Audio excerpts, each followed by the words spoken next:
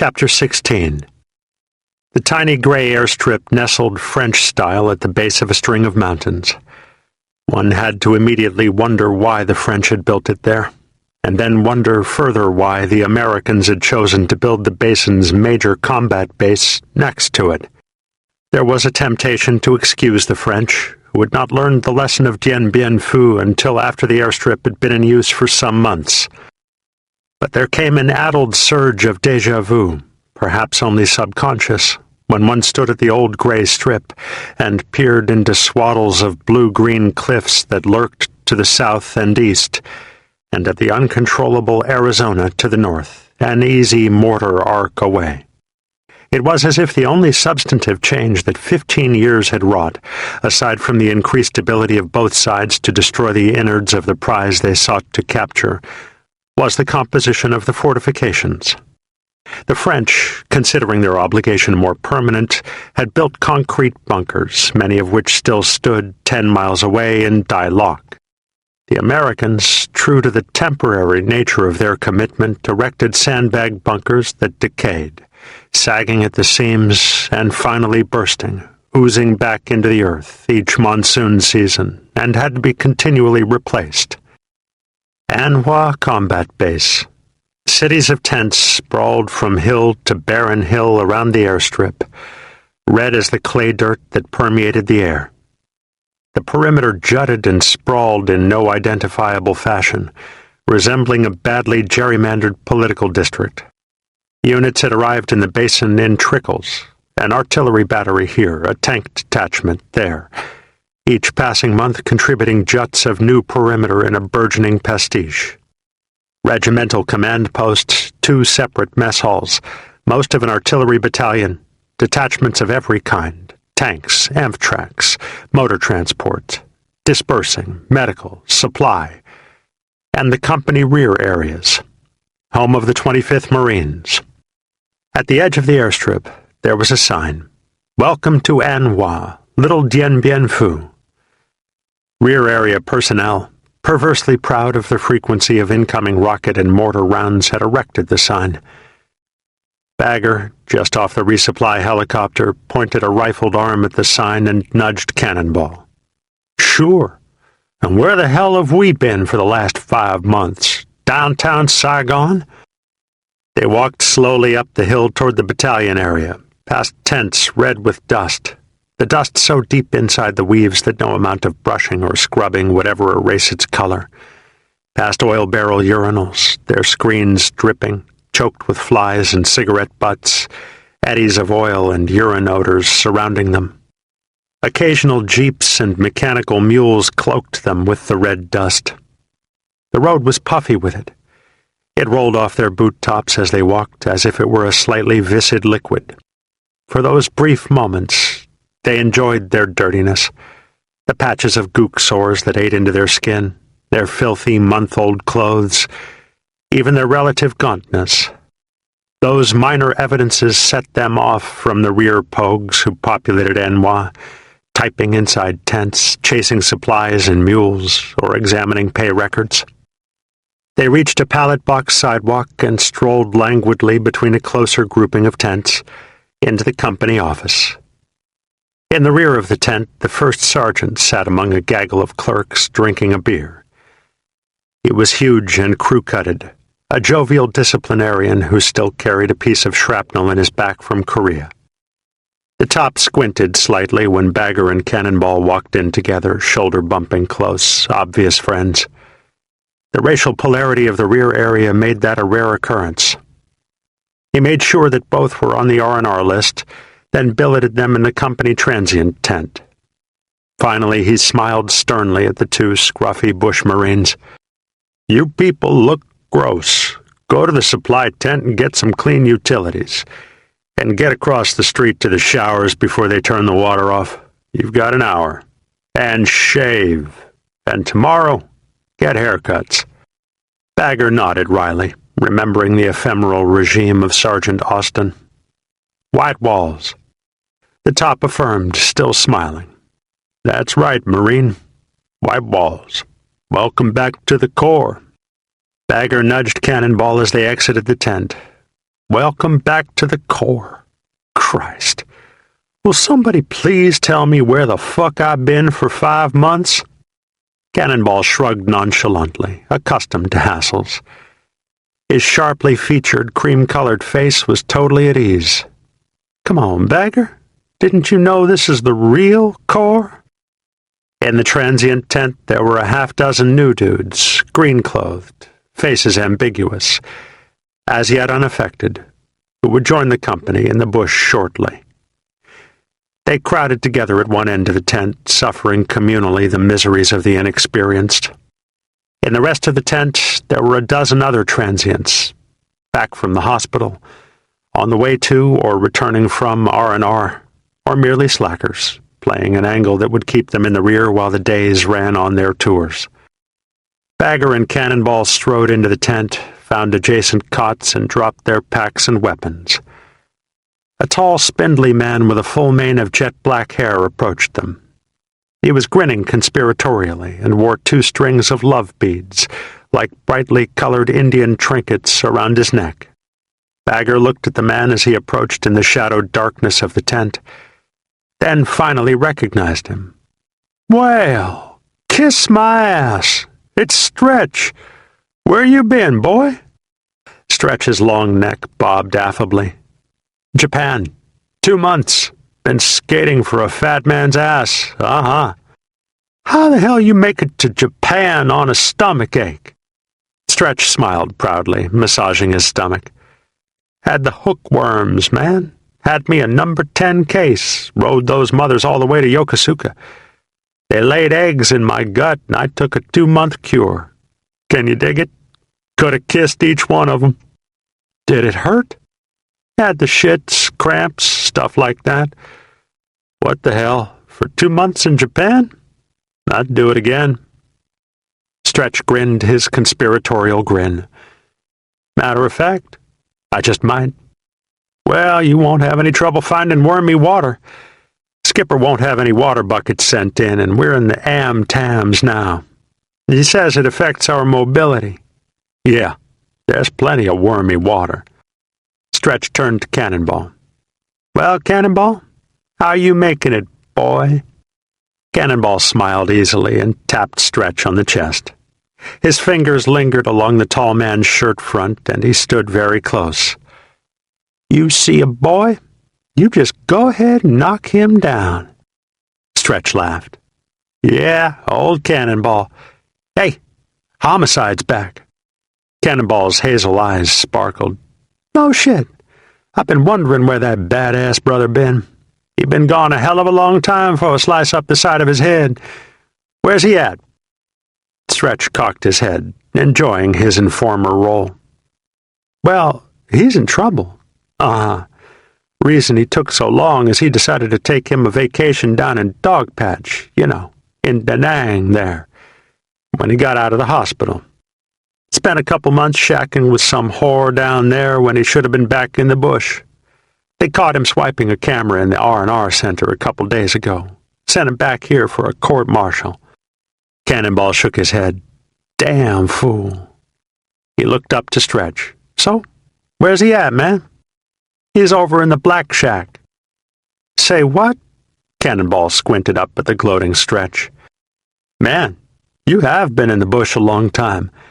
The Black Shack, 2 tents down in the back. Bagger erupted into motion, taking Cannonball by the shoulder. Well, come on, let's go see the stupid shit. Stretch leaned his narrow head back, mocking Bagger. You better not go, Bagger. He doesn't want to see any Chuck dudes. He won't even say hey to me when I see him on the road. Bagger dismissed Stretch. So what? Neither would I. Come on, Cannonball, let's go. In the battalion area, 2 tents down from the company tent, 1/4 of a troop tent had seceded from the Marine Corps. Blocked from the remainder of that tent by a divider wall and from the rest of An Hoa by a barrier of hate, it held 6 cots, although it had never been fully occupied. 4 months earlier, Bagger learned, a group of blacks awaiting court-martial had seized it in the name of Brotherhood and christened it the Black Shack. Periodically the occupants changed, but the black shack had remained. No officer or NCO, white or black, had had the fortitude to eject them. Above the tent flap was a hand-lettered sign. "No Chuck dudes allowed. This means you." Malcolm X glowered from a poster on one wall. On another, Bobby Seale pointed a rifle at the camera. There were hand-lettered posters: "Kill the Beast," "Death to all Chuck pigs." A table in the center of the tent space was covered with stacks of Black Panther and Muslim literature. The Black Shack was the place to come and rap about the horrors of racism and prejudice. And Rap Jones was its guru. Bagger had heard of Rap Jones. The longtime private was infamous throughout the regiment. Rap Jones had been in Vietnam more than 2 years, merely trying to complete a 1-year tour. A person's brig time didn't count toward completion. Rap Jones had been convicted of more than a dozen non-capital offenses, most of them petty, ranging from unauthorized absence to refusal to obey a direct order. Rap Jones, it was rumored, knew every dope pusher and deserter in Dogpatch, the thicket of tin shacks in Da Nang where such errant people dwelled. Rap Jones, in the parlance, was a bad nigger. And now Rap Jones stood at the entrance to the Black Shack, holding both tent flaps tightly, arms outstretched like a bronzed Christ, self-proclaimed martyr of the people, denying Bagger access to his friend. Bagger stared up the 3 wooden steps at Jones, torn between a natural impulse toward undirected explosive frustration and his desire to reach a harmony with the smirking malcontent so he could speak to Homicide. Rap Jones pointed to the sign. "No Chuck dudes allowed." "Can't you read?" Bagger glanced at the sign, then back to Rap Jones. "Homicide in there?" "Uh-huh, but he don't want to talk to you." Bagger tried to peer past Rap Jones at the inside of the tent. Bobby Seale pointed a rifle at him from the far wall, but Homicide was not apparent. "Hey, Homicide! Come on out here, man! It's me, Bagger! Me and Cannonball! Come on out!" No sound or motion from inside the tent. Rap Jones nodded to Cannonball. "You coming inside, brother?" Cannonball eyed Bagger, noting the anger that had tightened his friend's lips, burned his cheeks, driven his hands deep into his trouser pockets. He knew that Bagger had a tendency to explode when pressured. He looked at the narrowing eyes and comprehended that Bagger was ready to unload on Rap Jones, that he would start a race riot at any second in an effort to see a black friend. Cannonball sensed the irony of that possibility, and suddenly felt trapped by the 2 worlds he would have to straddle in order to prevent its occurrence. Desperate, Cannonball screamed into the tent, "Homicide! Get your black ass out here! Hurry up now!" Rap Jones taunted them both with a mocking leer. He jabbed at Cannonball. "You Whitey's nigger, boy? Gonna stand outside? Don't piss old Whitey off now, boy." Bagger bristled. His fists came out of his pockets in 2 hard balls, ready to mash Rap Jones' face. "Why, you motherfucker!" Homicide peered down at them, over Jones' shoulder. A jagged scar ran down his deeply black cheek from the hairline, vestige of his wound. His hair was combed out into a puffy afro. His normally angry eyes were dulled by pills. Homicide was totally spaced out. He attempted to focus on his visitors, finally recognizing them, and slurred out in a deep bass, "Hey, y'all." Bagger glared at Rap Jones, vindicated. Homicide had spoken. "God damn, Homicide! What you been doing?" Homicide stared dully at Bagger for a long, motionless moment, then touched the scar on his cheek and spoke slowly, as if he were reciting a school lesson that he had just succeeded in memorizing. "Been bleeding Whitey's war, killing brown folks. Ain't no reason. Been dying for the beast." Bagger stared unbelievingly at Homicide, then uneasily over to Cannonball, who was grimacing, feeling more and more trapped. Cannonball felt Bagger's unspoken accusation and attempted to ignore it, turning back to Homicide. He studied the stuporous, expressionless face, the body draped in a black skivvy shirt, strings of love beads like a choke chain around the neck, a slave bracelet around one wrist.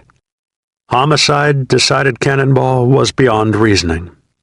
But Cannonball nonetheless scolded him, attempting to reassure Bagger that Rap Jones' hate did not predominate. "Come on, Homicide, what you saying, man? You're talking trash, shut up now."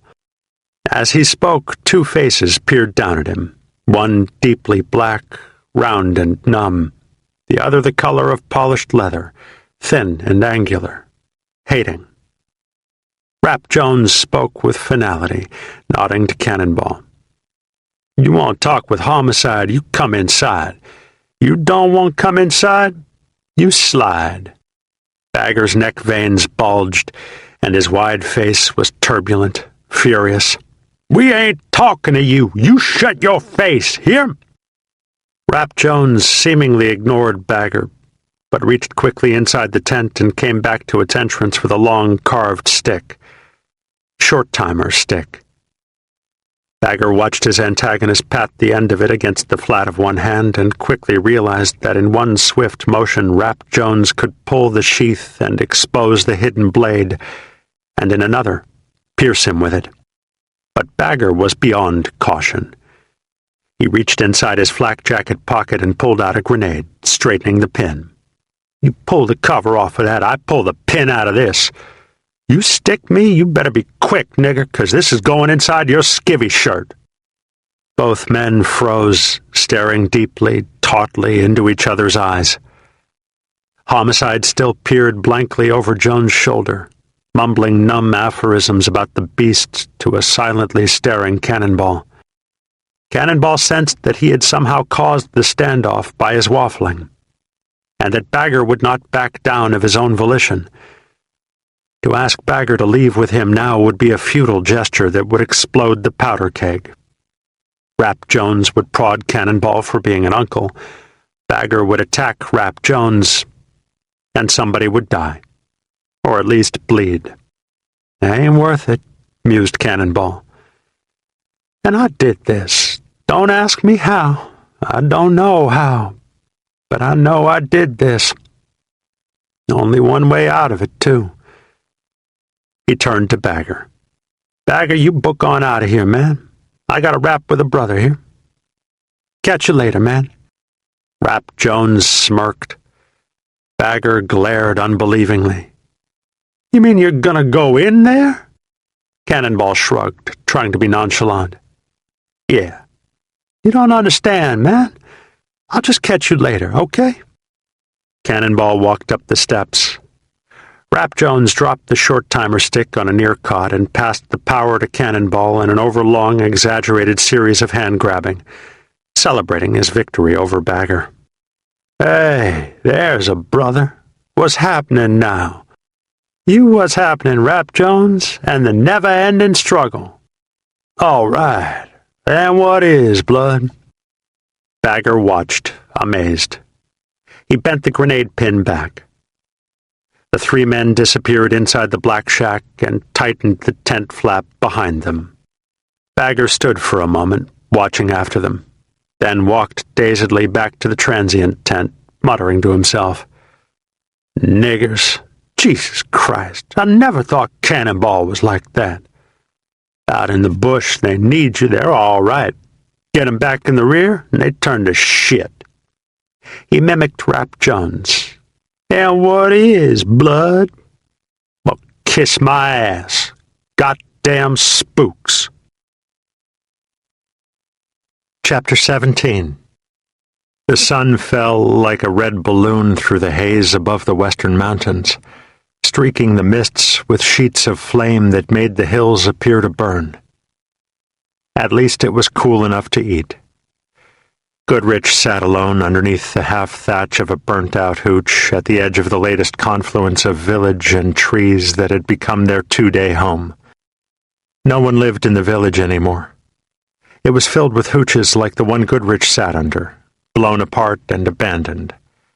Latticed trenches dug by the NVA zigzagged throughout it, connecting hooches and advantageous firing points. Fighting holes from 3 years of Marines surrounded the village along the paddy dike that encircled it. Some of the holes were so old, and the grass had grown so high inside, that they were unnoticeable unless someone fell into them when walking. Others, like the one Goodrich had just finished digging, were raw on their insides, walled with a clay that clung to a man each time he rubbed against it. But you never used an old fighting hole, Goodrich remembered, opening a can of spiced beef. Either it's booby-trapped, or the gooners know exactly where it is and can hit it with a B-40 blindfolded. Always dig a new one. He snorted helplessly. A few more times in this ville and we'll have a trench dug all the way around it. Goodrich ate his dinner, surveying the ghost town that had once bustled with villagers. Sometimes, when he could shake the permeating fear out of his mind and focus on it, the futility of what they were doing overwhelmed him. Abusing the land until it became unworkable, killing and being killed. And yet nothing changing beyond the tragedy of the immediate event. Those tragedies had accumulated in his mind like particles of silt in a filter, until they had completely plugged up his logical processes, preventing the saner portions of his existence from registering any longer. Every day some new horror inflicted in the name of winning hearts and minds. It either numbs you or it infuriates you, he lamented. No wonder the other people didn't get uptight when I shot that old Mama San on my first patrol. He tried to count the tragedies. The villages they had assaulted on line for fear of being ambushed when they crossed open areas. Reconnaissance by fire, Hodges called it. Shot dogs and chickens and hogs. Accidental wounds and deaths of civilians. They were a routine, almost boring occurrence. Marines denying villagers their extra food on the premise that the food would only wind up with the enemy. Destroying unused sea rations, punching holes in the cans and tossing them into burn holes with the trash. It had become a familiar sight from some black-humored theater of the absurd whenever the company pulled out of an old perimeter. The last part of the company column would still be on one side of a hill or on one edge of a village, as a horde of tattered villagers massed on the other end like an anxious army of rats, and the column hardly clear of the hill or village when the rats began to cover it. Children and women and old men scampering about the trash holes, flicking out sea ration tins with long sticks. Occasionally the company would mortar its own perimeter with white phosphorus rounds after leaving it, to scare the scavengers away. But it never achieved more than a momentary effect. Then denying the villagers their own food as well, not being able to distinguish between an enemy rice collection point and a family's storage area, so taking all rice beyond a villager's immediate needs, or if no helicopter was available, destroying the rice by urinating on it or dropping smoke grenades in it. The prisoners. Goodrich had come to Vietnam with a Miniver Cheevy view of war, believing that reason would rule over emotion, that once a combatant had been removed from the fray, he would be accorded a certain sum of dignity. He had also thought the North Vietnamese soldiers and the fabled Viet Cong would face captivity with a sort of gallantry. It had confused and amazed him to see prisoners shit in their pants and grovel before him. And he could not get used to men being beaten and kicked for no apparent reason. And worse, he had watched Wildman shoot a bottle off one prisoner's head on a dare. The prisoner had fainted, then shit his pants when he was awakened. He had seen Bagger try to talk a wounded soldier into killing himself, handing him a bayonet knife and placing the tip of it into the soldier's belly. He had been amazed to see Waterbull, normally a non-participant in the abuses, toss a prisoner into the water of a bomb crater when he had tired of carrying the enemy soldier who had been shot through the knee. Waterbull then yelled jocularly that the prisoner was trying to drown himself. Goodrich had helped fish him out of the water, to the taunts of some of the others. The pain of watching living corpses. The worst had been 2 North Vietnamese soldiers who had been either napalmed or hit by white phosphorus. It wasn't clear which. and had walked to their perimeter to surrender. A villager had patiently guided them. They were scorched from head to foot, blinded, their hair burnt off and their skin pink and cracked like a hot dog on a charcoal grill. Their throats were also scorched. They could not speak or cry. The villager identified them as enemy soldiers. The insanity was not so much in the events, but that they were undirected, without aim or reason. They happened merely because they happened. The only meaning was in the thing itself. And what does it get me to know that? Goodrich mused bitterly, confused. Harvard shitbird, college turkey. Even Hodges calls me that. But Wildman has college, and his father is a successful man. Some kind of business. There was no outrage from the others. They just didn't care about anything other than the experience for its own sake. Help me, Senator. Can't you stop it? Ottenberger. Every night as he stood watch alone in his fighting hole, he could not shake the steady eyes, the flat, resigned voice. They were their own metaphor for the futility Goodrich felt. He just bled and bled, talking like that, until he ran out of blood. Did I do it? I just had to watch him die. It was growing dark. Snake approached, walking casually along a low dike from the squat area. Goodrich felt himself grow taut. He was still in awe of Snake's ability to master this insanity of dust and weeds, but he found the spindly, tattooed squad leader insensitive and overbearing. The perfect Marine, mused Goodrich, a vulgar, violent little shit with a chip on his shoulder. Make like a mole and get in your hole, Senator. We're going to get hit tonight. Oh, good. Did you arrange it? Snake laughed at him. No, Captain Crazy arranged it by setting up in this damn ville. On the lines, someone was burning trash. Snake yelled at the men. Put that fire out, it's dark! He turned back to Goodrich, shaking his head in mild disgust. Put us here with a dike in the front like that, tree line over there. The hell does he expect? We got followed in here. You see all them gooks? Every time we crossed a patty, I could see 'em. Come on, Senator. Goodrich rose slowly. Oh, I can't wait. Snake stopped and turned back to Goodrich. You think we can? You think you're the only one that don't like this, don't you, Senator? Well, Buddhist priest.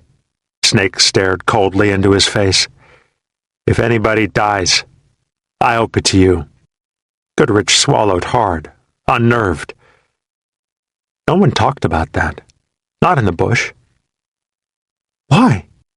'Cause you're a pissant crybaby, and you don't carry your own weight.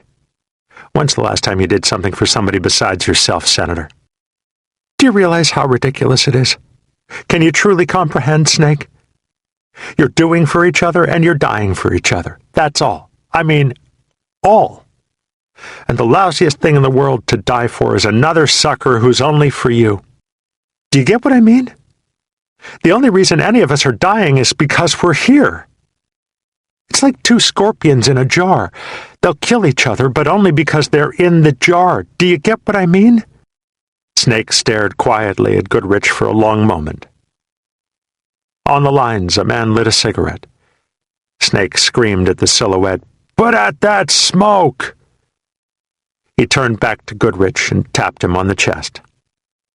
You get down in that hole like most Ricky Tick, or I'm going to punch you in the mouth. Make your hat, chicken man. Goodrich picked up his weapon and resignedly followed Snake along a narrow dike, walking in the blue dusk toward the lines.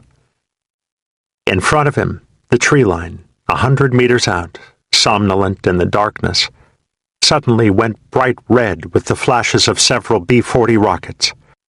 Green and red tracers followed as he watched, for a moment frozen in awe. Finally, he dropped to the ground, seeking cover from the tremendous, instantaneous eruption that made him feel as if he were standing inside a cookpot that had exploded 1,000 kernels of popcorn all at once. Goodrich crawled, whining, naked in the cropped dirt of an open field between the old hooch and his fighting hole. The whine escaped him in a steady, involuntary gag, his vocal cords constricting tightly in his fear, causing him to emit a sound that was a child's cry. No! He found the edge of the dike and leaned into it. Safe. The rounds went over his head. Curses in the field, raw with pain. Just out from him, in the open, Snake lay curled in a ball, holding one leg. Goodrich hugged against the dike. Snake writhed.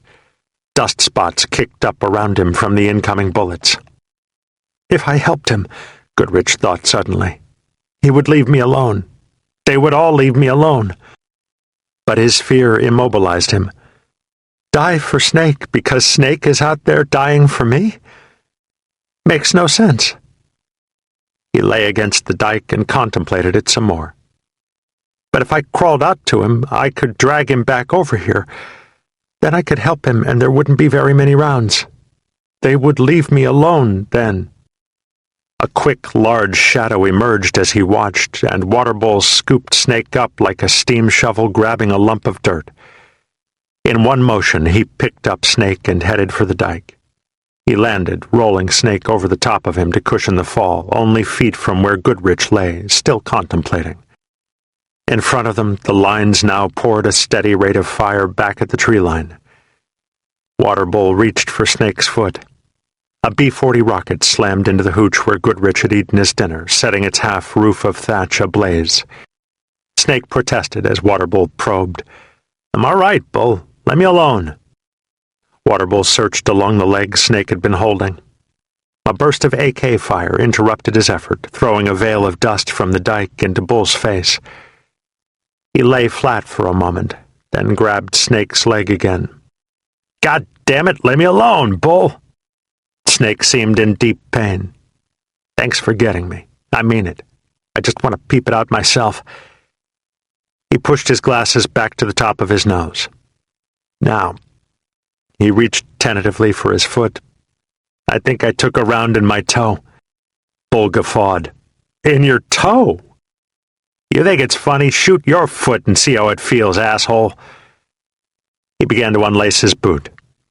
A string of mortar rounds walked slowly across the perimeter.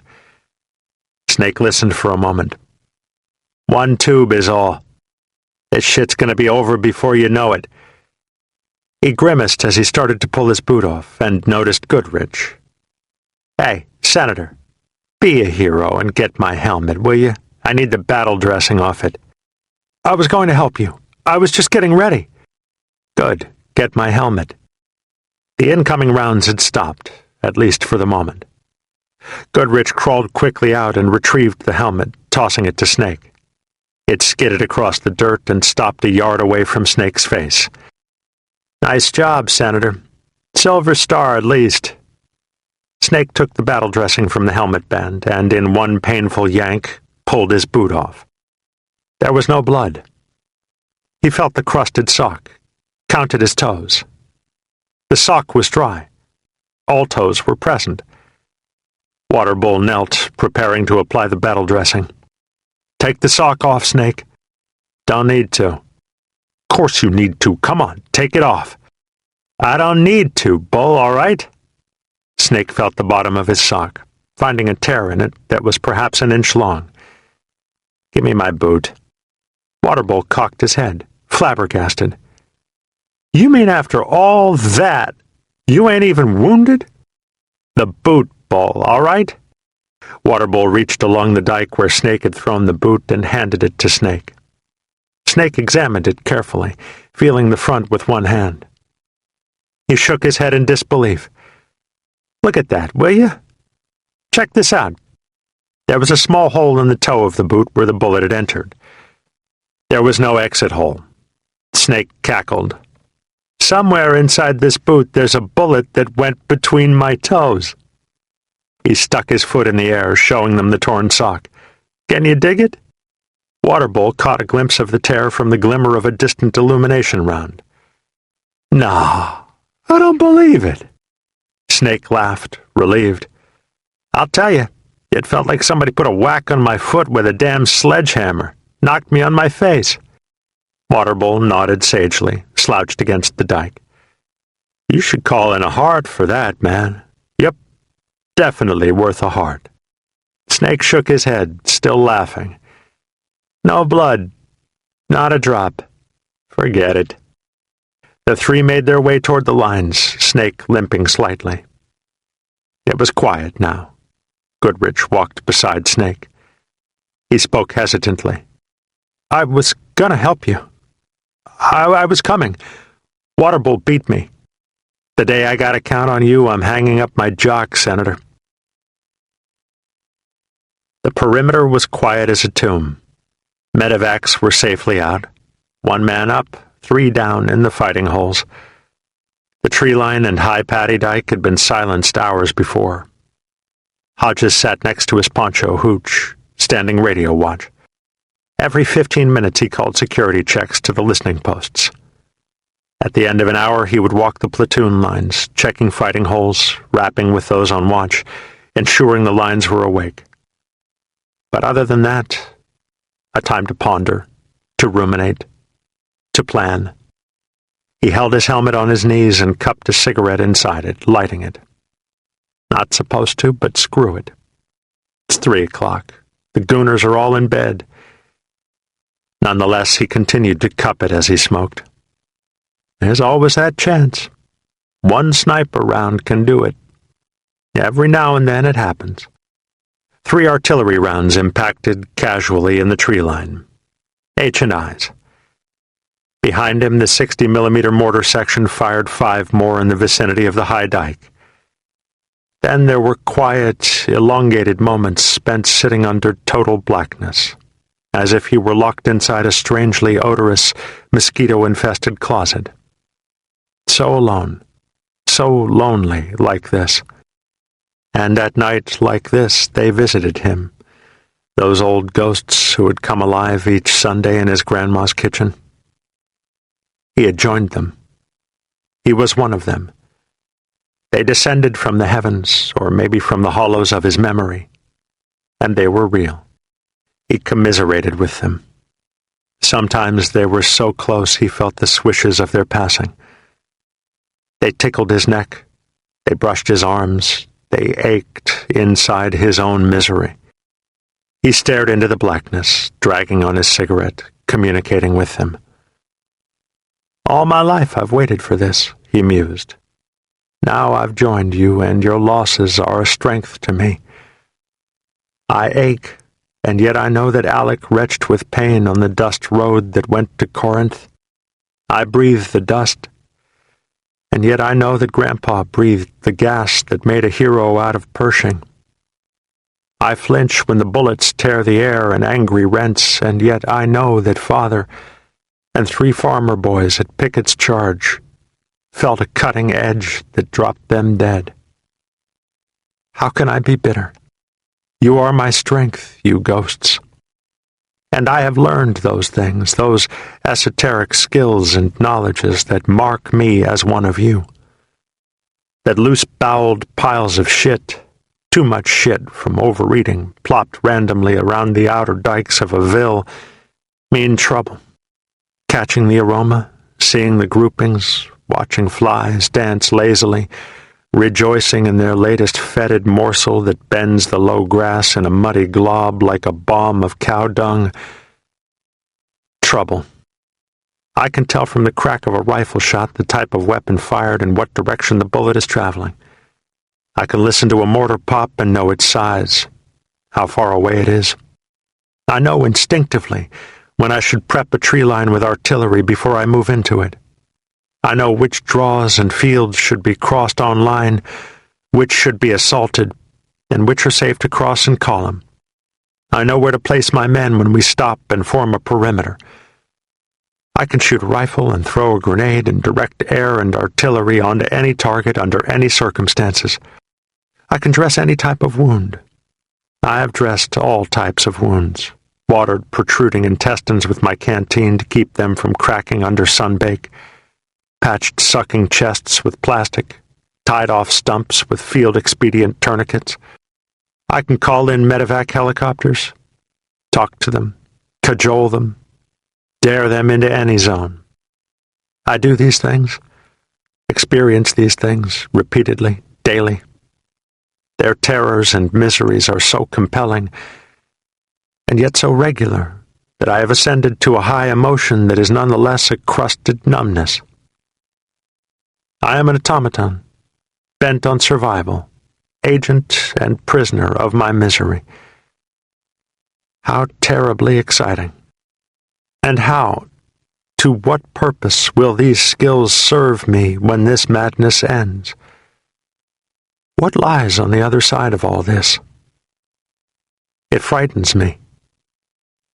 I haven't thought about it. I haven't prepared for it. I am so good, so ready for these things that were my birthright. I do not enjoy them. I know they have warped me. But it will be so hard to deal with a life empty of them. And there are the daily sufferings. You ghosts have known them. But who else?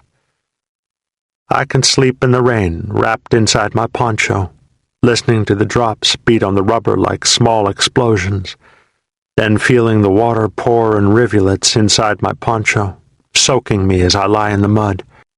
I can live in the dirt, sit and lie and sleep in the dirt. It is my chair and my bed, my floor and my walls, this clay. And like all of you, I have endured diarrhea as only an animal should endure it, squatting a yard off a trail and relieving myself unceremoniously, naturally, animally. Deprivations of food, festering open sores, worms, heat, aching crotch that nags for fulfillment, any emptying hole that will relieve it. Who appreciates my sufferings? Who do I suffer for? The mortar fired behind him, 5 more rounds at the high dike, and the ghosts were gone. Hodges stood slowly and dusted off his trousers, carrying the radio with him as he began to check the lines. He hoped that Snake would be awake. He felt like shooting the shit. This is the end of the CD. The audiobook continues on the next CD. Chapter 18. Staff Sergeant Gilliland broke through the scraggly hedgerow from the landing zone, located the platoon command post, and walked quickly across a potato patch toward it, leaving an ashen gray powder wake behind each step. He ambled up behind Hodges, who sat in the dirt, dressed only in tiger shorts, writing a letter. Nearby, a transistor radio blared toward a baking sky. Gilliland swung his pack cavalierly in front of Hodges, dropping it. Hodges looked up and noticed an uncharacteristic grin lighting the scarred face, even lifting the sagging mustache. "Well, kiss my ass.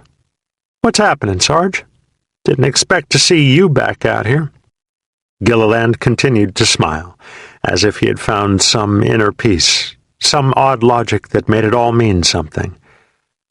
"Well, I won't be back here for very long, Lieutenant. Gonna be a motor tea jock, huh?" Still the smile. "No, sir. I'm gonna be a fucking civilian." Hodges started, almost as if slapped. "Come on, Sarge. Say it isn't so." Gilliland folded his arms, sitting across from Hodges, the murky blue memory of a devil dog tattoo showing underneath the tan of one forearm. His molten eyes expertly examined this latest perimeter, noting distances between fighting holes, locations of machine guns, pieces of prominent terrain. "That's a hell of a good job on the perimeter, Lieutenant. We got an OP out there?" "OP in the trees. I've been bringing it back to an LP near that dike at night." "Good idea. That dike is high enough to be a good B-40 pause. Know what I mean?" Hodges grinned slightly, admiring Gilliland's bush sense. "Oh, it sure as hell was, Sarge. Last night. Didn't even have the LP out yet. Boom, boom, 2 B-40s right behind the dike." Gilliland nodded sagely. "Figures. Gun in the tree line?" "1 mortar tube. Small arms. It wasn't much. Hey, Sarge. Quit putting me off. You ain't really going to be a civilian now, are you? Oh yeah, Lieutenant. It ain't no bullshit. Couple weeks, I'm going to be Mr. Gilliland. Gilliland grinned frivolously. Want to buy a used car? How about some insurance? Hodges shook his head unbelievingly. Sarge, you're crazy, man. You got 10 years. 10 more, you can retire, half pay, all that shit. He scrutinized Gilliland, who still gazed unconcernedly around the perimeter. Tell me, Sarge, do you have medical insurance for your kids? Nope, of course not. Marine Corps takes care of that. Do you think you're going to get a job that'll compare? Where you don't have to start at the bottom? Gilliland shrugged, unconcerned. Maybe not. I had reserve duty a couple years ago, and everybody kept telling me, if I get out, come on back and work. But, Lieutenant, you ain't even asking the right questions anyway. For a moment, Gilliland looked searchingly at Hodges. Then he regained his sardonic front. It ain't what's waiting for me on the outside. Not anymore. Nope. It's the way things have changed. A cigarette appeared magically between his thin, now somber lips. It just doesn't mean anything to be a Marine anymore, Lieutenant. Vietnam did that.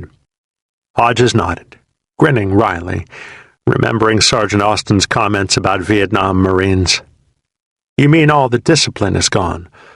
All the spit and polish, blind obedience? Gilliland cut him off. Nah, sir, we got discipline. Only time the discipline disappears is when a man don't rate it anyway. It's one thing to ask for blind obedience when you tell a man to shine his shoes in a damn barracks. It's a whole new thing to ask for it when a man is going to stand up and take a round between his eyes. Listen, sir, I was over here in '65 when the old Corps invaded the Nam. Know what I mean? Before the draft kicked in. When we had what they called true volunteers. Well, we couldn't do what these kids can do. I mean it. We had a lot of hot shits on the parade field and a lot of motivated sons of bitches. But there wasn't anybody in a company who knew how to fight a goddamn war. Couple of gunnies, maybe, who remembered something about the frozen chosen and the freezing season. But that was it. So we did dumbass things. We hung grenades from our pockets by the spoons like John Wayne and then lost them in the dark because they fell off. We straightened the pins on them for quick action and then got so excited that we'd pick the grenades up by the pin and it would pull loose and we blew each other up. Stupid stuff. Gilliland laughed sardonically, remembering. One time we started a brush fire trying to burn some gooks out of a tree line, and the wind shifted and the fire came back around and burned us out of ours. The gooks had a field day on us. Oh, yeah. Stupid stuff. But then we learned. And now each kid that comes in is surrounded by people who know. Yep, they're all better grunts for it. And these kids, they are truly crazy, Lieutenant. They'll do things I never dreamed of doing. Phony and Wildman shambled by, waving absently to Hodges and Gilliland. Wildman teased the sergeant. What are you doing back here, Sarge? Uh-huh. Just can't stay away. Hodges laughed with them. He lit a cigarette. Well, you're right about that much. They are crazy. Gilliland watched the thin, retreating frames, amused. Nah, they're pretty damn good. A little salty, maybe, but a man has to be a sucker to keep doing this. You don't go through this just for the fun of it. I don't want any more of it, Lieutenant. I've just had it with Vietnam. Call me flaky, call me what you want. I've had it. He noted Hodges' apparent perplexity. I'll tell you a little story. Maybe it'll make sense. When I came back from Vietnam the first time, I went to the Reserve Training Center, like I said. It wasn't really big over here yet. We all knew it would get bigger, though, and we figured Johnson would call up the reserves. We kept telling all the weekend warriors that they'd better get their shit in one bag because they were going to war. Like Korea. And it got bigger. But Johnson didn't have the balls to call up the reserves. Reserves can vote, and they drive airplanes for United, and they run businesses. Instead, Johnson just made a bigger draft, filled it with loopholes, and went after certain groups of kids. You said yourself the kids were great. It ain't what happens here that's important. It's what's happening back there. Shit, Lieutenant, you'd hardly know there was a war on. It's in the papers, and college kids run around screaming about it instead of doing panty raids or whatever they were running around doing before, but that's it. Airplane drivers still drive their airplanes. Businessmen still run their businesses. College kids still go to college. It's like nothing really happened, except to other people. It isn't touching anybody except us. It makes me sick, Lieutenant. Gilliland moodily lit another cigarette. We've been abandoned, Lieutenant. We've been kicked off the edge of the goddamn cliff. They don't know how to fight it, and they don't know how to stop fighting it. And back home it's too complicated, so they forget about it and do their rooting at football games. Well, fuck 'em. They ain't worth dying for. We do all right, Sarge. Fighting, I mean. The Corps. Don't get me wrong, Lieutenant. I love this green motherfucker. I wish you could have seen me the day I put on my staff NCO stripes. I've never been prouder of anything in my whole goddamn life, I mean that. I thought, now I'm really somebody. I'm a staff NCO in the United States Marine Corps, the President's own, guardians of this country. Now I wear my uniform back home and they look at me like I'm an animal. Where do you go home? You'll put on all those ribbons. I know you, Lieutenant. You'll be the first sucker off that plane to run and buy 'em.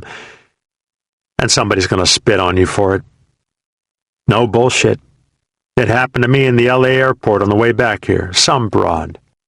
I'm coming back to Viet fucking Nam because I'm a professional dedicated to protecting her prissy, babied way of life. And she spits at me. Oh, I've had it.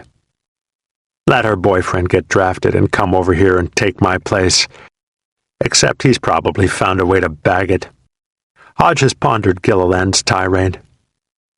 He spoke flatly, with no attempt to prod the sergeant. Sergeant Major wouldn't let you be a motor transport jock, huh? The question seemed to give Gilliland momentum for another diatribe. Called me a coward. 3 Purple Hearts I got, and that fat potato looked me square in the face and called me a coward. Did you roll a frag under his desk when you left? Gilliland grinned excitedly, remembering. Not quite, but I did the man a number, Lieutenant. I truly did. First I yanked his chain. I said, Sergeant Major, I've been looking bullets straight in the eye for 15 goddamn months, all told, watching people die, digging holes to shit. He says, war is hell, Gilliland.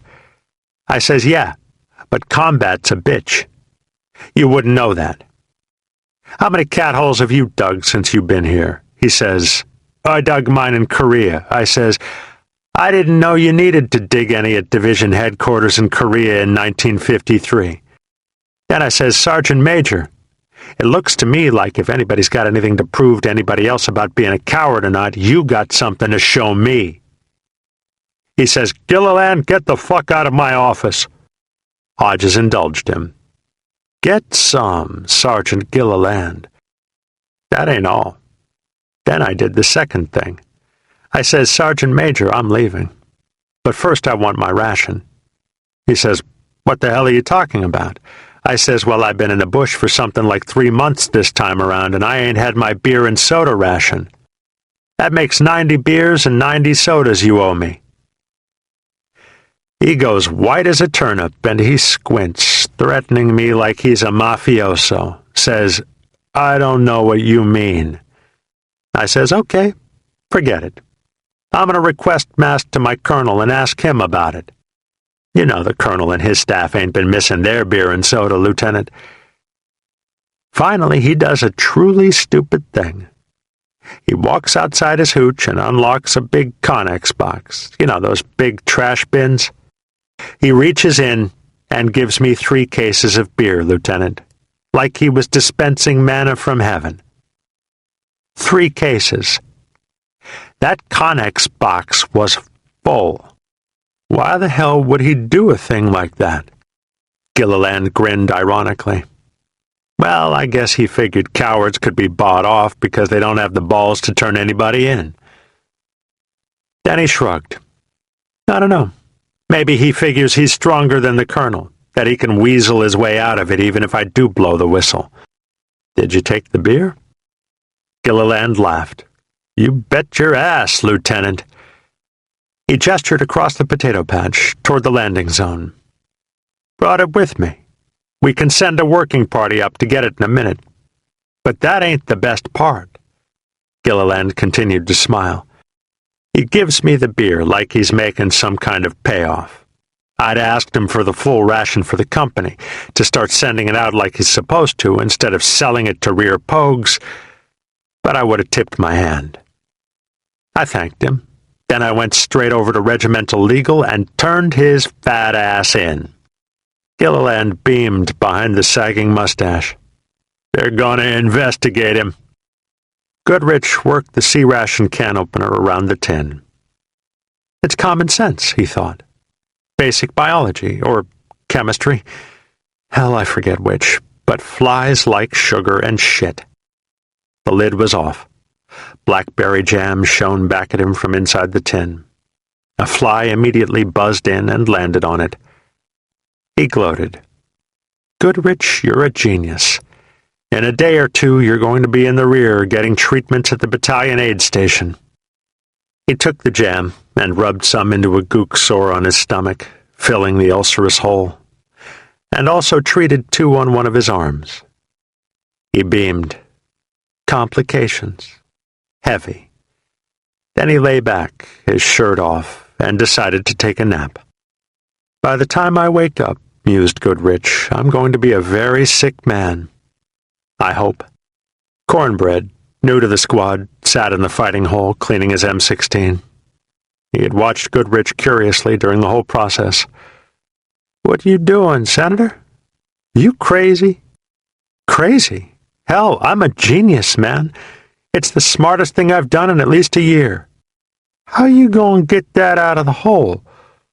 I wouldn't rub no jelly in my sore. You crazy. The flies are gonna eat it up, see? Maybe lay eggs in it. In a day or 2, my gook sores are gonna be a mess, man. A real mess. That's right. And I'm gonna get a vacation in the rear. Maybe even Da Nang. Goodrich rolled over and went to sleep, feeling exuberant. In 20 minutes, he woke up, his stomach on fire. The gook sore was exploding. He looked down and discovered he had rolled over near an anthill. There were 100 ants working feverishly to move their ant hole into his gook sore. He swiped at them. A dozen of them stung him, buried in the jam. Cornbread howled with glee. Goodrich had to wipe the ants out with his skivvy shirt. The flies loved the jam on his skivvy shirt. Time, like an ever-flowing stream, bears all its sons away.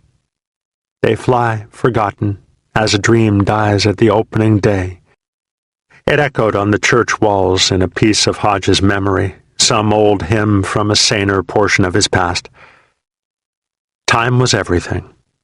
Time kept them there, and time would let them leave. They were doing time, marking off the days, keeping track religiously of exactly how long it would be before 13 months were up and the insanity ended. And yet the lulls and frenzies of the bush made it a timeless world.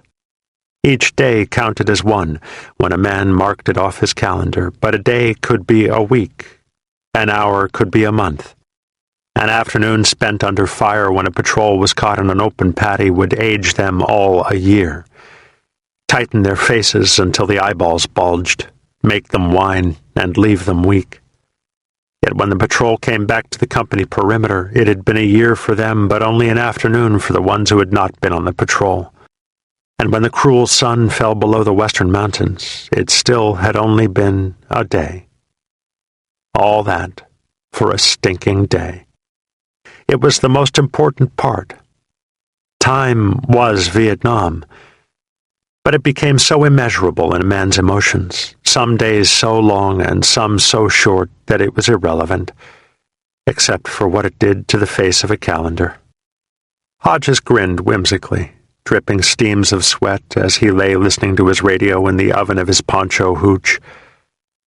How long have I been here? Well, let's see. I've got almost 10 months left to do.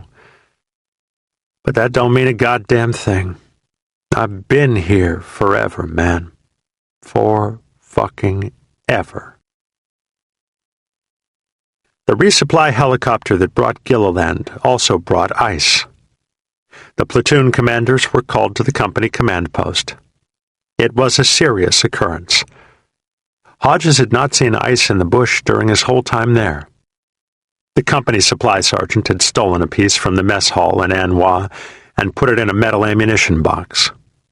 The ammunition box had sat on the resupply strip next to the runway for several hours.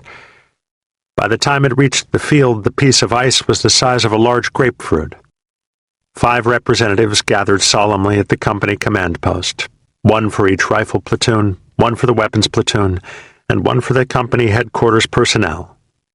Ceremoniously and exactingly, under the security of the 5 men, the company commander divided the ice into 5 roughly equal chunks.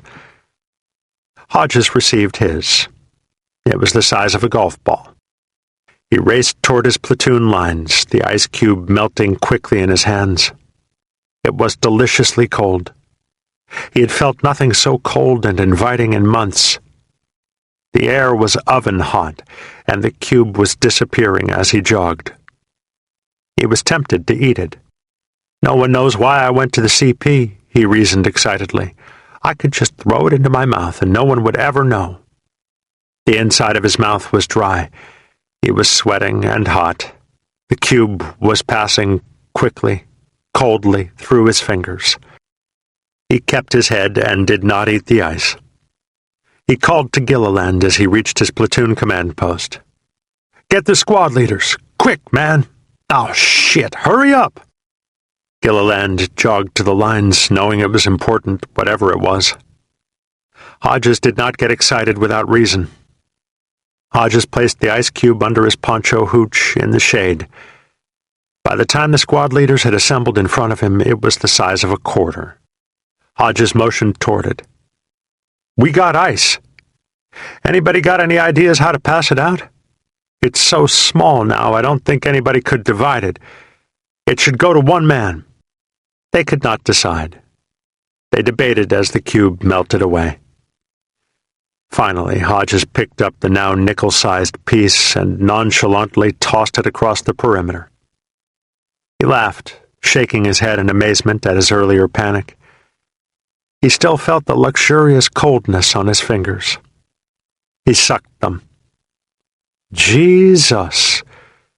Whoever sent that out was a damn sadist. Chapter 19. Hodges stared boredly at a fleeting speck that came only near enough to sprout stubs of barely discernible wings, that stayed only long enough to display 1 quick flash of rounded, all-weather nose before it screamed away, back to the other world. From its orbit in the heavens, 1,000 feet above reality, the beacon hop had struck. The waggle of a stick, the simple pressing of a button by an unsweating, air-conditioned hand, and the mission was complete. He grinned ironically. 2 more points toward that next air medal, eh, Major? And in the tree line across scraggly squares of empty patties, there had been a short, unsettling scream as the jet passed over, then a deep, volcanic roar, a flow of fire and metal quick and hot as lava. 28 500-pound bombs erupting in the space of a few unfightable seconds. Hodges was sitting on a bed of sawgrass a half-mile away. He still could not hold back a mighty wince as the impact of the explosions sailed across the empty field.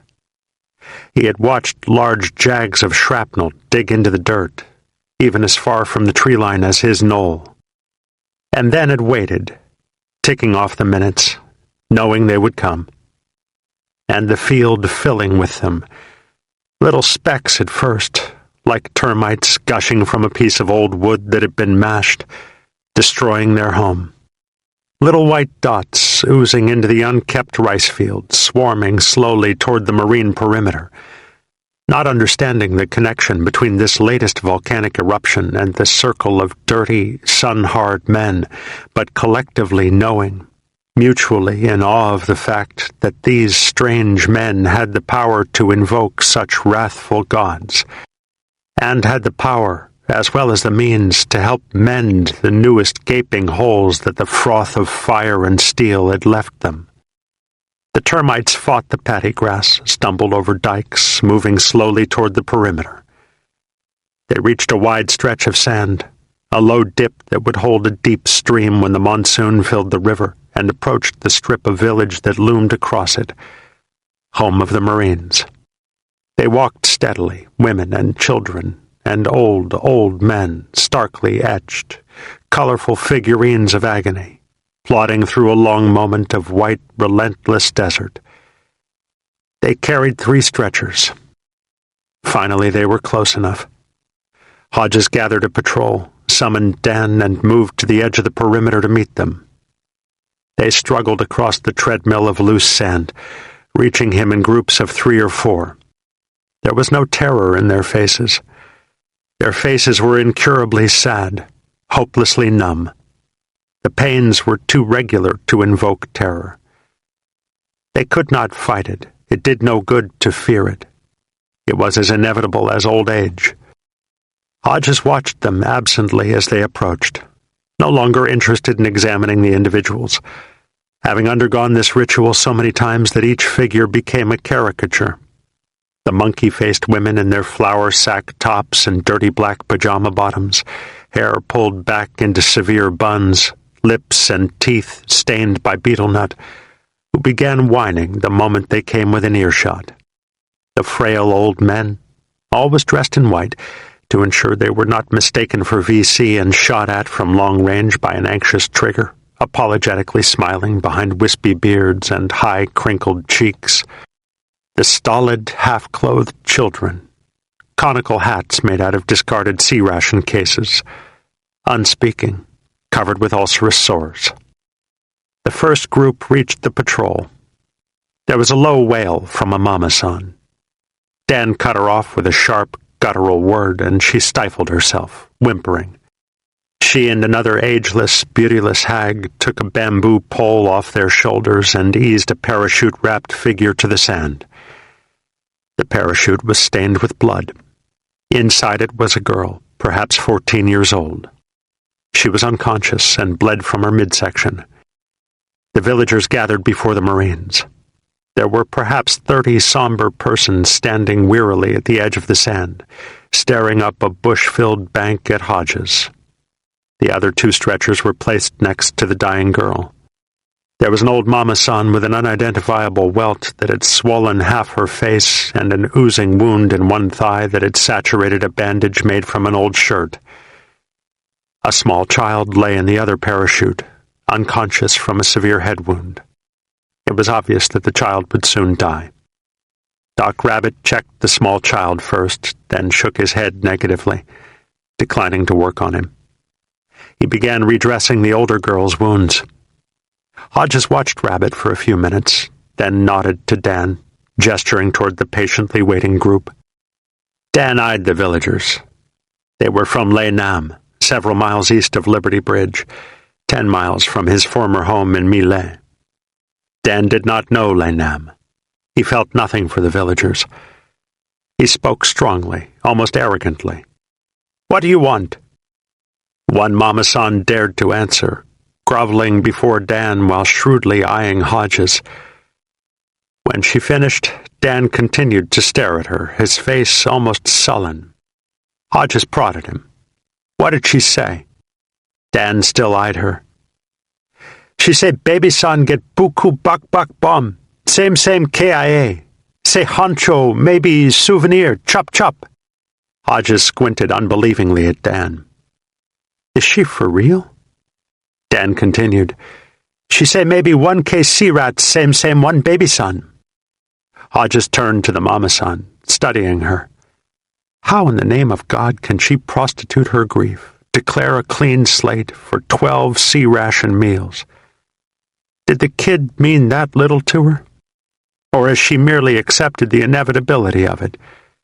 They are going to die, eventually. All of them. And attempted to wangle the most realistic deal. Or is she starving? He studied her flesh. She was thin but not emaciated, definitely not starving. Hungry, perhaps. He shook his head. Hey, I ain't believing this. Dan, tell her no chop chop. VC end up with it. Mama-san played her trump card. She leaned over and deliberately stroked the dying child's swollen head, then spoke pleadingly to Dan. Dan still stared directly at her, emotionless. She say maybe one poncho, same one baby son. Hodges shook his head, rubbing his knuckles into one thick palm. Look, tell her we're sorry as hell her kid's screwed up. Tell her we'll try to get it to a hospital. But no goodies. He grimaced. We're not the goddamn Salvation Army. Dan translated. The crowd, which had been awaiting Hodges' decision before daring to voice other claims, broke into resigned mumbles, intermittent whines. Hodges watched them, noticing at the same time that Dan had grown cold, almost angry with their agonizings. The thought emerged once again. What the hell right do they have to bitch anyway? He nudged Dan. Tell them if they don't like it, they can always leave. Dan cocked his head inquisitively at Hodges. Tell them if they don't like getting shot at, they can move to the resettlement village. Dan still did not understand. Tell them no like mama-san, baby-san, bak, dee duck, got buku rice, fucking hooch, no VC. Dan nodded, smiling. Ah, he translated once again. There were knowing, ironic looks among the villagers. A very old man with a thin nose and shocked eyes pointed to Dan and spoke slowly, gesturing toward Liberty Bridge and An Hoa, both unreachably far away. Dan nodded again and again. He say no can do. Got VC, Cubans, lataps. Stop mama-san, papa-san. Say go back home. Hodges appeared skeptical. Dan remembered his own experiences as a VC in the Arizona and the days he was posted along the riverbank with the same mission. He nodded affirmatively. No shit. Hodges pondered it a moment, staring at the beaten, suffering faces, a few of which were actually daring to hope as they watched him in thought. All right, he decided. I'll call their damn bluff. Tell them to go get their gear. We'll put them on a helicopter. You know, same medevac. Dan appeared skeptical, but dutifully translated. The villagers mulled the proposition, attempting to gauge Hodges' sincerity, then set out in half-lopes back toward the tree line, which still smoldered here and there from the recent beacon. Dan watched them depart, envious of the ease in which they were escaping. It would have been so easy for me this way, Dan thought, remembering. Dan addressed Hodges without looking at him. They say fucking A, honcho #1. Backmost ricky-tick. Warner, from Pearson's squad, stepped up beside Hodges and watched the spindly mob struggle across the barren sand. Can we really do that, Lieutenant? Evacuate a whole ville just like that? Why the hell not? That's what we're here for, ain't it, Warner? Hearts and minds, all that good shit. Warner was tall and slightly meaty, with a sensitive, open face. He had enlisted after 2 years at a small Midwestern college where he worked 40 hours a week frying hamburgers to pay for his school. He was the only member of the platoon who spoke consistently of national objectives, communism, or winning a war.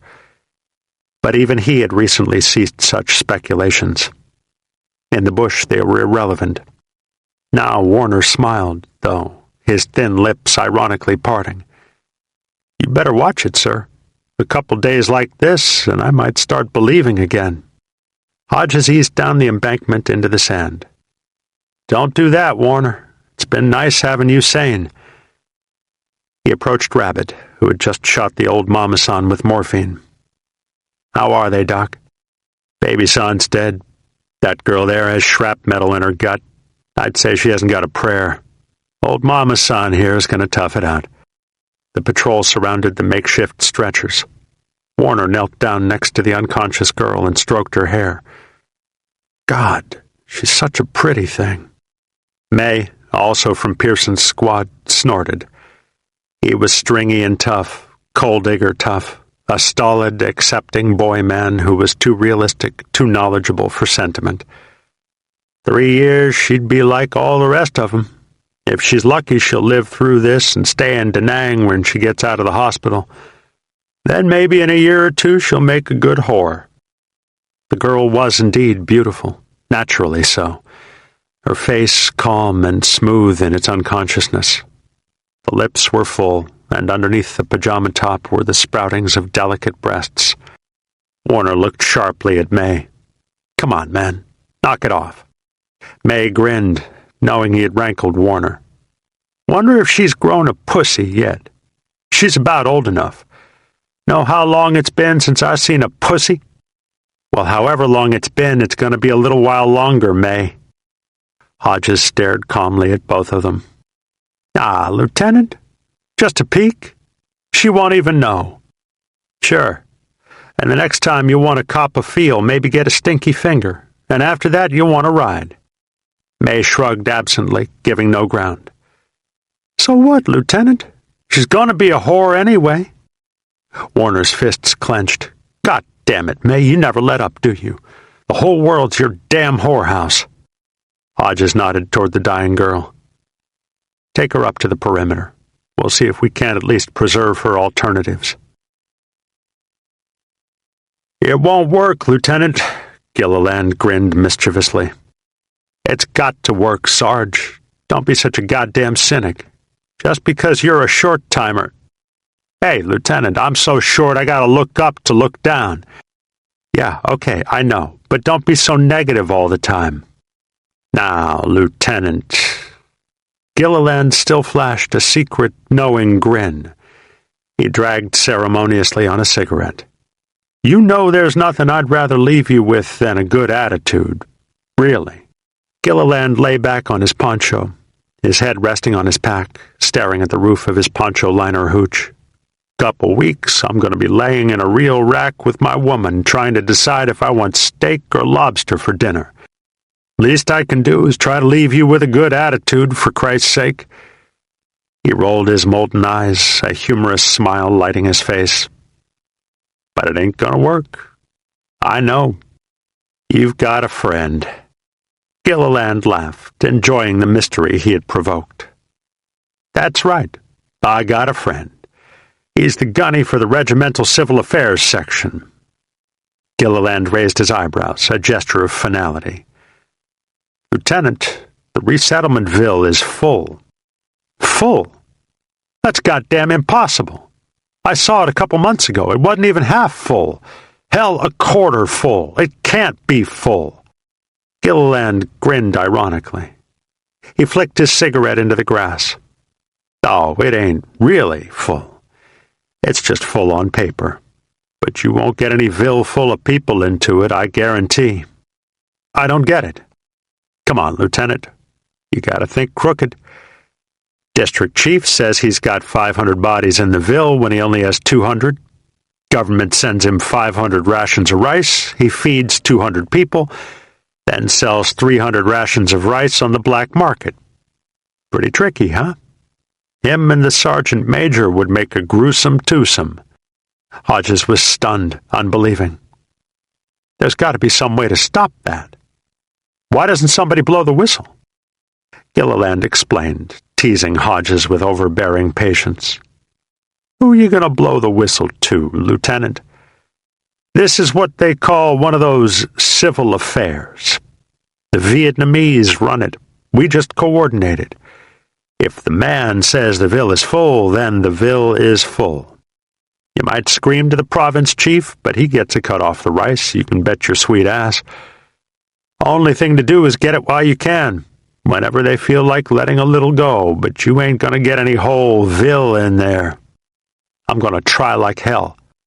I'll bet you a bottle of booze you lose. Jack in the Black. No bet. The request was called via the battalion radio channel and came back within a half hour. The resettlement village was full. Hodges sat moodily at the edge of the perimeter and watched the termites fill the patty once again. A narrow string of them this time, each figure balancing a large bundle on its head. They approached, fighting the bog of sand, holding clothes and pots and baskets and small babies, and assembled in a tight, faintly hoping group outside the perimeter. The faces were the same, beaten, forever saddened, but there was an electricity among them, a sense of preparation. Hodges summoned Dan and took a fire team down to the edge of the sand strip. The group of villagers studied his face, noted the hesitation in his stride, and as if by command, the electricity died. They knew, he decided. He turned to Dan. Tell them no can do. Tell them maybe in a month or so. No, understand month. Tell them to walk, and to take the dead baby sons back to the ville with them. Dan told them. The group walked slowly back across the sand, crushed into numbed apathy. They carried 2 bamboo pole stretchers. Hodges watched them carry the dead girl past him and noted, with fury, that her pajama bottoms were pulled down to her knees. He swore. May would pay. Warner stood beside him, watching also. She was such a pretty little thing. Chapter 20. Staff Sergeant Gilliland. Just outside Camp Pendleton, California, Joseph Frederick Gilliland, Staff Sergeant, USMC, resigned, exited the camp gate, sea bag up on his shoulder, and walked 10 steps to a sign that read, "Give a Marine a lift." He dropped his sea bag next to the sign and pushed his piss-cutter hat low onto his eyebrows, sparing his forehead the agony of the sun. Then he allowed himself one last glance back inside the gate. The eyes grew molten, and he shrugged resignedly, as if to shake the military nimbus from his shoulders. And he turned his back to it with finality, staring down the road. So long, Mother Green. Hello, world. Mr. Gilliland is back. He had not even had a chance to put his thumb out when a car cut sharply off the road just in front of him and braked to a halt. A curtain of dust went into the wind and settled like snow over Gilliland's clean uniform and shined shoes and his sea bag. He spit and wiped his mouth to clear the dust, then grabbed his sea bag and went to the door of the car. It was a new car, a Monte Carlo. Gilliland looked across the wide seat at a gruff-spoken, scowling old man who told him with 2 words to get in. He obliged the old man, throwing his sea bag into the back and climbing into the front next to him. Gilliland had sweated freely into the crispness of his uniform while walking the last mile from the processing center to the gate. The car's air conditioner was clean and cool against him, and he opened his coat, waving it in his hands to bring the cold air inside his clothes. He pulled out a cigarette and lit it in his automatic, magic way, a sea-ration match appearing from nowhere and needing no guidance from eyes that remained on the driver, studying him. It was obvious to him that the man was an ex-Marine. He was crew-cutted, thick and stubborn-looking, with a fat, squinched-up face that still scowled out at the road. He wore a tattoo that had faded into his arm so that it was unrecognizable. But Gilliland had an identical one on his own forearm, now fading also, so he knew what it was. Once it was a bulldog, fierce and colorful. Gilliland completed his inspection, then nodded to the man. "Hey, thanks, Stop." All the old-timers became Top or Gunny, he remembered humorously. The man nodded, apparently pleased to have been recognized as a former Marine. "Sure thing, Sarge. You're a little old to be hitchhiking, though, ain't you?" Gilliland shrugged, then smiled winsomely. "You're never too old when you're broke. Besides, ain't you a little old to be picking up strange men?" They laughed together, reaching a pugnacious rapport. "Where you headed?" "Pismo Beach." The old man grunted. "That's a damn long way." He considered it. "I'm going up to Tustin. I'll let you off on the freeway there. I know a pretty good place." "Much obliged, Top." Too old to hitchhike, Gilliland mused. A little old to be with 3 kids and no damn job, too. He began to doubt himself again, remembering the security and the good experiences of his 10 years in the Marine Corps. Then he forced himself to shrug it off. Like old Snake used to say, don't do no good to think about it when you can't change it. I am a fucking civilian, like it or not. He consoled himself with thoughts of Pismo Beach. It had been his wife's idea. He had never been to Pismo Beach, but his wife had spent several vacations there as a girl. She had written him as soon as he had definitely decided not to re-enlist, and informed him that she was leaving the children with her mother and meeting him at Pismo Beach, money or not, job or not. He smiled again, appreciating her more than ever. That woman knows me like she has a hot wire to the inside of my damn head. She had written about the beach and the pier, where he could rent a pole and fish if he desired, and the blocks of arcades where he could play games and pinball machines. She had known, even more quickly than he himself, that if he went straight home, it would be too much. The old man had inspected his uniform. 3 Purple Hearts, huh? A man's got to be some kind of crazy to go through that. The old man was visibly impressed. Gilliland smiled complacently.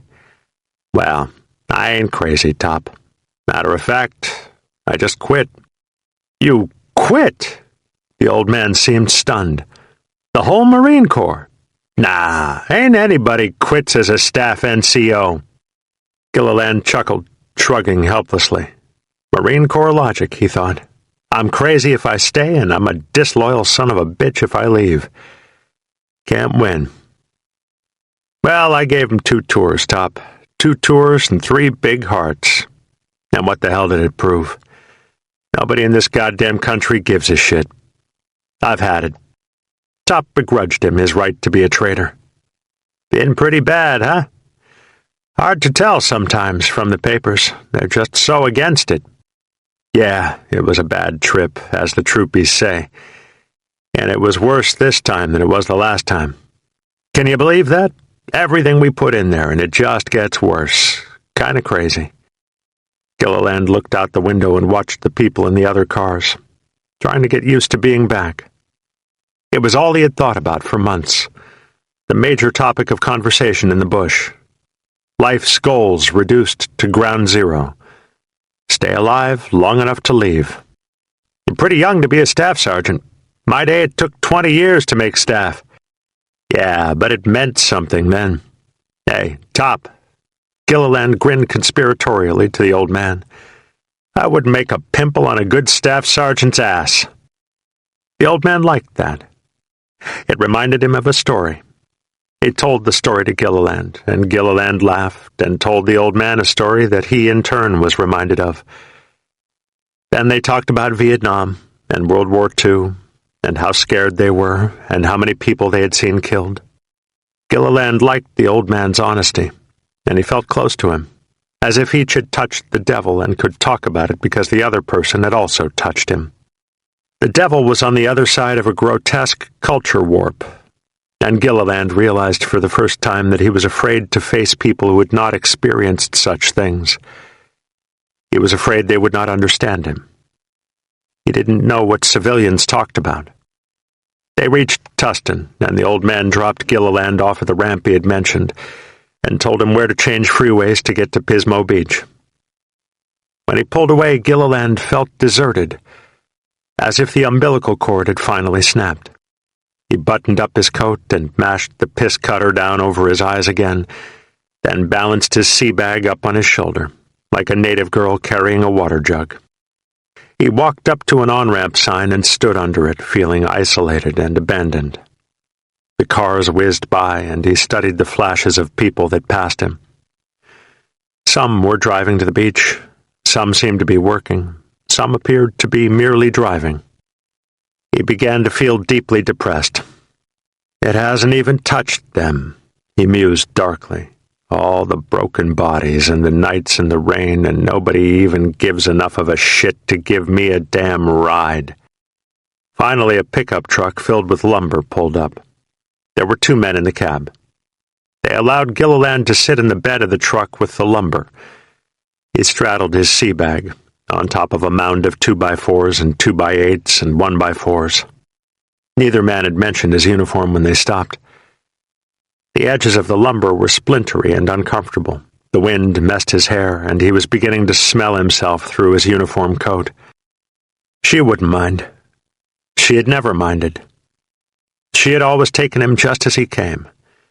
She took him right off the roads in the early years, when his hands were dusty and black under the nails and his body was soaked with sweat and dirt.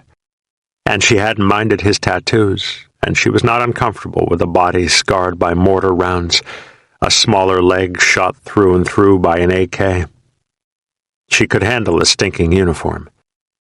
The truck left him at Anaheim, and he stood on the off-ramp, trying to remember the old man's instructions about how to get to Pismo. Finally, he hefted the sea bag to his shoulder and crossed the street to where the next on-ramp was. The sea bag weighed on him, even when it was balanced properly. When he reached the entrance sign, he dropped the bag and sat on it and lit another cigarette. His uniform was heavy with sweat and had lost its crispness. He pondered taking the coat off and loosening the tie, but something inside him would not let him do it. When I get to Pismo, he mused, I'll throw the damn thing away. But I wore it right for 10 years, and I'll be damned if I'll stop now. He snorted, examining the staff sergeant's chevrons he had once been so proud of.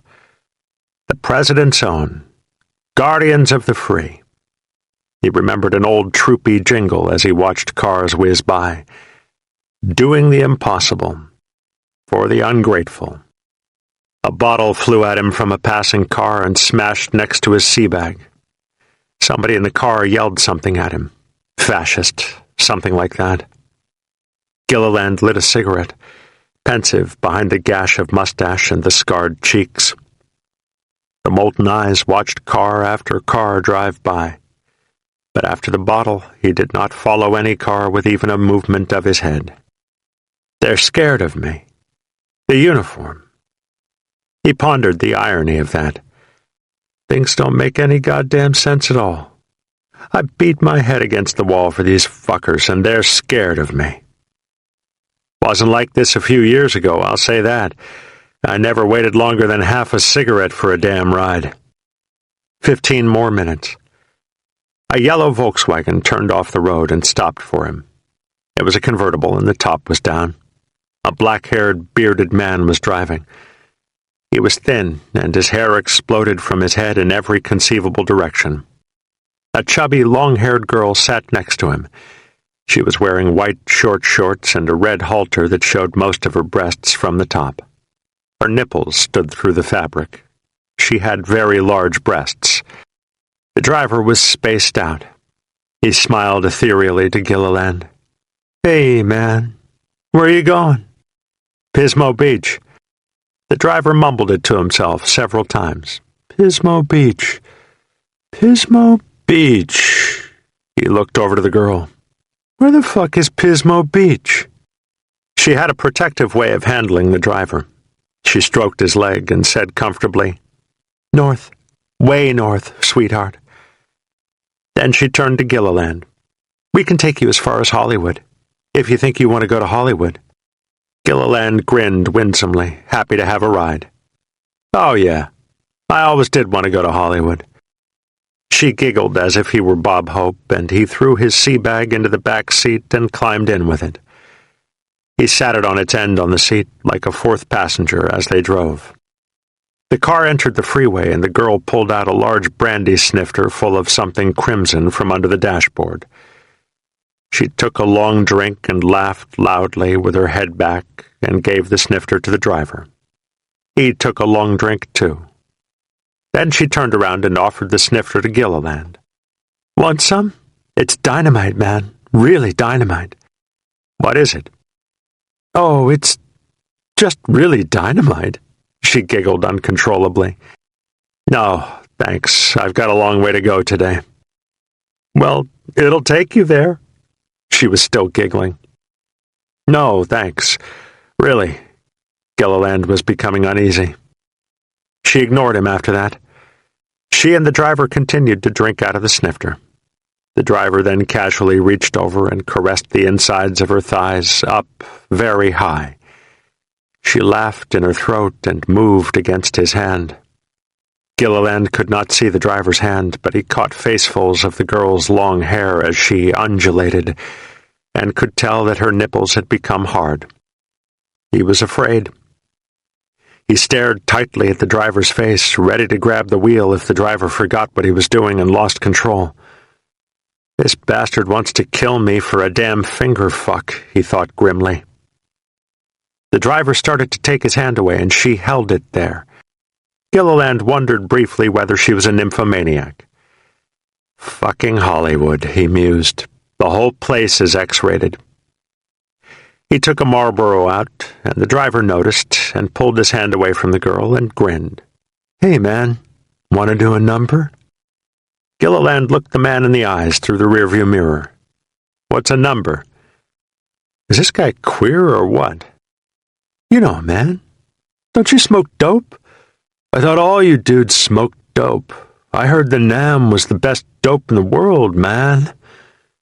It was the first hint that the driver was even aware Gilliland was back from Vietnam. "I'm too old to smoke dope." Gilliland looked uneasily into the mirror, upset by his entry into the real world. He barked almost sullenly. "I'm 29. 29? No shit. You don't look that old." "I feel 80. Hollywood was deliverance. Gilliland jumped from the back of the car and stood on the roadway and held his head for a full minute, relieved to have made it alive. He groaned as the Volkswagen screamed back onto the road toward a different freeway. And that's what I've been bleeding for? Why didn't somebody tell me? It was mid-afternoon. He bought a hamburger at a big boys restaurant and walked back to the freeway ramp. His back ached from the weight of the sea bag. The weight of it reminded him of the bush. He knew that someday he would have to stop relating all his actions, every anguish and pain, to the bush. But he could not help it just then. The bush was still realer than Hollywood. He pondered the miles he had walked in the bush, aching under the flak jacket and pack, feeling the heavy weight of the rifle in his hand and the cut of the pack in his shoulders. The only ones it touched were us. And I went twice so these bastards wouldn't have to go at all. The garish absurdity of Hollywood made him feel profoundly hostile. He felt used, irrelevant. Cars and trucks passed on the ramp, and he lit another cigarette, waiting. The trucks belched huge clouds of black smoke as they inched up the ramp's hill. The black settled over him. There was no wind, and he felt slick and oily and dirty in his uniform. A car passed by, filled with kids in bathing suits. They stared at him as if he were Clarabelle the Clown, dressed up in his monkey suit. A large truck pulled over. The driver was hauling a trailer load of vegetables to Seattle. He told Gilliland he would take him all the way to Pismo Beach. Gilliland climbed into the cab, throwing his sea bag before him and then pulling himself up with his hands, placing his feet into the metal stepping places. It was high and comfortable in the cab.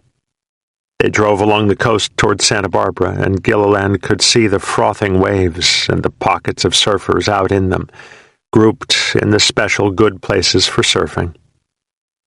It looked tranquil. It calmed him. He called across the cab to the driver. "Is the ocean like this at Pismo Beach?" "Better. No rocks. Not so many people." The driver did not fit Gilliland's image of a trucker. He seemed too thin, as if he would be unable to shift the gears, and he wore glasses with thick black frames. The driver peered over to Gilliland, then looked back at the road. "You like the Marines?" "I just quit. That answer your question?" "I don't blame you." The driver shifted gears. His whole body labored to do it, but he did not have the trouble Gilliland had imagined he would. "You was in Nam, though, huh?" "2 tours. Too long." "Yeah, I was in the Army. Korea." The driver paused, remembering. "I hated it. Did you hate it?" Gilliland pondered the question, feeling naked in his new status as a civilian. "Sometimes I did. Sometimes it was all right. The people, anyway. No, I really hated it. Somebody always bugging you to do something. Somebody always playing God." The driver checked his rearview mirrors. "I drove trucks. We ran convoys up to the front. They say there ain't any front in Vietnam, that right?" Gilliland shook his head yes, then no. He smiled hopelessly. "Shit, man. I don't know. I know we used to like to get back to the rear. There was a rear, but we were never on any front or anything. We just roamed around the bush or went somewhere on an operation for a while and then left. We just moved in circles, mostly. Sounds crazy." "Well, it was. It was crazy as hell. Do you think we're winning?" Gilliland thought about it for a moment. He lit a cigarette and took a drag and thought about it some more. He was somewhat shocked, not by the question, but by the fact that he'd never considered it in his entire second tour. They had never talked about it in the bush. It had nothing to do with being in the bush and fighting gooks. They had talked about good contacts and bad contacts and getting some and bummers, but not about winning. Christ. I don't know. You probably know more about that than I do. I don't know anything about it. The driver seemed to take offense at Gilliland's answer. He glanced over at him as if he had been rebuffed, then turned on the radio. The radio played country music, and Gilliland found himself listening intently to the commercials rather than the songs. He hadn't heard commercials in months. Mountains rolled like gentle waves near Gaviota, in varied shades of brown and green, and Gilliland examined them. His gaze caressed knolls and crevices with professional authority. Each shadowed draw and naked finger had deep meaning to him. I would walk there, he decided. I'd follow that finger to the top, and I'd put another squad on the finger to the right, and one on the finger to the left. Hodges had liked that. He'd say something like, "Sarge, you are a savvy dude. I shit you not." Kinda miss those guys. Then we'd move real slow up that mountain, like leapfrogs. No ambush that way. Put Snake's squad in the middle. Catman on point. He searched the deep gray shadows along the top of the mountain. And I'd set up there. We could put a whole platoon up there, maybe a company.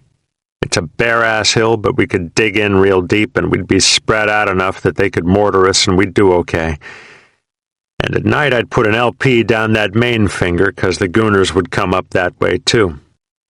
He looked away and lit another cigarette and was overwhelmed by an emotion that was somewhere between a sense of loss and of rebellion. Hell, I'm just an old grunt. That's all I'm good for. What the hell am I gonna do? 10 years I played that silly game, and up till 5 days ago it was the most important thing in the world. You bet your life. And now it's gone. Walk through the gate, stick out your thumb, and the whole world changes. I'll never set a squad into a hill again.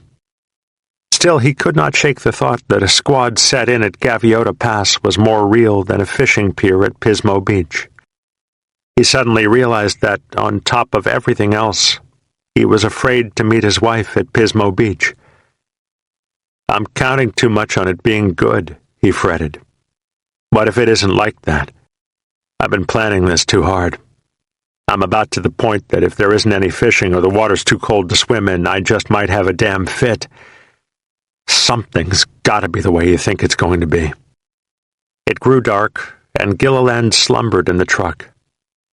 They reached Pismo Beach, and the driver pulled off to the side of the road just beyond the off-ramp, and Gilliland climbed out.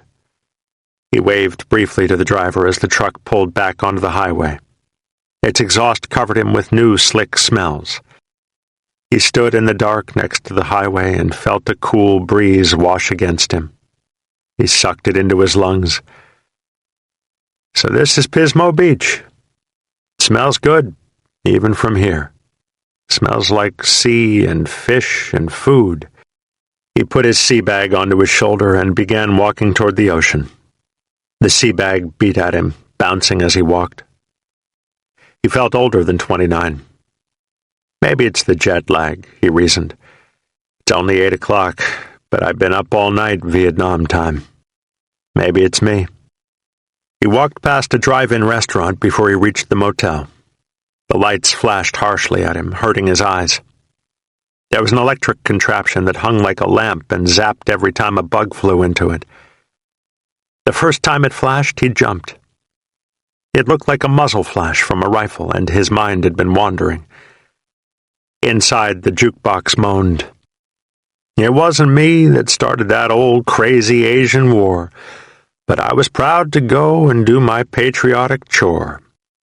4 hippies sat at a table outside the restaurant. They wore faded blue jeans and rough-cut shirts, and their hair was long, and 2 of them had beards. They must be hippies, mused Gilliland, and anybody would hire a man dressed like that and looking like that.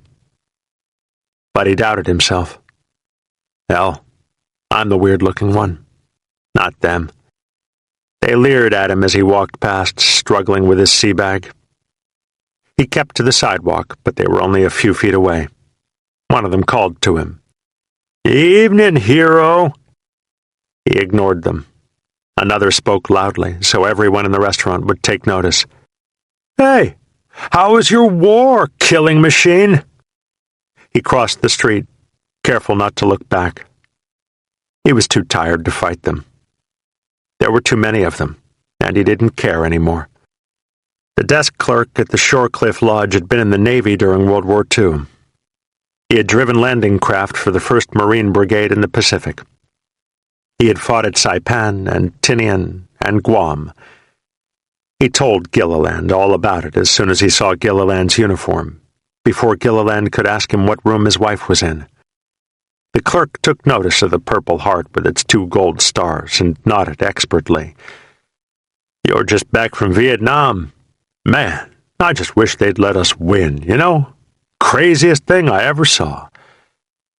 The clerk was bigger than Gilliland, and meaty.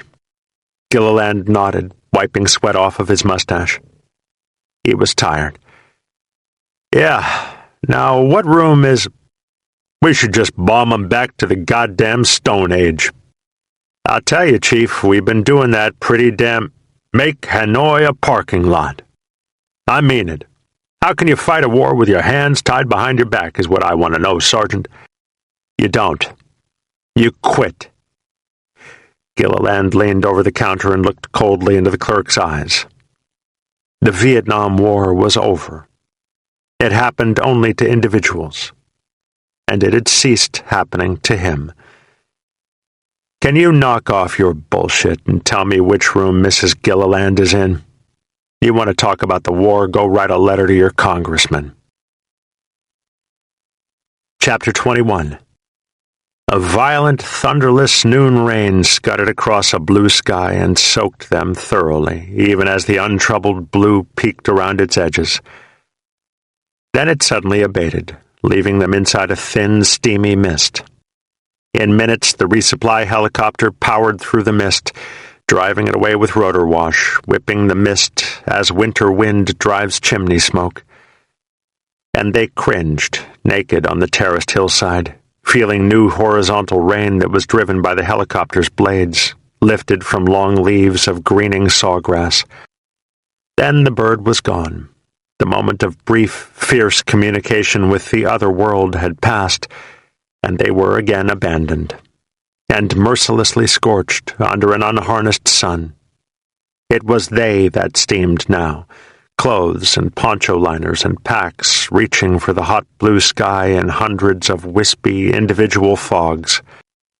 A clump of burdened men trundled down the hill, jumping each hand-molded terrace like children descending grassy giant steps. Shoutings accompanied the jaunt. An argument, many hours old, was being waged along the hillside. Goodrich looked up from cleaning his weapon, an M16 bolt in one hand and a toothbrush in the other, and stared curiously at the group that had been deposited by the helicopter. There were 6 men in the cluster. Goodrich recognized Bagger and Cannonball, now back from R&R, who were laughing mightily, along with 2 pale new dudes, at the 2 men who were arguing.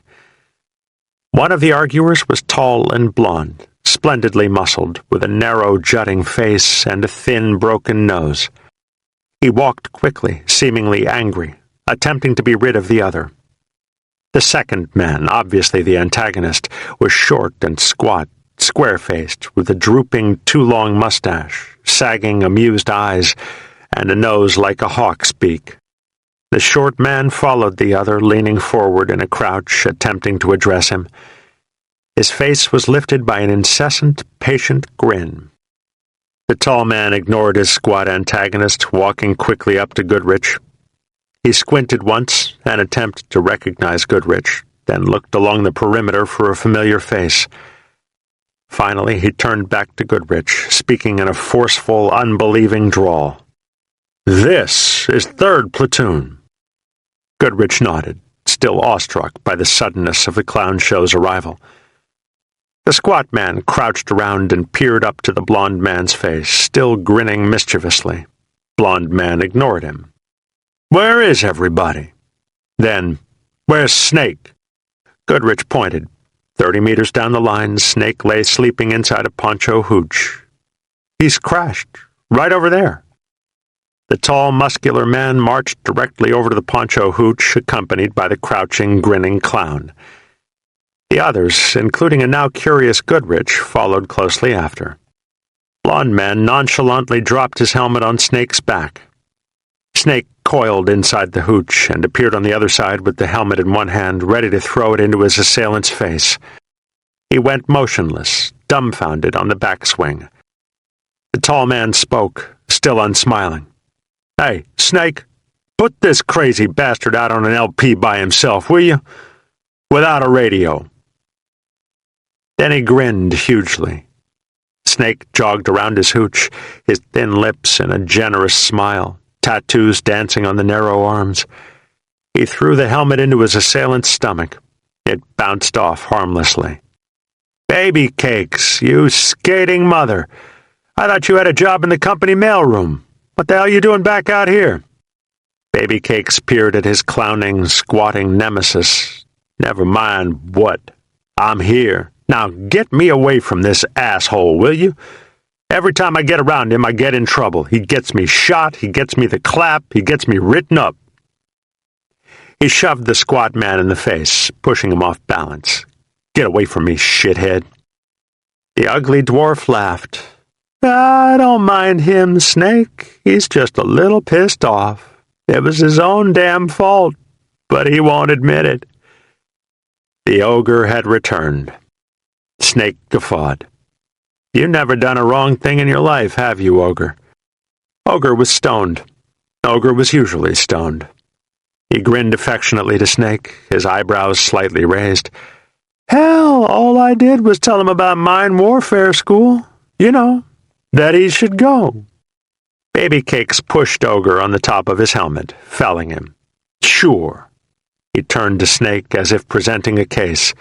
"Here I was. Had the skatingest job in the company, sorting mail. 3 months left on my goddamn tour, a bad enough heart that Top didn't make me go back to the bush, and in comes this fucker." Ogre interrupted, giggling. "It wasn't like that." "Shut up. Asshole here comes diddly-bopping in from the hospital. Made it all the way to Japan, takes 3 months almost, while we're out here fighting the war. How many gooks you been killing in the mail room, Cakes?" Ogre sat in the grass, still laughing. now shaking his head as if Baby Cake's story was outlandish. "I told you to shut up." Baby Cakes turned back to Snake again. "He comes into the company office, starts telling me about all the whorehouses in Da Nang, like he knew every one of them personally, and I think he did. Seems he had a little trouble finding An Hoa after his vacation in Japan. Couldn't find the convoy. I'll bet you were too goddamn stoned to give a shit." Ogre shrugged. "Entirely possible. So he comes in and tells me all about it.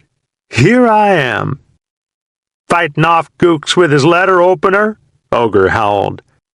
"Cut it out. Here I am, haven't seen a woman in months, and he's telling me you can get it every night in Da Nang. Says he could take me to 5 skivvy houses blindfolded. Says it wasn't any sweat, that they were clean, nobody cared. Now what the hell was I supposed to do? Go into the head and beat off thinking about it?" Snake scrutinized Baby Cakes. "You went AWOL?" "Hell no! I'm not the kind to get into trouble, man. You know me. I always try to do my job. I ain't any troublemaker." He lit a cigarette and dropped his weapon against his pack, which now lay on the grass with his helmet. "I talked with Top. He likes me, you know. Says I'm a good old boy, all that shit. I talked Top into cutting orders to landmine warfare school for me and Ogre.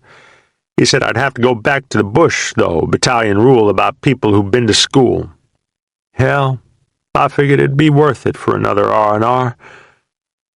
That was the way asshole here made it out to be." Ogre grew a tad more serious and slapped Baby Cake's thigh. "It wasn't my fault, man. Who can tell about MPs?" Baby Cakes knocked Ogre's hand away. "Oh, MPs, hell. First he takes me to the worst skivvy house in Da Nang. They were ugly as a mud fence, every one of them. I never saw such ugly girls in my life. You just weren't as horny as you let on to be. If you were horny enough—" "I was, Ogre. I was. I was so goddamn horny I signed away my mail sorting job. Tell me about being horny." Baby Cakes ignored Ogre once again. "Second place, when the MPs come, the son of a bitch won't try to sky out with me. I go back and bang on the door, yelling, 'Ogre, Ogre, MPs, man!' And he just says, 'I'll be there in a minute. I'll be there in a minute.' Like I was telling him he was going to miss the bus or something. Then we both got caught, and I had to give away my gold tooth. You remember that gold tooth I took out of that gook's head? The day Squeaky lost his eye?" Snake nodded. "That tooth. I was saving it to show my grandkids. Now some boot MP who'll never even see a goddamn NVA is going to have a war story, thanks to asshole here. All because he wanted to finish off a smelly old whore." Ogre grinned, unabashed, appealing to the amused audience. "You ever try to pull it out in the middle of a stroke when you know you can't put it back? Huh? I just figured as long as I was gonna get caught, I may as well get what I was coming for." Applause. Cheers. Ogre had won them over. Baby Cakes renewed his attack. "God damn, I'm sick of you. That ain't all. We get back to the troop area and we get written up for being out of bounds anyway. They catch us coming over the fence." Snake shook his head, commiserating, trying to suppress his grin. "I never heard anything like it. What a bust." Baby Cakes warmed to the slight encouragement. He rolled Ogre onto his head, then pushed him over. It was a quick, effortless gesture that brought new cheers from the onlookers. "And that ain't even all of it. In a couple of days I got the clap so bad I can't even take a leak. My gut's so stretched out from trying to hold back pee I'll never look the same. And here I am, back in the bush, and we almost didn't even get here." Ogre stood up, his ugly head drooping. "Oh, that. He'd have never known, Baby Cakes. But you're mighty lucky." Baby Cakes looked around for lifers and found none. We're on the convoy coming back, and we're in the truck bed with this lieutenant who's on the way to the bush. It was about 4 days ago. Remember when An Hoa was getting rocketed so bad and they wouldn't allow choppers in? Oh, hell. A lot of y'all care about rockets in An Hoa. Anyway, it was a big thing in An Hoa, and we had to ride the convoy in. We're in the truck bed with this brown bar, and Ogre gives him a loaded Salem, starts rapping with him, telling him sea stories about what they do to officers. Snake smiled slightly. Hear about what phony did to Sergeant Austin? Baby Cakes grinned knowingly. I heard it was a mortar. Anyway, Lieutenant's scared shitless to start off with, but by the time we reach the bridge, he's stoned out of his mind, and he doesn't even know it. Keeps talking about how beautiful everything looks. Ogre slipped the man about 4 joints. Ogre shrugged, grinning slyly. He needed to relax. Yeah, and you're lucky he wasn't smart enough to let you relax in the goddamn brig. Ogre waved him off. Lieutenants don't know about shit like that, and the ones who do don't care. Could have been a Sid. The way you are, you probably got Sids watching every move you make. They could clean up Da Nang, just closing down every place you stop at on an average day, Ogre. Baby Cakes had concluded his diatribe. The crowd had departed. He turned back to Snake, comfortable in the knowledge that the squad now knew of his sufferings at the hands of Ogre. Speaking of lieutenants, how's ours? In the rear, they say he's all right. He's a hillbilly, like you. He don't give anybody any shit, and he don't take any shit off anybody. Austin was going to write me up on the bridge, and he took that bastard apart. It was so cool. I told him about Wildman number 1 doing Kersey, and you told him. And he said he wished Wildman had been a better shot. I think he'd do Kersey himself if he had the chance. He's a goddamn grit, I tell you. Baby Cakes grinned easily. Woo-wee! He wished Wildman had been a better shot. That's heavy. And he cried the night Boomer lost his legs. You don't know, I know. He was on radio watch, and I came up to talk to him, and he was sitting there, shaking his head, crying. I went back to my hole. Later on, he came down, and we shot the shit about Boomer. He likes to shoot the shit. Baby Cakes seemed impressed. Snake had fought the other lieutenants. Sounds like you like the man. Yeah, I do. He's one of them whatchamacallits. Snake grinned, referring to the slogan often used on recruiting posters. Leaders of men. He nudged Baby Cakes, pointing to his gear. Pick up your trash. We got to report you in. You got a team again, Cakes. Take Ogre. Baby Cakes grinned again. No. You take Ogre. I've had it with him. Come on, Cakes. Don't start in on that again. Ogre's okay in the bush. Sure. Got me shot. Ogre interrupted. That was your own damn fault. Baby Cakes hesitated dramatically, then acceded. Oh, all right.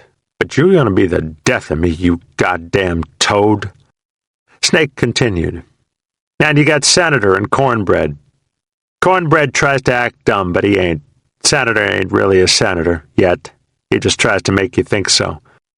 That's the Harvard dude, right? Top was talking about him one day. He's got about 150 IQ. Hell, I won't even know how to talk to the man. It's easy, Cakes. You talk real straight, 'cause he's a shitbird. You say, Senator, do this, and Senator, do that. And if he gives you any of his jack shit, you say, Senator, you got point. It's the only thing he understands. He's scared to death of walking point. He's scared to death of everything.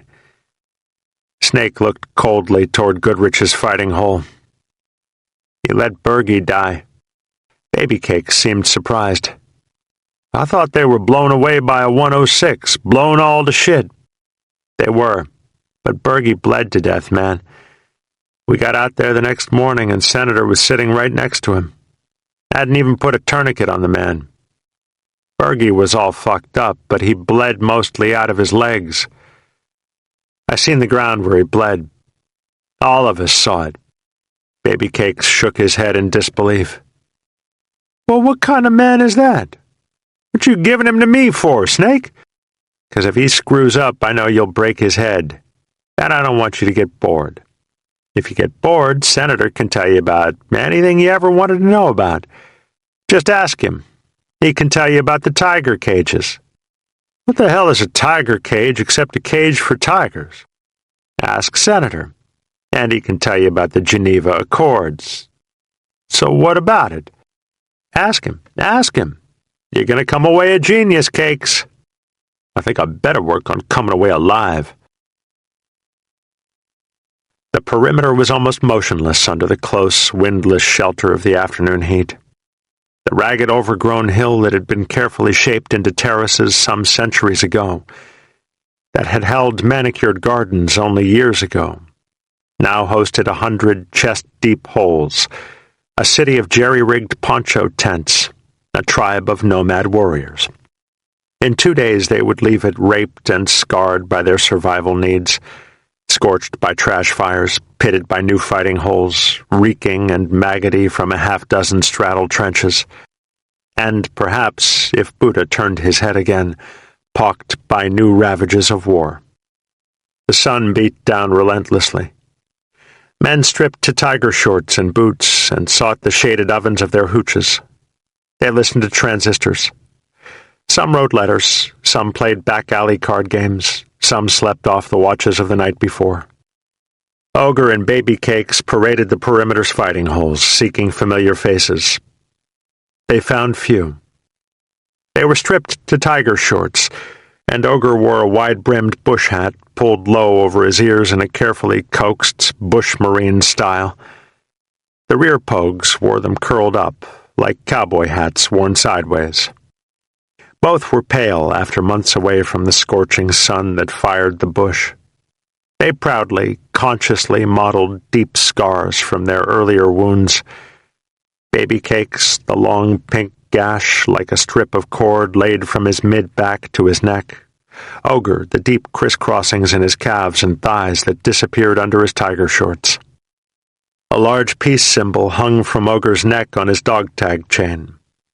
Ogre had made it out of sea-ration wire, carefully shaping the design with powerful stubby fingers, making the more difficult bends in the strong wire by pushing it through the flash suppressor opening at the end of his M16 barrel. Such skills came naturally to Ogre. He had once made similar items for a living. Under a massive thatch of scraggly, unwashed hair, wrapped inside a stained, musty Indian blanket, Ogre had sold wire trinkets in the parks of San Francisco. Until one day, totally stoned, Ogre got curious, and the next thing he claimed to remember clearly was getting off the bus at boot camp. Now he called himself the hippie CIA. Just peeping out the other side, grinned Ogre. Cannonball looked up from a back-alley game and smiled at the passing figures. Man, that was some kind of shit. He surveyed the scars, then nodded to Wildman. You ain't never seen shit like that night, Wildman. Dudes dropping everywhere, gooks in between us, Ogre running through 'em, Baby Cakes running back out. Shit.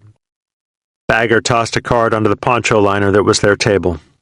He was not yet comfortable with Cannonball again, after the incident in front of the Black Shack, and had rarely conversed with him since. But now he agreed. There it is. I was out there on that LP thinking I was going to die, radio all blown to shit, stuck in that old fighting hole we found when the ship blew up. I've never seen the platoon as fucked up as that night. Nobody knew where anybody else was. We had rounds going out just over our heads, rounds going in just over our heads, grenades going off all over the place. Then here comes Baby Cakes. He picks up Vitelli and turns around and asks us if we want to come back with him, like we were out there sunbathing on a beach or something. That dude has balls. I wasn't going to leave that hole for nothing. He just shrugs and says, well, fuck you then, and takes off. What a dude. Just to save Vitelli. Wildman watched the sauntering, scarred figures, in awe of Baby Cakes. I never knew Vitelli. He was already dead. Don't ever tell baby cakes. Phony leaned forward and took the cards on the poncho liner, shuffling them. Yeah, baby cakes is going to get a medal for that. He rates it, too. Cannonball nodded. No lie. Ain't it good to see him now? He stretched like a wary cat, smiling over to Bagger, hoping to regain a portion of their damaged friendship by speaking to him around persons Bagger was comfortable with. Hey, Bagman, you never did tell us about your R&R. You make another baby? Bagger put a meaty hand on his forehead, groaning. Then the confused flat face broke into a grin. Don't even think that, man. I must have changed 100 diapers. She said it would be good for the kid, to get to know his daddy and all. Wildman laughed. Sounds like she foxed the hell out of you, Bagger. Ah, so what if she did? I thought about that, too. Bagger shuffled cards. I gotta admit something. I hate the bush. I hate this bullshit. But all the time I was with her, all the time I was walking that phony beach where all the beautiful people were laying out getting their just right tans, all the time I was stuffing myself with food I couldn't afford, I kept thinking about the bush. Like I belong here, and all the other stuff is only important because I earned it here. Because it's a part of being here. Like I've been here all my life, and all the people in the bush are real, are my people. Like nobody in the world except for us understands this or gives one flying fuck about it. But that's all right, because it matters to us. Cannonball eyed him narrowly, smirking. So as soon as you got back to An Hoa, you extended. Jesus Christ, don't even say that, Cannonball. Bagger laughed back. Phony leaned over, his innocent face nodding in agreement.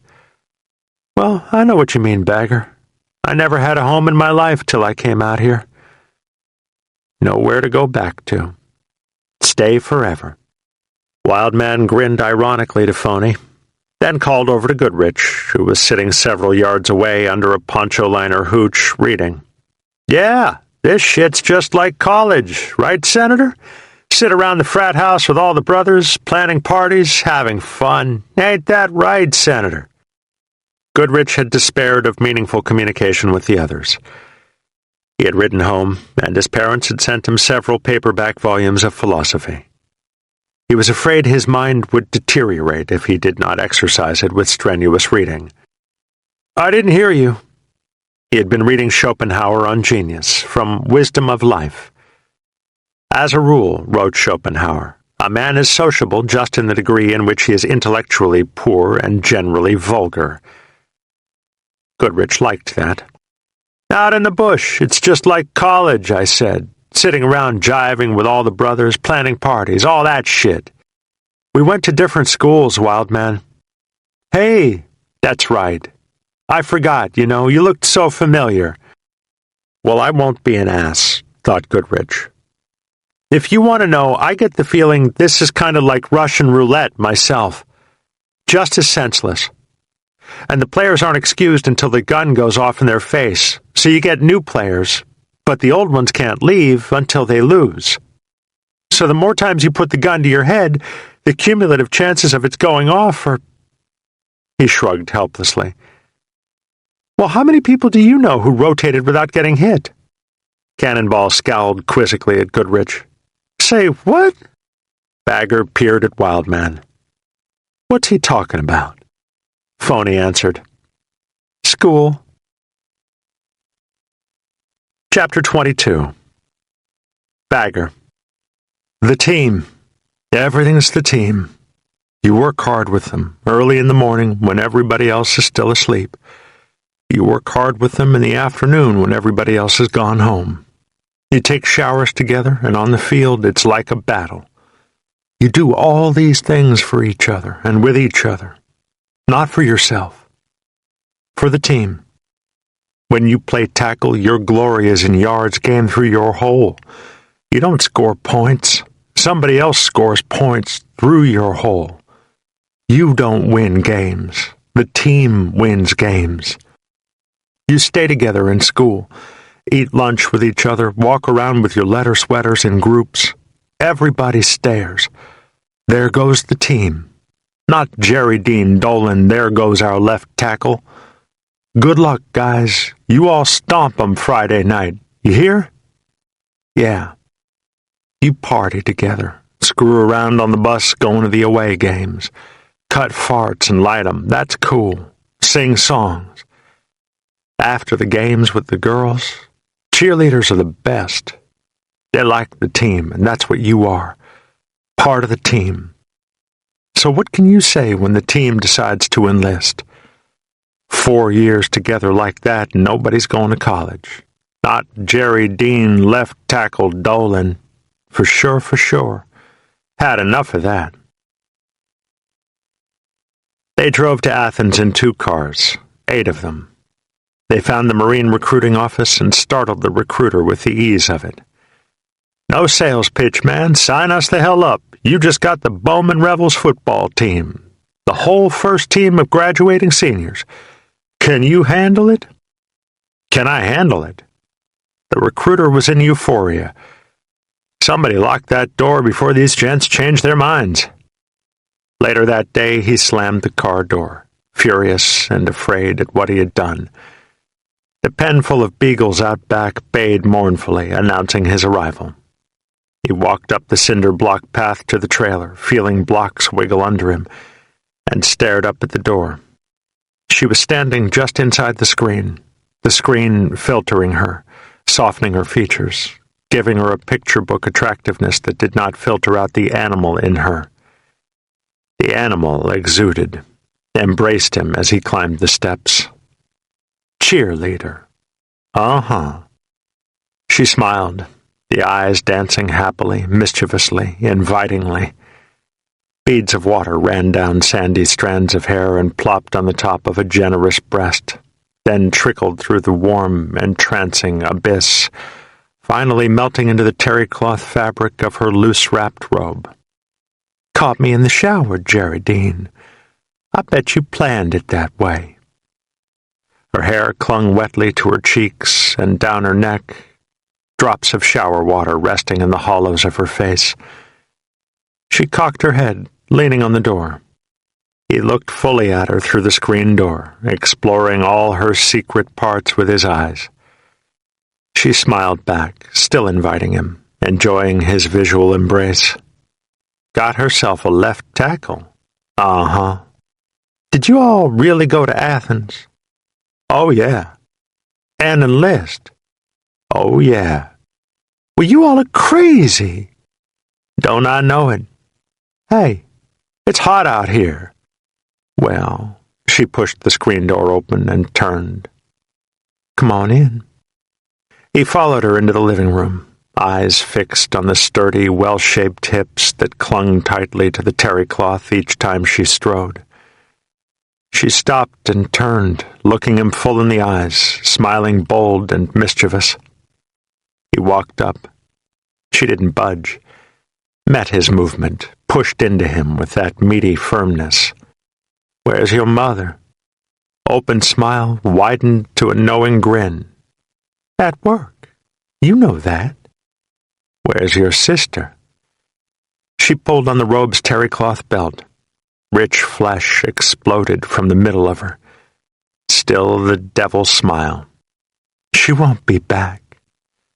She took his hands and put them on her breasts. You gonna be a big, bad Marine, Jerry Dean? You'll miss me. You know that. That did it. In the pen, the dogs were restless, but had ceased their baying. Inside the trailer, it was quiet with rhapsodic animal enjoyment. A throated, laughing voice. You just a big old teddy bear, J.D. Uh-huh. Your teddy bear got one of these? Graduation. Left tackle marries pregnant cheerleader. The team departs for war. The calamities of adulthood have overwhelmed Bagger. Chapter 23. Catman's got something in the trees. Snake gestured with his head toward a mat of overgrown foliage just off the trail. Sweat flew off his face when he moved it.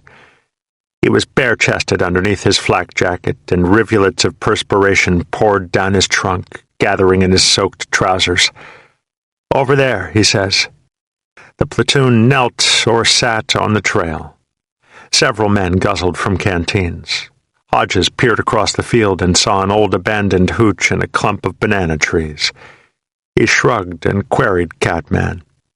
"What?" Catman's roving eyes met Hodges for one brief, stolid flash and then returned to the field. Beyond it was the Tubon River, down a steep bank. "The banana trees."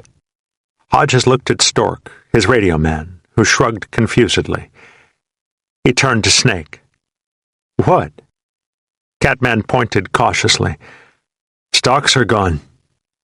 The old hooch was an empty, broken skeleton. The banana trees next to it were lush green, like an oasis in the brown field. Catman was right. Several stalks were gone. "Beware banana trees," remembered Hodges. "NVA seek their shade, lay on their broad, cool leaves, sometimes eat the younger stalks like celery. All right, let's check it out." Phony shook his head disgustedly, his face deep red from the heat. The platoon had been on patrol for several hours. Lieutenant, peep this out, peep that out. We could find old Ho Chi Minh himself back there, and it wouldn't make no never mind." Hodges lit a cigarette and raised his eyebrows to Phony. A rebuke. "You can stay back here on the trail if you want." Phony put his helmet back on his head. "Yeah, old Luke the Gook would love that. Christ, Catman and his damn bent grass blades." They moved toward the old hooch, the whole platoon on line. It was a bored, perfunctory sweep. They fought the high weeds, weapons carried loosely in one hand, more worried about the high grass than the object of the sweep. Brrrr! 2 bursts of automatic rifle fire, unaimed, a wide spray that encompassed the whole platoon. The banana clump was only 50 yards away, but no one was hit. The front men of the sweep returned fire quickly, and Hodges knelt, lost in the high grass. He looked cautiously around him.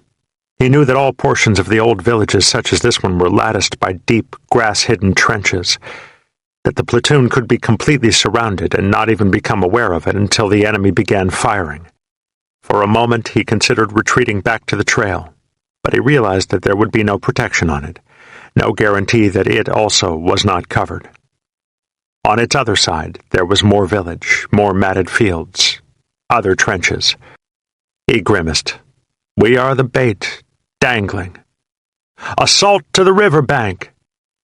They moved immediately forward, firing from the hip. It amazed him every time. They were so young in so many ways, so vulnerable, and yet an order filled with that kind of unknown was always obeyed almost before it was uttered. They did this part so goddamn well. No other fire from the banana clump. The front of the sweep reached the riverbank and automatically set in, watching their front. Big Mac passed the banana clump. He stopped and peered down at a marine ammunition box half buried in the dirt. He called to his team leader. "Hey, Catman, how'd you miss this?" Big Mac reached over and lifted the ammo box to show it to Catman. He straightened, the lid of the ammo box in hand, and disappeared. At one moment he was stooping, grinning caustically to Catman, and in the next there was a violent rending of the earth, a belch of smoke and dust that sprayed half the platoon, the equivalent of a large artillery round impacting underneath him as the pressure-release detonator set off the booby trap. He did a full flip in the air. His rifle spun into the distance, a black baton. He landed where he had stood, grinning to them only a half-second before, but now he was a scorched, decapitated ash heap that reminded them all of how very close they stayed to death, even on a boring day. Pieces of Big Mac pattered on the leaves and grass for several seconds, like gentle rain. They had not noticed Phony staggering nearby without direction. Finally, he screamed, high-pitched and confused. "Doc! Doc! They got my arm, Doc! They got my arm!" There was nothing underneath his right shoulder but a ragged tear of red that pulsed jets of blood with the rapid beating of his heart. His arm lay near him, in perfect shape, and as Phony staggered, it seemed he did a voodoo dance over his severed limb. "Doc! Snake!" Snake reached Phony and made him lie down. "They got my arm, Snake!" "Lieutenant!" Someone on the riverbank. "Jesus Christ, there's gooks everywhere!" The front of the sweep opened fire toward the river. Cannonball's blooper thunked and boomed flatly down the bank. From below, a wail of fire aimed at the banana clump where several Marines had gathered to help Phony. Phony still screamed. Hodges called for Stork and bolted toward the riverbank where the platoon was firing madly. He burst through an old hedgerow, half jogging, and it erupted just behind him. He felt himself sail forward from the blast, so totally shocked by its unexpected force that he did not register what was happening for several seconds. AK-47 rounds passed over him with their staccato pops, and he heard the platoon firing back, and when he looked up, Rabbit was near him, yanking out a dozen battle dressings, trying to choose between him and Phony and Stork and apparently a few others. Then he noticed the ooze that covered his arms. He felt it in his hair and along his neck and on the back of his legs and at the base of his back. He tried to sit and gushed blood from the seat of his trousers, then rolled over on his stomach as Rabbit finished Phony, whose screaming had given way to an incoherent babble. Phony pointed toward Rabbit's morphine sticks. "Give me another one, Rabbit." "Ha! Ha! It don't matter, man. They got my fucking arm." Somebody said that Stork was dead. Hodges didn't look for the tall, gawky radio man.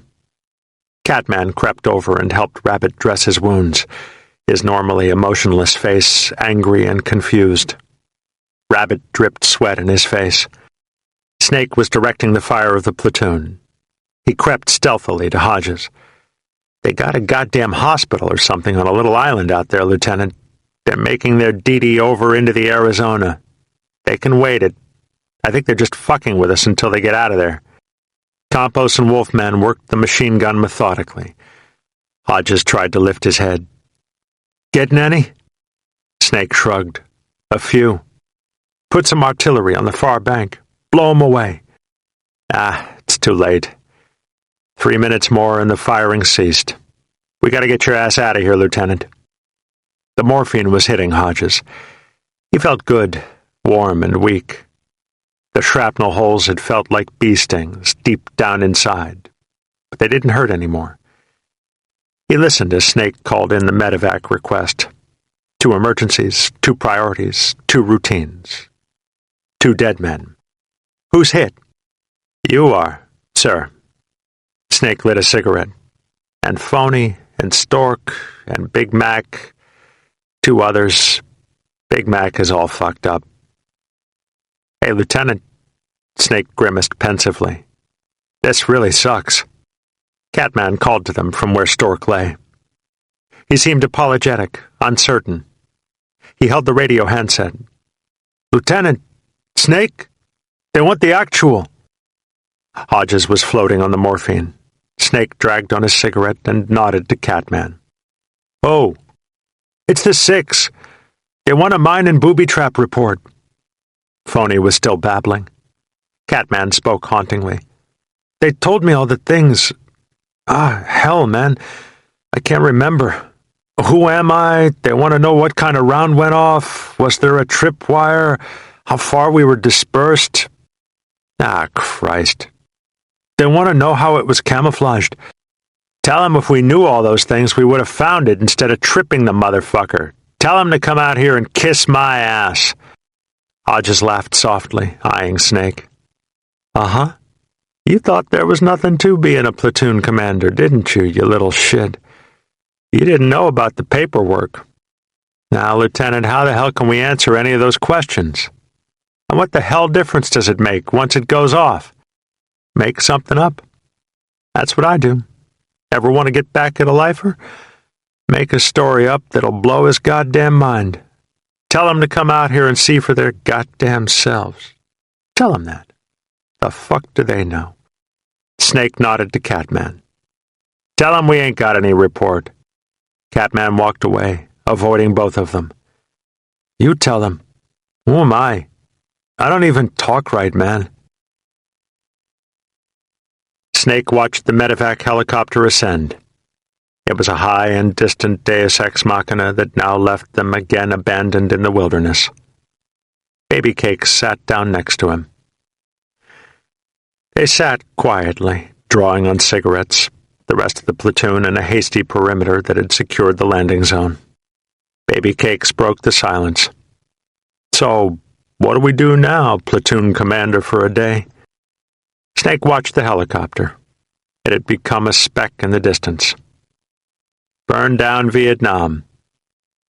Phony's arm lay nearby, reaching for him. Hodges will be back. Think so? Sure, they'll send him back. He's hit about like Ogre was that night. He'll be back, Snake. He's got 4 months in the bush. They won't send him back to us. We better get out of here.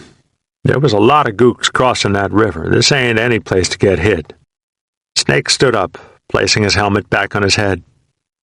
He loaded a fresh magazine of ammunition into his rifle. Nah, I think you're right, Cakes. He'll be back. He likes it. I mean us. You know, I've been in trouble all my life, man, because I've never been able to work for anybody. I can work for him. I like the son of a bitch. And I just know he'll come back. Yeah, and Phony'll be all right, man. He's tough. Yeah, he's tough. Now, squad leader for a day, get your ass in gear and let's get the hell back to Henderson Hill.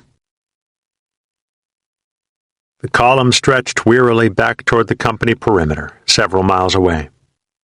Behind it, like random torches, the hooches of the nearest village spent themselves in orange rages.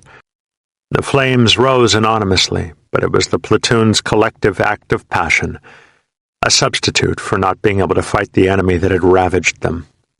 The hooches burned like funeral pyres. That one is for Big Mac. That one is for Stork. Finally, they reached Henderson Hill.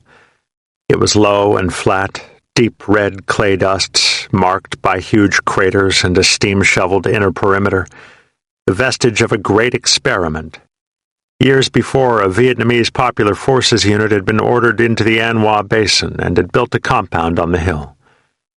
It had seemed an ideal place, less than 2 miles from Liberty Bridge, easy access to the convoy road's supply train, readily defensible.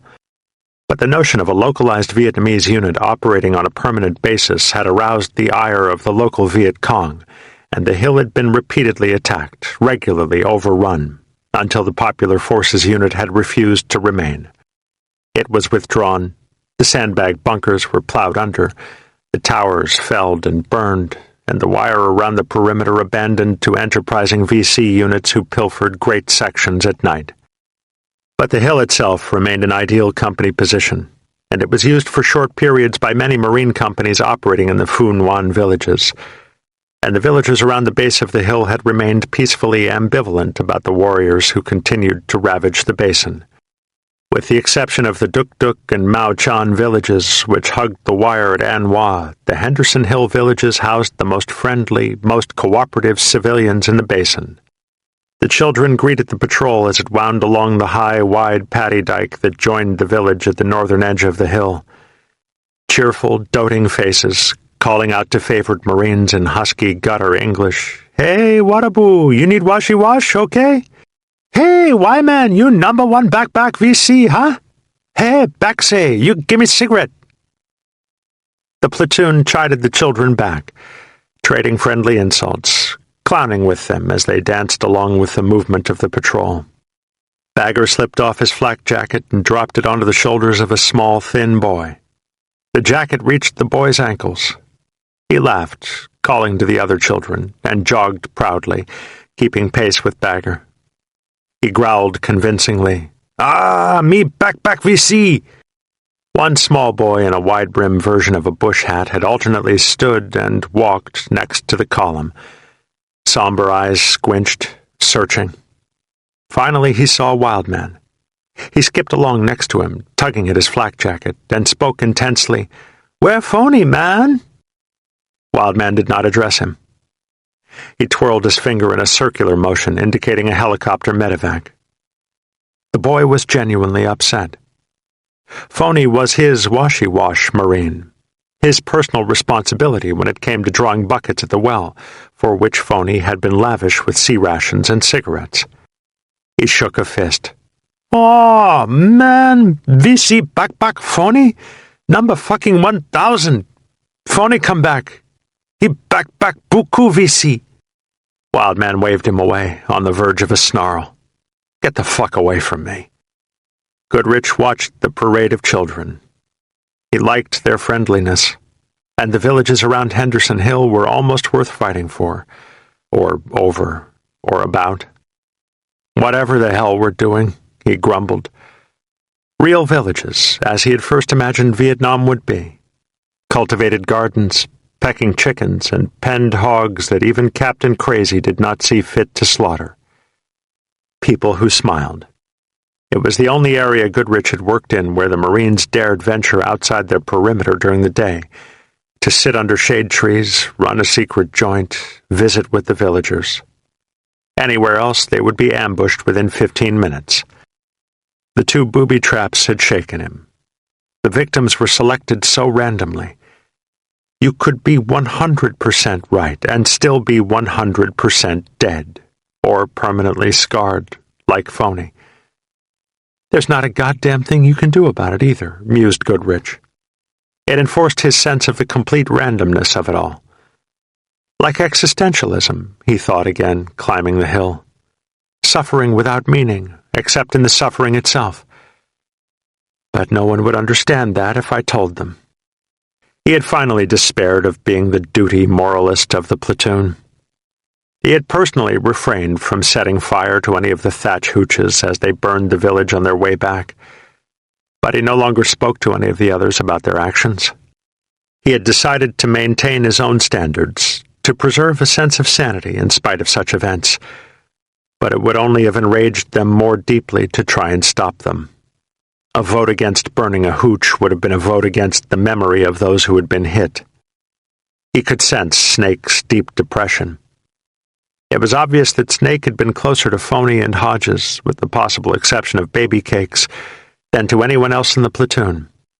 To lose them both together, in addition to the other deaths, the continuing frustrations, had scarred the spindly squad leader's normal toughness. Snake had gone immediately to his poncho hooch when the platoon reached Henderson Hill, waving off the Vietnamese children who normally could count on him for several minutes of frolic. And Catman had retreated inside a stolid, uncommunicative wall. For one brief moment, after the helicopter ascended with Hodges and the others in it, Catman had cursed himself for noticing the banana clump, blaming his own proficiency for what had happened. But now he spoke with no one. He returned to his fighting hole, broke out a piece of hairy, salted pork his mother had sent him in a food package, and began to make a stew. He studiously contemplated his sea ration stove when the others passed him. Noticing their frailties, Goodrich for the first time thought them human. There was a new platoon sergeant, still in An Hoa. They had received word the day before, and tomorrow they would leave the relative peace of Henderson Hill for a month of roaming through the killer weeds. Goodrich shivered with new fear. He had only heard the stories. Wide, flat, treeless fields of elephant grass, acres of desolate cemeteries, whole villages of stone-sad faces, and chest-deep holes that hugged each trail, where a point man all but stepped on his ambusher before he found him. Tomorrow, it would be Gonoi Island. Chapter 24. Catman. The fields are wide and flat, filled with dust. In the tractor you feel as if you're alone, lost in the ocean, with the dust as fog. It surrounds you, and you cannot see beyond it. You turn the soil before it is irrigated and planted. Later you help harvest. In the afternoon the winds blow, sometimes from the sea and sometimes from the desert, depending on the season. On the tractor you live in dust-filled wind. On the weekends there are parties, wine and marijuana. There are girls who mature early and make love young and have children quickly and are old before they are 30. They grow heavy and they acquire faith. But before they do, there are parties. You have friends. You like to laugh. You seem shy outside your circle because you are self-conscious. But you will kill a man over an insult. You do not sue a man who insults you. How much is honor worth? You destroy him. All the first days, add them up. They made him Catman. The first day in the town of dust and fog, in from Mexico with his family, 10 of them sharing a 3-bedroom house with his uncle's family of 5. The first day in the fields, 12 hours, $10, and the glow on his father's face when Tassio handed the money he had earned over to him. When there is a home, I will keep the money, Tassio had explained, scowling fiercely as he had imagined a man should. The first day in school, unable to speak a word of English past hello and thank you, smiling warmly as a counselor instructed him to report to special education. Not understanding a word the counselor had said, but feeling that it was important to show no ill will. Reporting to the classroom, filled with rebels and retardeds and a nucleus of persons like himself who could neither speak nor read English but were too old to start at kindergarten. Special education. No education. The students throwing paper balls at each other, shooting spitwads across the room with rubber bands. The young, unruffled teacher sitting calmly at her desk, reading a novel to herself, so absorbed in her book that she did not even notice Tassio as he stood before her. Shyly addressing her, he a very serious boy who had been told he must leave the fields to learn. Handing her his slip of paper and announcing with sobriety, "I have come to learn to read and write English." And her looking blankly back with mild curiosity, unable to understand a word of Spanish beyond hello and thank you and goodbye. The first day he became a man. Inside the shed behind the house, among old newspapers and tires, his cloister from the crowded house, learning secretly to smoke. He was 13, lighting a cigarette and sitting in the semi-darkness and wondering at the changes that becoming a man were causing him. For some time he had been excited by the sight of a woman's flesh. To see a woman like that girded him, with a feeling that was mixed with strength and despair. The strength was from his conviction that to experience such things would be a great and natural pleasure, which he was eminently suited for. To watch the gentle bouncing of a well-rounded breast created deep sensual certainties inside him. The despair came from his inability to realize such pleasures. He saw the invitation with every bouncing breast and curved hip. He understood the invitation. He simply did not know how to accept it. He was 13, but sitting in the shed, dreaming in the darkness, and the partially closed door filling with a rounded figure. She was 15. It was nearly summer, and there was a cool ocean wind, and she was braless underneath a gray sweatshirt. He watched the roundness stretch the fabric, and felt the certainty again. She asked him for a cigarette. She walked to him, and joined him on the floor, and leaned back comfortably against the rough board wall. She lit the cigarette he gave her from the end of his own. "I watch you," she said. "Why do you always come to the shed?" "To think," he answered. She leaned back, and he could feel the softness of her skin as it moved beneath the sweatshirt. He felt an unexplainable surge. "What do you think about that you must come here to do it?" Her voice was low and musical, baiting him. His head was humming slightly. "It is the smoke," he thought. "No, it is not the smoke.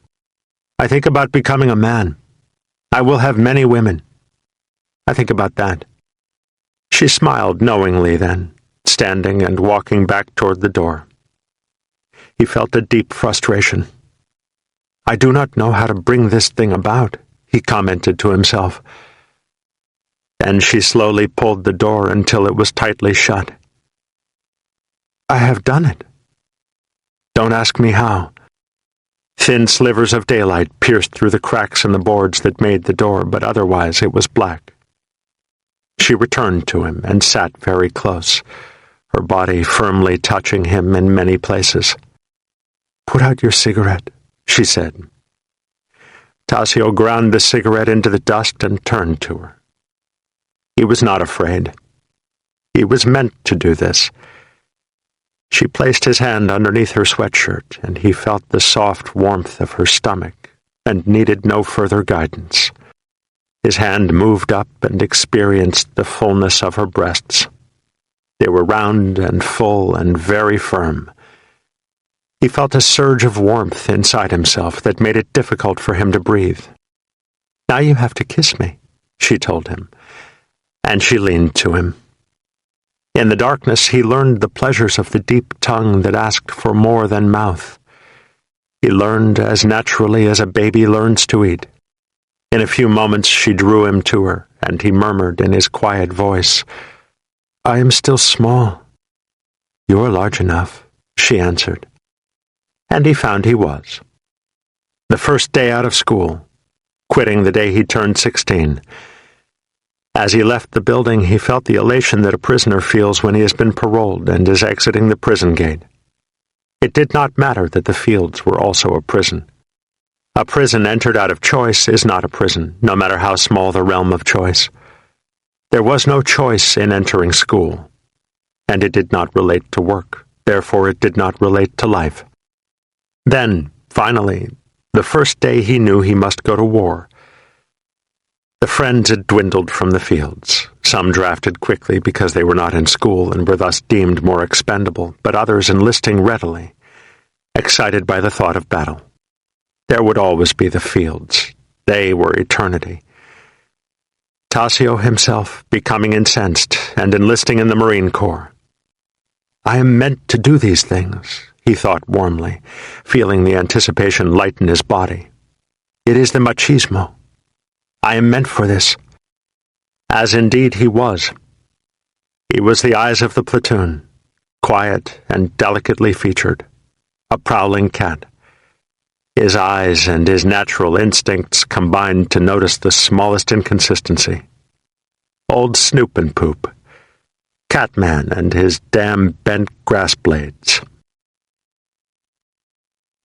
Chapter 25. It took a day to walk the 8 miles from Henderson Hill to the near edge of Gonoy Island. The company assembled on the hill's bald crown and left it in a slow column, moving eastward 1 man at a time, until a half-mile column of burdened men struggled along the valley floor. They passed through Me Lock, at the edge of the hill, the children waving, and out to the convoy road, where the clay dirt painted every glistening, sweating part of every man brick red as they walked along it. A short jag on the road, and then they left it, reluctantly, for they would not find another, and crossed wide, moist patties on the huge dike that would take them to the Foulacs. Past the Foulacs, dark, tree-filled islands in the rice, portentous, empty of motion, then along a little mud-filled stream that took them to the lot tops. Quickly through the lot tops, sparse, severe, hostile, situated on high mounds, identifiable by nicknames. Over there was Dogbone, shaped like some cartoonist's depiction of a short femur. 2 terraced, bulbous hills connected by a narrow shaft of ridge. And here was Christmasville, where the company had celebrated Christmas with the ghosts of present evil under a horrendous mortar barrage. Lot tops to the Cubans, great cratered thicks and tangles, rows of trees torn by their roots, hooches demolished and abandoned, whole hectares chewed by years of bombs. There were no people in the Cubans, only nightmares. and huge booby traps made from the occasional bomb that failed to detonate. The villagers' revenge. Then on to Layback, an island surrounded by sand beach and occasional strips of finger lakes that would be streams when the rain came. A fortress, high and ominous, that guarded the edge of Gonoy. 1,000 wounds had stained the sand at Layback, and its people had the rigidity, the numbed, stolid hate that existed only in Gonoy and the Arizona Valley. They straggled tiredly through Layback, soaked by then in the steam baths of their own sweat. They had humped for 8 hours in the worst heat of the day. A collective tension seized them as they strolled through Layback's desolation. Goodrich felt himself go tight as he passed the rows of brittle thatch hooches, the deserts of brick-hard, unkempt fields, the villagers with their etched, impassive faces. "They're just waiting," he mused fearfully. "They want to see me die." The villagers squatted, rocking on their haunches, sucking smoke through ragged twists of tobacco or working betel nut in slow rolls like cows chewing cud. The flies were busy, deep inside their sores. And they were waiting. Goodrich disliked moves. Any kind of moves. He hated patrols, he hated ambushes, he feared even the relative security of the company moves. The column was long and always awkward if anything happened. Nobody really seemed ever to know where anybody else was. One sniper with his shit together could hold up a whole company for hours. He felt vulnerable, exposed on the moves. Worse, he thought, senselessly exposed. He chided himself. I should have tried for the army band. At least then, when the recruiter screwed me, I could have ridden on choppers. He snorted. If the army was going into Gonoy today, they would have loaded up the birds and dropped the troops. 10 minutes, no casualties on the march, ready to fight. We walk all day, waiting for snipers, booby traps, and ambushes, and by the time we get there, we're too exhausted to do anything but curl up and go to sleep. On the other side of Layback, there were jungles of high elephant grass that walled each man off into his own helpless world. It was Goodrich's first taste of Gonoy's mile-wide killer fields. He felt abandoned. He was afraid he would get lost in the grass and never find the company again. It could happen, he fretted. One wrong turn and I'd never find them again. The grass ended, and the high bank dropped to the waste of sand again. They crossed a murky finger lake, filled with weeds and huge scurrying leeches. The water crept to their chests, and they held their rifles above their heads as they crossed. On the far bank was another stretch of sand, another sandy hill. Then they formed a hasty perimeter in a field of elephant grass. That mass of grass that reached high above their heads, that held the wind from them and sucked their strength with each drip of sweat, was Gonoy. They'd come to find the Holy Grail. Goodrich shook his head, feeling hopelessly beyond the others. No one had understood his quip. Actually, they were to search for the Phu Tuan market. Actually, persisted Goodrich, no reason whatsoever. The word had come down from regiment that Phu Tuan was operating on Gonoy, which was roughly the equivalent, mused Goodrich, of saying that a submarine is now cruising underwater in the Atlantic. There was a band of budding capitalists from nearby Dai Loc who marketed goods to the North Vietnamese army. Some goods were essentials, such as canned fish and black market commodities that had been issued to care for refugees who, on paper, had filled the resettlement villas, but who, in reality, remained in their own. Others were luxury items, sheets of plastic for hooches and ponchos, tobacco and peppercorns. The market would surface in a village or near a convenient trail intersection at dusk on some evening, sell goods to NVA's supply patrols through the night, and depart back to Dai Loc at first light. There was no way to predict where the market would surface without good intelligence information. There was no good intelligence. So, thought Goodrich sagely, it's just another excuse. We'll troll across the fields like bait because no one knows what else to do with us. We won't find any futuan. We'll just find trouble. Rounds again. Steady bursts. Cracks of AK-47s, maybe 3 of them. Up high. Boom. Grenade went off. Boom. Boom. 2 more. M16s rattled back. A moment of anticipatory silence. Boom, boom, boom. More cracks, short bursts. Point platoon was dying up the trail. They lay and sat on the trail, facing high grass walls, listening to the personal battle, someone else's war, at the head of the column. The trail was like a narrow alleyway running through tall buildings. It was almost impossible to leave it. The company followed it. Thus its meanderings became predictable and ambushable. Bagger lit a cigarette, his wide face troubled.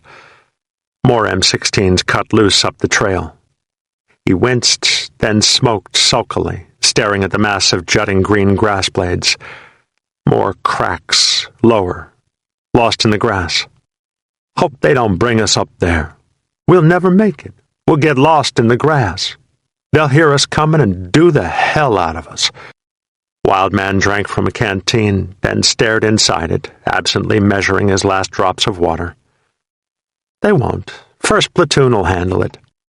First platoon's fucked up, and you know it. They couldn't fight their way out of a thick fog. Wildman shrugged, apparently unconcerned. Even if they bring us up, the gooks are in those holes. There were neck-deep holes along the trail, just next to it on both sides, spaced all along it. They were narrow and held only 1 or 2 men. They'll be watching on the trail, not in the grass. Bagger's eyes were becoming haunted, hollow. His lips were rigid. Yeah, but where are their buddies? A cacophony of cracks, a half-dozen booms.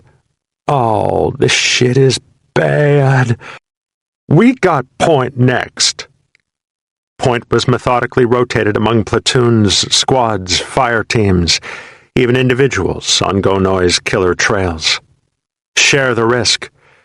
I feel like somebody playing Russian roulette.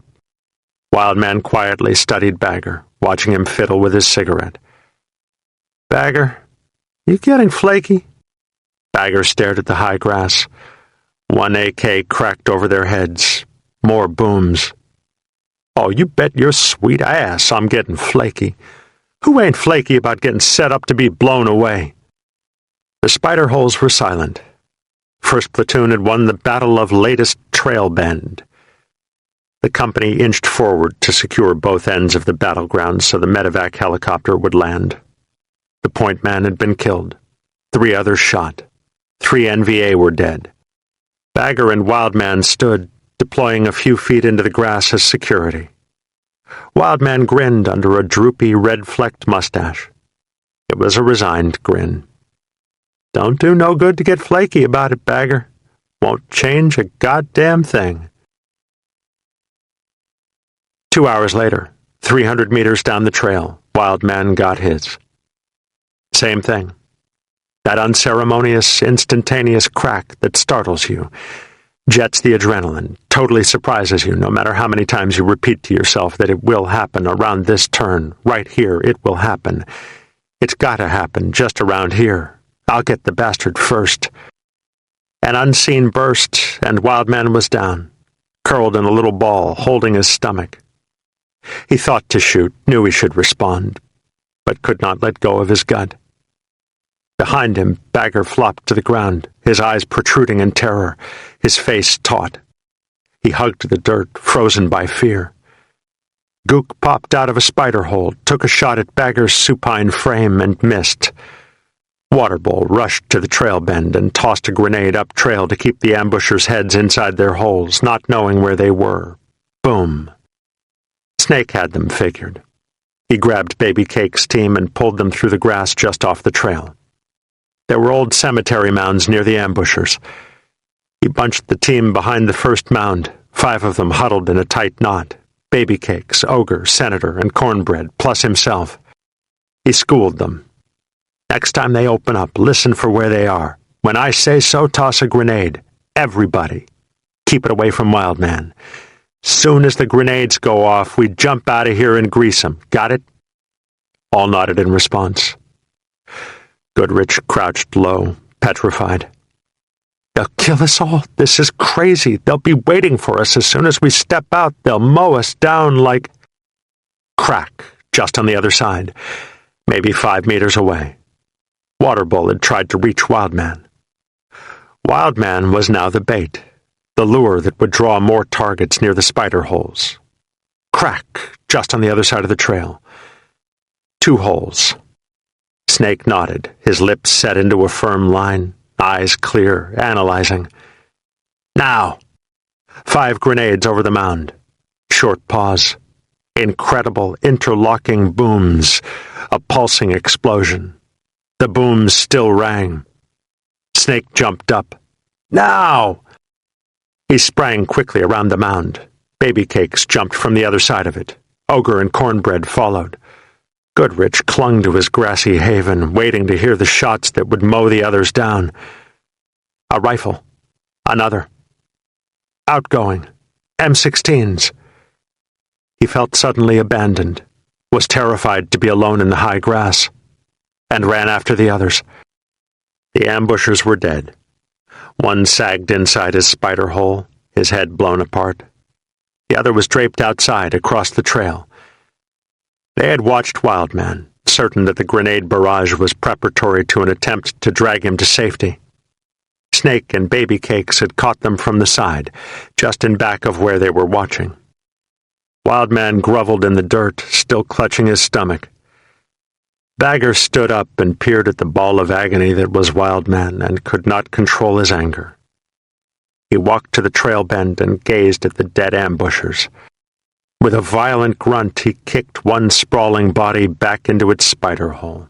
Then he stood over the hole and fired a magazine into the body. 18 rounds of automatic fire that sprayed all parts of the carcass. Bagger's face was drained. "You gook motherfucker!" Snake approached Bagger, putting an arm around his shoulder. "Save your ammo, Bagger. I think we're gonna need it." Staff Sergeant Sadler, the new platoon sergeant, strode up to the point. He was tall, mahoganied black, thick-set, with bulging buttocks. Like so many other staff NCOs, he was an infantry veteran on his 2nd Vietnam tour. Sadler congratulated Snake. "That was a hell of a job, Snake." "Thanks, Sarge." Snake tentatively liked Sadler. The sergeant seemed to have his shit together. Snake shook his head, showing hints of frazzles that wore on his lips and eyebrows. "When's his shit gonna let up, huh?" Sadler squinted ironically. "Well, they keep this up, they're gonna run out of ammo before too long. Don't hold your breath, Sarge. We might run out of people first." The perimeter, this latest one-night home, sat hopelessly adrift in a sea of sawgrass. The sawgrass had many advantages over the miles of elephant grass that the company had struggled through to reach it. In fact, if one stood, he could even see over the top of it. The resupply chopper had brought mail. Inside the mailbags, someone had thoughtfully inserted newspapers. Baby Cakes leafed through a 2-day-old issue of Stars and Stripes, his craggy face intent. "It says here," he noted, "that folks are pleased with the progress of the last few weeks." Ogre nodded, forcing himself to appear ruminative. "No shit." Baby Cakes continued, holding the newspaper in front of him. "Yep. Says things are going real good. Says there weren't any, big battles all last week. Says old Charlie's done run out of gas. Somebody better go tell Wildman before he tries to claim a Purple Heart. Know what I mean, Cakes?" "Yeah. Well, that was what they call an isolated incident. Says right here there was a bunch of them isolated incidents." Ogre grinned ironically, lying back on his poncho liner. "Yep, that's the way we've been ever since I came to this company. Isolated, waiting for incidents. Funny man, we gotta get you on Laugh-In." Now, I'd settle for Goldie Hawn in a plain brown wrapper if they'd mail it to me. Ogre considered it. Hell, I'd take that little old lady about now. You've done worse than her in Da Nang. And here's a flick of the moon. Hey, Ogre, you know they put a man on the moon? I already heard about it on the radio. Ogre seemed uninterested. Baby Cake squinted at the picture, examining it closely. I'll be damned. Hey, don't you want to see what it looks like? I know what it looks like. It looks just like the Kubans.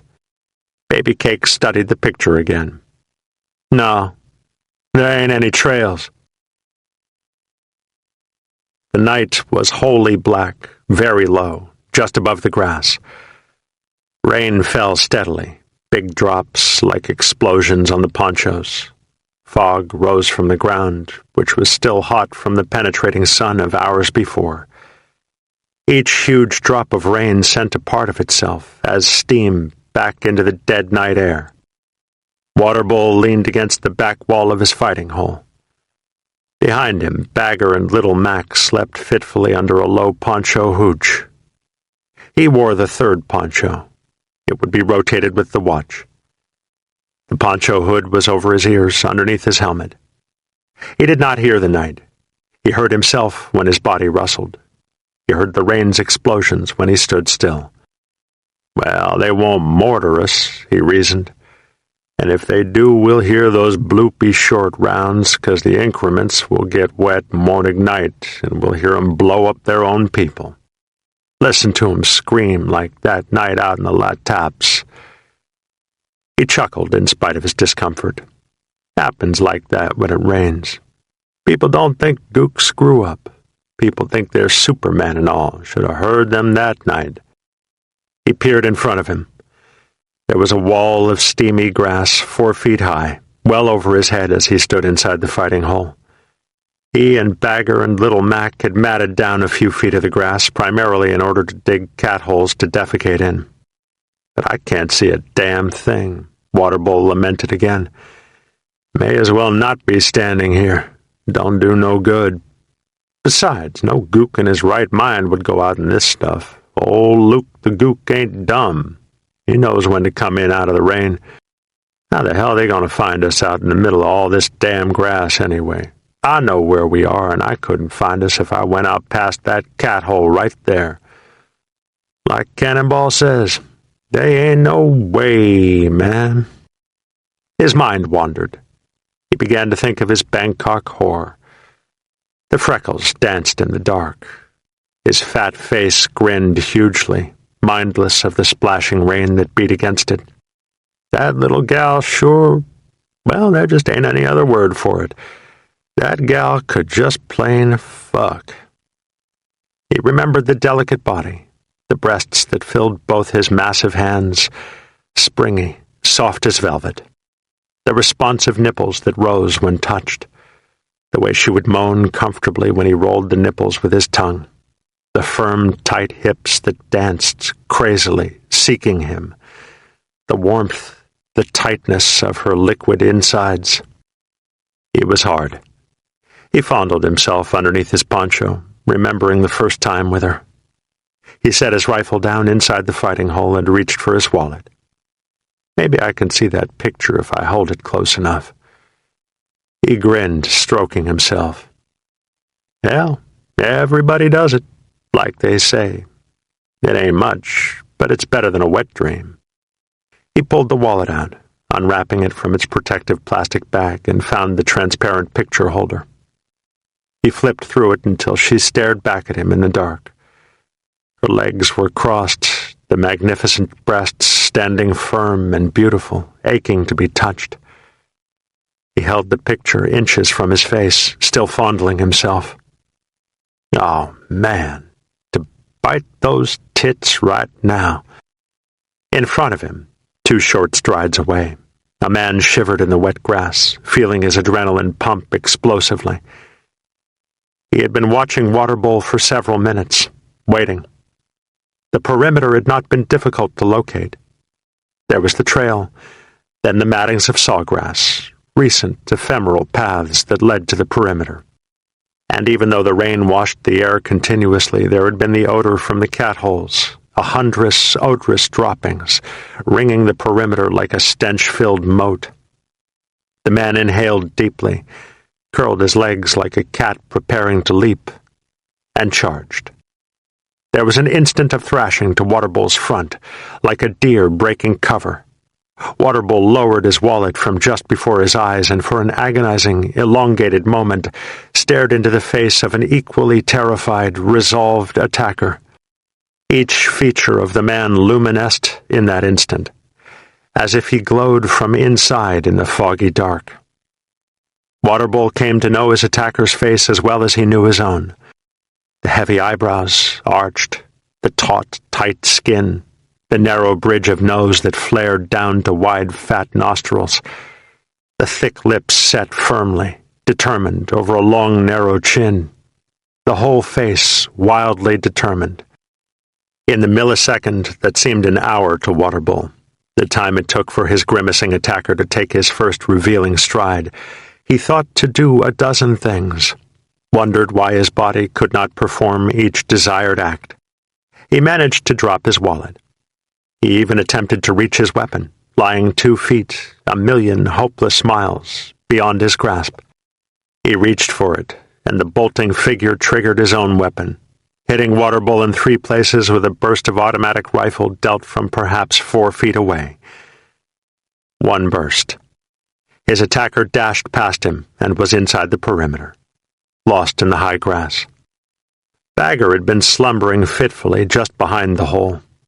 His sleep had been mere dozings, interrupted by the fear that had turned his eyes gaunt, brought him to the edge of explosion.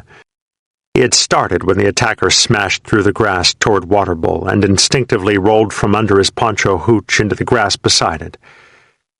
He lay dumbstruck, groping for his weapon, as Waterbull was shot. Now he hid, still silent, as a dozen other forms rushed past him.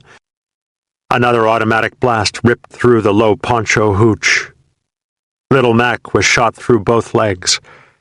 He thought to grab his weapon, to shout a warning to the rest of the perimeter, but observed the shadowed string of soldiers running past him and wisely lay still, pretending death. The shadows disappeared deep inside the perimeter. They crawled in the sawgrass, undiscoverable. It was impossible to organize a defense against them. They mixed among the Marines, concealed in the grass.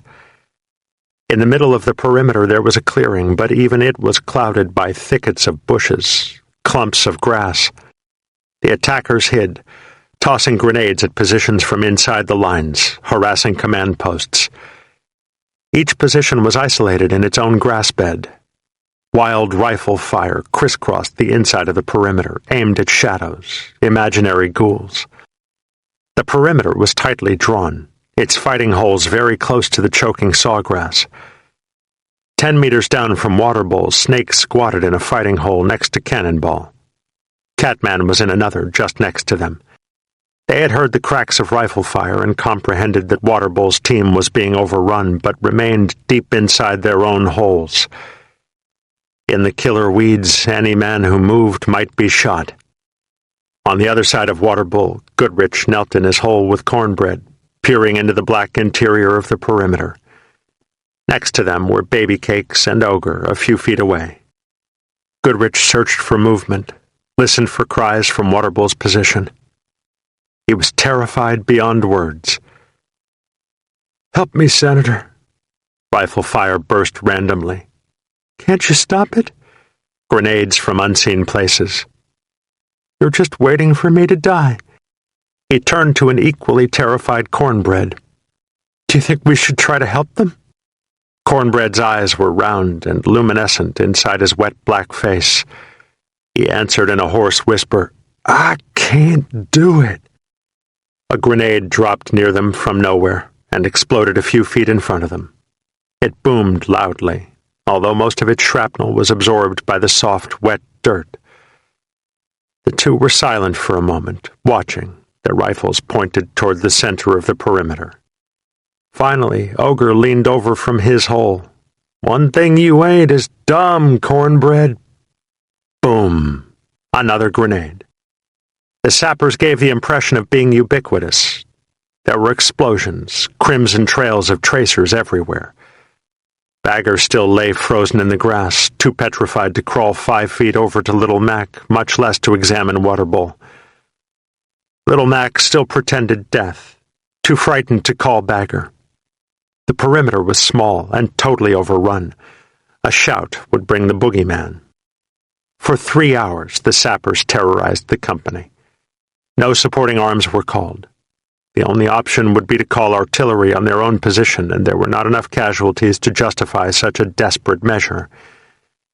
Artillery illumination was used, but it merely heightened the shadows, increased the volume of anxious tracers aimed at nothing. Finally, on their own volition, the sappers left. They gathered, overran a machine gun position on the far side of the perimeter, took the gun with them, and even dragged 2 Marines 20 yards into the weeds. The perimeter quietened slowly, even after the enemy soldiers had left. Grenades went off, tracers flew, aimed at imagined targets, shadows in the weeds. Bagger lay for another half hour before he dared to speak to Little Mac. His voice was constricted, guilt-ridden at its own terror. "Mac? Hey!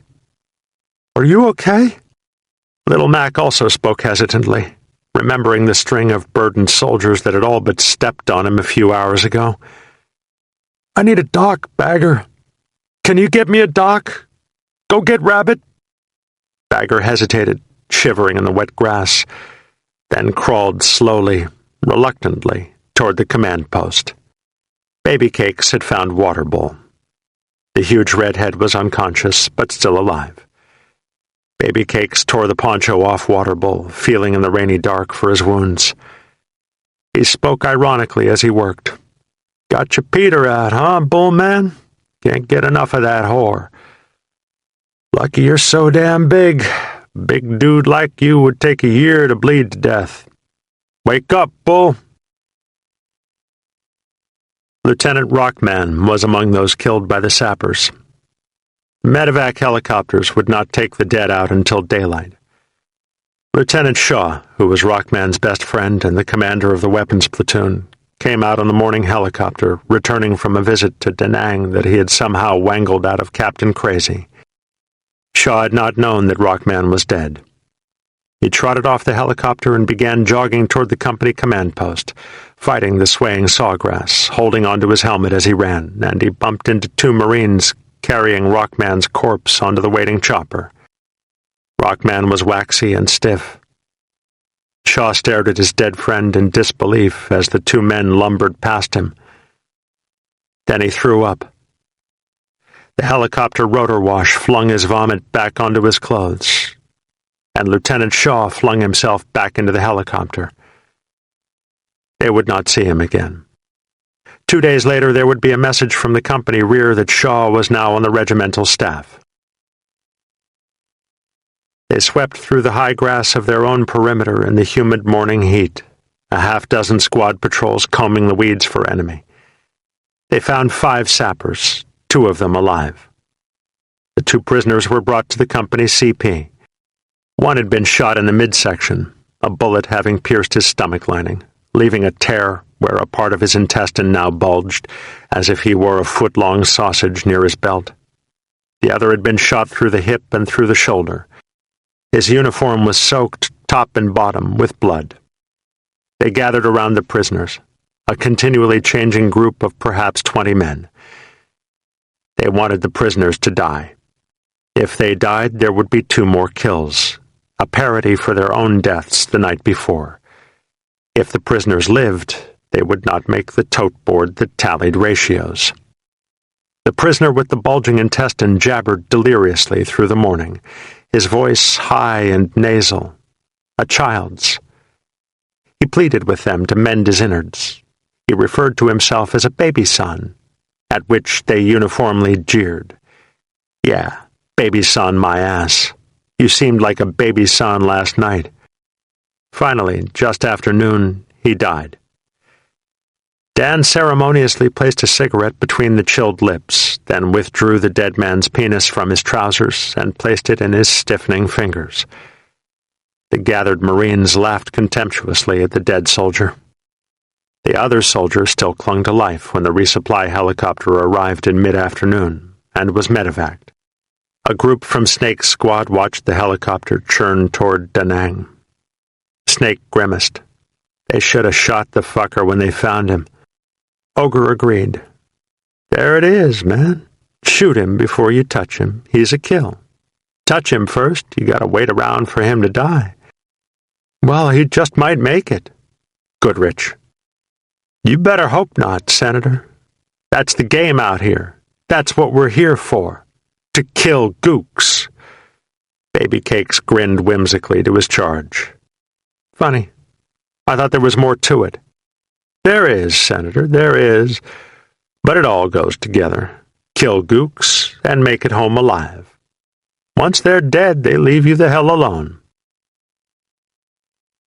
Well, Bagger's got a team again. Come on, Ogre, that ain't even funny. Snake dropped a card onto the poncho liner. Ogre leaned over, bronzed again, shirtless, and picked up the trick. He peered into his hand, selecting another card, and dropped it. Baby Cakes tossed his card onto the blanket and admonished his friend. Yeah, that's enough of that kind of talk. Old Bagger's about to go dinky-dow, man. This nickel and dime stuff is driving him there.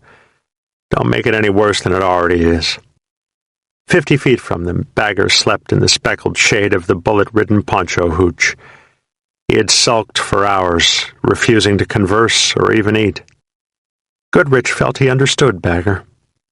He had watched the stocky Georgian go through the same withdrawal he had experienced after the bridge incident. Bagger's bitching attitude came the closest to his own of anyone in the squad. Baby Cakes was too gungy. Ogre was a spaced-out ass. Cornbread was a mimic, a master at avoiding unpleasantness.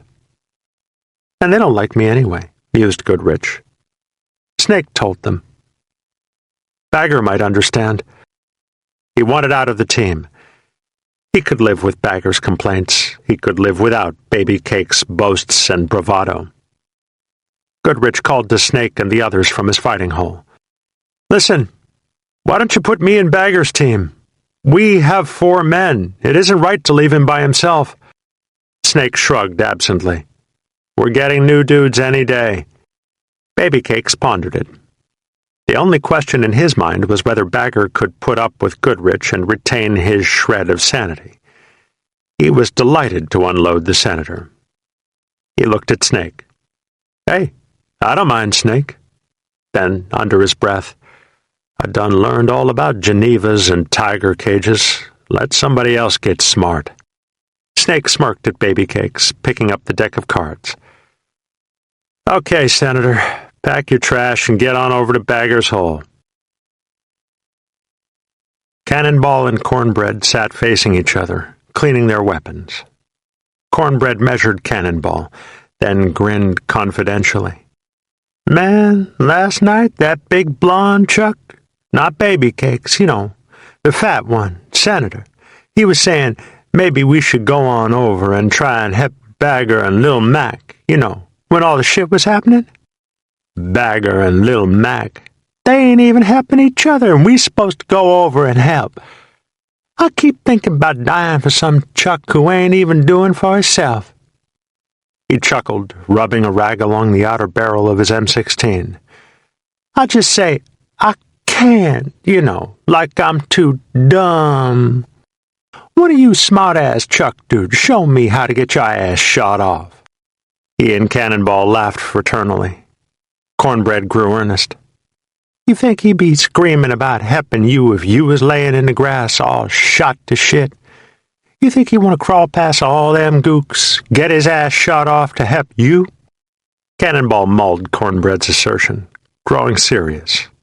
Ah, Senator, man, he was just talking. Senator don't do shit except he talk, you know, like he really give a shit. But you got it wrong, man. You ain't been out here long enough. Rest of us, we tight out here. Ain't nobody gonna treat you different. Ain't nobody gonna let you die. Cornbread's round face grew lively. He came to his knees, looking to his left and right to ensure no one would overhear him. "Aw, man, you think they'd try to help Rap Jones when he was hit up at Hue City? You think they'd try to come out and help Homicide when he was hitting the head out in Arizona? Shit, they gonna let you die, be glad of it. One less brother they gonna have to fight come the revolution. I ain't gonna let that happen to me, man. I'm getting out of this shit. Hey, why you staying?" Cannonball became acutely conscious of the contrast between his and Cornbread's color as he stared down at his hands. His own hands, so light they were the color of canned milk, lighter than many of the tanned whites in the platoon, lighter than the wheat color of dried grass. Cornbread's deep ebony, glistening in the swelter of noonbake, slightly adulterated from the black of pure Africa, but nevertheless very dark. Once again, the pulsing contrasts, the mixed blood that insisted on battles, both bloods a part of him, had trapped Cannonball. Inarticulably, sensually, he understood that in this war within a war, he himself was his own battleground. He swore inwardly. Shit, here we go again. The man thinks I'm trying to be white 'cause I ain't chasing after Bobby Seale or somebody. They full of shit, Cornbread. Rap Jones a lying motherfucker. And I was here when Homicide got it. Baby Cakes run all the way out there, pick up Vitelli, told him to come back with him. Baby Cakes come back. Homicide and Bagger laid chilly till first light. Homicide done it to himself. Cornbread challenged Cannonball. See? How come Baby Cakes takes Vitelli? He was a white motherfucker. Homicide hit in the head, man. Aw, man. Vitelli was all fucked up. I seen it. He died, man. Homicide walked back in by hisself at first light, him and Bagger. They even fragged some gooks that was already dead. Cornbread eyed Cannonball skeptically. That ain't what Homicide told us in the Black Shack. Cannonball went back to cleaning his .45 pistol. Cornbread was too far gone to convince. He shrugged. I seen it, man. Ask Catman. Ask anybody. Cornbread remained unconvinced. Anyway, I'm skying out of here. Cannonball began to reassemble his pistol. Go ahead. Ain't nobody stopping you. Don't hurt yourself now. Goodrich walked along the lines in his tiger shorts, his large, loose-skinned body dripping with sweat. Other than the tiger shorts, he wore only boots, his helmet, and his flak jacket. The rest of his gear was wrapped up inside his poncho. He carried it like Santa Claus over one shoulder, a great drooping bag. He was making the great migration to Bagger's Hole, 50 feet away. The others in the squad seemed to studiously ignore him as he paraded past. No one called to him or chided him the way they did when Snake sauntered along the lines. They don't like me. Oh, this is insane. I'm hardly a third of the way through it. 4.5 months. Oh, Christ. Only 253 more days of this absurdity. Goodrich felt as if he had been in the bush for years. He observed the others. 7 left, not counting me. Snake, Ogre, Baby Cakes, Catman, Cannonball, Bagger, Cornbread. Where the hell is Cornbread? He watched them individually as they lounged in the midday heat. They're so damn good, at least at this. And what does it get them? This squad has the best head. Snake sat writing a terse letter. The best eyes. Catman browsed over a Mexican comic book. And the biggest set of balls. Baby Cakes laughed heartily at a clowning ogre of any squad in the company. And what good does it do? We take twice the casualties that even Pearson's squad in the same platoon takes. Goodrich pondered that, nearing Bagger's hooch. That makes more sense than it would first appear. Who's made it out? Flaky, with his skating ricochet of a Purple Heart, now hiding somewhere in the rear, soaking every minute out of it. He'll make it. The Black Shack's occupants, from what Bagger says about them, They might get court-martialed, but they aren't going to get blown away. Sergeant Gilliland, who hung up his jock and quit, he's safe. And Mark and his thousands, who refused even to expose themselves to it. He reached Bagger's poncho hooch, still brooding over his discovery. Goodrich dropped his pack and flak jacket next to Bagger's dozing frame. Bagger rolled over, looking at him edgily. "What do you want, Senator?" Goodrich experimented with a shrugging pre-Vietnam grin. "I'm in your team now." Bagger grunted, then rolled away. "You sure you want to take the chance?" Goodrich sat down on his flak jacket, peering under the poncho hooch. He grinned again, feeling a rapport with Bagger's obvious misery. "Watch it, Bagger. People are going to say you're acting like me, for Christ's sake." Bagger started mildly, then peered at Goodrich, his confused face squinting. "You really know how to hurt a guy, Senator." Goodrich felt comfortable with Bagger. No pretensions, he thought. Yeah, well, it was a hard thing to say. Bagger struggled to a sitting position, his head stretching the center of the poncho roof so that it resembled a pyramid. "Sorry I've been red-assing you, Senator. I got nothing against you." He pondered Goodrich. "You can be in my team. Matter of fact, you can have my team." "What?" "Your team leader." "Team leader? Decisions? Dealing with Snake?" "No way." "I can't be your team leader, Bagger. You have 2 months bush time on me." Bagger waved Goodrich off, his eyes gaunt and tired. "That don't mean a goddamn thing. I couldn't give less of a damn. I ain't telling any damn body to do any damn thing any damn more." He grunted. "I never did like it. I wish I never joined this green motherfucker. John Wayne. Shit. I ain't no military man. If you want to be with me, you gotta be team leader. Dig?" Goodrich sat stunned, unanswering. He had not escaped baby cakes in order to deal with Snake head-on all day, every day. "Now, I'm gonna catch some Z's. Wake me when you want me to do something."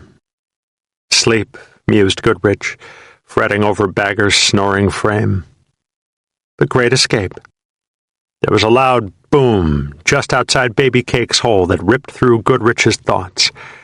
Someone howled, "Ow! Ow!" In a moment, Cornbread came scampering into the perimeter, almost dancing.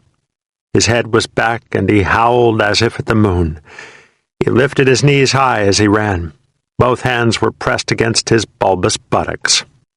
He screamed again, looking warily for Snake and Baby Cakes. "I ain't hit! I ain't hit!" He raised his hands in front of him, noting gobs of blood. "I'm hit! I'm hit!" Bagger awoke and looked out knowingly from his hooch, actually gaining strength from the weakness shown in Cornbread's actions, which were similar to what he had been contemplating for days. "That fucker fragged himself, I'll bet a month's pay." Snake and Baby Cakes shared knowing expressions of contempt. Snake ambled up to Cornbread, who now stood in one spot, jumping up and down, still holding his buttocks. He spoke mockingly. "What happened, Cornbread? Some gook do you out there?" Cornbread bounced, looking straight ahead. "I don't know, man. I was just out there fixing to take a shit, and all of a sudden it went off. Boom!" He glanced at Snake. "Could have been a gook. I just don't know." He noticed Snake's grimace. "Probably was a booby trap, though." Snake folded his arms, peering sagely up at Cornbread. "Well, I guess we better go out in the weeds and find the tripwire so we can call in a booby trap report." "Where were you when it went off, Cornbread?" Cornbread was being cool now. Rabbit was dressing his wounds, and it indicated he would be medevaced. "Shit. I don't remember, Snake Man. I was walking so fast. It happened so quick. I don't know." "Where'd you drop your E-tool?" Cornbread's face went startled for a quick moment. He peered sideways at Snake. "Say what?" "Your E-tool. How were you going to take a shit without digging a cat hole with your E-tool?" Cornbread was thinking hard. You weren't just going to shit on the grass out there and smell up the whole squad area, were you? Cornbread had it. He grinned slightly. Oh, yeah. I just can't remember every time. I probably would have come back in and got it when I got to where I was going to dig the hole. Snake shrugged helplessly. Don't do no good. Hell of a place for a booby trap out here in all this grass. The medevac was on its way. Cornbread suppressed a pained grin. Yeah, man, that's just what I was thinking. Cornbread walked stiff-legged toward the landing zone to await the medevac. He passed Cannonball and clenched his fists, smiling shyly through pained lips. You be careful here. Cannonball clenched his own fist perfunctorily, then smiled and shook his head. Don't worry about me. You stay out of trouble, man. Cornbread chuckled, speaking rapidly to Cannonball, as if he were deeply humored. Man, they want stupid niggers. They'd all pay to see a dumbass nigger. That's all right. I ain't gonna get in any trouble. I'm too dumb to get in trouble. Chapter 26. Cannonball. A thin, winding strip of asphalt, choked with roadside weeds. Wide, flat fields of tobacco. In late summer, the fields would go all golden, as if the plants were throwing back the sun into the sky, and the mule carts would wind along the rows, he and two brothers turning leaves, starting at the bottom of the plants. Later, they were hung to dry inside a paintless shed. His mama. Junk Lady Washington, they called her. Fat, warm, and freckled. A laughing, religious mix of Indian and African and white, narrow-nosed and thin-lipped. She worked homes in a nearby town, and her employers had a habit of giving her the items they no longer needed, always assuming she did not have enough, until eventually one entire room of their tiny house was so filled with furniture and old vacuum cleaners and small appliances and clothes that they could not use it. The room became the supply point for the whole rural neighborhood, and Mama became Junk Lady. She never threw a thing away. Somebody might be needin'. He wasn't the first to go. The army had already ruined his brother. That was what his mother maintained. His brother had been drafted 3 years earlier and had left home, excited and ambitious, filled with dreams of marching and spit-shined shoes and discipline, and had come back with hot stares and angry words. Out early on a discharge he had been too embarrassed to define. Ruined, Junk Lady had maintained, crying. His brother had stayed at home for a month and then moved to the city. Washington or Baltimore, he had said, although he had not written or called since. His brother's words had been so ambiguous, so filled with hate for the army and the officers and whites in general, that it had been impossible to discover what had happened. His mother had finally decided that it was the army, and when it came his time to go, he wanted no part of an army that had so destroyed his brother. On Sundays there was church. He needed it. The world was changing so rapidly, every week a new advancement and a new crisis, that he could not comprehend his place in it. Black people marching. He saw it on the television and heard about it on the radios. He could feel it. 5 years before, if he had not called some people sir, they would have been after him. Now those same people seemed embarrassed when he called them that. It was too much to digest, and he needed the Reverend's words. He would sit and watch the man's intense, sweating, ebony face, the black eyes reaching for him, the rich baritone words speaking about the Lord, and he would feel his spirit move right up there with the Reverend, and he would just have to say Amen. It wasn't because anybody else said it. Everybody else said it because the Reverend had reached down inside them, too. The man would talk about the Lord, but he was talking about the people, too, and Roland needed that. The Reverend wasn't anybody's man but his own self, and he wasn't anybody's servant except God's and the African Methodist Episcopal churches. The Reverend dug Martin Luther King early on, And he told his people the right way to be on that, too. He would scorn Cleaver and Carmichael and Brown from the pulpit. "There's only one race," the Reverend would sing, "and that's the human race. And what you got when you burn down the ghetto? You gotta burn down ghetto." Amen. It was the Reverend who advised him to enlist in the Marine Corps. He had received his draft notice shortly after turning 18 and had been terrified of the Army. His mother had wept off and on for a week. "I don't want you going in no army," she had moaned, remembering his brother. And there was only one person who could tell him how to be. The Reverend had grabbed him by the shoulders, and he could feel the power flow into him. Those warm black eyes had owned him. "You don't need to do no running," the Reverend had intoned. "You don't like the Army? Well, go sign up for something else. You go be the best one there, my man, and you ain't gonna be in any trouble. You can do it. You can be the best." But it wasn't the Army. He learned that quickly. It was the Revolution. In boot camp, there were small hints of the problems that had ruined his brother. In infantry training, they had blossomed. In Vietnam's rear areas, they had exploded. Group reactions to discipline, group hates, group concessions. The merry-go-round was spinning full speed. Be a brother or face the risk of being alone, rejected by both groups. What do you got when you burn down a ghetto? A burned-down ghetto. What you got when you hate everybody but yourselves? Hate machines. Chapter 27. Villages survived on Gonoy.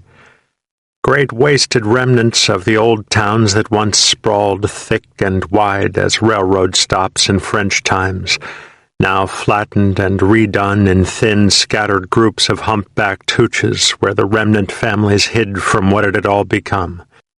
Stone pagodas stood here and there, left over from the railroad days, now pockmarked with machine gun memories and broken by dead bombs. When the railroad ran, the stone was cheap, and each village built its own pagoda. Now the railroad bridge was a blackened memory, and the wooden track ties held up the insides of family bunkers, and the stone pagodas died a little bit each battle. And the most notable remark that one could make of Gonoy was how fine the family bunkers were, with railroad tie supports. The villages began just beyond the first great sea of elephant grass. From that point they twined and intermingled with the grass like islands. They were as bleak, as desolate and deprived as the Arizona. The shattered dirt floor hooches appended to a mound of earthen bunker, surrounded by uprooted trees and huge pocks of rended earth, populated by motionless, staring zombies, permeated with trains of scurrying rats.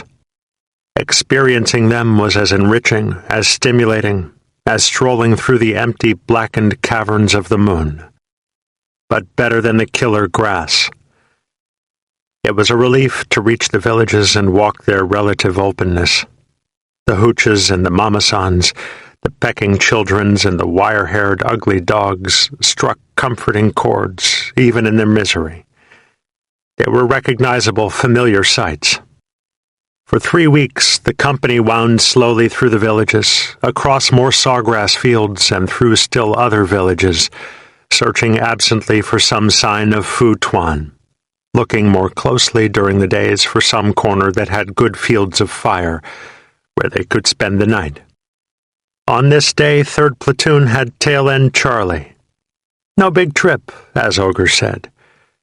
They sauntered along mindlessly at the rear of the column, confident that all danger was well forward of them, that any initial contact would be made by the point. Tail End Charlie was a skate, for all but Catman. He was in such harmony with the subtleties of combat, was such a natural master of those things that others had to struggle to assimilate and use, that he would have had to force himself not to prowl. He walked with his head slightly tilted, his sensuous, small-boned face constantly in motion, examining bends and crevices, piles of litter around hooches, contours of bomb craters.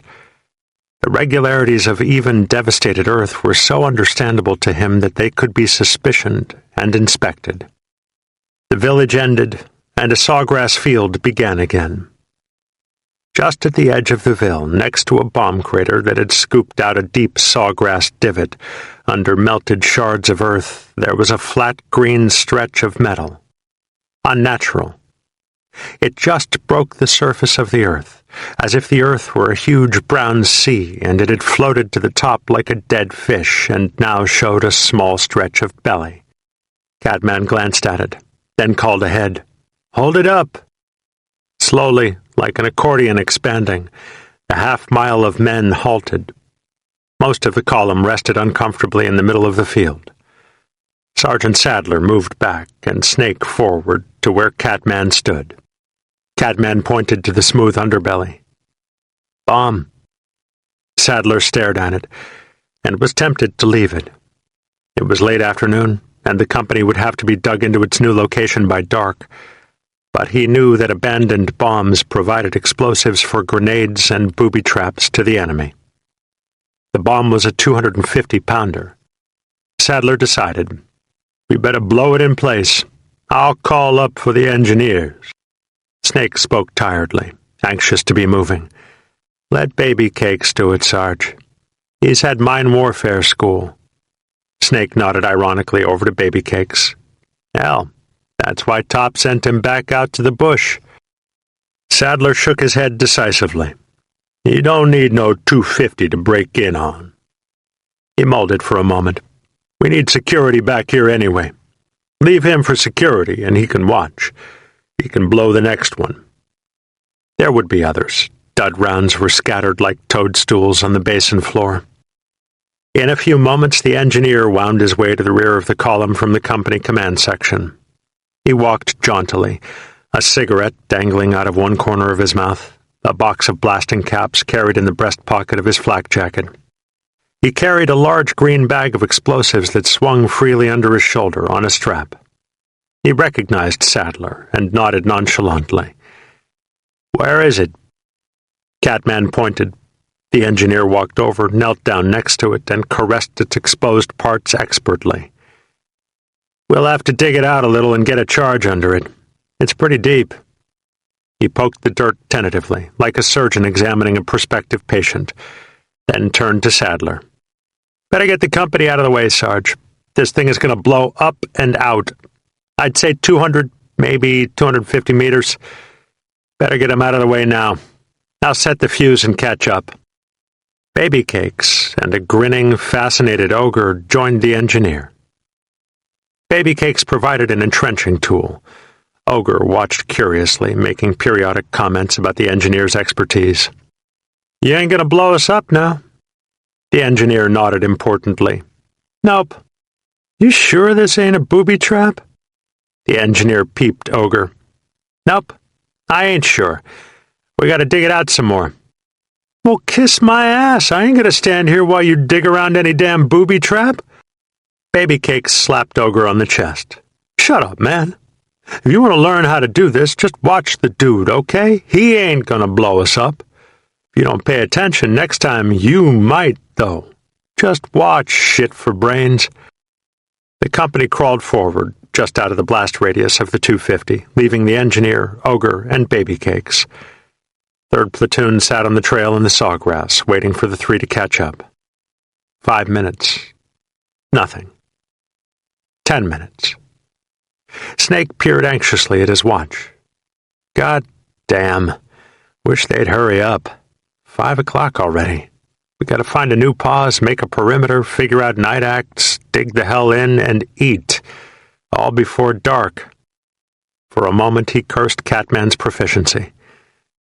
Like Phony used to say, old Snoop and Poop and his bent grass blades. Then he reconsidered. Catman was worth his weight in dope. Boom, boom!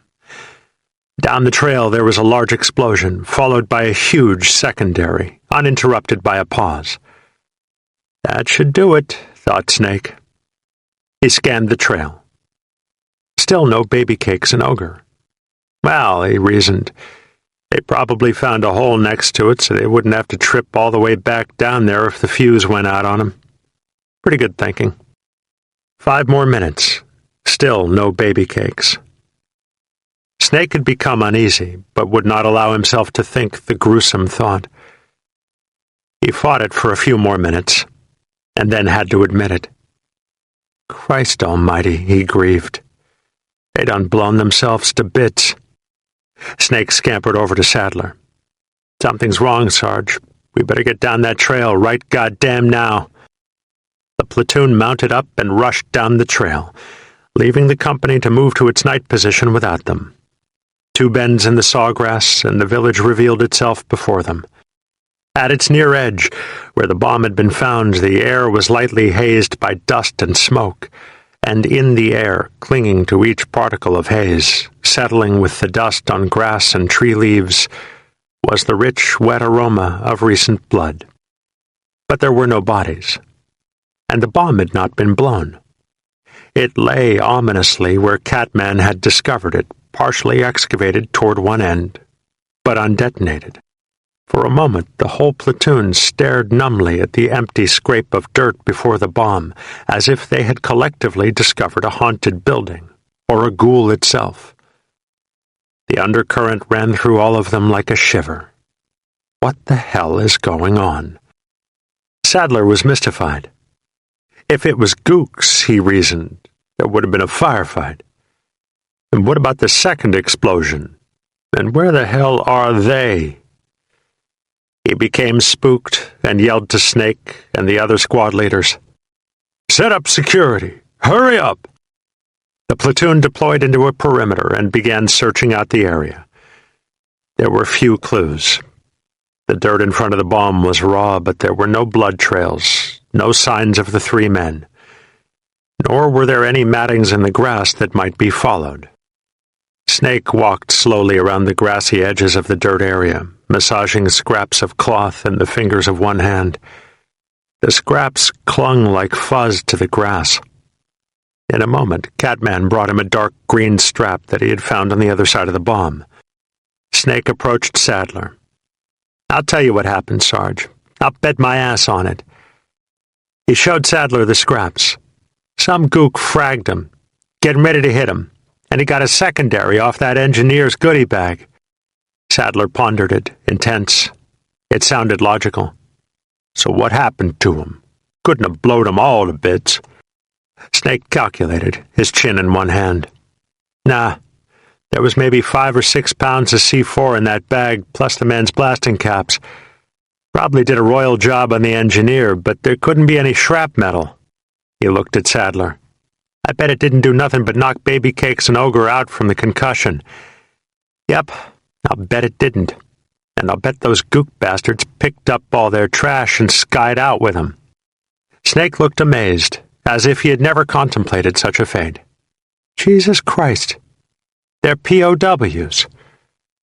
He scanned the narrow ville and the seas of sawgrass that ran virtually unbroken for 5 miles to the mountains. Well, they can't be very far away. It's only been 15 minutes. We better chase them. Sadler scanned the impenetrable, unsearchable sea. If they want to keep them alive, they'll take them to the mountains. If they don't, well... He shook his head, still mystified by the whole occurrence. And anyway, we better hurry. Sadler checked his watch. 5:30. We'll sweep on up to the edge of the ville real quick. Maybe check a couple of trails, too. If we don't find nothing, we'll come back tomorrow. We'll call division, too. He noted Snake's disappointment. I'm sorry, Snake Man.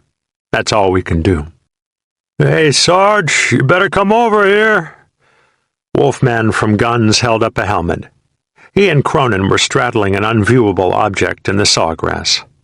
It's the engineer. He is all fucked up. The god of night pulled his shade across the sky, unleashing all his demons as the gray set in.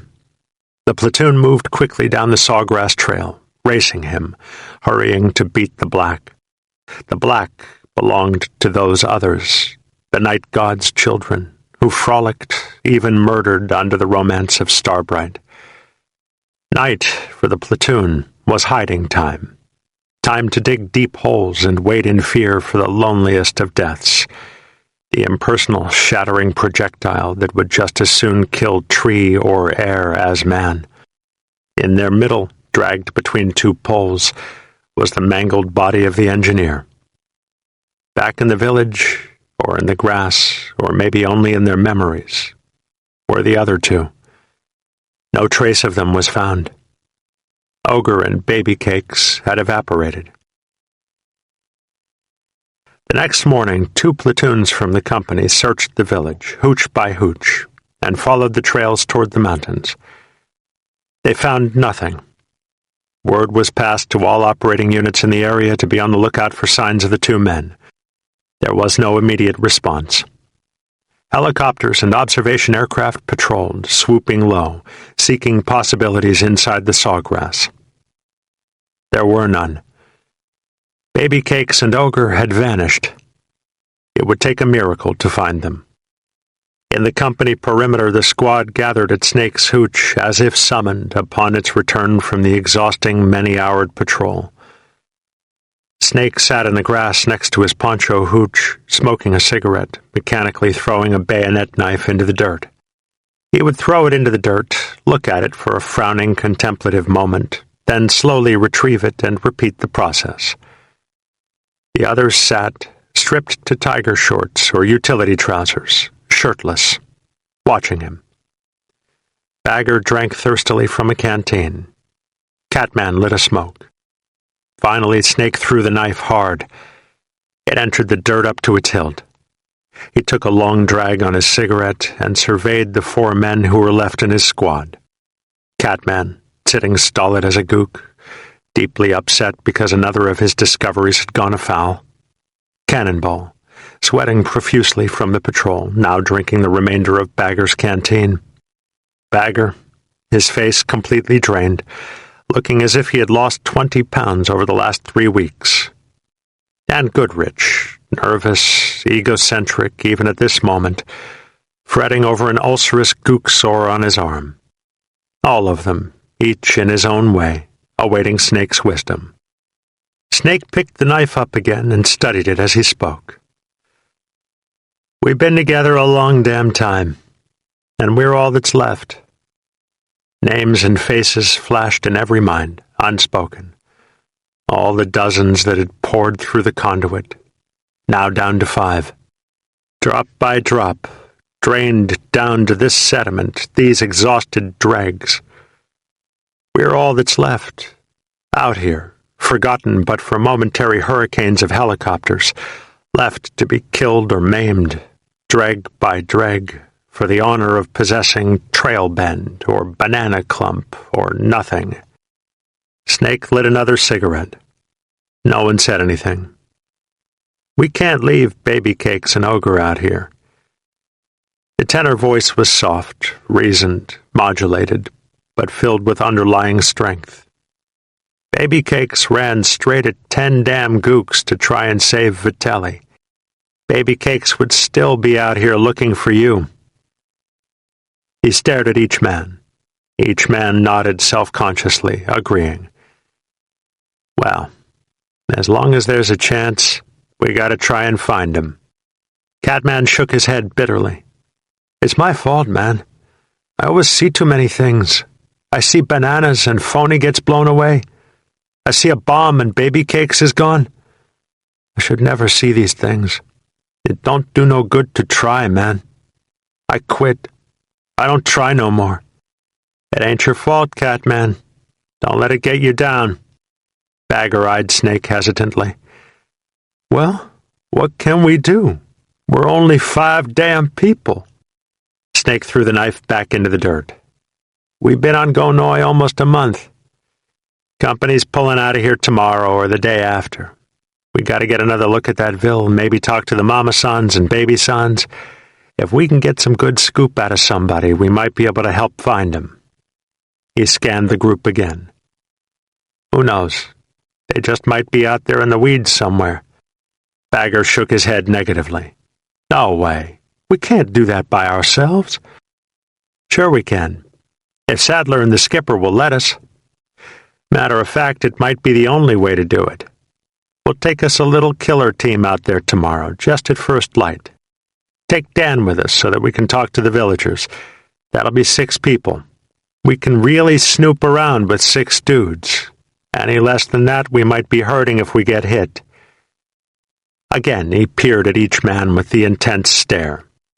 Is everybody in? They mulled it silently. Goodrich was incredulous. The man is absolutely crazy, he marveled. 6 people out there. Whatever happened to Baby Cakes and Ogre, it's clear that whoever did it had their shit together. They'd eat us up. Help me, Senator. No, they can't even be alive. A full day, no sign of them? We took that ville apart today. I'm only 19. All right. If somebody else says they'll do it, I'll say I will. I'm not a leader. I could fuck up a wet dream. You're just waiting for me to die. All right, I'm in. I'll do it. Snake's eyebrows raised in mild amazement. Senator? All right. Catman and Cannonball measured each other, then nodded affirmatively. Bagger studied Snake, then the others. What if we get hit? Huh? What if we get ambushed on the trail, like when Wildman got it? What if they hit all of us coming into the ville? What can 6 people, he considered Dan, 5 people and a goddamn gook? What can they do? He snorted. I think it's crazy. Cannonball measured Bagger, his head tilted unbelievingly. Man, am I hearing you right? You was gonna kill Rap Jones just 'cause he wouldn't let you see Homicide. Homicide was only a little fucked up. These dudes are dying, man. What's the matter, Bagger? You don't like white folks? Bagger felt his anger rise, then realized that Cannonball was attempting to affirm his friendship. He nodded, won over. Rap Jones just pissed me off, man. He pondered that. I'll just have to get pissed off at the gooks that took Baby Cakes and Ogre. He thought another moment, convincing himself, almost forgetting his fear. God damn it. I am pissed off at those gook motherfuckers. He looked back to Snake. Okay, you're right. It's the only way. We owe it to him. Snake retrieved the knife and held it tightly, his mouth set in a rigid line. Good. I knew none of you dudes would flake out on me. We've been tight too long. I'll clear it with Sadler and line up Dan. He brightened slightly, his face fiercely determined. Tomorrow we find Baby Cakes. Along the trail, the sawgrass whispered with their passing, stroked them at the trail bends, leaned out and brushed them with every breath of wind. They walked quickly, unspeaking, knowing each other's tendencies and movements after months of naked closeness, one body that had 6 parts in perfect conditioned harmony. The fog clung to them, making morning as isolated and personal as night. At last they reached the village. It did not suspect their presence as it would a company, or even a platoon. They crept along its edge, past the place where Baby Cakes and Ogre had melted into nowhere, walking toward the gathering of hooches. The hooches sat like visions in the mists, emanating rancid, moist smoke from their cook fires, ammoniated, dung-filled mud from water bowl pens, ashen death from inside the thatch. Somewhere a papasan was puffing on a twist of tobacco. Faint whiffs of it floated across to them. They left the trail without command and walked a wet grass field, coming into the first hooch from behind, around its family bunker. Its inhabitants, a papasan of perhaps 45 and a somewhat younger mamasan, were genuinely startled. The Marines filled their thatch porch and they sat motionless, panicked eyes peering toward the next hooch, looking for an avenue of escape. Snake turned to Dan, who watched the villagers solemnly. Tell them they help us, they won't get hurt. Dan translated. The expressions of the Vietnamese did not change.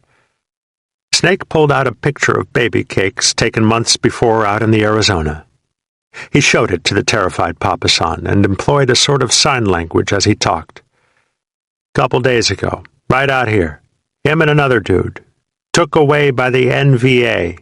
Understand VC, Kongbiet?" "Okay. Where'd they take him?" Dan translated again.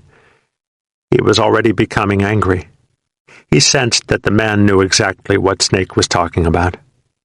He also sensed that the man was not going to help, no matter what he knew. The man's eyes peered straight into Dan, seemingly inoffensive, but asking him a harsh, unarticulated question with their very passive resistance. "Why do you fight for them? Why do you help kill us?" "Kongbiet," the man answered. Dan spoke rapidly, his flash of anger surprising even Snake. "I know you are lying to me," Dan responded. "If I find out you are lying, I will kill you. You have one more chance. What happened to them?" The man was terrified, but his eyes continued to peer coldly through Dan's. He shrugged, a seemingly helpless gesture. "I do not know.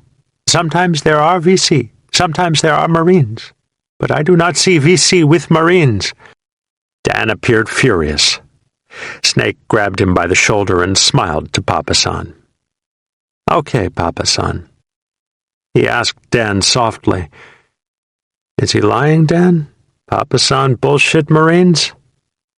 Dan nodded, breathing quickly, upset by the confrontation, the battle over hostages, that reminded him of his own loss to the VC. Snake ignored the Papasan for 1 second, then turned quickly, striking him in the face with the back of his hand.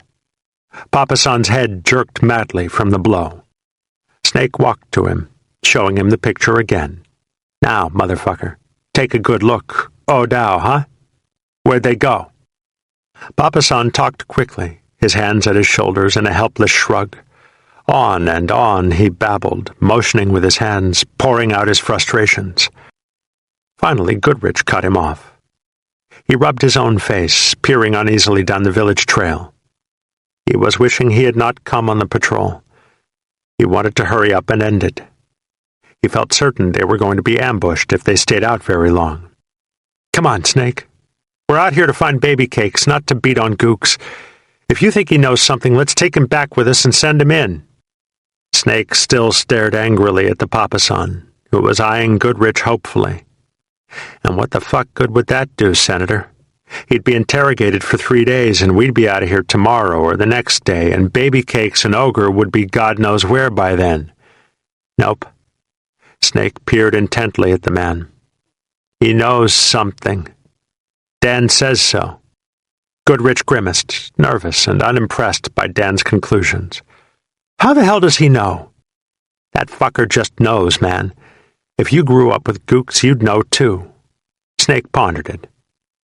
"Oh, well, it might be better to let him think he's off the hook and then come back to him, but we'll have to sneak up on him or he'll sky out. Let's go peep the others." Snake winked to Dan, giving him a reassuring grin. "Tell him thanks. Tell him I'm sorry I hit him." Dan stared coldly at Papasan, translating. Papasan was still wary, but visibly relieved.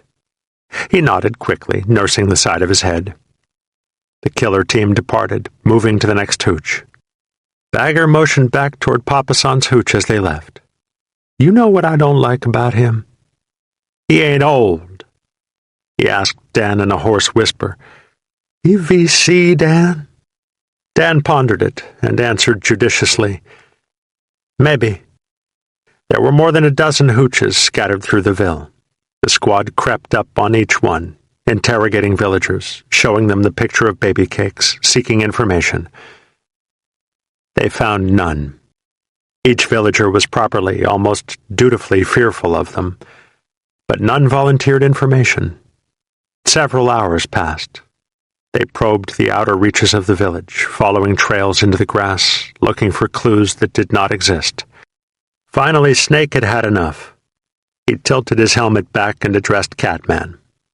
"I say we go back and pick up old Papasan and take him to the scene, man.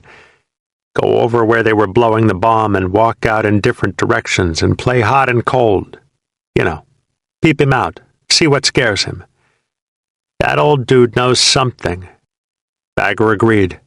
He ain't old. I'll bet he's a gook, no shit. They crept back toward the first hooch at the other end of the ville. Papa San sat on his porch, rocking on his haunches, smoking. He saw them approach when they were about 50 feet away and rose as if to run. Snake called to him, "Dung lie, motherfucker. You ain't going anywhere." Papa San froze resignedly. Running was for younger men. He was too old to make it to the sawgrass. Catman grabbed him. Snake walked up. "You come with us." He noticed the Mama-san, who was surveying them with a suspicious bitterness. "You come too, you old hag. Come on, lie day." Mama-san howled, complaining as she walked out from her porch to join them. "Shut up, bitch." Bagger squinted at her. "She's a gook, too. How come she's got no kids? I'll bet she's a damn nurse or something." Cannonball took her hands and turned them palms up. "Look at this shit, man. She ain't even got a callus. Not one damn rough spot on her hands. She ain't no Mama-san. Bagger's right. I'll bet she's a damn MVA nurse." He lifted her lips. She tried to turn her head away, staring hotly at him. He slapped her hard on the cheek, raising an immediate welt, then pulled her upper lip again. "Look at these teeth, man. She ain't even chewed beetle nut. How can she live out here and not chew beetle nut? Ain't no way, man. She's a goddamn nurse." Snake called to Dan, then pointed to the woman. "She VC?" Dan walked slowly to her, examining her as he approached. The skin too white, too unpocked to have survived for 40 years on Go Noi. The hair pulled into a villager's bun, but almost rich, not as coarse. The eyes surveying him with an intelligence, a knowing hotness that understood more than a suffering Mama-san could ever comprehend. He reached for her breasts. She intercepted his hands. He hit her hard in the face, then continued his quest.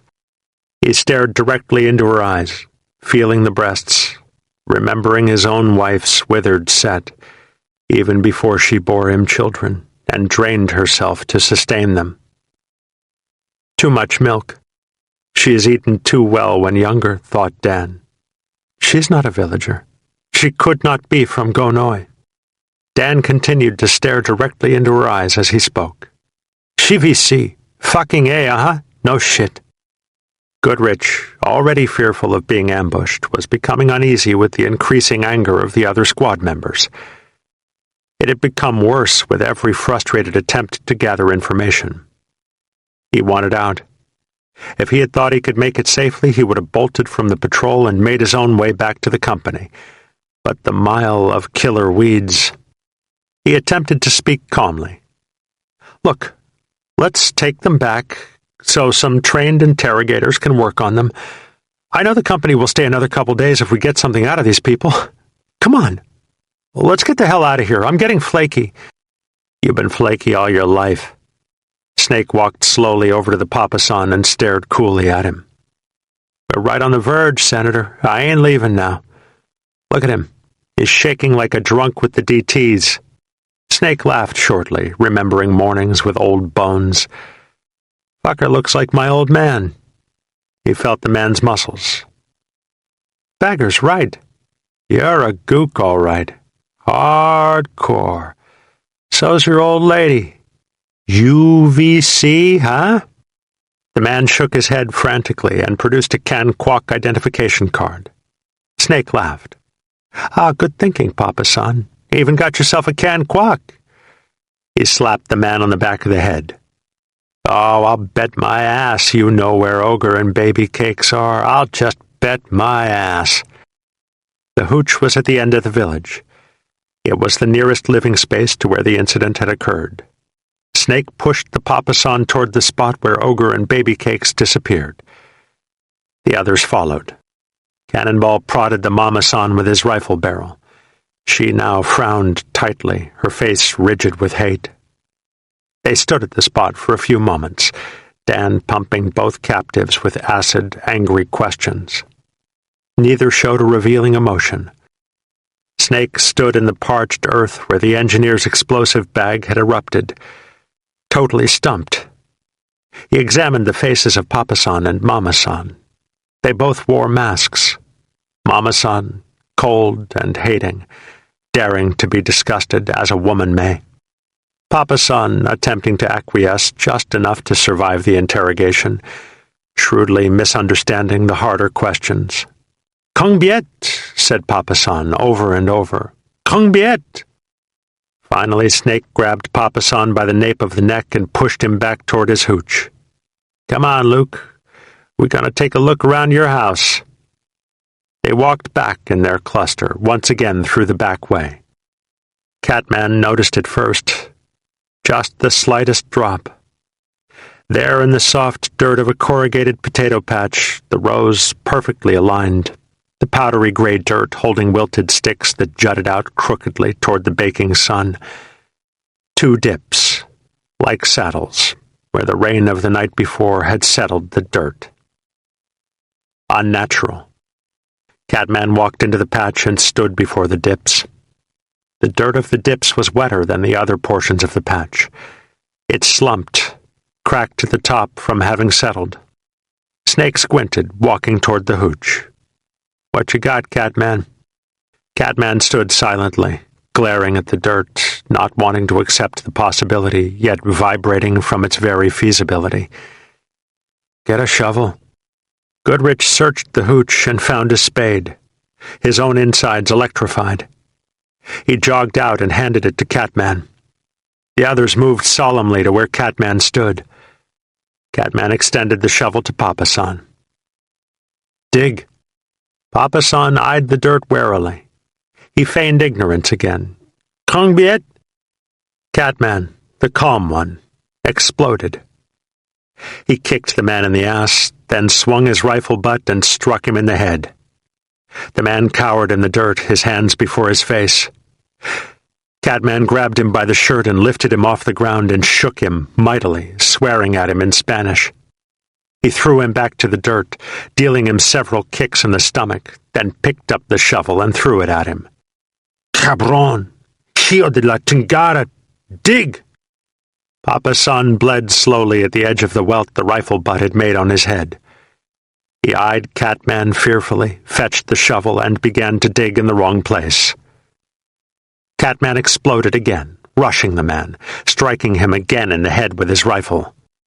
"You motherfucker! Here! Do you think we are blind?" Papa-san comprehended. He bled doubly from his head, slow rolls of red that oozed down his neck and disappeared along the ridges of his back muscles. He walked to the first low place in the dirt, eyed Catman one final petrified time, and lifted out spadefuls of earth. The others also comprehended, and were silent. Scoop by scoop, the earth revealed a long, prone form, lying face down underneath a row of plants, stretched comfortably as if at rest. He still wore his flak jacket. The helmet was gone, as were his pack and weapon and all ammunition. The waves of blonde hair were matted and black in the back of the head and strangely flat. Bagger leaned down and began to turn the body over, then recoiled at its rigidity. Finally, he took a shoulder and cannonballed the boots, and they lifted Baby Cakes out of the ground as if he were a board.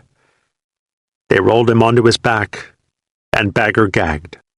Baby Cake's skin was tawny, as if burnt in a frying pan. His eyes were gone. Squarely in the middle of his forehead was a bullet hole. The matted black behind his head was where the bullet had blown the back of his head away. Papa-san was digging out the other body, now anxious to appear cooperative. In a few minutes, Ogre lay comfortably inside his own shallow grave. Goodrich and Catman rolled him out. He also had been shot in the forehead. His handmade peace symbol still hung on his dog-tag chain. Ogre grinned an eyeless, ironic grin. Snake stood with Dan and the Mama-san, waiting. Mama-san appeared absorbed in Papa-san's effort. She did not look at the bodies. Snake glared at Papa San, who now stood alone with his shovel.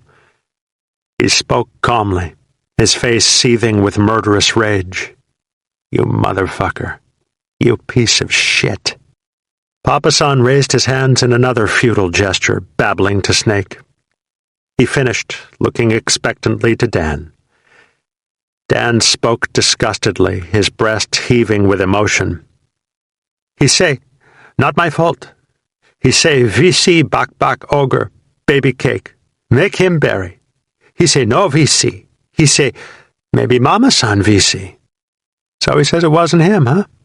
So it was his buddies. Oh, I'll bet he really laughed his ass off to see 2 Marines get shot between the eyes. I'll bet he really got his rocks off. Well, we're going to send your buddies a little message. Goodrich looked up, nauseated from staring at the decaying forms that were once baby cakes and ogre, and comprehended what Snake's message would be. He started, standing quickly, his eyes going round. "Oh, no, let's get out of here. We found him. Let's get back." "We'll be leaving in a minute, Senator." "I came out here to find baby cakes, not to kill civilians. No." Bagger erupted. "I said all along that motherfucker was a gook. He just looks like a gook." He walked up to the man. "Yeah, well, we ain't letting you get away with this, sweetheart." He grabbed Papa San by the neck and bent him down over Ogre's body. Papa San resisted, but Bagger possessed massive strength. He bent Papa San nearer and nearer until the man's bleeding face was only inches above Ogre's corpse. "Yeah, take a good look, gook. You think we should let you go after that?" Goodrich took off his helmet and rubbed his fleshy face with one hand. "No, don't do it, man." "You don't care, do you, Senator?" It was Catman, still so angry he was flushed, trembling. "It don't bother you that they done that to him?" Guilt. Goodrich admitted inwardly that his greatest emotion at seeing the bodies was repulsion, a wish to be done with them, to get back to the perimeter and be away from them, and irritation that carrying them back would increase the chance of ambush. "It does bother me. Just not enough to kill civilians." "They ain't civilians, fucker." Bagger. "You didn't even like baby cakes. You couldn't wait to get out of his team. You thought Ogre was an ass." "I seen you, Senator." Snake glared through him with razor eyes. Goodrich felt himself backing away. They had all turned on him. "That wouldn't matter. I mean, it's not true, but it wouldn't matter, even if it was. We've been babysitting you too long." Snake grew fierce. Cannonball smiled curiously. "You don't like to kill, Senator? Oh, Senator, so good and smart.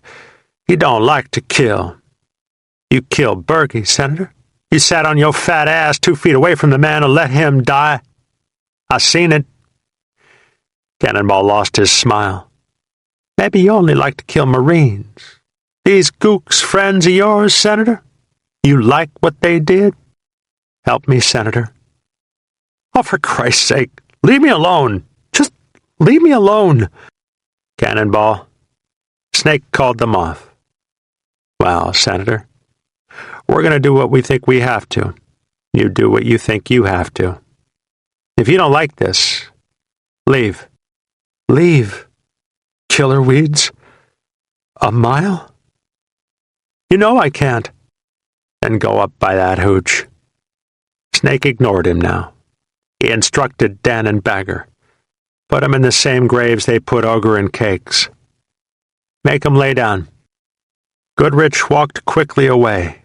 He heard Snake count behind him. 1. He went under the thatched porch and sat, looking out at the fields of sawgrass. 2. I'm in hell. I'm being punished. How did this ever happen to me? The Mama-san yelled something. Dan yelled back. Shots cut through the heavy air. A lot of shots. Goodrich held his head. He felt wronged, humiliated. He had told them not to, and they had not listened. Goodrich did not return to the grave sites. He waited for them in the hooch. They worked in the field for a few minutes. He could hear them conversing. He heard the spade pitch dirt. Then they returned to the porch. They were somber, spent, like after making love. Dan smiled faintly. Only Snake spoke to Goodrich. "You keep your mouth shut, Senator. Know what I mean?" They tore sections off of the thatch porch and made 2 sled-like stretchers. Baby Cakes was loaded onto one of them, Ogre onto the other. Then they wound slowly back through sawgrass fields, 2 men pulling each stretcher like somber pallbearers, a gut-wrenched funeral procession that had avenged the murderers of its kin. And when they returned, the spot report to regiment read 2VC, KIA. Chapter 28. Camp Hansen, Okinawa. Hodges stood at the base of the low, flat hill and felt a dry, insistent wind confront him as he stared up at the officers' club. He stood uneasily in the raw wind, no longer used to the elements after a month of Japanese hospital beds and wards, and questioned reality again. Am I really on my way back to Vietnam? It was a difficult truth to accept. After all the days of shots and probing rods and gouging scalpels, all the doctors peering over him as if he were a specimen on a book page or pickled in formaldehyde. All the pain. He thought of the days of warm floating and then falling into valleys of excruciating pain. Days when warm and pain were the total conscious focus, his mind nothing but an image on the ceiling, and thought could not be considered. Only little blurbs flashing through, like a slideshow on the ceiling. Booby trap. Rabbit over him, dripping sweat into his face. Blood gushing from his arms and through his trousers. Picture faded. Booby trap. Grandma's lips are set, her eyes in tears. We all so proud of you. Picture faded. Booby trap. Picture of father. Cap at a cocky angle, footlocker behind it. I'm not afraid. Then pain would chase the slideshow off the ceiling, leaving only red throbs that flashed from behind his eyebrows. Warm and pain and uninvited slideshows. It was terrible, and he felt he could not go through it again. But dreading it was not that easy. He had developed a numbing ambivalence that prevented him from feeling any real bitterness about being sent back. He enjoyed his status as a wounded infantryman. He missed the people in the bush more than he had ever missed any group of people in his life. There was a purity in those relationships that could not be matched anywhere else. A person's past was irrelevant, unless it affected his performance. A person's future was, without exception, bright. The great reward for doing battle awaited all of them in the world. There was a common goal and a mutual enemy, and the stakes were high enough to make each minor victory sweet, each loss a cause for grief. Hodges scratched his head, climbing the hill. I hate it. It's terrible. It's destructive. Nobody gives a rat's ass whether any of us live or die. They've sold us out back in the world. It makes me cry every time somebody gets screwed up. The damn civilians are all VC. It's so stupid anymore I can't believe it. But damn it, I can't wait to show Snake my scars. Nothing in the club had changed, and that alone reminded him of how different he had become. He entered through the game room doors and watched anxious young lieutenants drink and play pool and shuffleboard. The electric tension of the uninitiated dominated all of their motions. Not young, he thought. They were his age, merely different, green. The thin green line, he mused, allowing himself a small grin. He had met several of them, even allowed himself a war story or two, but he did not yet enjoy exploiting their greenness. He would fly back to Da Nang with them. The bush was still too real, too much a killer to be laughed at. He liked the honored place his scars and experience accorded him, but most of all he found them naive and boring. He walked through the dining area, heading for the bar. He quickly scanned the tables, searching for her, but it was mid-afternoon and the dining area was empty. He moved into the bar area, nodding to the scattered groups of men at the tables, and sat alone at the bar. He bought a bourbon and water and tipped it straight up, draining it quickly. He bought another and sipped it slowly, waiting for the buzz to hit him. It was his greatest solace. His tongue and lips went numb, then his face. He bought another drink. He was watching himself in the mirror, but he was seeing Vietnam. He felt vaguely like a wounded cock being re-razored and tossed back into the dust arena. His only option was to win another fight for the glory of the honor, or to die. And yet, once the cock gets a taste of it, mused Hodges, you may as well throw him back into the arena. He isn't good for anything else because the fight is in his blood. And he missed them. He missed the abrasive, deeply dedicated companionship of Snake. He wondered about the misguided antics of Wildman and Waterbull, and whether anyone had heard from Phony. He even missed the complaints of Bagger and the morose lamentations of Goodrich. It was all a part of it, he reasoned, drawing on his fourth bourbon and water. It all made the whole thing. He addressed his drunken image in the mirror.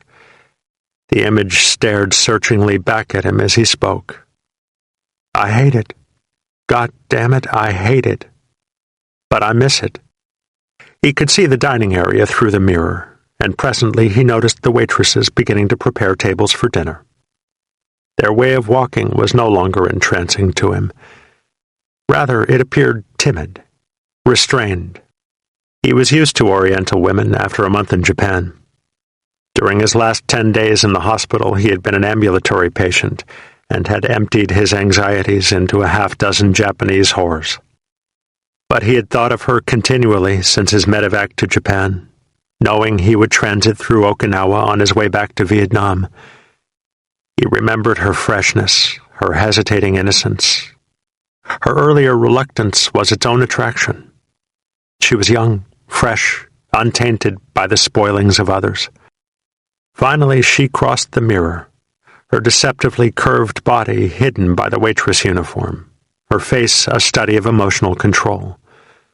Her presence was a hand that lifted him from his chair and pushed him into the dining area, seeking her. He was alone and confused, and she was almost an anchor, a part of his pre-horrific past. Walking toward her, he could not help but marvel at his own earlier conquest.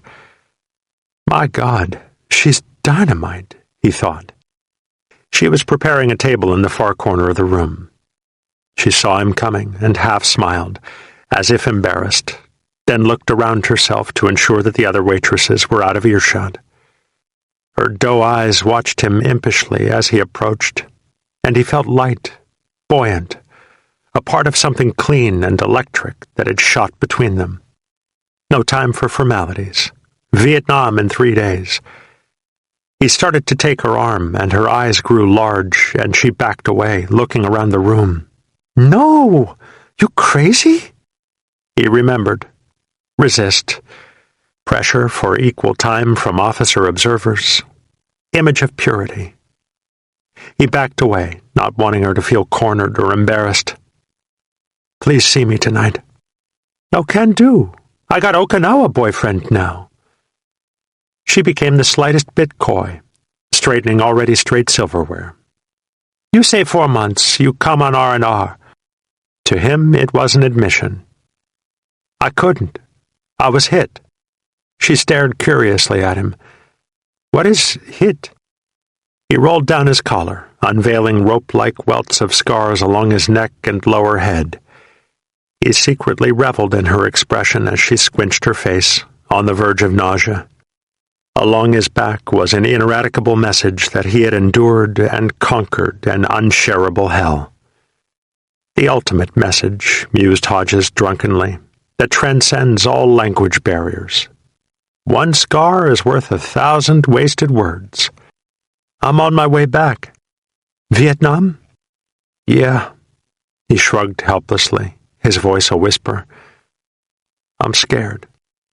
She softened, staring into gray eyes that had shone at her in the dark room months before while he filled her insides for the first time with the stuff of love. Vietnam. Again. Please. Tonight. She shook her head, upset. No can do. He still stood nakedly before her. Maybe tomorrow? Tomorrow. No time. Tomorrow could be next year or never. The way flights into Vietnam were handled, tomorrow could be Da Nang. Not tomorrow. Hodges walked away from her, back to the bar. Got to think about it, figure it out.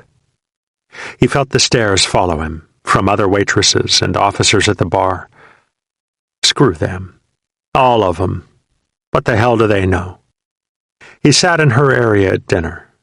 He said almost nothing, looking dumbly at her with an empty face. Tomorrow. Bullshit.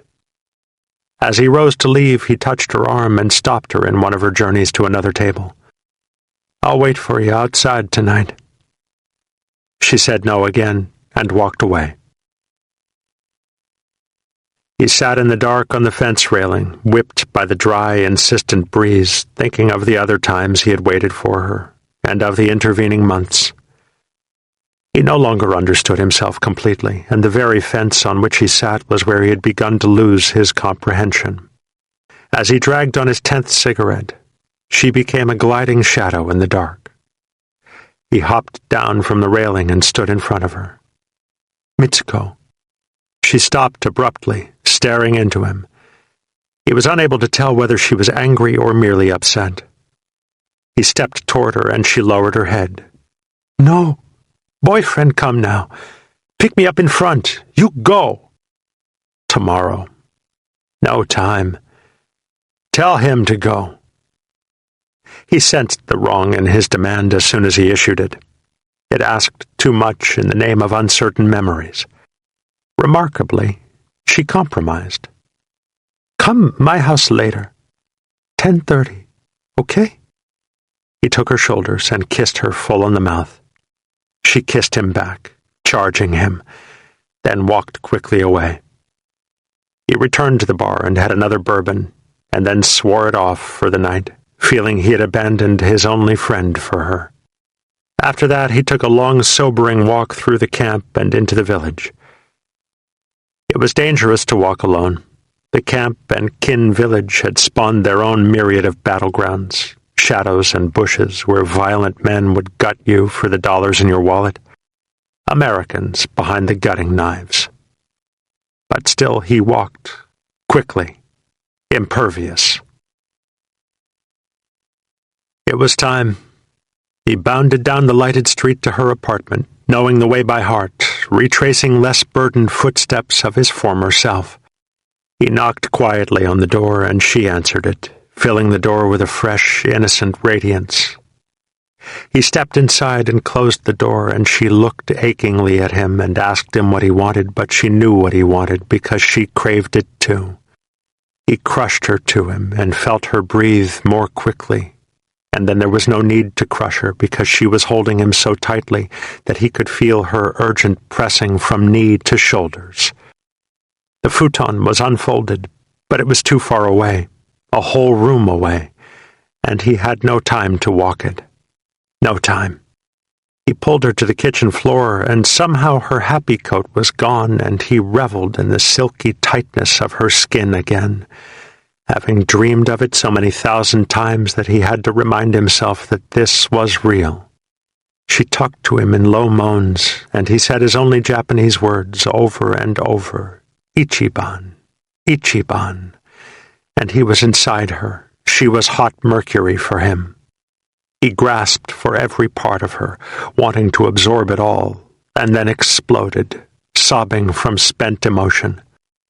And then was still. They held each other tightly on the kitchen floor, the light still on, the wonderful misery of memory now a melancholy joy of rediscovery.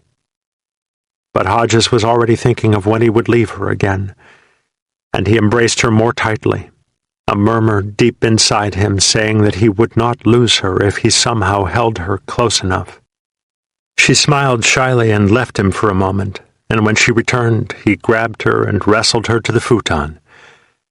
They laughed, still wrestling. Then, abruptly, she held him very tight, her face into his chest. Billows of raven hair were a blanket on his middle parts. Then they began talking, using gestures and half-words to convey experiences and thoughts. He watched her give so much of herself merely to be understood, and was overcome by the innocent beauty of her effort. She talked to him with small words, and with her hands, and with her eyes, telling him how much she had missed him, her voice almost in awe that he was now in front of her. He grabbed her to him, grinning. Words, he decided, are so empty. This is what you call communication. He tried to tell her about Vietnam. She was too used to Marines to fully appreciate it. She saw the combat innocent going in and the survivors going out. She thought it was terrible that he had been hurt, and stroked his rope-like knots of scars as he spoke, gently massaging each one, trying to rub the hurt away. But she could not appreciate all of it. He stopped talking about it. There was no way she would ever even comprehend. She mentioned something about her Okinawan boyfriend that he did not understand, and he waved her off. "Hey, forget the man, Mitsuko." She laughed. "Okay." "No, I mean, really. You want to get married? All right. Marry me." She started to laugh, and then stopped, trying to read his face. Finally, she pursed her lips, her eyebrows furled, and scolded him. "You crazy. American, Okinawan, get in trouble all the time. I know. Forget it." He lay back on the futon, his hands behind his head, smiling comfortably. He felt better than he had since the last time he had been with her. "Everything I've ever asked you to do, you've said no first. Then you've always done it. Do you realize that? Well, I'm going to marry you. I just made up my mind, and I'm not going to let a little thing like you not wanting to get in my way." She studied him back. She had not understood everything he had said, but she comprehended that he was serious about it, or at least believed he was. She spoke with absolute finality. "No, can, do, no way. You got no family tomb." He grinned quizzically. "What the hell has a family tomb got to do with you and me?" Slowly she explained. The family tomb was the center of worship. When one dies, he is remembered at the tomb. To marry a person who had no family tomb would be to condemn yourself to an afterlife of loneliness, without memory. Parents would never allow it, and her parents' blessing was important. She shrugged with finality, eyeing him hopefully. "Understand?" He nodded, then lay still, pondering her explanation, trying to figure out a way around it. There's got to be a way. Finally, he hit it.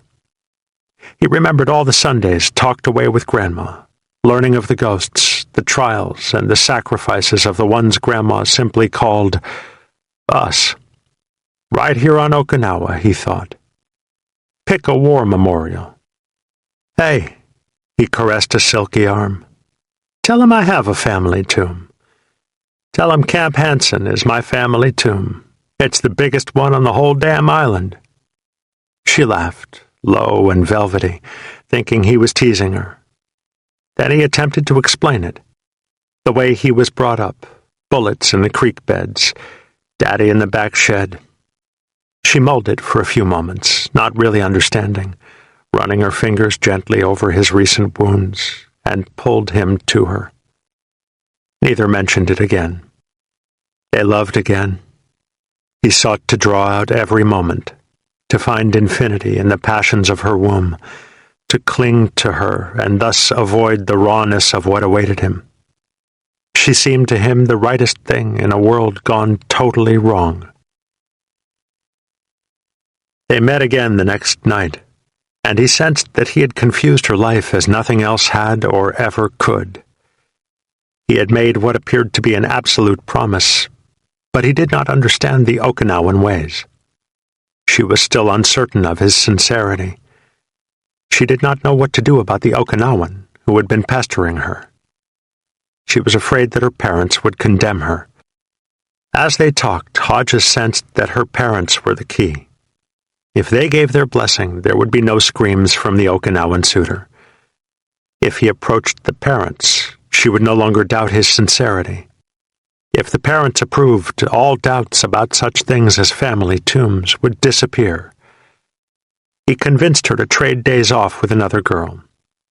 Tomorrow, he assured her, your parents will fall in love with me too. How can I miss a fine American like me?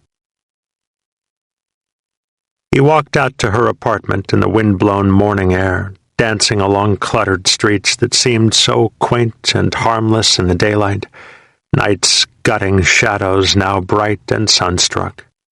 They caught a taxi ride to Gushikawa City, where she had been born, and where she explained her parents kept a business.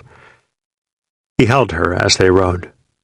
Watching the traffic and signs and the little cluttered shops, he remembered their first taxi ride months before and renewed his vow that someday he would understand it.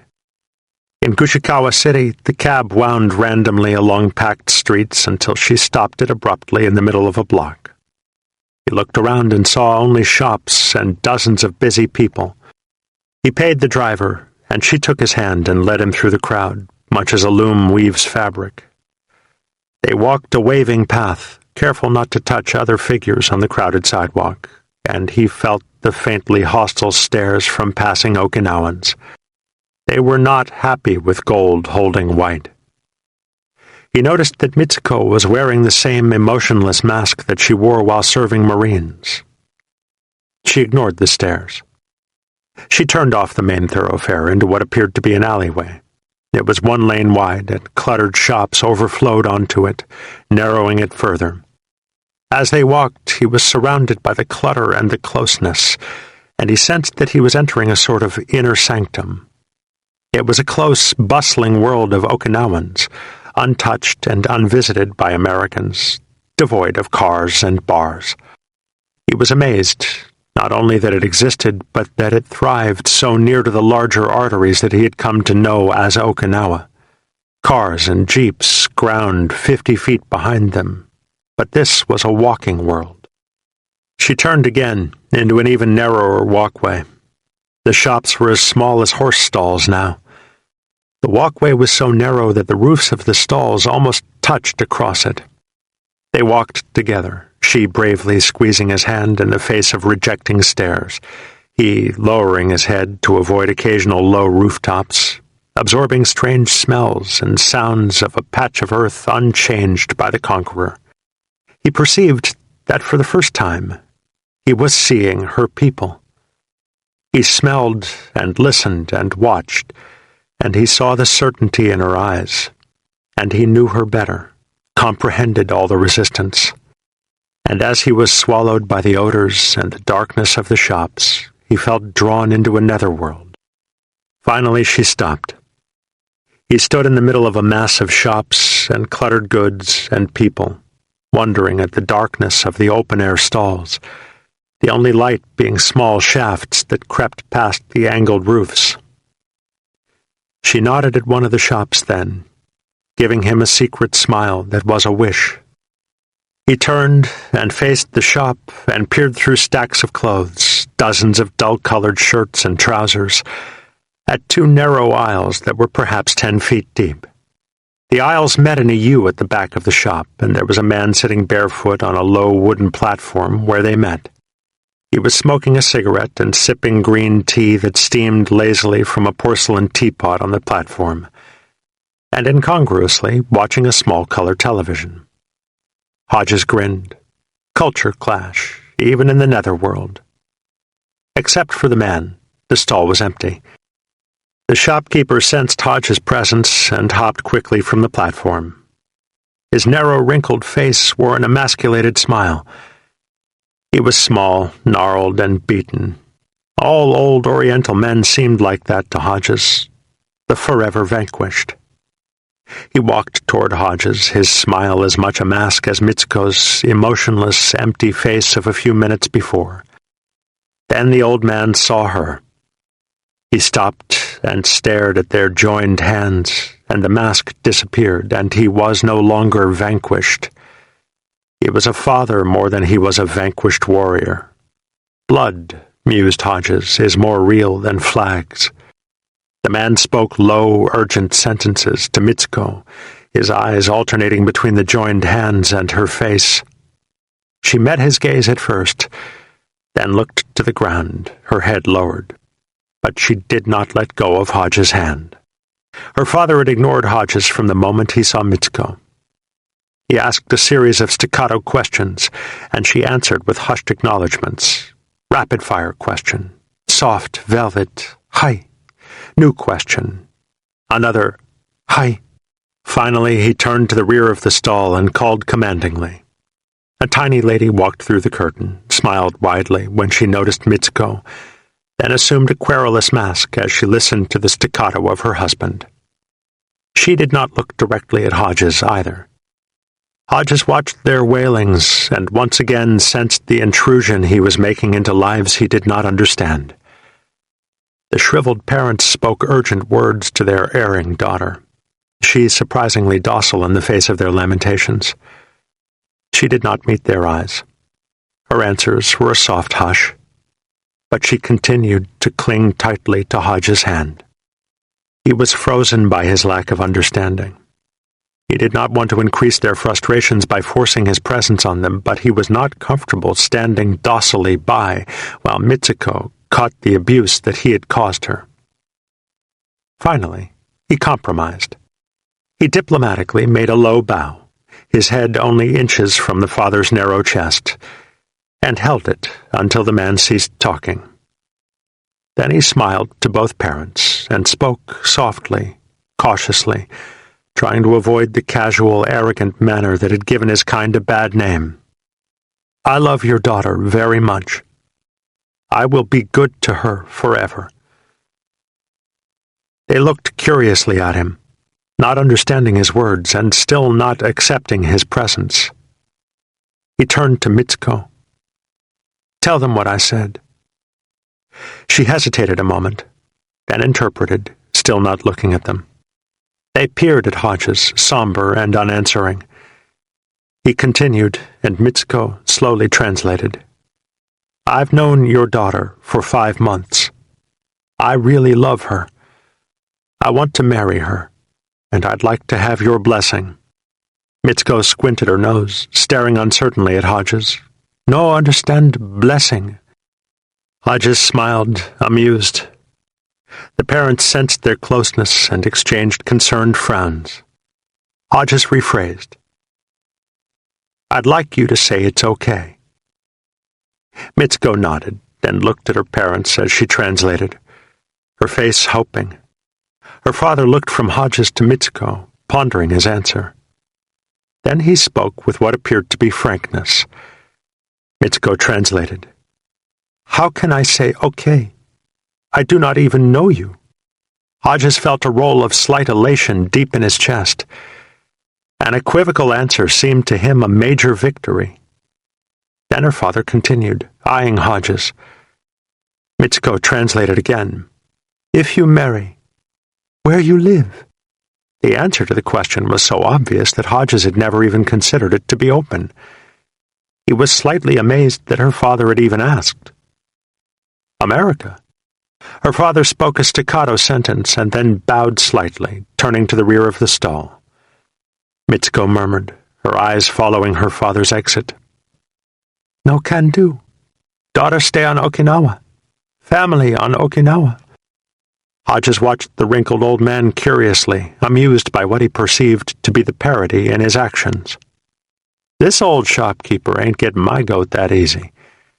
Does he think he has the right to bargain over his daughter like he's selling off a hog? Does he want money? Hodges purged that thought. No, hell, I just don't understand these people. Finally, he grabbed Mitsuko by the elbow, startling her, and stood before her father at the rear of the stall. Her father ignored them now, pouring himself another cup of green tea. He sat down on the bench and adjusted the television set. There was a Japanese commercial on the television. I don't understand, Hodges fretted. He bowed again, cutting the man off from his television. The father reluctantly acknowledged his renewed presence.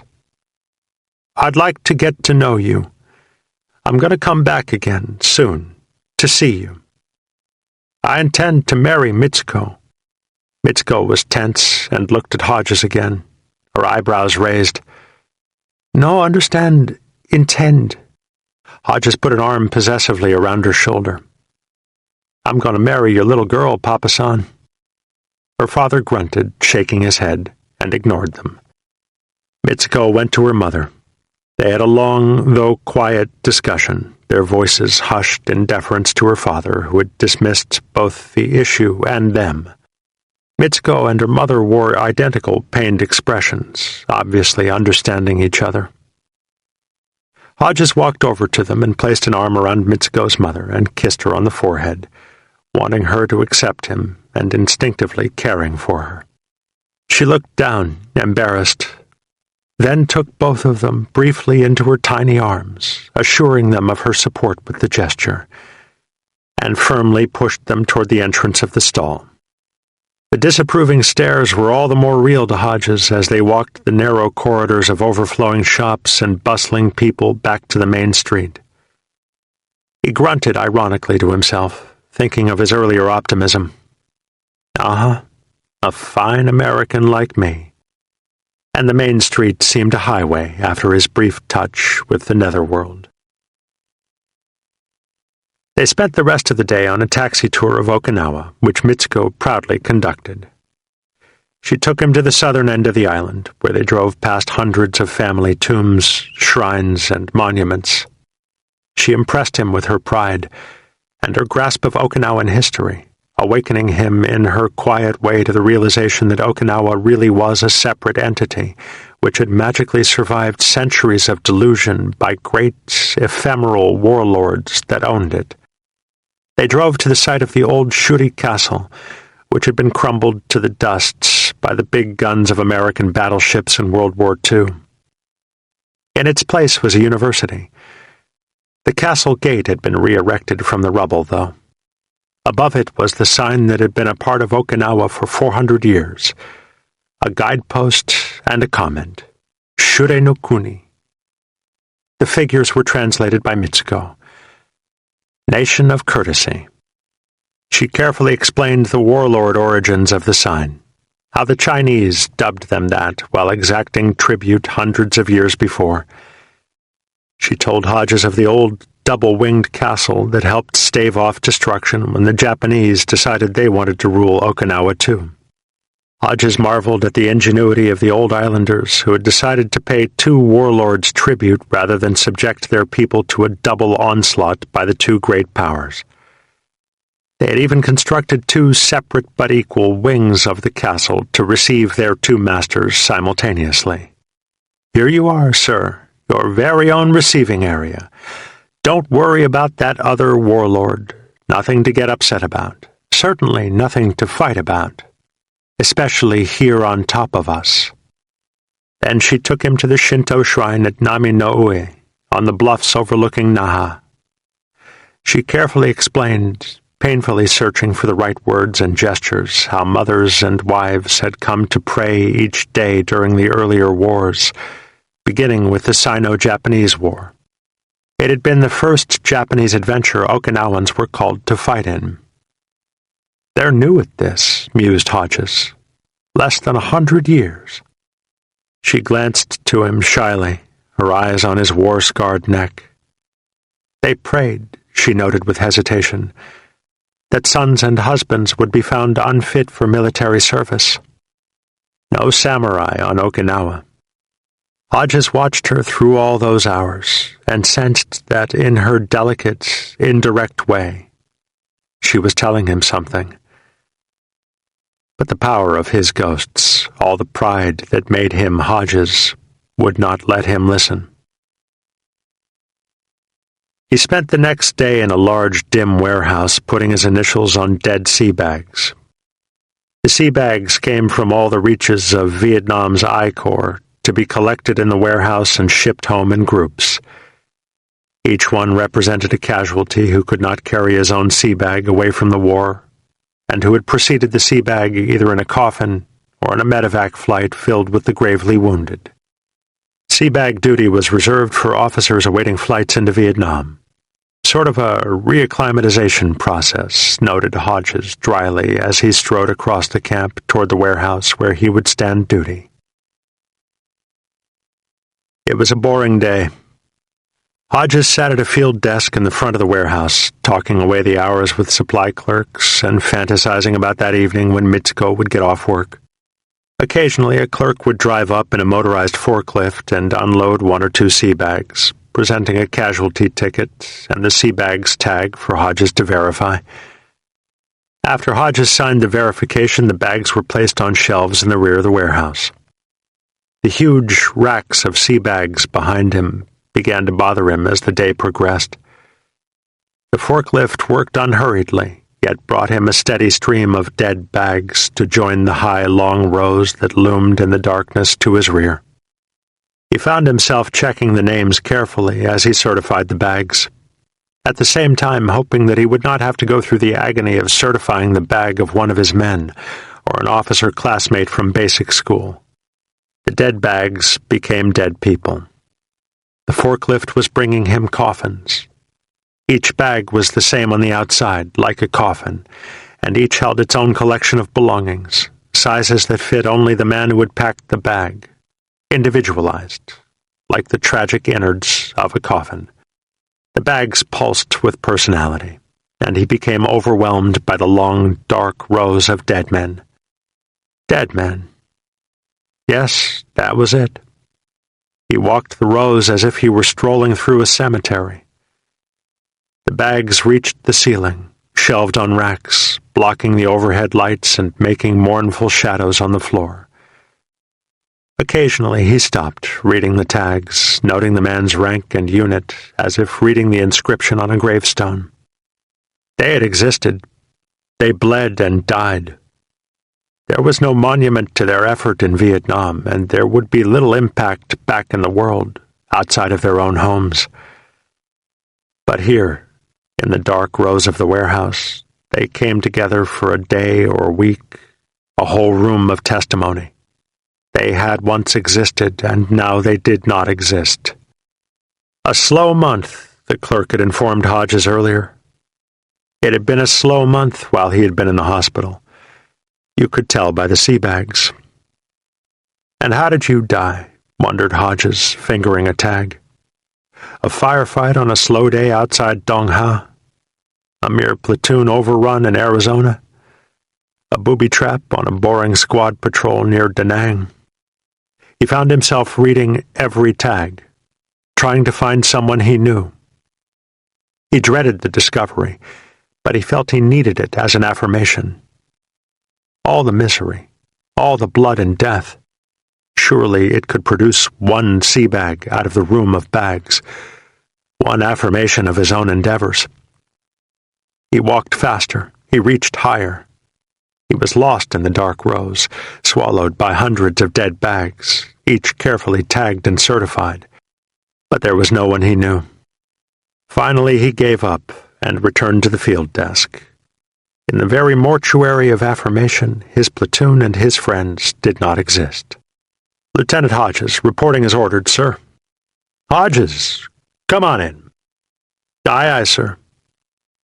Hodges walked the 3 steps to the major's desk and stood at attention. The major was the personnel officer. Hodges had seen him every evening at the club and had often discussed the 25th Marines operations with the major. They had gone so far as to have dinner together on several occasions, and it was apparent to Hodges that the major knew he was seeing Mitsuko. The major held a green 3x5 card. Hodges knew it was his flight card. He had watched it inch its way toward the top of the processing clerk's stack for a week. After having stood seabag duty, he knew he had a day, or at best 2 days, before he would transit back to Vietnam. The Major tapped the flight card on the palm of one hand, contemplating Hodges. "How'd you like to stay on Okinawa?" "Sir?" "That's right." The Major smiled. "Jesus, Lieutenant, I thought you would have jumped over the desk by now. I'm on the level. We just had a billet open up over at Special Services. Recreation officer. A lieutenant rotated early on an emergency leave. He had less than 90 days on his tour, so he'll be reassigned from the States. I have the authority to fill the billet from the transients who've been in country already. Your ideal. Combat time, hospital time. Would you like it?" The Major jibed him, grinning. "Good duty. Lots of free time. Stick around, Hodges, and we'll turn you into a whoremongering drunk." Hodges smiled weakly, assessing both the Major and his offer. Why me, he wondered. What the hell does he care? Hodges thought of the warehouse filled with sea bags. Rather than repulsing him, they had reinforced his own sense of guilt. He had not yet contributed enough. His platoon had endured a month, was still enduring, while he frolicked every night against the silky skin of Mitsuko. The Major shrugged, still smiling. What the hell? I don't think I need to explain myself, for God's sake. Take it or leave it. It just isn't often that a personnel officer can do something for a grunt. Hodges stared at the card as it moved in the Major's hand. All the way from the bottom, hundreds down to just below the top, then whisked out of the pile by the arbitrary whim of a man who had been impressed by his war stories. He found that he resented the Major's kindness, because it forced him to face himself. Until now it had been unavoidable, but with a simple yes, he had the power to make it all go away. A simple yes, and the war would be over. But so would everything else. And for the first time he confronted that truth. Yes, Major, thank you, sir. And the rest of his life would be anticlimax. There was nothing on the other side. What does a man do when his war is over, wondered Hodges, except keep fighting it? All expectancies then lived, and if not fulfilled, well, at least confronted. The bald red hills with their sandbag bunkers, the banter and frolic of dirt-covered grunts, the fearful intensity of contact. It was too deep inside him, and he had not yet done enough to be free of it. He suddenly felt superior to the Major, a creature apart, capable of absorbing combat's horrors without asking for quarter.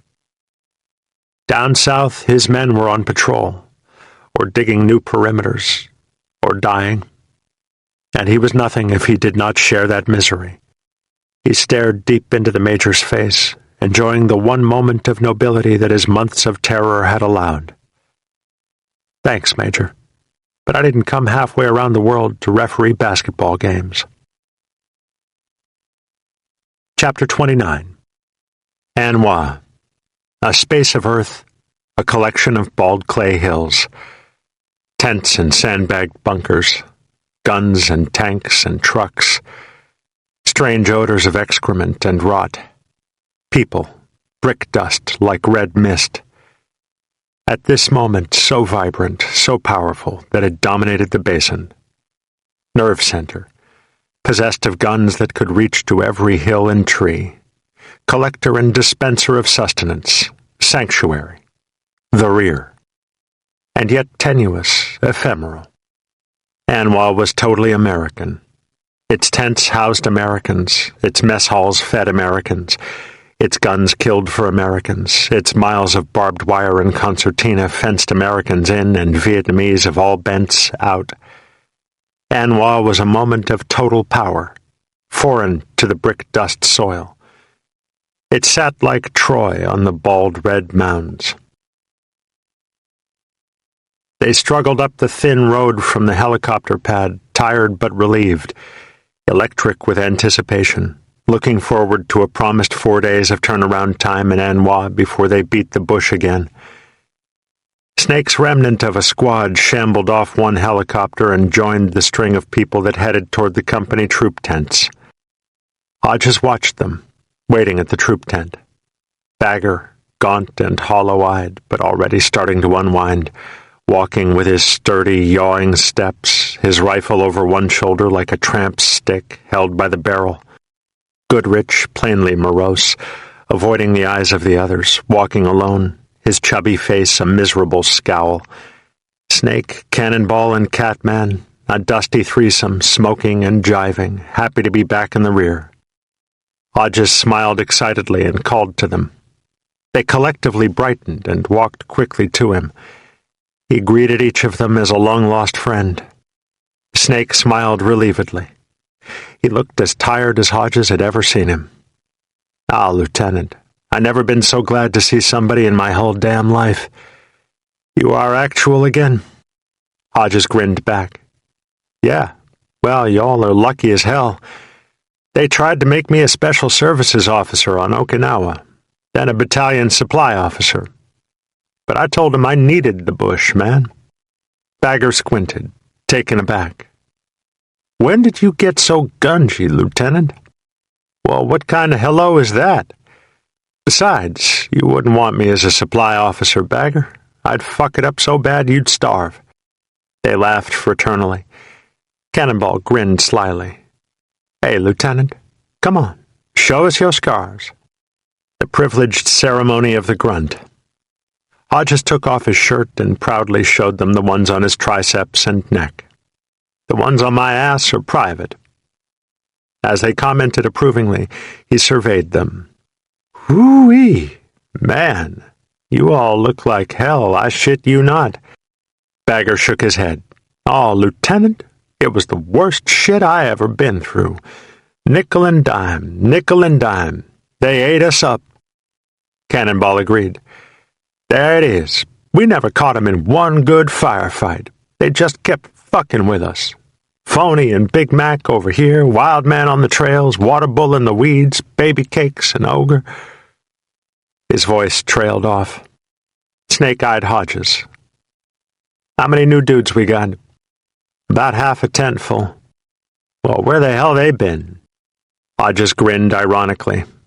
"Well, you see, we gotta go back into the Arizona next."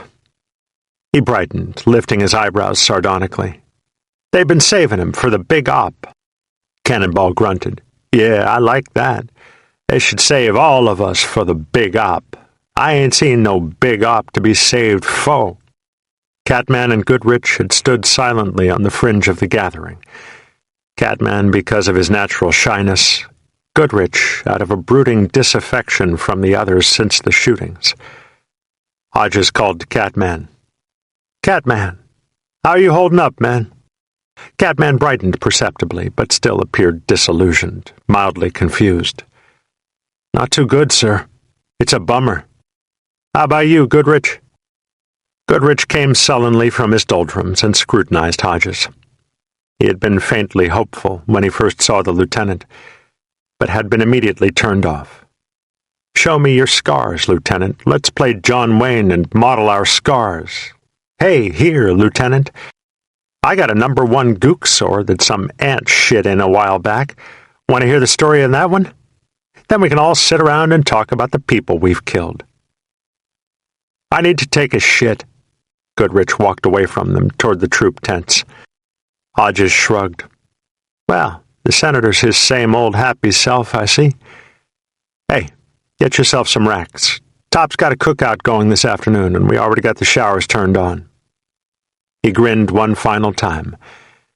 "Better relax while you can, 'cause in a few days we are going to be busting some bad caps." The square, low-ceilinged room was lit only by awkward slants of sky that filtered through slits of high screen just under the roof. It held 12 showers, 6 along each outer wall. The room and the showers teemed with filthy, screaming, happy grunts. The water was hot, Snake and Catman shared one nozzle, taking the first hot shower either had experienced in several months. Snake soaked under the showerhead, his face into a gush of water, greeting each hot jet with something bordering on ecstasy. Catman soaped himself in the middle of the room, standing in a river of dirty water that sought a nearby drain hole. He stared disgustedly across the shadowed room, past a score of naked bodies to a corner shower. Two young Vietnamese men scrubbed together, taking advantage of the infrequent water hours. They operated the only Vietnamese concession on the combat base, a barber shop. They had played together in the corner shower for 10 minutes while a throng of dirty grunts waited in a line outside to enter the shower. One of the barbers masturbated gleefully as he scrubbed.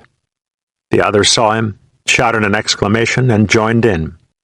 Catman watched them busily soaping their private parts, oblivious to the crowd of Marines. He nudged Snake, scowling with disgust. "Look at that, man. Goddamn gooks." Snake jumped out of the water and began washing his hair with a bar of soap. "Yeah, they're like that, you know. Ever been to Da Nang? Christ, the fuckers act like they own the place." Two dust roads met in the middle of the battalion area, making a clearing half the size of a football field. The company gathered there around huge outdoor cook stoves that the first sergeant had scrounged somewhere, made from oil barrels cut lengthwise. No one asked the top where or how he had obtained the barbecue stoves. Questioning a first sergeant about logistical sources caused the sources to disappear. They ate freeze-dried B-ration hamburgers and frozen hot dogs obtained in the same manner as the stoves. They drank gallons of beer. They got smashed and roughhoused and forgot about all the miseries outside the wire of An Hoa, one easy mortar arc away. Hodges was shit-faced. He walked blearily around the gathering with Snake and Cannonball, who were totally stoned, in the middle of the two men, one arm around each.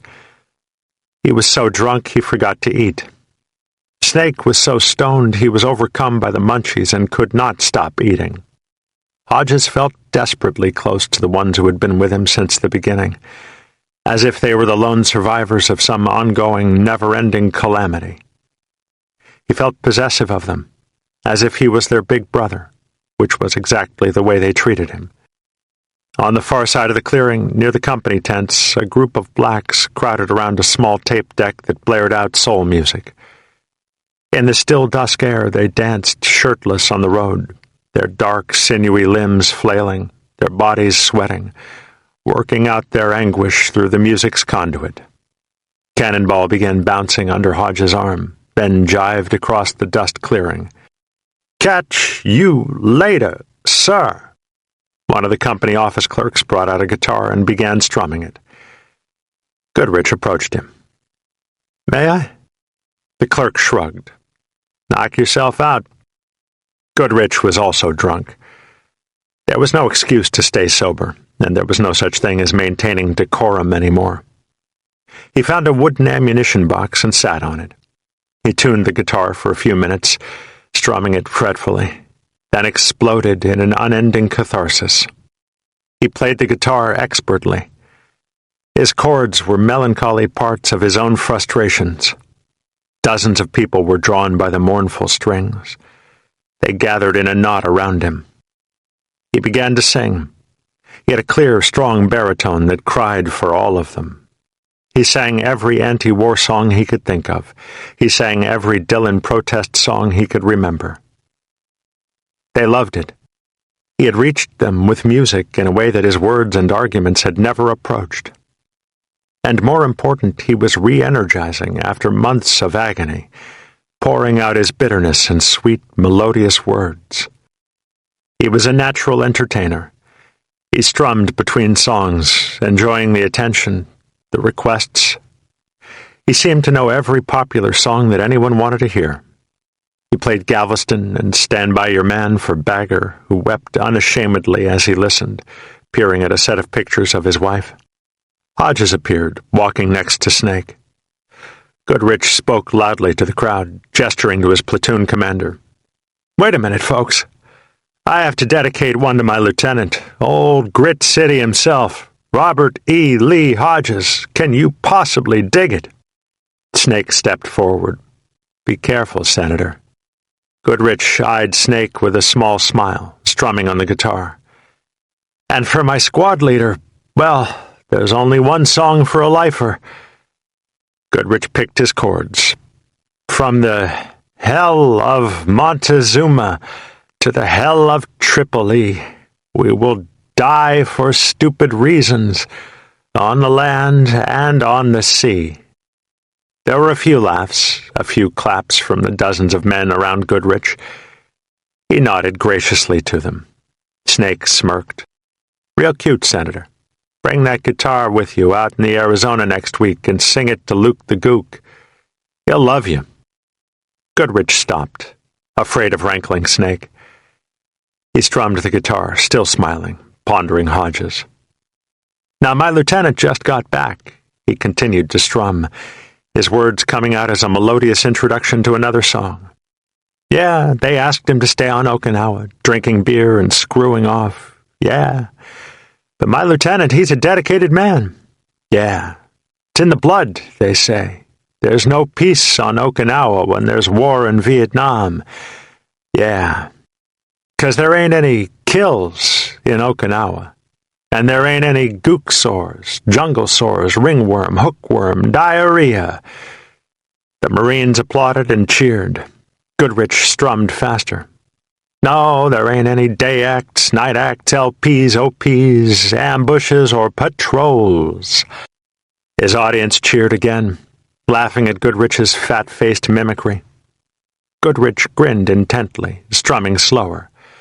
"So I just have to sing a little song for my lieutenant, who likes this bullshit so much he came back for more." Goodrich sang slowly, looking mournfully at Hodges. It was a popular song, a favorite of the Marines. "I'm not scared of dying, and I don't really care.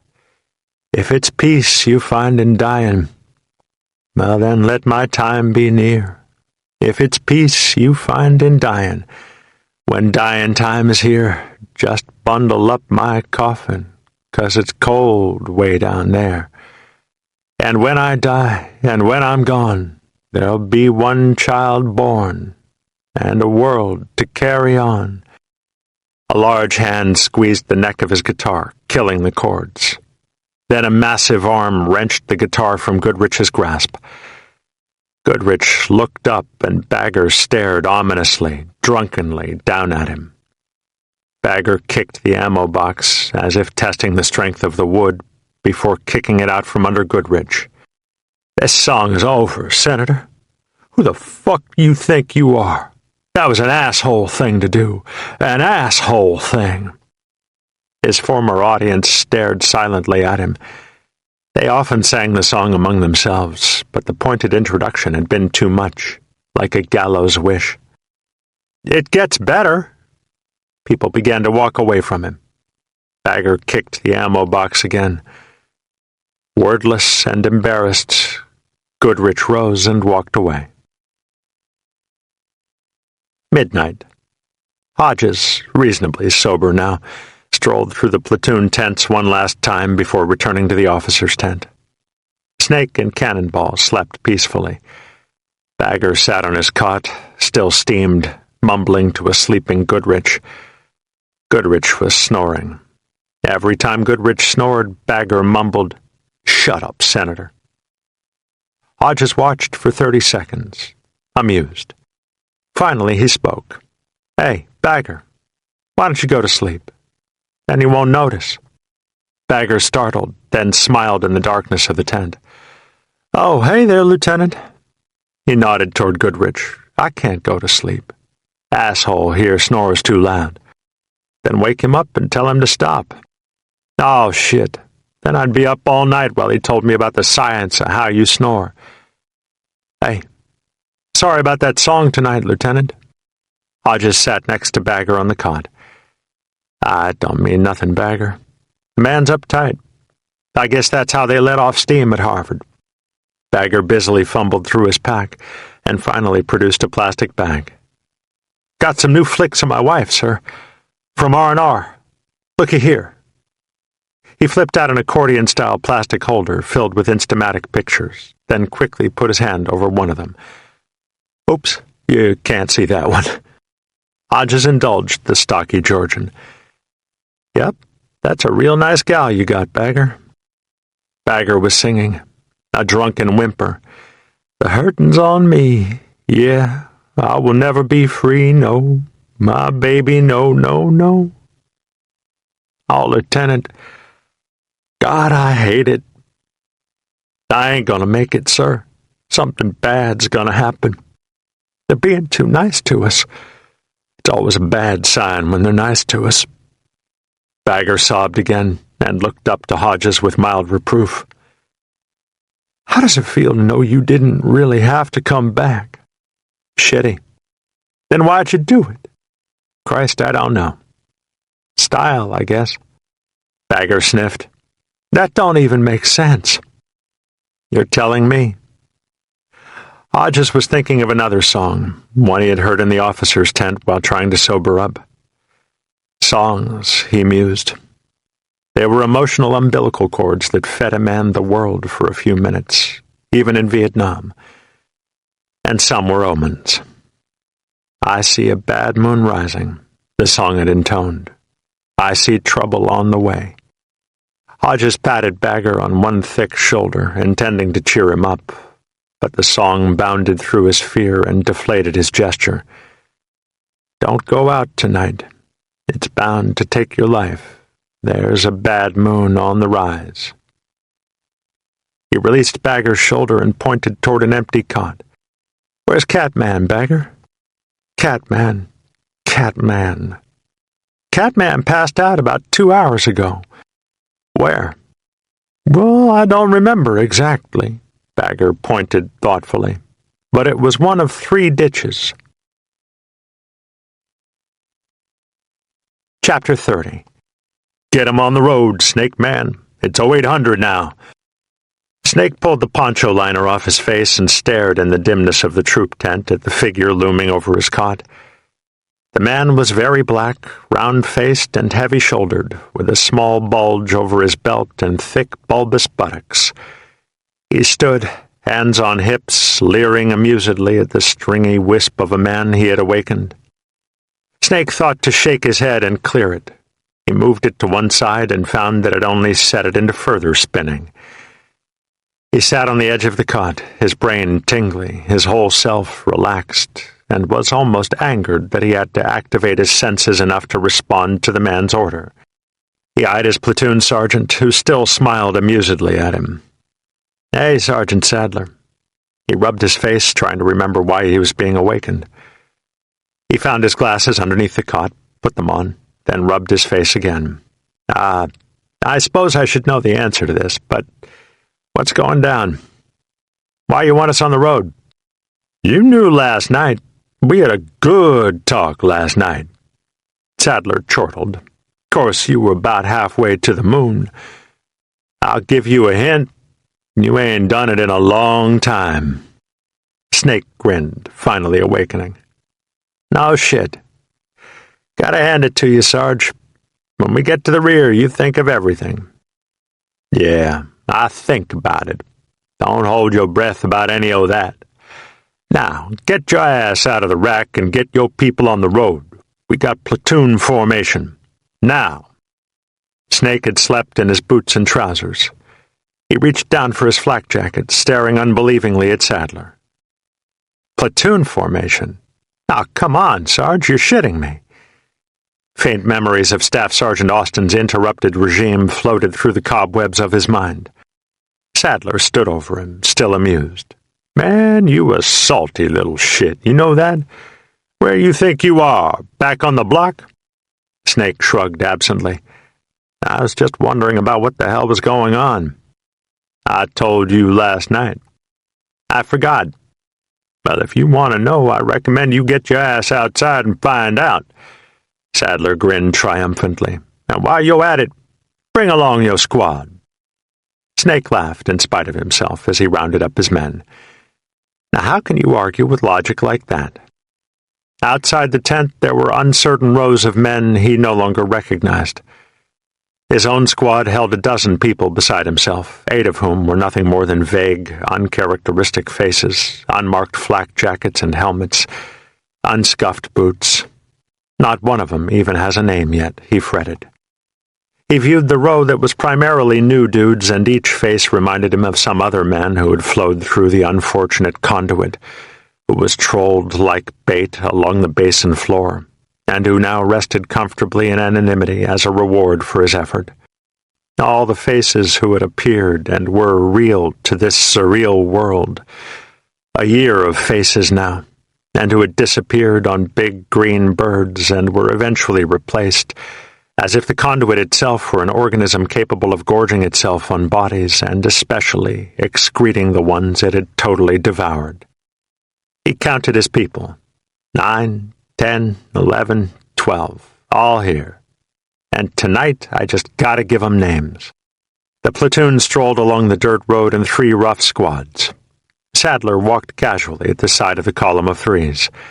Snake called to him. "Hey, Sarge, I asked and nobody knows. What the hell is going on?" Sadler answered Snake as if he were calling cadence or leading a chant. His voice was deep, full.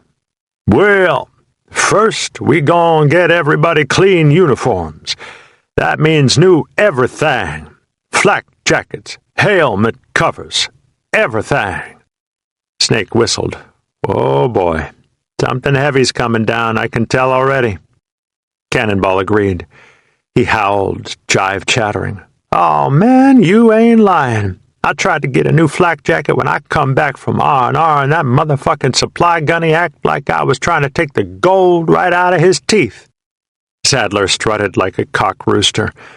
He still led the chant. "Now, I didn't say nothing about you all being able to keep this trash. I just said we gon' get it." The platoon cheered. "Now don't that figure?" Sadler chided them. "Go on now. What y'all want with clean flak jacket in the bush? You don't need no clean flak jacket to fight." Cannonball removed his flak jacket and held it out for Sadler's perusal. It was empty of protective plating, a veritable rag. "I don't care if it ain't clean, but I wish I could get me some of them things. This old rag ain't nothing but hot, Sarge." Sadler examined it quickly, not breaking stride, then chanted again. "Ain't nobody said nothing about that kind of shit. Don't you worry about a thing, Washington.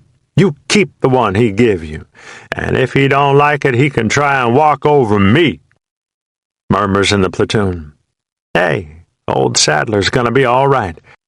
Snake called to him again. "So what's this all about, Sarge?" "Well, after we get y'all looking cool, we gonna teach you how to march again." There were disbelieving hoots. "That's right. Then we gonna take y'all down to the landing strip tomorrow morning and let the general give you a meritorious unit citation and some medals." Hodges sat on an old ammunition box and watched in amused awe as Sadler taught the platoon parade procedure. When the practice ended, the old-timers from Snake's squad ambled over to where he sat. He laughed to them. "No shit. I'd have never believed it could happen." Snake lit a smoke. "Just like the old Corps, huh, Lieutenant?" "Hell, I wouldn't know."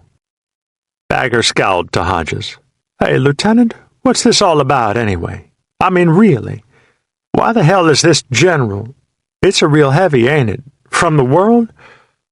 Hodges nodded in affirmation. "Visiting royalty. In An Hoa, no less. Why the hell is he coming all the way out here just to give a couple of awards out like this? The way we heard it, he's just going to jump off the chopper, give the awards, and then jump back on it again. Sounds crazy." Hodges nodded, grinning sardonically. "That's what I hear, too. Hell, I don't know why. Maybe they're just covering their asses with ceremony." "What do you mean?" They're giving the company a unit citation for something that happened before any of us were here. These things take years, you know." Then Hodges grimaced with some of the shrewdness he inherited from the departed Staff Sergeant Gilliland. But they're also giving the sergeant major a commendation medal. Cannonball rolled his eyes. No, not the sergeant major. Himself.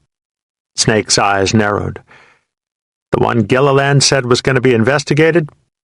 That's a firm. Bagger squinted unbelievingly, holding the top of his head. What the hell did he do?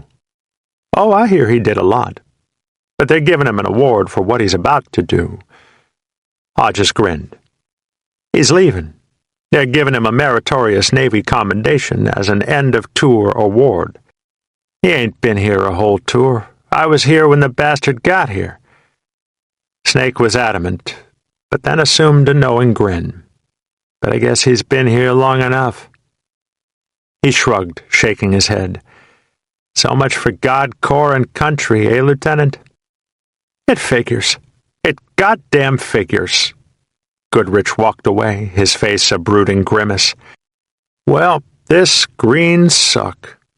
Here we are living like mud hogs, and that bastard sells off our only comforts. Bagger pointed accusingly at Snake. Is that why you're staying in, Snake Man, huh? Be a lifer and get rich? You better lay off my Marine Corps. One turkey don't mean a goddamn thing. Snake's right, Bagger. Hodges pulled on his cigarette, a mediator. Just about every top and sergeant major I've seen are damn good people. Look at our top. Look what he did for us just last night, all the food and booze. Who knows where he dug the stuff up? Probably had to buy it off the fucking sergeant major. Hodges laughed, shaking his head at Bagger. Well, I'll admit the man's a turkey, and he sure as hell deserves a court-martial instead of a medal. Figure our company by itself, never mind the others. About 100 men in the field at any one time, maybe a little more. Beer and soda per man per day, that's 200 cans a day. At a dime apiece, that's $20 a day, no overhead. Hell, him and the Resettlementville chiefs should get along just fine. Snake guffawed, unsurprised, then shook his head in disgust. But what I can't handle is the medal. That general is coming all the way out here to wave goodbye to the bastard. Well, he was going to give baby cakes the Navy Cross.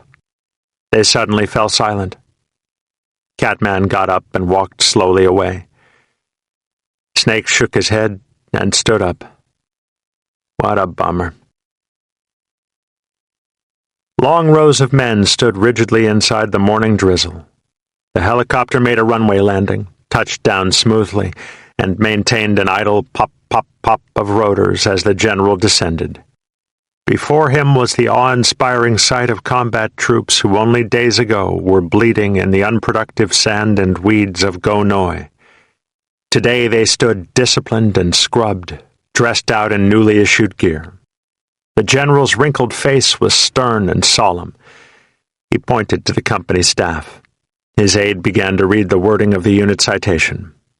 There was a pole and a flag with the company's letter on it. The general hung a streamer on the end of the pole and addressed the company. "The 25th Marines is not a regiment," said the general proudly. "It's a state of mind." "Yeah," said Goodrich. "Dinky Dow." Bagger stared incredulously, slack-jawed. "A general. A goddamn 3-star general." Snake's eyes scanned the wet horizon beyond the airstrip. "We're lucky as hell it's raining, or we'd be getting mortared right now. No bullshit." Bagger's eyes had not left the stern-faced officer. "They wouldn't dare." The general stood before the sergeant major, and his aide read the commendation medal citation. The general pinned the medal on the sergeant major's flak jacket and shook his hand. Goodrich spat disgustedly. The bastard. Cannonball shrugged. He was beginning to shiver in the rain. "Oh, come on, Senator. You done a lot of good things, too, man. Name one. Come on, name one." "Well," Cannonball's creamy face smiled softly, "he never bothered us when we was in the bush." The general walked briskly back to his waiting helicopter, followed by a small convoy of aides. Bagger's eyes still followed him. He shook his head in raw admiration. God damn, what a thing to do. To come all the way out here just for us. Christ, I'd follow that man anywhere. Goodrich grunted. Yeah, kind of makes you want to kill, doesn't it? Hey, Senator. Snake still stared at the wet fields beyond the runway. Come on over here and kiss my ass. The helicopter departed, and Sadler faced the platoon once again. He grinned amusedly. All right, Joe. You got till noon to get over to Supply and turn those flak jackets and helmet covers back in. Anybody I see after that with green on better have a reason.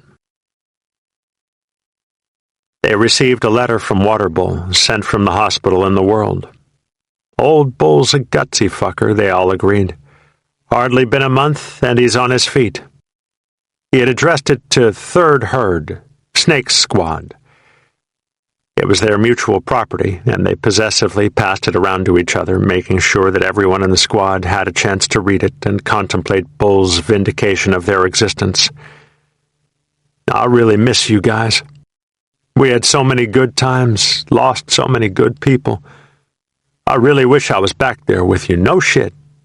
I mean it. The world sucks. Hey, tell Baby Cakes he can have my Bangkok wife. He's such a horny bastard. Christ, I miss you assholes. Now you got my address. Write me, huh? The squad talked animatedly about Waterbull throughout the day.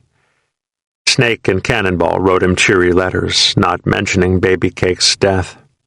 They both agreed unconvincingly that they would do that in the next letter. Some of the others cut him a cassette tape full of wise jokes and happy stories. It all confused Goodrich. He thought he understood the momentum involved in Waterbull's feelings. The sense of loss caused by his serious wounds, the visceral grasping for the past, when he had been a whole man. He even thought he understood the apparent emotion that considered the past less harmful once it had been survived, and a future with a disability threatening enough to make the world seem to suck. But let's be realistic, Goodrich mused after he read the letter. You don't really want to be back here, Bull. Really? Can you label this part of your goddamn life rewarding? Something that you miss? You hated it. I remember. Don't bullshit me. I listened to you, bitch. Why don't you write us about the hospital ward, Bull? Does it suck? There's your reward. And why would you want to come back here and go through that again? And we'll write you about Baby Cakes. Then you can really miss Baby Cakes. An open-bedded 6x truck pulled up near the company tents and honked twice, then waited, idling roughly.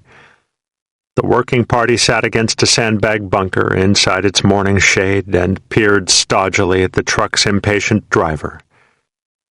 Finally, the driver jumped down from his cab and walked over to the 6 men. Come on, all right? Let's get this over with. Bagger took a slow drag from his cigarette. Fuck you. All you gotta do is drive the truck. The driver cocked his head. Look, man, the sooner we start, the sooner we get finished. Bagger shook his head negatively. Wrong. The sooner we start, the longer we gotta work. I played this silly game before.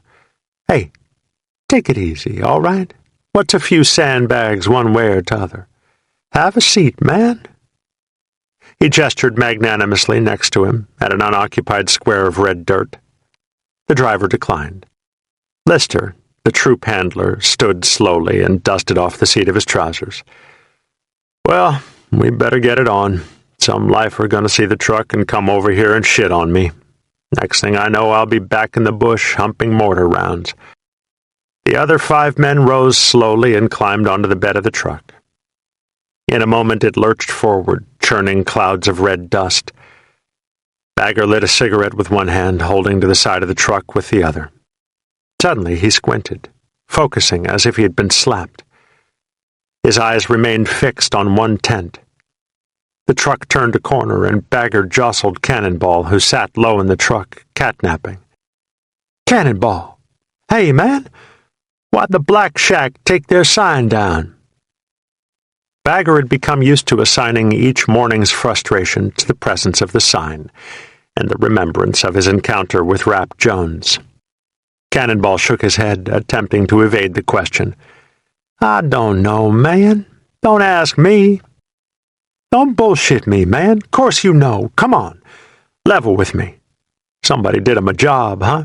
Busted their asses? The three new men watched the encounter, interested. Lister ignored them, accustomed to Bagger and Cannonball's squabbles. Look, don't always ask me what I know, man. I don't always know. Now, I heard. Bagger snorted. Gotcha, you mother. All right. What did you hear about the Black Shack, Cannonball?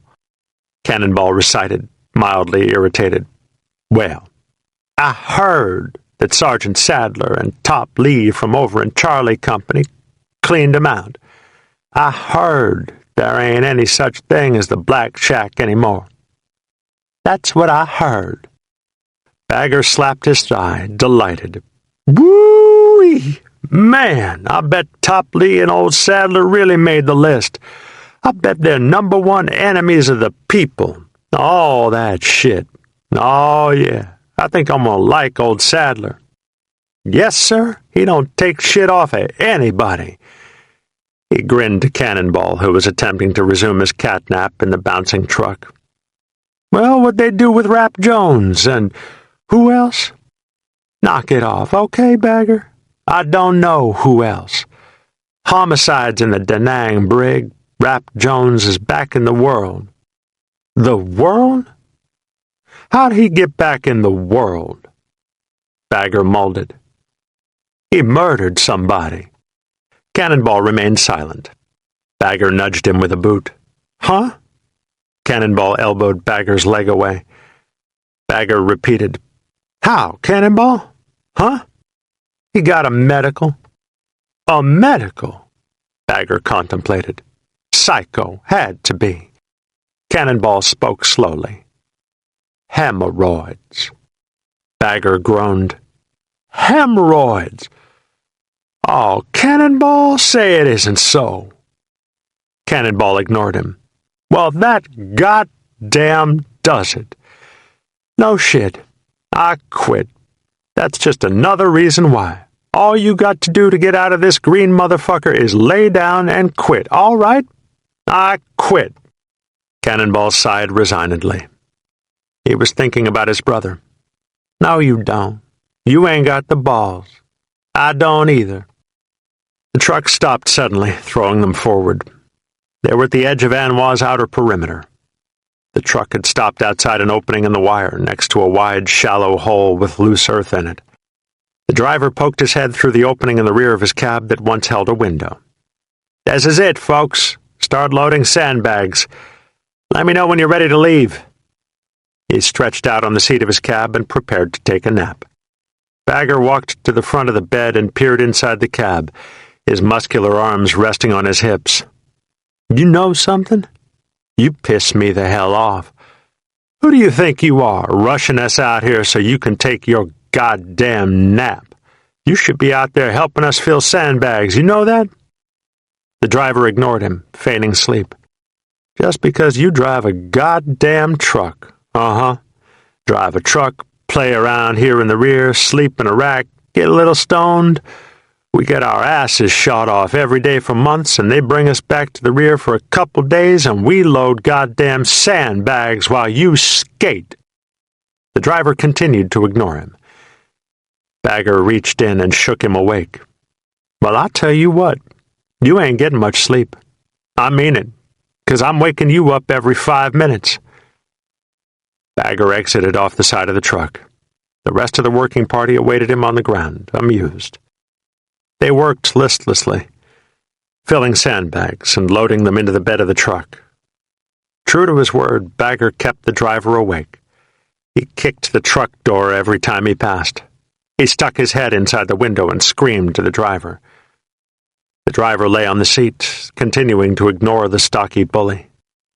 Small groups of Vietnamese approached the working party, conversing with them, or merely calling to them as they passed by. A boy sold 10 sticks of marijuana to one of the new men, who lit up immediately, grinning. the ever-present baby sons converged, these from the resettlement village in Duk-Duk, and very friendly. A few even helped load sandbags in exchange for cigarettes and gum. Bagger and Cannonball were especially playful with the baby sons, warming to them after the stolid, empty faces of Gonoi and Arizona. On the other side of the crater there were low mounds of earth and thick clumps of high weeds. A girl sauntered through the weeds as if she were emerging from a mist and stood across the crater from them, smiling brightly. She was perhaps 18, short and mildly attractive, her beauty a coarse, natural type that would likely fade in a few years with the emergence of betel nut and children. She wore a long shirt and a scarf around her neck, even in noon's oven heat. Lister gave her a familiar nod, then turned to the working party. "Anybody want a little boom-boom? $5 unless you got a case of sea rats with you." Bagger and Cannonball studied her. She smiled back unabashedly. Bagger queried Lister. "She clean?" Lister shrugged. "Shit, I don't know. I screw her every now and then, but I never caught nothing from her." "Yeah, but what you been giving her?" Cannonball howled at Bagger's jibe. Lister shrugged. "Suit yourself. Couple days you'll be out in Arizona wishing you had a piece of anything. Well, she's anything. Better than beating yourself to death. What's with the scarf? She thinks she's Queen of Sheba? She got some napalm burns up one side of her. Starts at her neck up there. But she's okay. Like they say, you don't fuck the face." Lister chuckled at his own joke. Cannonball strode quickly toward her. "I'll go." He took her hand, and they disappeared inside the high weeds. Bagger startled. "Hey!" He shook his head. "Hell, I was the one asking all the questions. What's he think I am, his agent?" Lister jibed him comfortably. "Well, hell, Bagger, you're a married man. Cannonball just done you a favor, boy. He's, not my preacher used to say it, keeping you from the snares of indolence and vice." Bagger grunted, staring toward the weeds. Screw around. Tomorrow I might be dead. My woman wouldn't grudge me one last little piece of nookie. Damn, Cannonball. You can still go. He won't take long. Forget it. In 10 minutes, Cannonball emerged, grinning widely. She a nice ride, Bagger. Ain't no bullshit. He nodded to Bagger. Go on, man. She's okay. The girl had not yet emerged from the weeds. Bagger's loins ached mightily, and yet the uncomfortable, denigrating thought would not leave him. Sloppy seconds to a... Shit. If they ever found out about that back in Bowman, man, I think I'll wait and see if you come down with the clap. Give you a couple days, man. See how hard it is for you to take a leak. Cannonball still grinned without suspicion, his spacious face lit from recent pleasure. Oh, they ain't gonna be no couple days, Bagger. We're moving out tomorrow or the next day. Bagger noted the glow on his friend's face and felt himself begin to harden at the thought of it. My man Cannonball is right. This is it.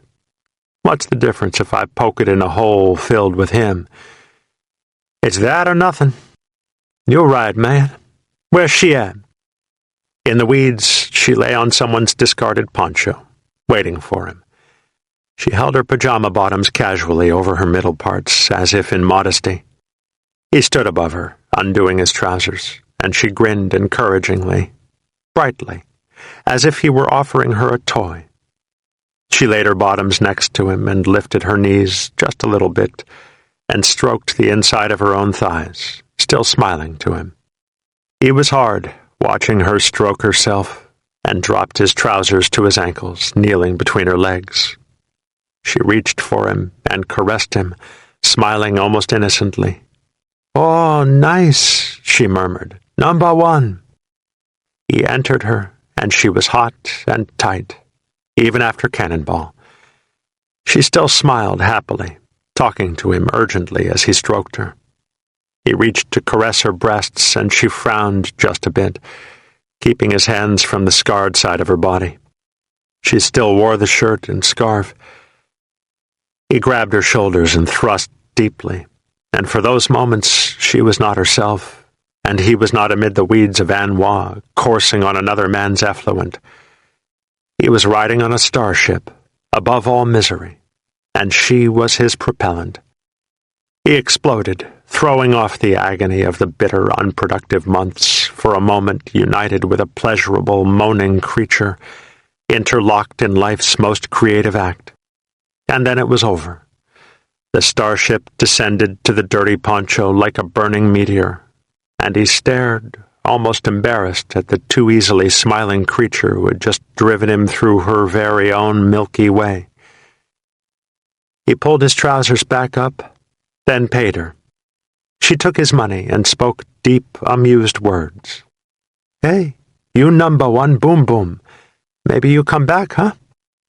He did not answer her. He could only manage a faintly embarrassed smile. At the edge of the crater, the truck driver awaited his turn.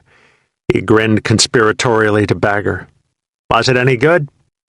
Bagger grimaced threateningly. "Go back to your nap, Pogue. You don't rate any piece of ass."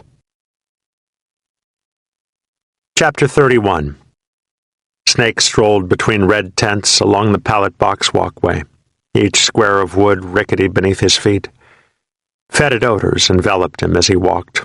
First, the heavy, repulsive mix of excrement and oil from the officer's shitter on the other side of a tent along the dirt road, then the nasal irritant of the oil barrel urinals just to his left. Underneath one tent, a dead rat decayed. Smart bastards, he thought. Give 'em rat poison and forget they'll crawl under the boards to die. May as well let 'em live. They bother you, but they don't smell when they're alive. At least you can sleep when they're alive. What the hell? His hands were deep into his pockets, and he contemplated the seesaw motions of the pallet boxes as he walked them. Finally, he reached the company office tent. He hesitated once, peering through the open flap. Inside, a typewriter pecked languidly. What the hell? I already made up my mind.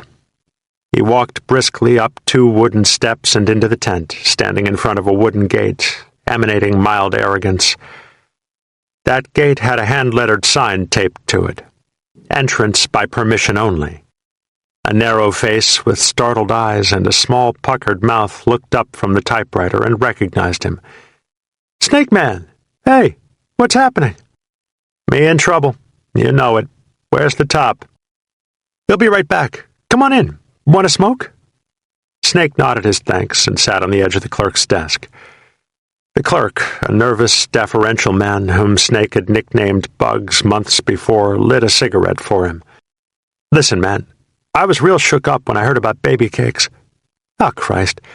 He just used to sit in here and shoot the shit by the hour. He used to spend 10 hours a day inside that mail cage over there. Hell, I typed up his Navy Cross recommendation. He sure had balls. Man, what a way to go. Top was screwed up, too. He sure liked baby cakes. We both got shit-faced the night we heard about it. You all must have taken it pretty bad, too. You and him was pretty tight, weren't you? Hey, I just got a situation report on Wildman. Picked it up at the adjutant's office just a little while ago. Came in from Japan. He's been in Japan for a couple weeks. He must have taken a hell of a shot, huh? Condition guarded, prognosis poor? Prognosis poor is okay. That just means he won't be back. To the company, I mean. Once his prognosis is better, they'll ship him back to the world. At least that's good news, ain't it? Shit, I'll bet Gonoi was the biggest bummer you ever saw, huh, Snake Man? I'll bet you're glad as hell you're getting short. You're almost finished, aren't you? How many days you got? 47, and a wake-up. 47. Jesus Christ, you're so short you better not take a long piss or you'll miss your plane. You gonna get a rear job? Nope. Snake looked levelly at Bugs, reveling in the impact his words would have. I'm gonna extend. Extend? What the hell for? Bugs caught himself. I mean, what job? MPs in Da Nang? That's a good racket. Maybe embassy. Hell, you got a good enough record to get embassy duty, you know that? You're the only grunt I ever heard of, at least in this company, who's got a combat meritorious lance corporal and combat meritorious corporal. Groovy, but I think I'll stay with the company. In the bush? Bugs squinted unbelievingly. Oh, wow. You mean it, don't you, Snake Man? He pondered it, careful not to insult this minor legend who had condescended to smoke one of his cigarettes. Man, it's people like you who make me believe in what we're doing over here. I just never... Snake laughed, looking ironically at Bugs. Come on, Bugs. This ain't any politician's fairy tale. Just give me the papers so I can have 'em ready when the top gets back. 1 hour later, the deed was completely done. Snake left the tent, waited with a ponderous emotion, and strolled along the powdered dirt roads until he found himself at the western edge of the combat base. He found an empty sandbag bunker.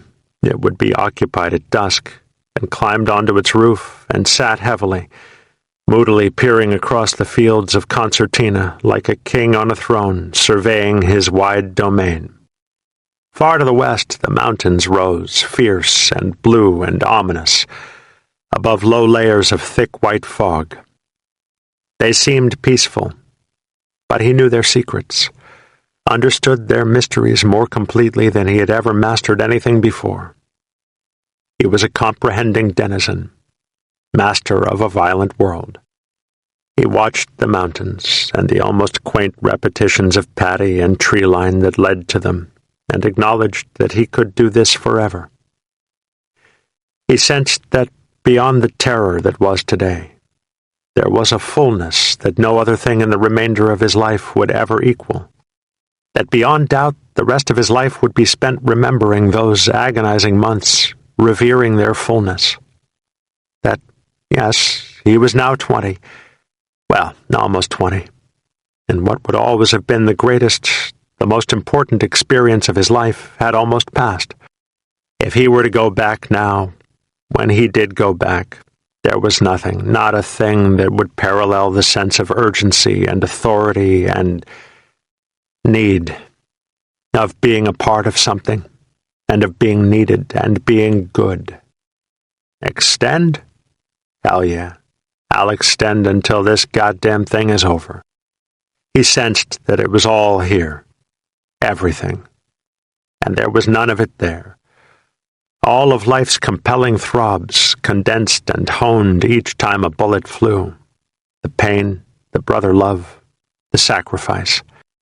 Nobility discovered by those who'd never even contemplated sacrifice, never felt an emotion worth their own blood on someone else's altar. The heart-rending deaths, the successes, all here. None there, back in the bowels of the world, except for the pain, and even that a numbed, daily pain, steady, like a blue funk, not the sharp pain of an agonizing moment, capable of being purged, vindicated, replaced by a beautiful, lilting memory. Baby Cakes was a #1 dude, you know. He'd have died for me, and I killed him back for him. Chapter 32. Goodrich walked endless strips of dust roads, red dirt in the wind like sleet. The resupply helicopters passed overhead, carrying netted external loads from the An Hoa landing strip to places like Arizona and the Phu Nguyen's and Go Noi. They reminded him of hawks clawing dead mice. Another helicopter mission popped past him, coming from the western mountains, dragging a long rectangular net under it like a plane pulling a commercial streamer at a resort beach. 8 men hung from the net in full combat gear. 4 clung to it, peering down as the helicopter hovered over the pad. The other 4 were dead, strapped to the net. Goodrich watched them and felt sick. Another recon team had bitten the dust. The gooks were everywhere. Something big was about to blow. Still he walked. No direction. Jeeps and mechanical mules raced past, throwing curtains of red powder over him. The rows of tents and sagging bunkers blended into blurs, punctuated only by occasional fetid, slowly moving whirlpools of bad air, like someone else's breath. He kicked the dust, sending little powder clouds into the air with every step. Damn it! How did I ever get into this? He lit a cigarette as he walked. And there's no backing out. For the first time in my life, I have to make a decision. Do something affirmative instead of letting life kick me around. Mark, his old roommate, had written him from Canada, and the letter had been the catalyst that set him walking. Mark had sent a clipping from the New York Times, an article by an investigative reporter about a possible massacre of civilians by an army unit. Mark had been in rare form in his letter. "And you tell me there are no more pogroms," Mark had written. "And you tell me I shouldn't see Nazi uniforms every time I turn on the TV. What do you call this, winning the hearts and minds?" Then there had been the kicker. "I can't understand how someone could stand by and watch this happen. Do they make you all automatons? Do they intimidate you to the point you lose your consciences, for God's sake?" And then, crushingly, "I feel better knowing there are people like you in some of the units over there, Will." Goodrich kicked another cloud of dust into the air, covering himself with it.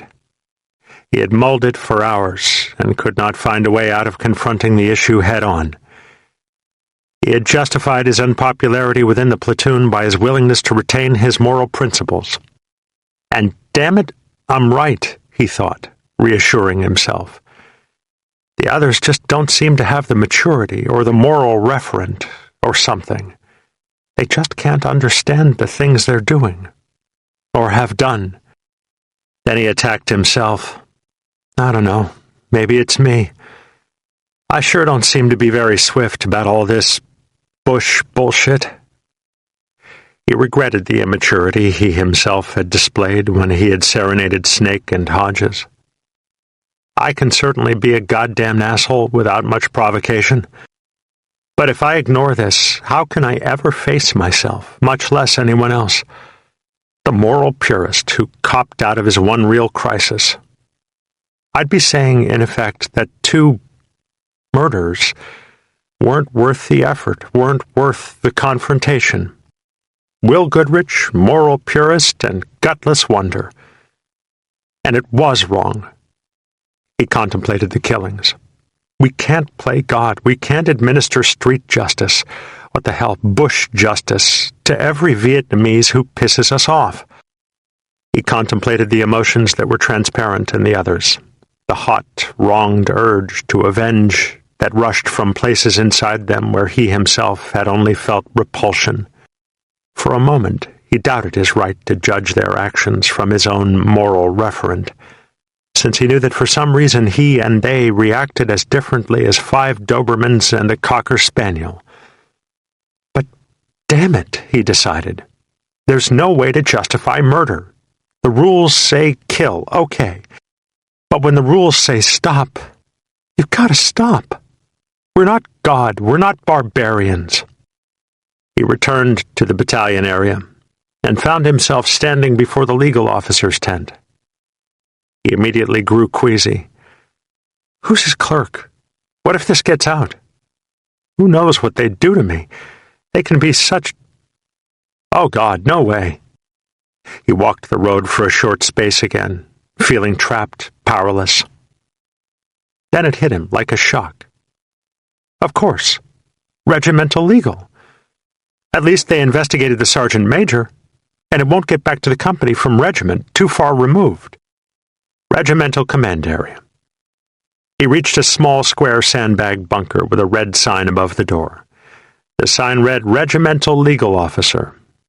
Goodrich checked the dirt road for familiar faces, then bolted inside the door. A corporal looked up at him, mildly shocked by his dashing entrance. What do you want? I'd like to see the legal officer. Do you have an appointment? Goodrich stared exasperatedly at the corporal. He was tempted to leave on that note, to justify his retreat on those grounds. But not so easily for murder, he decided. I don't have time for that. We're pulling out tomorrow. Arizona. The corporal was unmoved. Have you been to battalion legal? You're kidding. Listen, this is important. What's it about? I can't tell you. The corporal surveyed Goodrich with mild arrogance. Look, if you can't tell me, how the hell can I figure out if it's important enough to bother the captain about? Goodrich leaned over the man's desk. Take my word for it. The captain appeared from a private portion of the bunker. He was tall and slim, very young, only recently graduated from law school. He nodded to Goodrich, giving him a tentative, embracing smile. You sure it's that important? Goodrich immediately warmed to the man. Yes, sir. The captain smiled, gesturing toward his cubicle. Then come on in. The captain indicated a chair, and Goodrich sat obediently. The captain sat behind his small field desk and lit a pipe after meticulously packing it from a leather pouch. What can I do for you, Marine?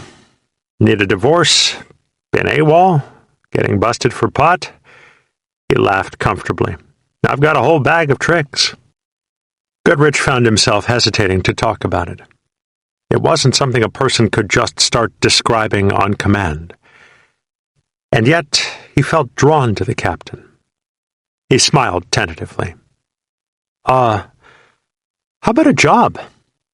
The captain looked curiously at him, and he leaned forward toward the man. I'm highly qualified. For a lance corporal, that is. My old man's a lawyer, my brother's a lawyer, and I have almost 3 years of college. Harvard, better than a B average. He shrugged, remembering. Not much better than a B, but what the hell? The captain almost choked on his pipe. Harvard? Jesus Christ. He laughed self-consciously. I won't even tell you where I went. Not that you'd recognize it. Where do you work now? I'm a grunt. Goodrich shook his head at the captain's amazement. Oh, shit, don't even ask. It's worse than it sounds. I'll bet. The captain checked his watch. Well, to tell you the truth, I don't need an assistant. You notice Corporal Murphy out front? Well, Corporal Murphy has 2 years of law school. The legal officer chuckled. He got drafted, but he does all a man could ask. Now, he checked his watch again. I was just getting ready to eat lunch. You didn't hold me up just to apply for a job, did you? You seemed pretty worked up a minute ago. Goodrich studied the captain, feeling nervous, desiring some assurance that should he reveal the information, it would not merely cause him trouble. Are you the one who investigated the sergeant major? The captain shook his head ironically. Yeah, but that's done, unfortunately. We don't need anything else on him. We had so much as it was, he should have hung. I take it you weren't particularly happy with the outcome, then? The captain stared at Goodrich with a taut, assessing smile. No, you might say I was a little disappointed. He stretched in his chair, still assessing Goodrich. Sergeant majors, I have learned, stand somewhere just beneath Jesus Christ and just above the colonel. They aren't very friable. He relit his pipe. But I don't think there would be a similar problem with anyone else. The system's fair on the whole. Very fair. He took a final look at his watch. Now, are you going to tell me what's on your mind, or do you want to forget it? You seemed to think it was pretty damned important a few minutes ago. It is. It's really important. Goodrich pondered it a moment. His hands were sweating and had taken on a nervous tremor. It just isn't easy to talk about. It's not something you can just start in and discuss. I have to figure out my obligations, where my loyalties lie. Maybe you should visit the chaplain and see me later. There was a hint of sardonic impatience in the captain's voice. Goodrich lit a cigarette, gathering himself. I'm sorry. I'm making an ass out of myself. That seems to be the general rule lately. Listen, Captain, you know how things are in the bush. I'm sure you've heard. Everything's screwed up in the bush. There's no logic to it. At 5:30, if you shoot out a light in a hooch and someone dies, you're in trouble. At 6 o'clock, you can do it, and it's all right because lights are used as signals. Shoot a prisoner from 5 feet away, it's a kill. Touch him and then shoot him, and you're a murderer. You know how it is. So how can any of it make any sense? The captain puffed slowly on his pipe, contemplating Goodrich. "So, what do you want me to do about it, Corporal? Make it all go away?" "No. I mean, yes, but since you can't, no. What I want you to do, sir, is tell me I didn't see a murder. For my own conscience. Tell me I saw something that was gray enough that we should forget it. Could you do that?" "What are you talking about?" "It looked like a murder. It sounded like a murder. But maybe it wasn't."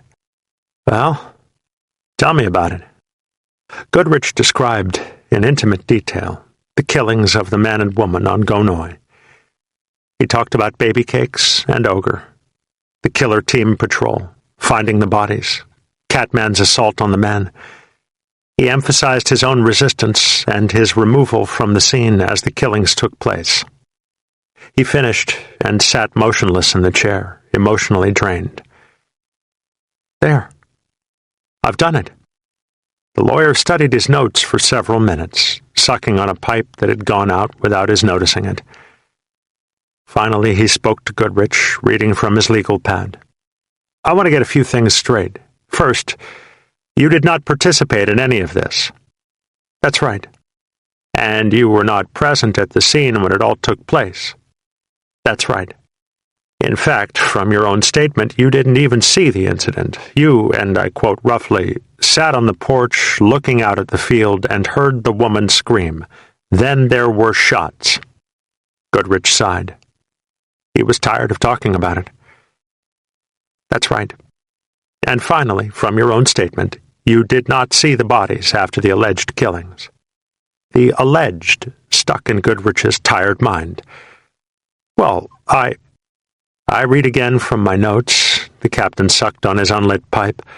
"I heard them spading, and then they rejoined me at the hooch. We made stretchers for baby cakes and ogre and returned to the perimeter."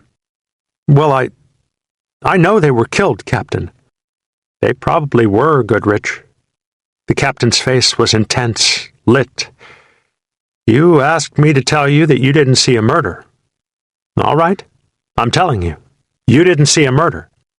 But 1, 2 took place. Do we know that? Do we have bodies?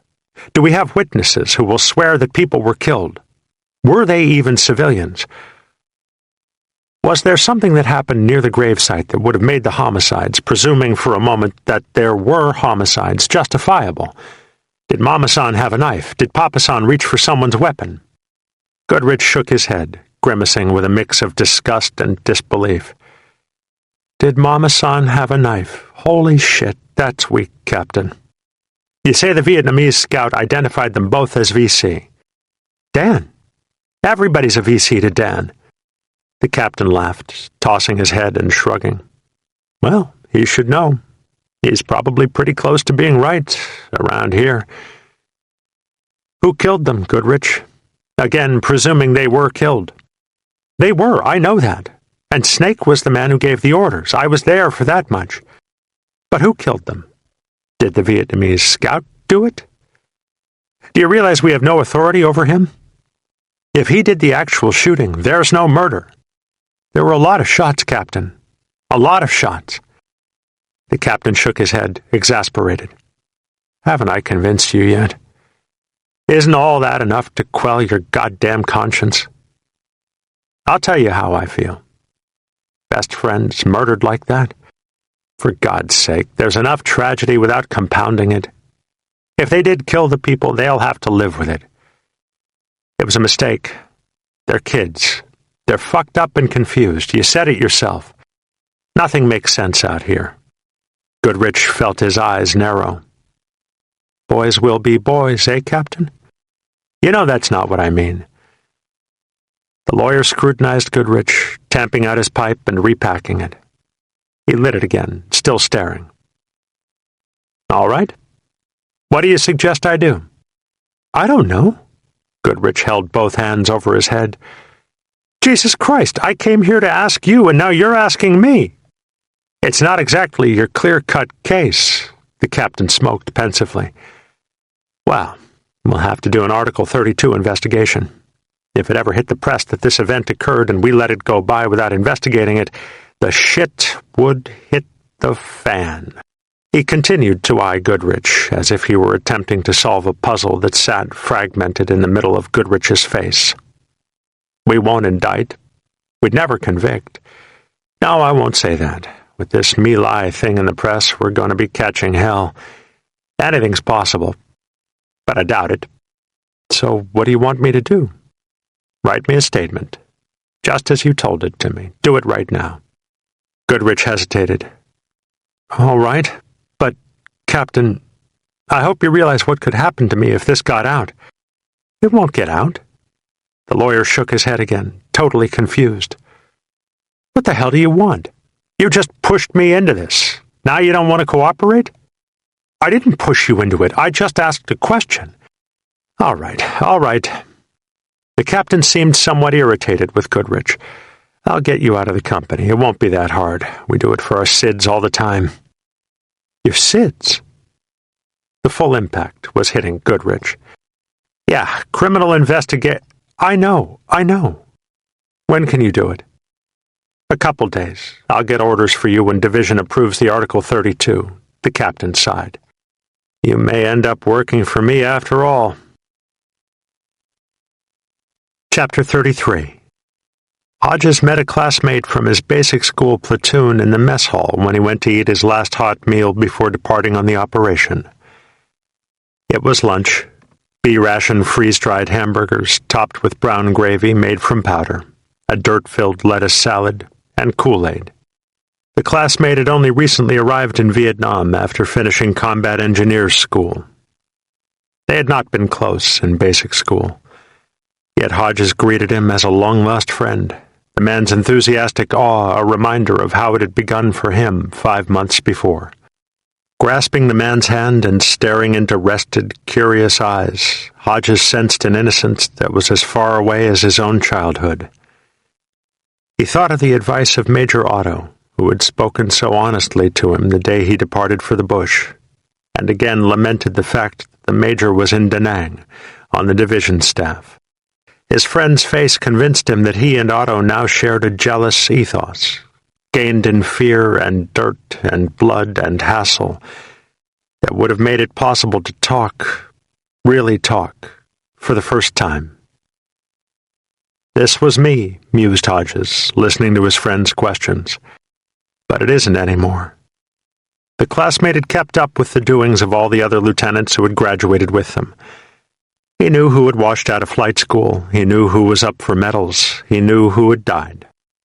Hodges downed his meal without enthusiasm, listening absently while thinking of the operation he would embark on in only a few hours. There was a tickle in the back of his head that mildly resented this new arrival's knowledge.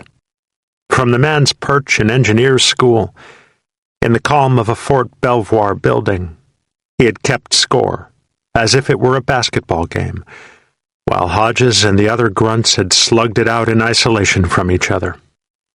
But it was irrelevant anyway, at least right then. Basic school, with all its earnestness and idealism, was an unreachable part of his life, blocked off from him by combat's warp of terror. Flight school was for other people. Medals were for heroes. Relevance was Snake and Catman and Cannonball. Importance was keeping them alive through another week.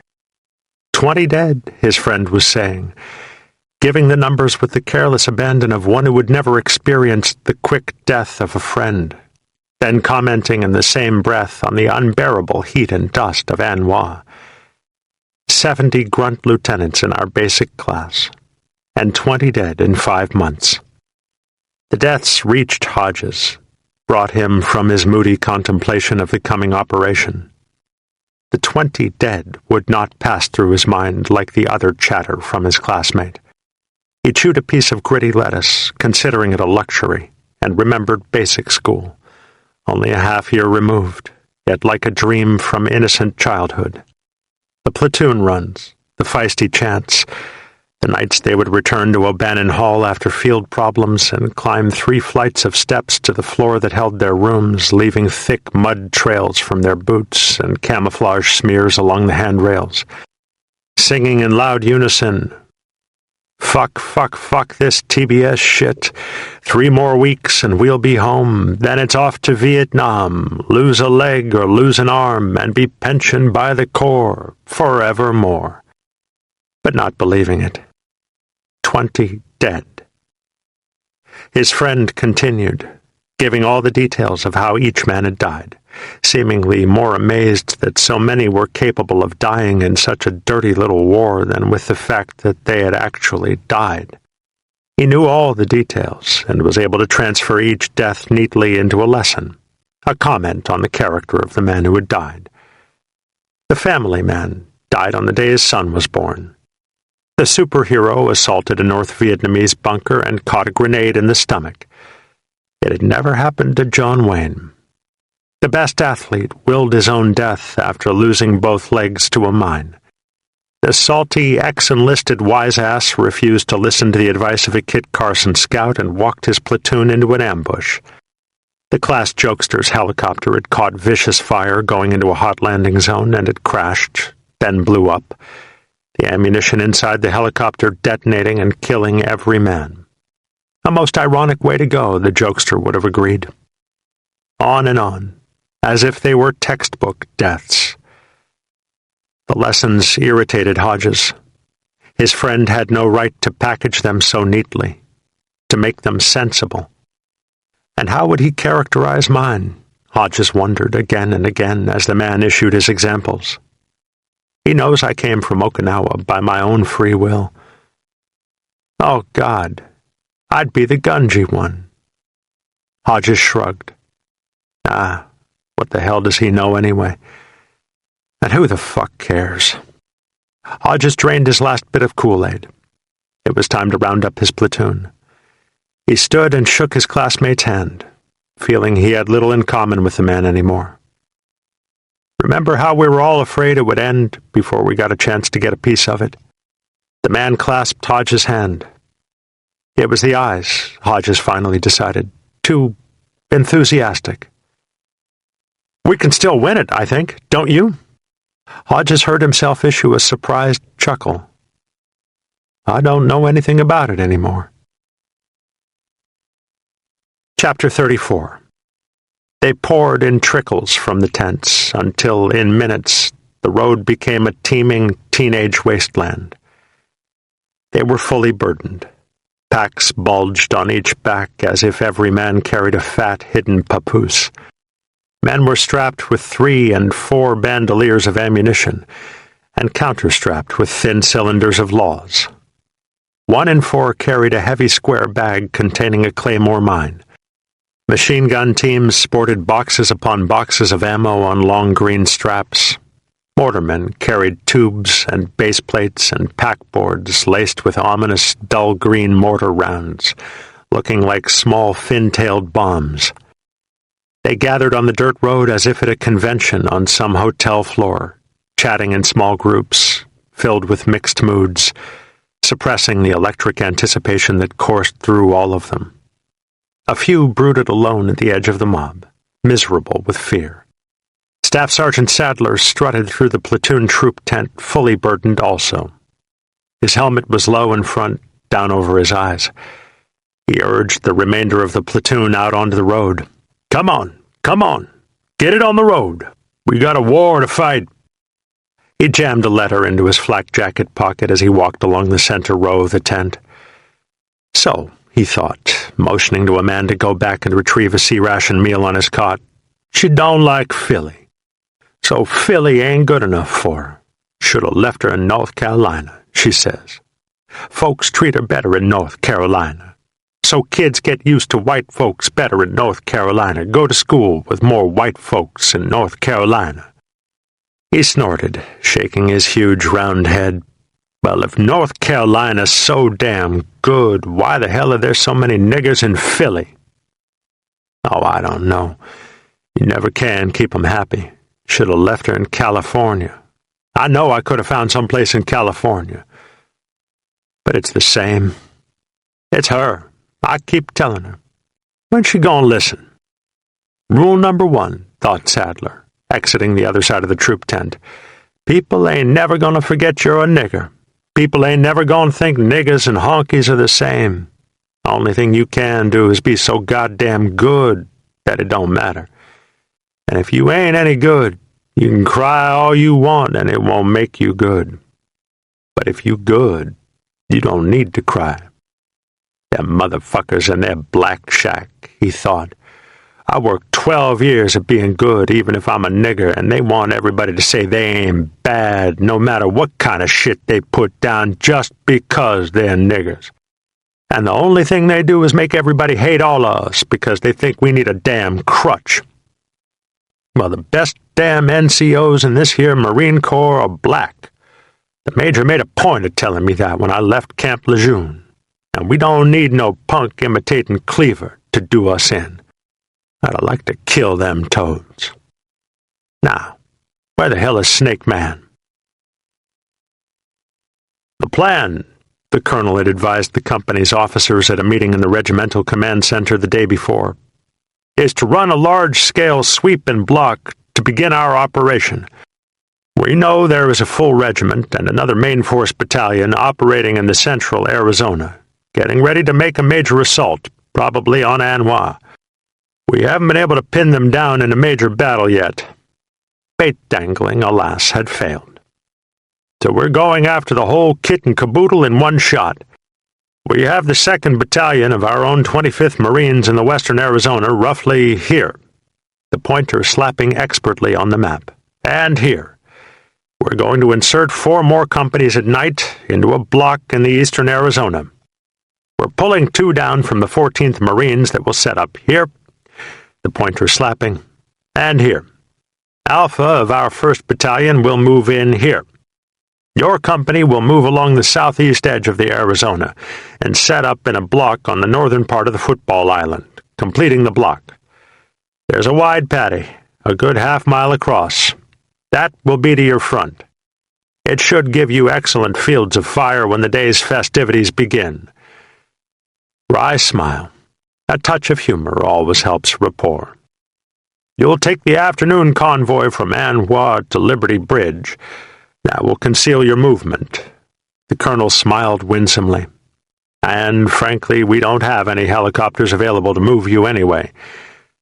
Then you'll cross from the bridge into the Arizona sometime after midnight. We'll give you the word. Just before dawn, 2nd Battalion will sweep across the Fufong paddies through the central Arizona tree lines. We should roust something big out. It will probably run right into you and the other blocking companies. Be ready. He grinned one last, hopeful time. You might not believe this, but I really wish I was going with you. Now, let's count some meat, all right? Hodges had grinned resignedly, remembering Bagger's usual retort. Some days you count the meat, some days the meat counts you. The trucks were packed like crowded subway cars.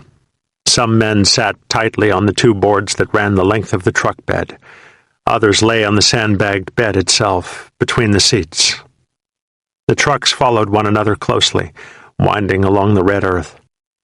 Clouds began to form, first turning the sky entirely white in their distance, as if they had enveloped the earth and were now descending like a tightening grip, gradually graying, finally developing deep streaks, but never pausing long enough to be cumulus or nimbus or cumulonimbus, merely racing toward the earth until at last they reached it in the form of a steady, persistent, windless rain.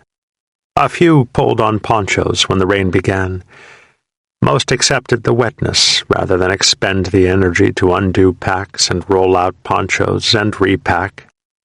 Hodges sat on one of the long boards, accepting the drenching rain, peering out at landmarks along the convoy road. They emerged as the truck ground toward the bridge, allowed inspection, then disappeared behind him, as if becoming a part of his past. The old brick factory that the French had built an empire ago, lying fallow under blankets of red dust that were rapidly becoming an ooze of clay. The German hospital, sitting yellow and sedate, haven for hurt children, still missing 3 Fräuleins that the VC had hauled off to the mountains several weeks before. The children from the hospital gathered along the road, even in the rain. There were the ambulatory ones who were still receiving treatment. There were the recently released who had found new homes in the nearby Mauchans rather than returning to Arizona or La Tap or Gonoy to die. They made a haunting crowd. They were pocked, eyeless. They were burned, one-armed, one-legged. One hobbled painfully, his toes spaced from the end of his foot to the top of his ankle. 5 grotesque toy soldiers, melted by napalm into rigid attention. The children waved merrily to the convoy and received cigarettes and gum for their effort. The Marines in the convoy did not mangle them. Buddha merely turned his head. Some days it rains rain, Hodges thought, thinking of Dan's acquiescent philosophy. Some days it rains other things. The road opened up, and Hodges watched the bald red circles of earth spaced on both sides, surrounded by sea-ration cans and weeds, where small groups of men now huddled under makeshift hooches in an attempt to stay dry. Road outposts. He had stood them with his platoon. They, too, seemed a somehow tranquil part of his past. The convoy passed through the Phu Nguyen's. He peered through the gloomy rows of trees and ridges, remembering past patrols. Over there, somewhere, soaking with the rain into the earth, were 100 pieces of Big Mac, and the bones of Phony's arm, and an invisible rain-soaked bloodstain from himself. Far into one paddy a helicopter hovered in the rain, soaking a rice seed bed with aviation fuel that had been rigged to shower down in the rotor wash. In a few days the seedbed would be dead.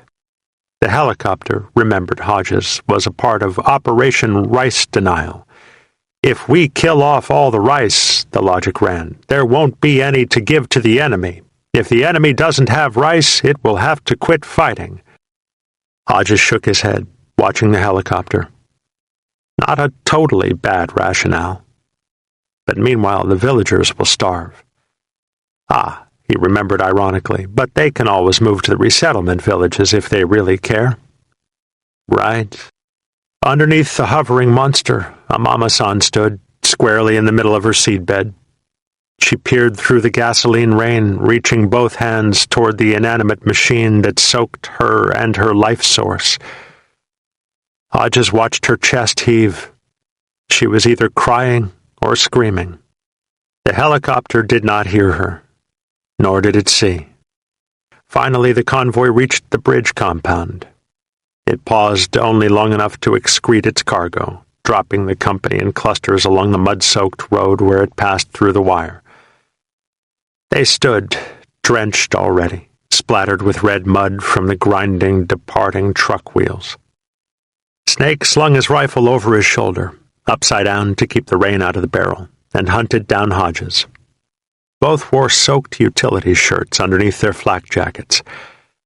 Neither wore a poncho. "Where to, Lieutenant?" Hodges looked at his watch. 4:30. 8 hours to kill before the company would leave the compound. They still stood in huge knots along the road. The compound was so small and so tightly structured that there appeared to be no place for the company to pass the time. Hodges looked around for Captain Crazy and could not see him. The platoon stared patiently, waiting in the mud. There was a small clearing in front of the battalion COC bunker, not quite the size of a basketball court. Hodges pointed to it. "Get with Sergeant Sadler and put him over there. I'll go check inside the COC and see where they want us." Inside the bunker it was warm and dry and fluorescently bright. Hodges stood in the room, surrounded by maps and squawking radios, remembering the gruesome terror of the night the bridge had been overrun, contemplating his and Snake's earlier confrontation with Kersey. Nothing in the bunker had changed. Old Kersey's probably praying every night the bridge will get overrun again so he can cop another silver star, mused Hodges. He looked around for his company commander, who still was not apparent. But speak of the devil, mused Hodges. A wide back, leaning over a chart, straightened, then turned to face him. He caught the jowls as the head turned. The narrow eyes inspected him haughtily. Kersey. Hodges feigned casualness. Hey, we got a company out there in the rain, just sitting there in front of your bunker. And we got 8 hours to kill before we make our bird. Got any place we can hole up? Kersey grimaced at Hodges' greeting. No, I don't. This isn't a hotel. It's a combat base. He folded his arms, his head tilted back. The hell are you complaining about anyway? If you were in the bush, you'd be wet. You're going to cross the river and get wet. Something called leadership, Kersey. Taking care of your people. You wouldn't know a thing about that. Forget it. Hodges turned to leave, but could not resist a dig after Kersey's arrogance. Hey, you and the Colonel get your silver stars yet? The radio men in the bunker exchanged knowing smirks. Kersey stood erect. Colonel rotated. I'd guess he got his. I got mine a few days ago. That general from the world. That's right. I figured that. Hodges smiled blandly. He gave the sergeant major a commendation just for having the good sense to leave before somebody did him a total job. Kersey stared threateningly at Hodges. Hodges was enjoying the amusement of the radio men. Oh, but I forgot. That's how you got your Purple Heart. The bunker broke out into muffled guffaws. Hodges turned to leave. Yeah. I hope your legs are okay. Where those gooks shot you. Kersey challenged him with a curse, but Hodges was already out the door. It was a Pyrrhic victory. For 8 hours the company sat packed in the dirt yard under sheets of intermittent rain, huddled inside leaking ponchos. They sat mournfully in the black as the rain beat at them, nibbling from tins of sea rations, smoking wet cigarettes. The rain soaked their clothes and equipment. It crinkled their skin. It deadened every ember of what used to be their spirits. Chapter 35. The river was high and swift, cool from recent rain. Goodrich slid clumsily through wet grass down the steep bank, squinting at the wavy line of figures that disappeared in mist and darkness halfway across the water, then stepped carefully into the current. The water filled his boots, coldly shriveled his groin, tickled his armpits. He held his weapon over his head. His cigarettes were in his mouth. Every other part of him and his equipment was soaked. In front of him, Numac stumbled, going underwater briefly, and lunged to catch his helmet as it began to float off his head. He succeeded, but his cigarettes bobbed quickly downstream in their waterproof container. Numac swore after them. On the far bank, cobwebs of limbs and roots from shattered trees reached through the mist. Goodrich approached them, haunted by their shapes, by the craggy pocks of sand and earth below them, by the very silence that greeted his first step onto the Arizona shore. Where are they? The valley's filled with them. They know we're here. It will only be a moment, and then they'll kill us all. None of us knows where the other is except for the ones just in front and behind. Why haven't they hit us? Maybe just beyond this curve, behind that mound. But there was nothing. Only a forest of devastated trees, its floor so deeply rent that it seemed they walked through sand dunes. For an hour they experienced the moon, following a winding trail. The column was continually halted. Men fell into craters that they did not see. They tripped over trees and lost the men in front of them. The point squad lost the trail once and had to double back to find it. Then the trail broke north. To the west, their front, was a ridge that dropped into a wide river of sand. The sand separated Football Island to the south from the rest of the Arizona Valley. They dropped down the ridge and walked in the sand, thankful to be out of tree lines, away from near ambushes. The sand was loose, like walking on thick, wet sponges. They walked it for 2 hours, stopping periodically and resting in its openness, some of them now collapsing on it when the column stopped, mindless of the grainy irritants that stuck to all parts of them because they were still wet. Abruptly, in the middle of the sand, as if by divine command, the column moved north. No landmarks guided it. They reached the ridge again and climbed back into thicks and stumps and mounds, and also hooches this time. They fought a thick tree line that was interlaced with trails and deep trenches, moving through it rather than along it, and finally reached its northern edge. There before them, like a seashore swallowed in its evening fog, was a wide, seemingly endless paddy, blanketed with mist. They took positions along it, making a thin elliptical perimeter with the backside on a nearby trail, and awaited first light. Hodges lay dozing in the mud of a bomb crater, supposedly on radio watch. The radio was an uncommunicative hiss against his ear. Mosquitoes hovered and swarmed lazily around his face, whole flocks of them in motion after the drenching rains. 10 yards away, a group of rats played on the porch of an abandoned hooch. Across the crater, Sergeant Sadler snored, occasionally slapping a mosquito or slumbering against the crater's mud. There were slaps and mutterings in all directions, punctuated by exhausted groans. Just through the trees was the black and silver gloom of paddy. Then the booms began, the crunch and whump of artillery digging out some distant earth, round after round, a dense bombardment, like rolls of thunder and deep drum crescendos. 10 minutes. 15. The ground vibrated gently. Hodges was fully awake now. He crawled from the crater and made his way to the edge of the tree line, watching. 2 miles away, flashes that resembled storm clouds lit the mist. As the prep fire continued, the black lid of sky lifted, allowing an eastern gush of blue. The awakening fields now creaked and moaned. Tanks. Then, from where the tanks creaked, there came other new sounds. Machine guns rattled doggedly, rhythmically, steadily. The sweep was on. The sky lit, and the mist began to lift, and the fields were lush and rain-soaked and green. Hodges peered along the tree line and could see the other Marines of the company set in at its edge, watching also. They lay in the mist and weeds, faceless in their distance, and it struck him that he was watching a timeless vision, the taut stillness of 100 men frozen by their individual fears. This part of it, at least, was eternal. They could have been anywhere, in a jungle clearing on Saipan a quarter-century before, in the sweet spring grass at Shiloh. No matter. These were his people, passed down by time to fill a warrior's conduit, and this was where he belonged.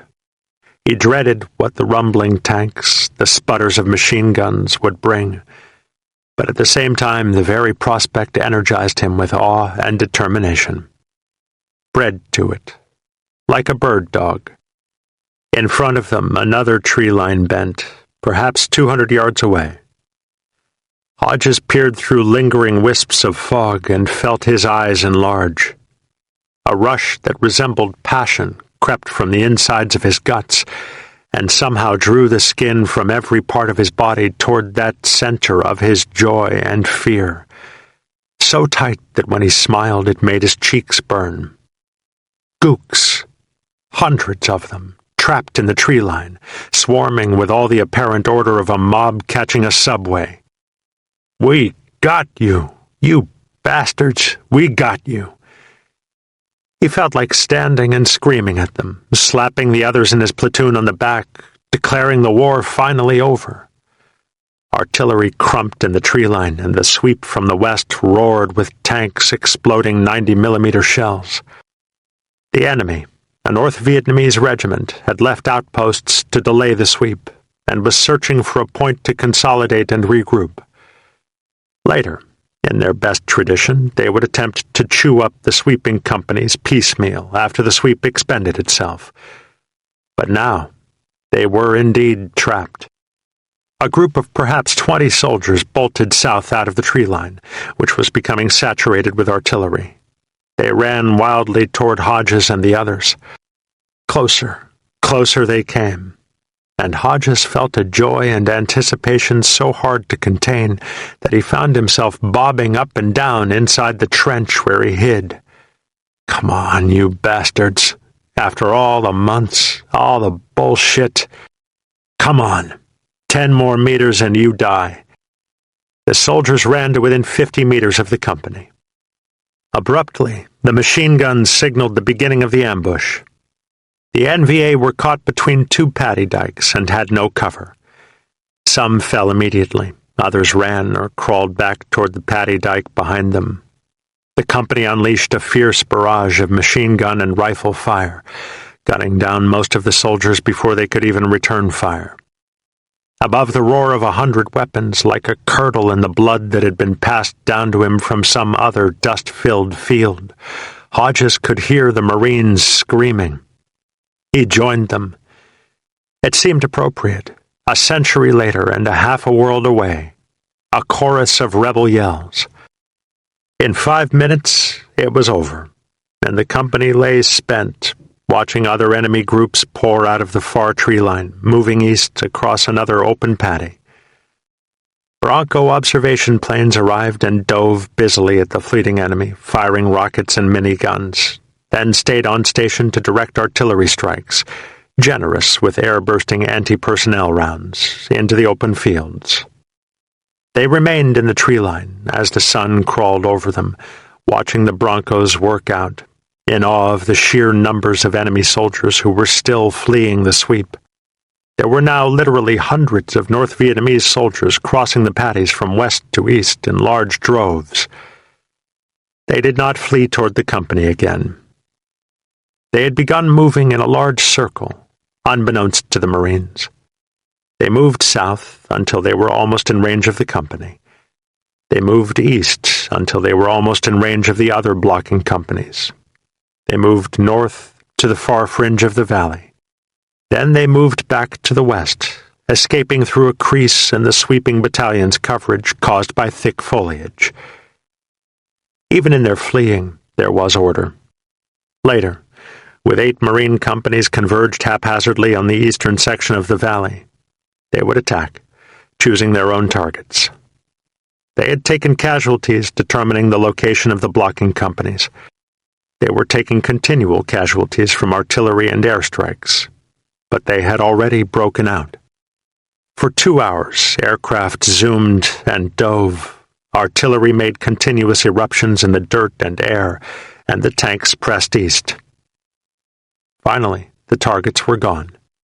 The regimental commander, somewhere back in An Hoa, sitting on top of his command bunker in a lawn chair, sipping on a highball, watching it all through field glasses, maintained Bagger, then ordered all companies to sweep northward immediately.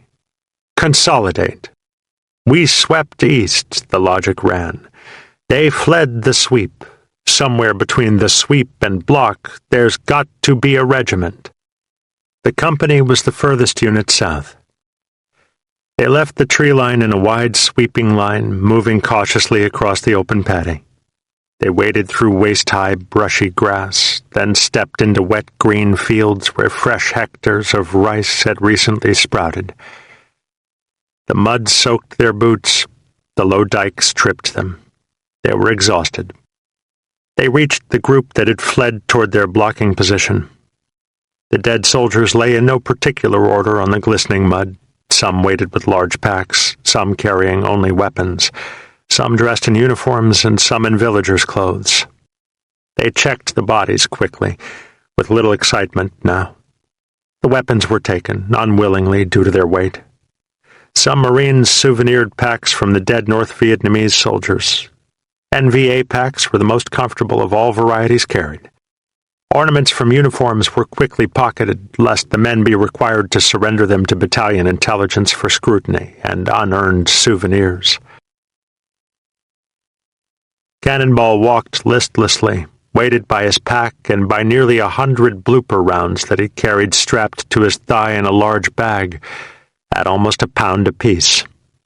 I need me a target, he thought mournfully. I need to shoot off about half these things. They give me all this ammo, we see all these damn gooks. Never seen so many damn gooks in my life, and I only shoot about 10 rounds all day. 10 damn rounds. In front of him, behind a low dike, was a sprawled body, dressed in black. Cannonball squinted, awakening from his numbness. Huh. I got this one. He's mine.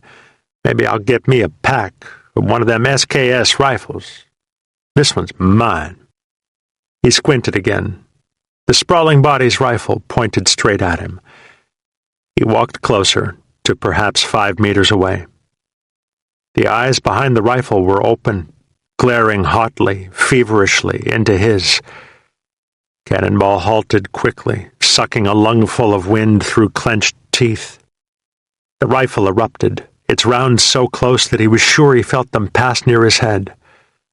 Automatically, without deciding, he braced himself and popped off a blooper round.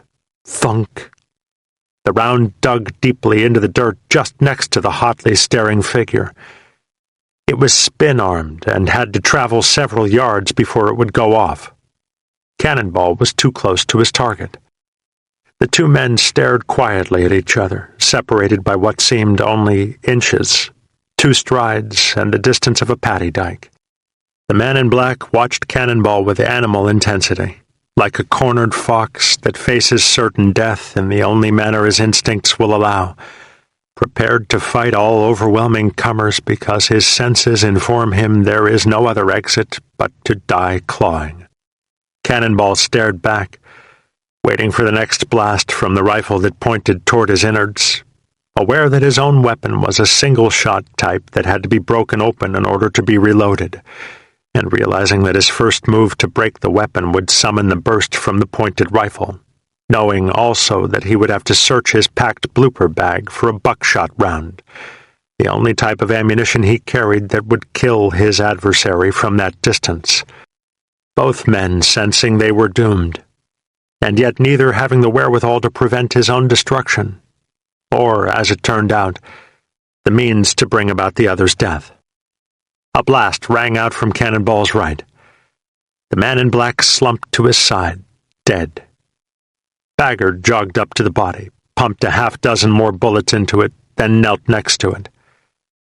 He looked up to Cannonball, who was breathing rapidly now, shaken by the standoff. God damn, Cannonball, you scared the shit out of me. Out of you? Hey, that man had me cold. Why didn't he pull the trigger? Because he liked you. And besides, he was out of ammo. Bagger broke off the magazine from the AK-47 and showed Cannonball. He was probably too weak to change magazines, or too gone to think about it. Cannonball strode over the dike and knelt next to the body. The soldier lay in a huge blood pool, having been shot through the lower waist several hours earlier. Cannonball shook his head. Hardcore, what I mean. They searched the body. The man was older, perhaps 40. Inside his pack there was a letter. Cannonball showed it to Snake, who brought it to Hodges. Hodges called Captain Crazy and asked for the interpreter, Sergeant Twan. Twan strode over to the platoon and dutifully translated the letter in his nasal academic English. He would read a paragraph, then look up to the cluster of Marines, smiling fraternally to all of them, seeking their approval. He is same gunny. The men brightened. He write letter to North Vietnam, to, how you say, same congressman. Collective, no shits. He say he fight French, then he fight in South for 4 years now. He want to go home. He say he been in army since 1949, time to get out. He say he got 5 baby sons, time to go home. Sergeant Twan beamed, nodding graciously, and returned to the company command group with the letter. Bagger stared at the riddled body. Well, we got ourselves a gunny. A lifer. No shit. Snake shrugged the dead soldier off. Hey, man, they are all lifers. They swept through open fields, intermittent villages, and tree lines, past hundreds of bodies littered randomly, as if sown across the valley floor like seeds by some great hand. Finally they reached the tank. It rested humbly in a paddy, between two lush tree lines, a great dragon felled by a slingshot. A shoulder-fired B-40 rocket had blown off one of the treads. A platoon from 2nd Battalion departed immediately when the company arrived, anxious to catch up with its own company, which had swept northward. The company had been ordered to provide security for the tank until repair parts arrived. The company set up in a hasty perimeter around the tank. Hodges joined the conference with the tank commander, who was talking with Captain Crazy. The tank commander was a gunny. He was very thick, with rolls of fat around his bare midsection, faded tattoos on both arms, and folds of loose skin on his face and neck. He kicked the tank and looked fearfully at the tree line in front of it. "But this ain't no goddamn place for a tank, is all. I've been driving tanks for 18 years. I know where tanks should be, and this ain't no place for tanks." He turned to Captain Crazy. "I'll be honest with you, Captain. I'm surprised we made it this far. Yep, I'm damn surprised. You take these choppy little fields, all these damn hedgerows, no damn roads, and the tree lines. Now, there's only certain places we can make it through those damn tree lines. Shit, Captain, it was just a matter of time is all. They were waiting for us. Yes, sir, they were just sitting there, waiting. We were lucky it was the tread." He eyed the skipper tentatively. "Anyway, we'll be here all damn night, I guess. We can't get parts in till tomorrow. I called. They'll have the part out to Marble Mountain first thing." "Yep." He surveyed the shadowed tree lines that loomed in all directions, near and far, like bleak promises. "This ain't no place at all." It was mid-afternoon.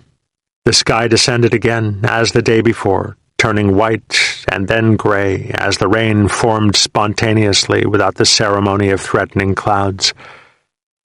The rain fell in shivering sheets, catching them hot and sweating with its suddenness. A helicopter powered through the wet air, moving lazily toward them. It descended inside their exhausted perimeter, pausing for one moment as it discharged its cargo, then powered off, whipping them with wet wind. Hodges peered at its leavings. The battalion commander, new to Vietnam, had jumped a portion of his command post in front of Liberty Bridge.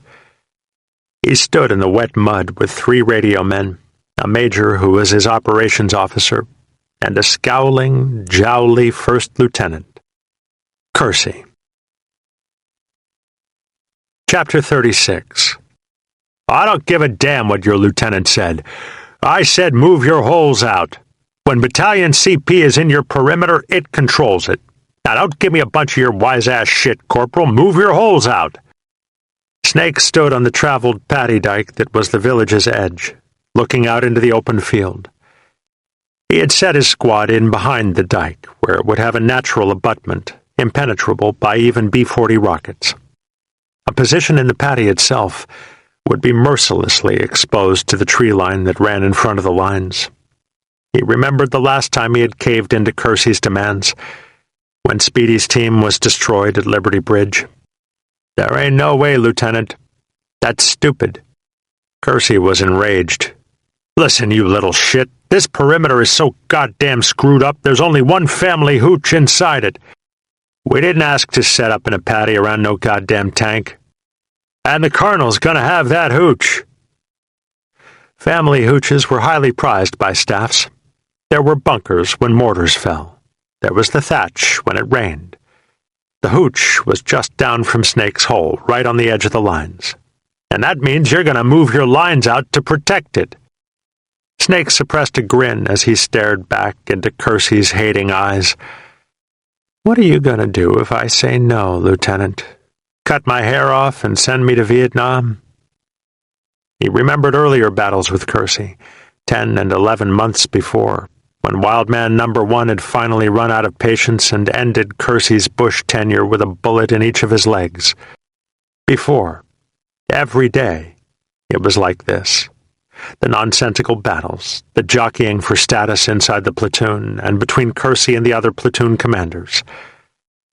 This dude, mused Snake again, is a sick puppy.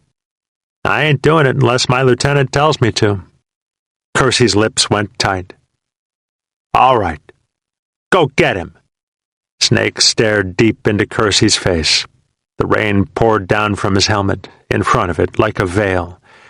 Snake pointed. He's setting up a platoon CP if you want to talk with him. Sir, I gave you a direct order to go get him. Kersey paused, as if remembering. But before you do, there's another thing, and this can't wait. The Major saw 3 gooks running down that tree line about 5 minutes ago. Get a team and go check it out. Now! Snake peered into the tree line. It merged with the perimeter just down from his squad lines. The company had set up in the paddy around the tank, with one small section of lines in the village. The tree line was the continuation of the village. It was a natural avenue of attack. Snake and Hodges had already decided to place a listening post inside it after dark. It was thick and gloomy, ominous under wet, shadowed skies. Kersey's right, Snake decided. We better check it out, put an OP in it. All right, sir. And then go get your lieutenant. Snake nodded, heading toward Goodrich. Yeah, I'll go get my lieutenant, and after I tell him what you got in mind, he's going to personally take a bite out of your ass. And if you want somebody in that paddy, you're going to have to go out there yourself. He reached Goodrich. Senator. Goodrich was asleep, totally exhausted. His face was uncovered as he lay on his back, oblivious to the rain that washed it. Hey, Senator, wake up. Snake booted Goodrich in the chest. Get your team together, hurry up. Goodrich lay, his head back in wet weeds, trying to awaken. Rain pattered on his face, but instead of a cold irritant, it was a lullaby. He felt his dull mind drifting back towards sleep's warm escape, and then was stunned by the sharp jolt of a hard, rough hand. He sat up quickly, suddenly chilled and angry. You didn't have to hit me. I'm sorry. I forgot to set your snooze alarm. Now wake the fuck up. We got movement. Get your team. We need an OP out there in that tree line right now. I thought you said we had the LP tonight. Change of plans. Take the OP and I'll have Catman's team take the LP tonight. They're digging in. You can have their fighting holes. Now get going. Take your team and check the tree line out, maybe 100 meters down it. Be careful. We seen some gooners in there just a minute ago. Then drop back a little and set in. Let us know where you are, and Catman can relieve you just before dark. Goodrich searched out his team, rubbing the parts of his skin that were becoming numb from the wetness. He measured it out, trying to concentrate through the dull fear that fogged his logic. An outpost was better than a listening post. After what had happened on the bridge, and after his visit to Regimental Eagle, he dreaded the thought of spending a night in front of his own lines. Too easy for accidents, he mused. It's bad enough when you have to worry about what's in front of you. They stood in a weathered huddle at the edge of the tree line, peering into it, searching for chimeras. The rain had soaked them so thoroughly, was such a part of them, and so inescapable that they were no longer even conscious of it. They feared the shadowed caverns of the tree line, though, and were conscious of every menace, every clump or bend that threatened them. Goodrich searched the gloom before them on the trail. He was so tired that his mind felt numb. He was nonetheless petrified of the tree line, especially following the morning's revelations and the hump to the tank. They're really out there, he thought numbly. Hundreds and hundreds and hundreds of them, waiting to kill us. He looked at the uncomprehending faces of his fire team, made up entirely of new arrivals. How can they understand? It's still like TV to them. They don't know what can be in that tree line. The rain was now so loud on their helmets that Goodrich almost had to shout to be heard. That's a badass tree line. We could get hit from 5 feet away in there."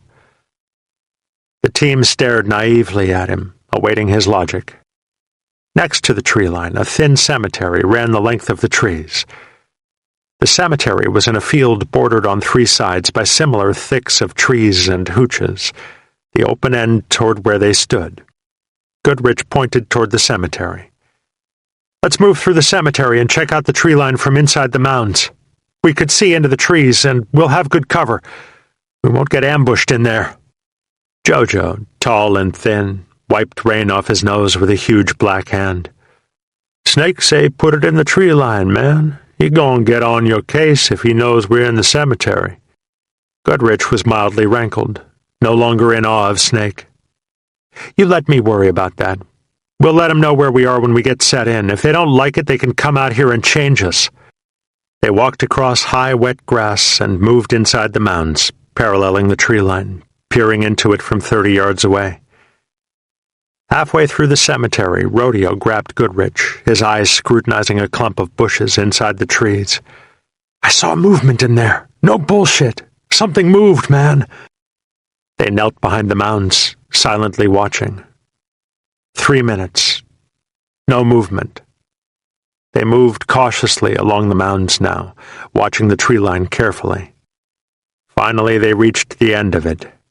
The tree line they were watching met another one that passed in front of the mounds until it joined yet another tree line that paralleled the other side, like a great upside-down U at the end of the cemetery. Goodrich was spooked. The whole sky hovered, gray and ominous, weeping on them. The tree lines loomed, thick with vegetation, each inch holding promise of some unseen danger. And they cowered insignificantly among the mounds, inches from the forever dead of the valley. Goodrich shuddered, then turned. "Let's get out of here. Let's move on back to the other end of the cemetery." Numac was frozen behind the end mound, watching carefully to his front. "Wait a minute. Something moved, man. Right out there." In a fraction of a second, a whole hour of events occurred. Goodrich spun around to see Numac shoulder his weapon behind the mound, aiming in on a target. He peered across the wet grass and noticed that the target was a baby son, a little girl, perhaps 7 years old. The girl waved happily, smiling to Numac's rifle. The instinctive reaction, brought on by months of frustration, of fighting with himself and the others over just such predicaments, exerted itself before Goodrich could even comprehend his own movements. Lunging, seemingly so slowly, in that slow motion which adrenaline causes minds to assimilate lightning acts, pushing Numac's rifle down, even as Mac's fingers slowly pulled the trigger with a jerk that would have seemed rapid to the uninvolved observer.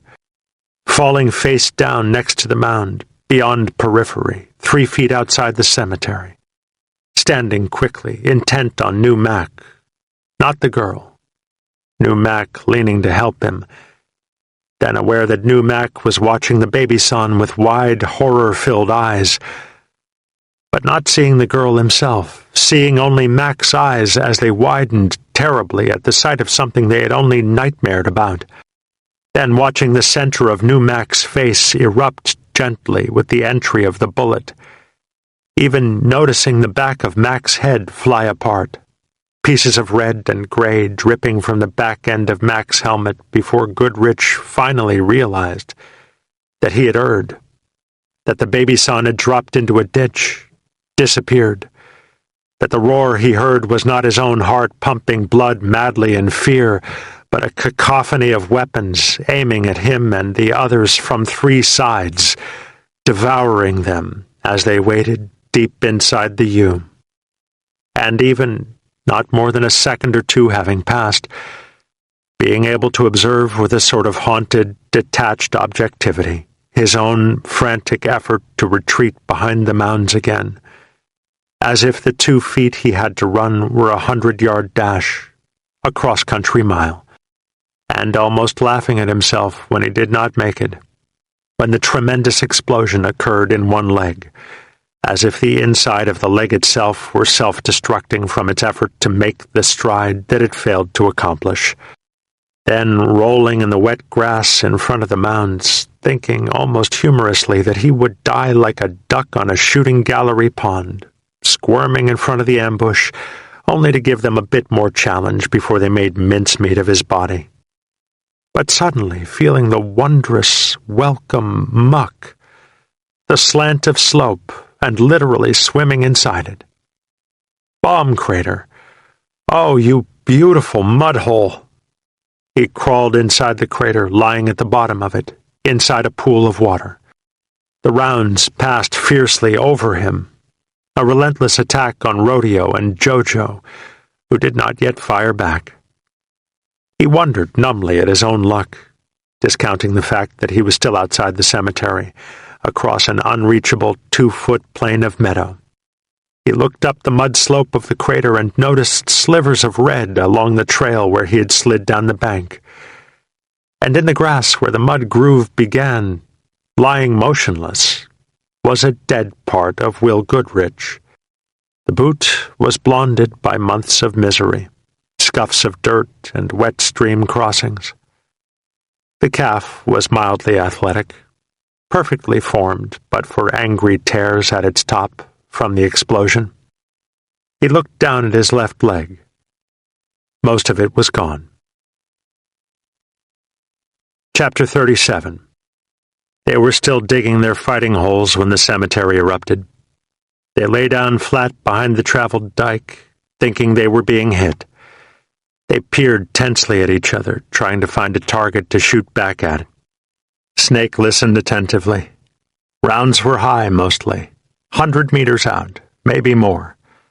He shouted, "They ain't hitting us. That's Senator's team." Down the dike, Catman nodded affirmatively, his ears antennas. "They ain't in the tree line, man. That's the cemetery. It comes from over here, too." Snake screamed again. "They're getting their asses kicked. We better get out there, man." He chided them. He mothered them. He helped them. He scolded them.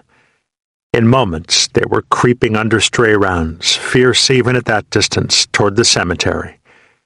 They worked in 2 teams, using fire and movement to get across the waste of grass into the mounds. Catman's team laid down a base of fire, and Cannonball's team rushed into the mounds. Cannonball's team shot into both tree lines, and Catman's team bolted.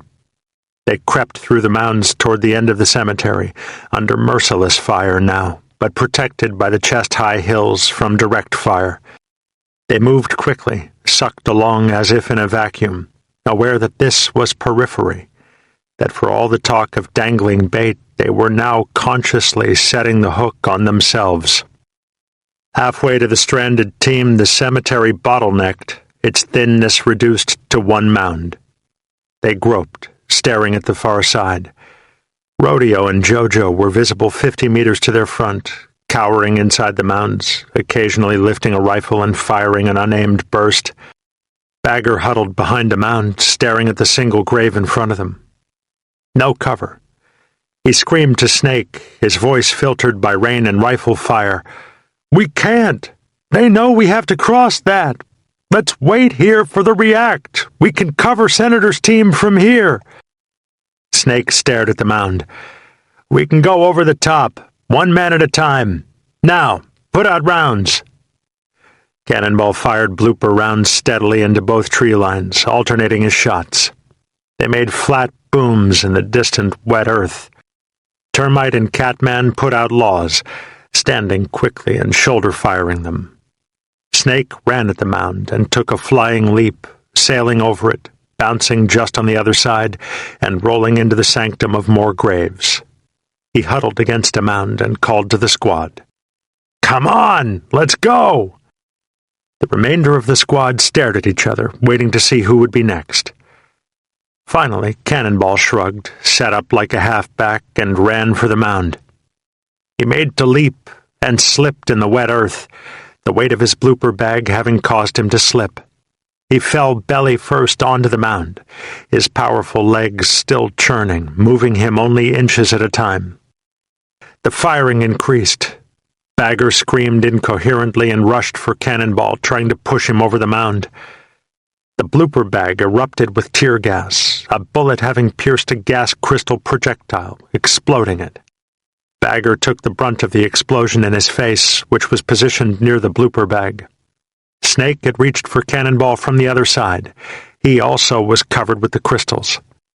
The projectile, which was designed to saturate an area and make it unlivable for 6 months, covered the whole squad with powder. Bagger persisted, however, and pulled Cannonball off the mound, back to the starting side. Then he collapsed in the grass, holding his face. The squad vomited. It ceased its covering fire. Cannonball groaned inside the mounds, shot through the leg, tear gas scorching the inside of his wound. The men huddled against the mounds as the rounds became more intense, punctuated with B-40 rockets. Snake was alone on the other side of the single mound. He vomited twice. He cried blearily, finally clearing his eyes. All parts of his skin burned. The crystals had melted into his clothing and now sought his pores. They raged along his crotch. They filled the inside of his nose and mouth. He made his way to the end of the cemetery, crawling along the bottom of the mounds. Rodeo and JoJo were huddled together, terrified. He crawled to them, noticed New Mac's body lying on the foremost mound, and did not see Goodrich. He screamed to the two men. "Where's Senator?" Rodeo screamed back, pointing to the front. "Out there." "Is he dead?" "He's in a crater. He was alive a minute ago. I was talking to him. I think he's hit. I couldn't understand him." "Where's the crater?" JoJo elbowed the mound he was against. "On the other side of this, man. I don't know how far. Senator was standing next to Mac." Mac lay dead on top of the mound. Snake crawled to the mound. Rodeo sensed his intent and sought to change his mind. "React's on the way." He tapped the radio. "I just talked to him." "Where's the rest of the squad? What happened?" Snake was on top of the mound, snuggled next to Mac's body. From there he could see the far edge of the crater. It was just beyond the mound, no more than 3 feet away at its near edge. "Put out rounds, man. Buku rounds." He climbed off the mound, moved to one side of it, and made a running dive in front of it. Bandoliers sailed, hanging in the air as his body fell. The tree lines erupted more fiercely. He bounced once in the grass just at the edge of the crater, then slid down its mud embankment, bumping into Goodrich. There was a pool of water at the bottom of the crater. The water was chalky brown with mud and streaked deeply with large amounts of blood. Snake examined Goodrich's leg, which Goodrich had managed to tie off with a belt in one of his more lucid moments. Snake pulled the belt tighter, cutting off most of the blood flow, lacking a stick or bayonet with which to make a proper tourniquet. He lay next to Goodrich and slapped him in the face. Goodrich turned to Snake, smiling just a bit, coming out of shock again. He had drifted on the fringes of consciousness since tying himself off. Snake turned him around, placing his head at the bottom of the crater near the pool of water to lessen the bleeding and bring Goodrich out of shock. Goodrich noticed the blood streak and the deep stains in the water.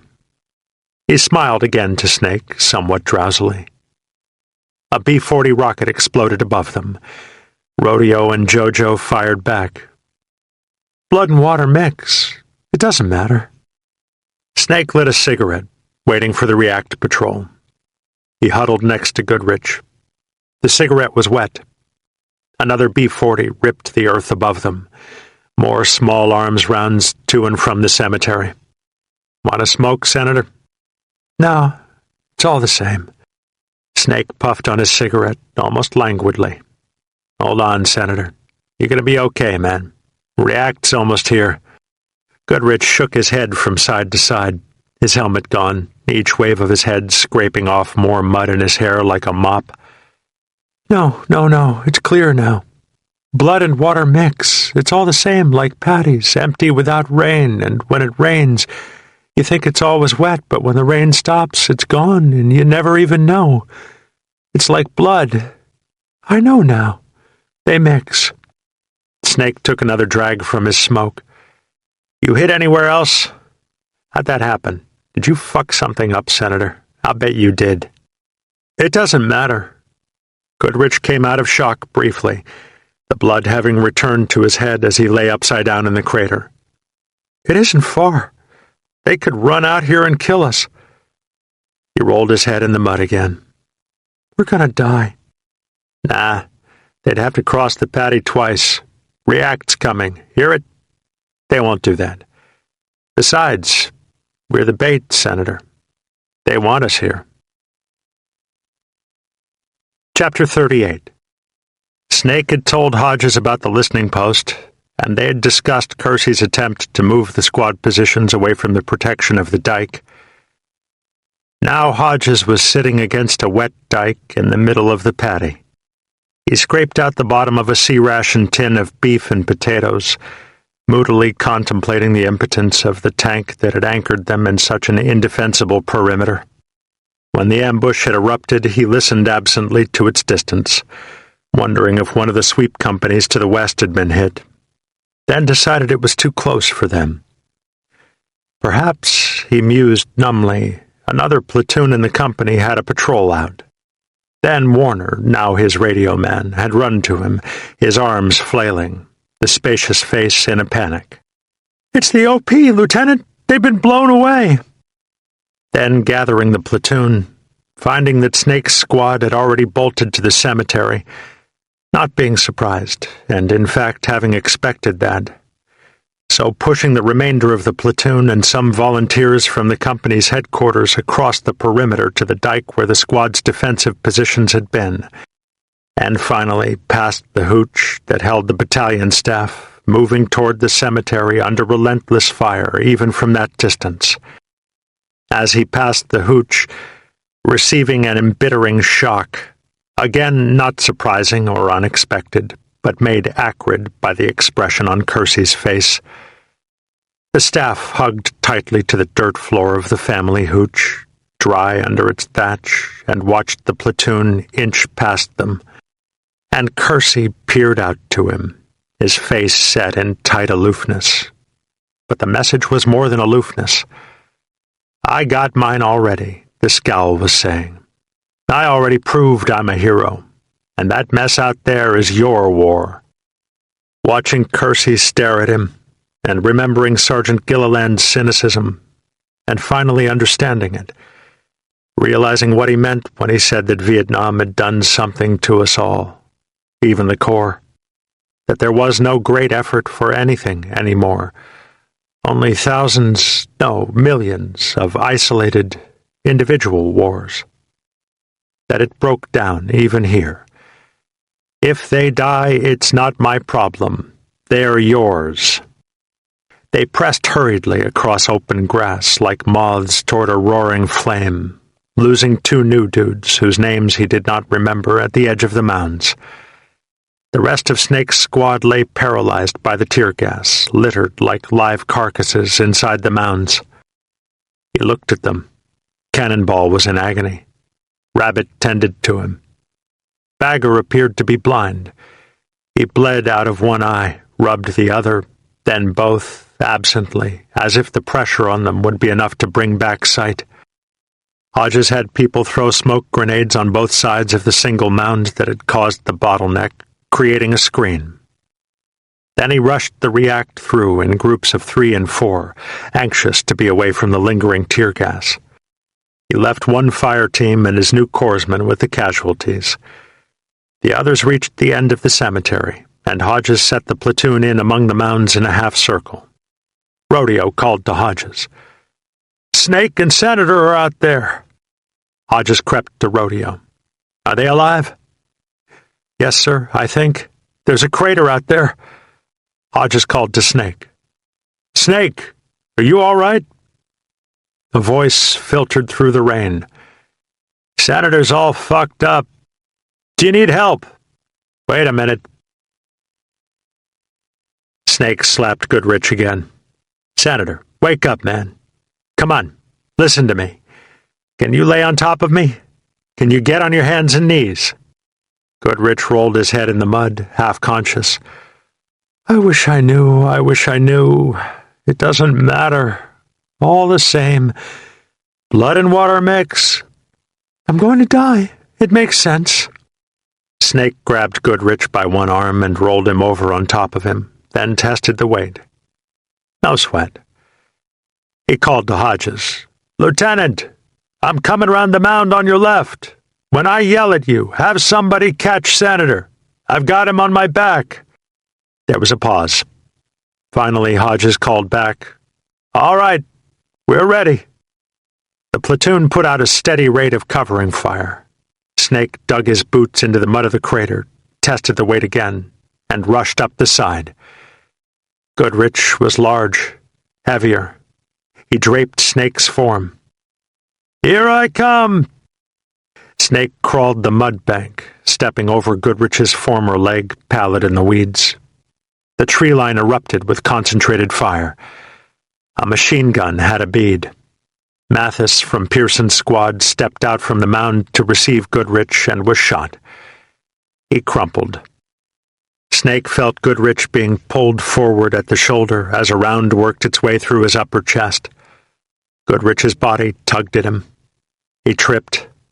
Goodrich fell next to a mound. Snake moved to his elbows in a low crawl and was ripped by 6 machine gun bullets. They split his middle parts, killing him. Hodges stared in horror. Catman grabbed Goodrich, who still breathed shallowly, and pulled him behind the mound. Snake lay dead, touching Mathis. That close. He stared into wet grass with bored eyes, his face expressionless. Hodges examined the face and noted the holes that filled the weather-beaten flak jacket. And for the first time, his own death seemed logical. The tree line saturated them with fire. It poured in from 3 sides, immobilizing their retreat. Behind them, the company perimeter was now being hit also. 2 more casualties from Pearson's squad. Only one thing to do, decided Hodges. He called to Sadler. Sarge, put 'em all low, inside the mounds. Make sure everybody has some kind of cover. He called an artillery mission. Too close for even danger close. He explained it to the forward observer and called the mission on himself. The tree line was 30 feet away on both sides, perhaps 50 to the front. Finally, the guns were up. The radio hissed, Stand by for a Willie Peter. Shot out. He heard the puff, could not see it from behind the mounds. He lifted his head quickly to view it. It was not to his front. Where the fuck? He saw it to the left, 200 meters off, a breath of white cloud beyond the trees. At the same time, his face erupted, driving him to the grass. Sadler ran over to him, his eyes unbelieving. Lieutenant, I'll never... Right 200, Sarge. Fire for effect. Tell him. He could feel himself mumbling. No motion from jaw. You don't understand, Sadler yelled. Doc! Right 200, Sarge. Hurry up. The radio handset was calling him, 5 feet away. You got a golden ass, Lieutenant. Sadler was in awe. I feel like I got a broken jaw. Like somebody hit me with a baseball bat, Sarge. He gestured weakly to the radio. Hurry. Right 200. You don't understand, sir. You've been shot right through your face. Sadler grasped the handset and adjusted. An eternity of eruptions. Rain on face like washing. Spitting blood that gathered like saliva in his mouth. Visions racing past, screaming to each other. Sadler calling more artillery. It screamed like quick, violent rockets, dug the earth around him. Numbly, lying almost pleasant after 2 hits of morphine, he felt a jag of metal rip into his side like a hot knife slicing butter, cleanly through. Felt his new leak and attempted to call, but morphine made him lazy, and his jaw was shattered, and his words rolled limply down his chin with the ooze of blood. More racing figures, even taught words of encouragement, and he tried to talk but couldn't, and no one could see the low, deep wound that stole his blood and drained him. A last faint vision, seeing helicopters settled toward mounds, almost feeling the rotor wash inside his numbness, but a sudden rush of fire that he did not comprehend, and the helicopter settled abruptly next to the mounds, failing him in the moment he had earned the privilege of escaping on it. He did not see its crewmen rushing from it to join the already trapped. Finally, another helicopter. They came to load him on it, and after one step, noticed the limpness, the nerveless muscles of a dead man. They loaded him nonetheless, next to all the others, the emergencies who could now escape from hell. He lay drained of life on the floor of the helicopter next to Bagger and Goodrich. Goodrich himself seemed almost dead, legless and shoulder-shot, pallid from loss of blood. Cannonball was just down from him, with 3 others. Catman and a new dude who never knew him dropped him on the bird, finally accepting that he was indeed dead, and sprinted down the rear door, back into the cemetery. The helicopter escaped. Rounds sought it as it lifted off. Catman was crying. His face held the confused pain of an abandoned child. He knelt in the wet grass, enemy bullets passing over his head toward the helicopter. A B-40 rocket impacted just behind him. He ignored it. The new dude grabbed him by the back of his flak jacket and tried to push him toward the cemetery mounds, where the remnant of the platoon fought on under Sadler's guidance. The new dude screamed, terrified. "Catman! For Christ's sake, man, do you want to die?" Catman shuddered in the wet grass, holding his face, then bolted toward the mounds. "No." Part 3. Vestiges. Virtues Rewarded, and Other Crimes. Chapter 39. Dan. Sometimes I think it will never end, this war. Laos, 1971. Operation Lam Sun 719. There was an urgent, unstoppable rumble, and the ground trembled, vibrating angrily. The dust rose in a hazy blanket that covered the hill and coated lungs and stung eyes.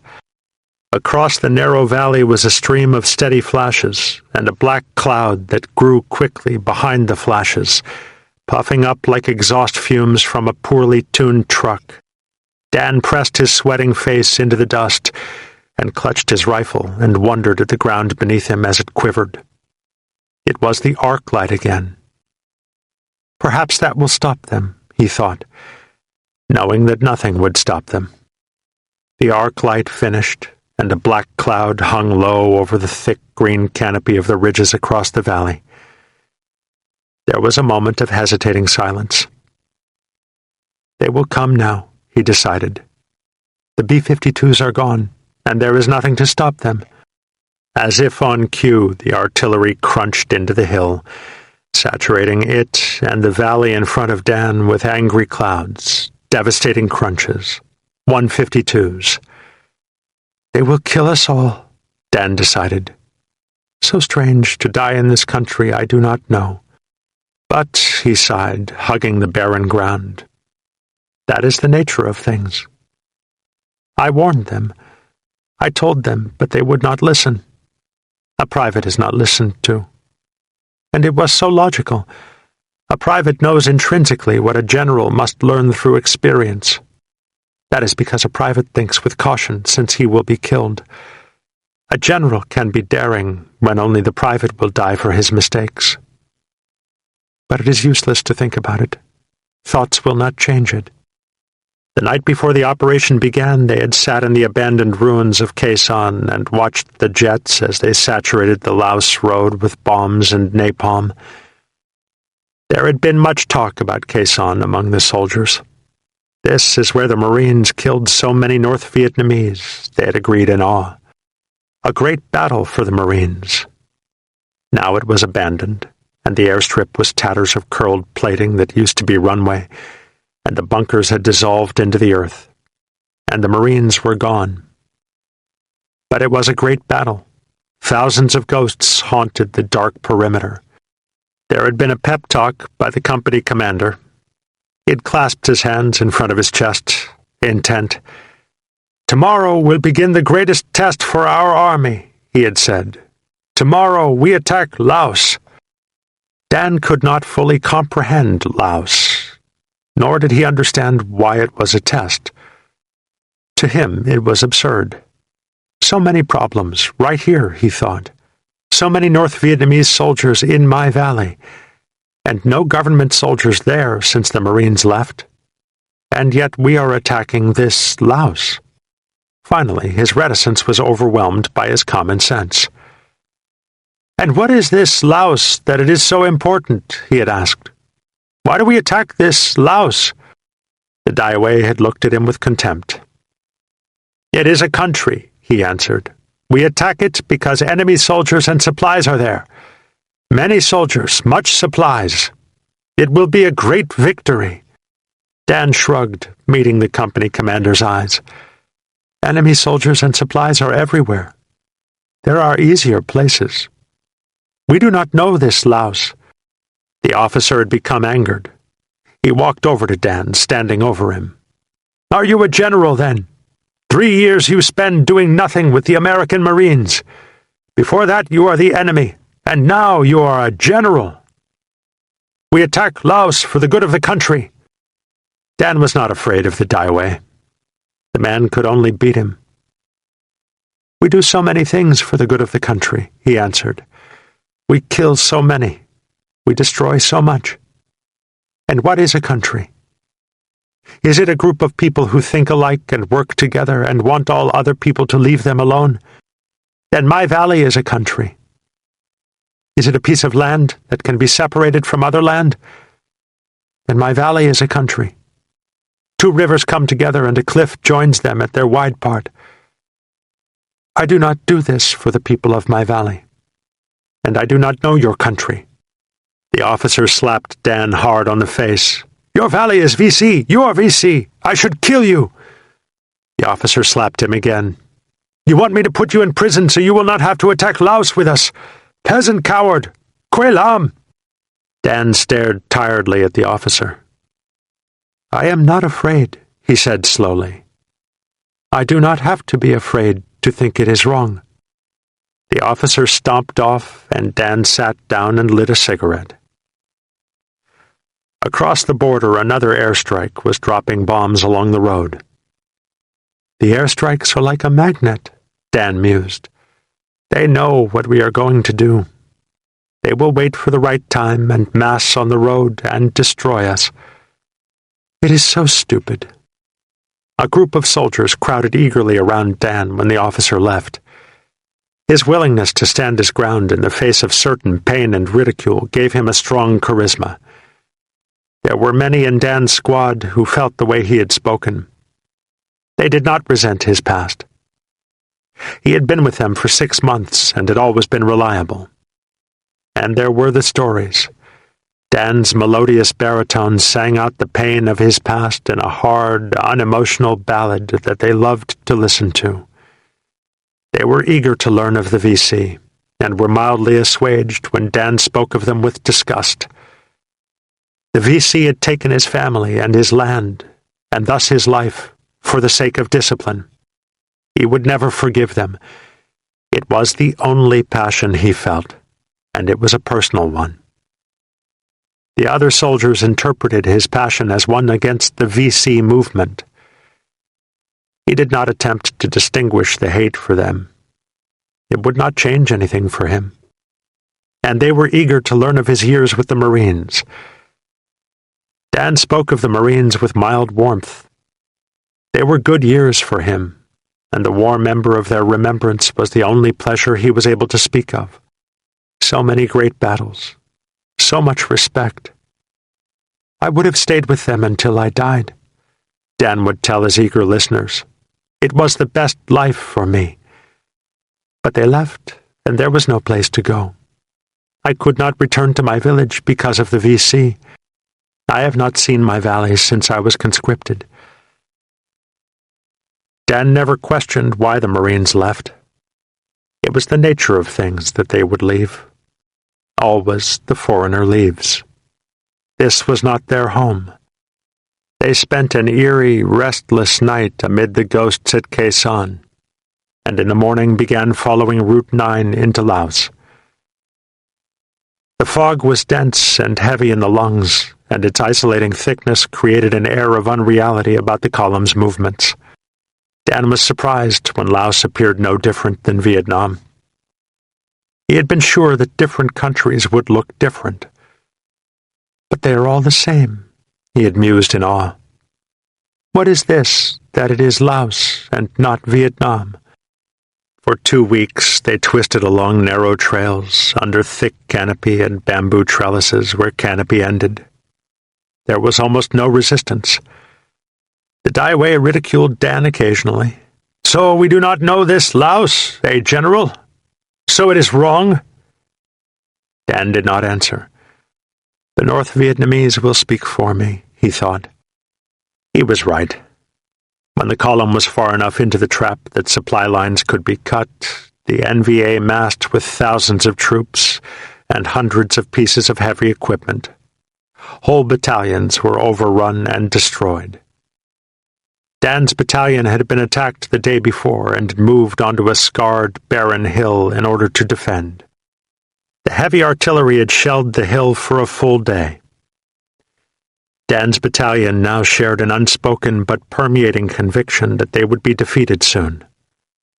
The men stayed in hastily dug fighting holes only because they were more afraid of running than of fighting. There was an undercurrent of panic in every unit.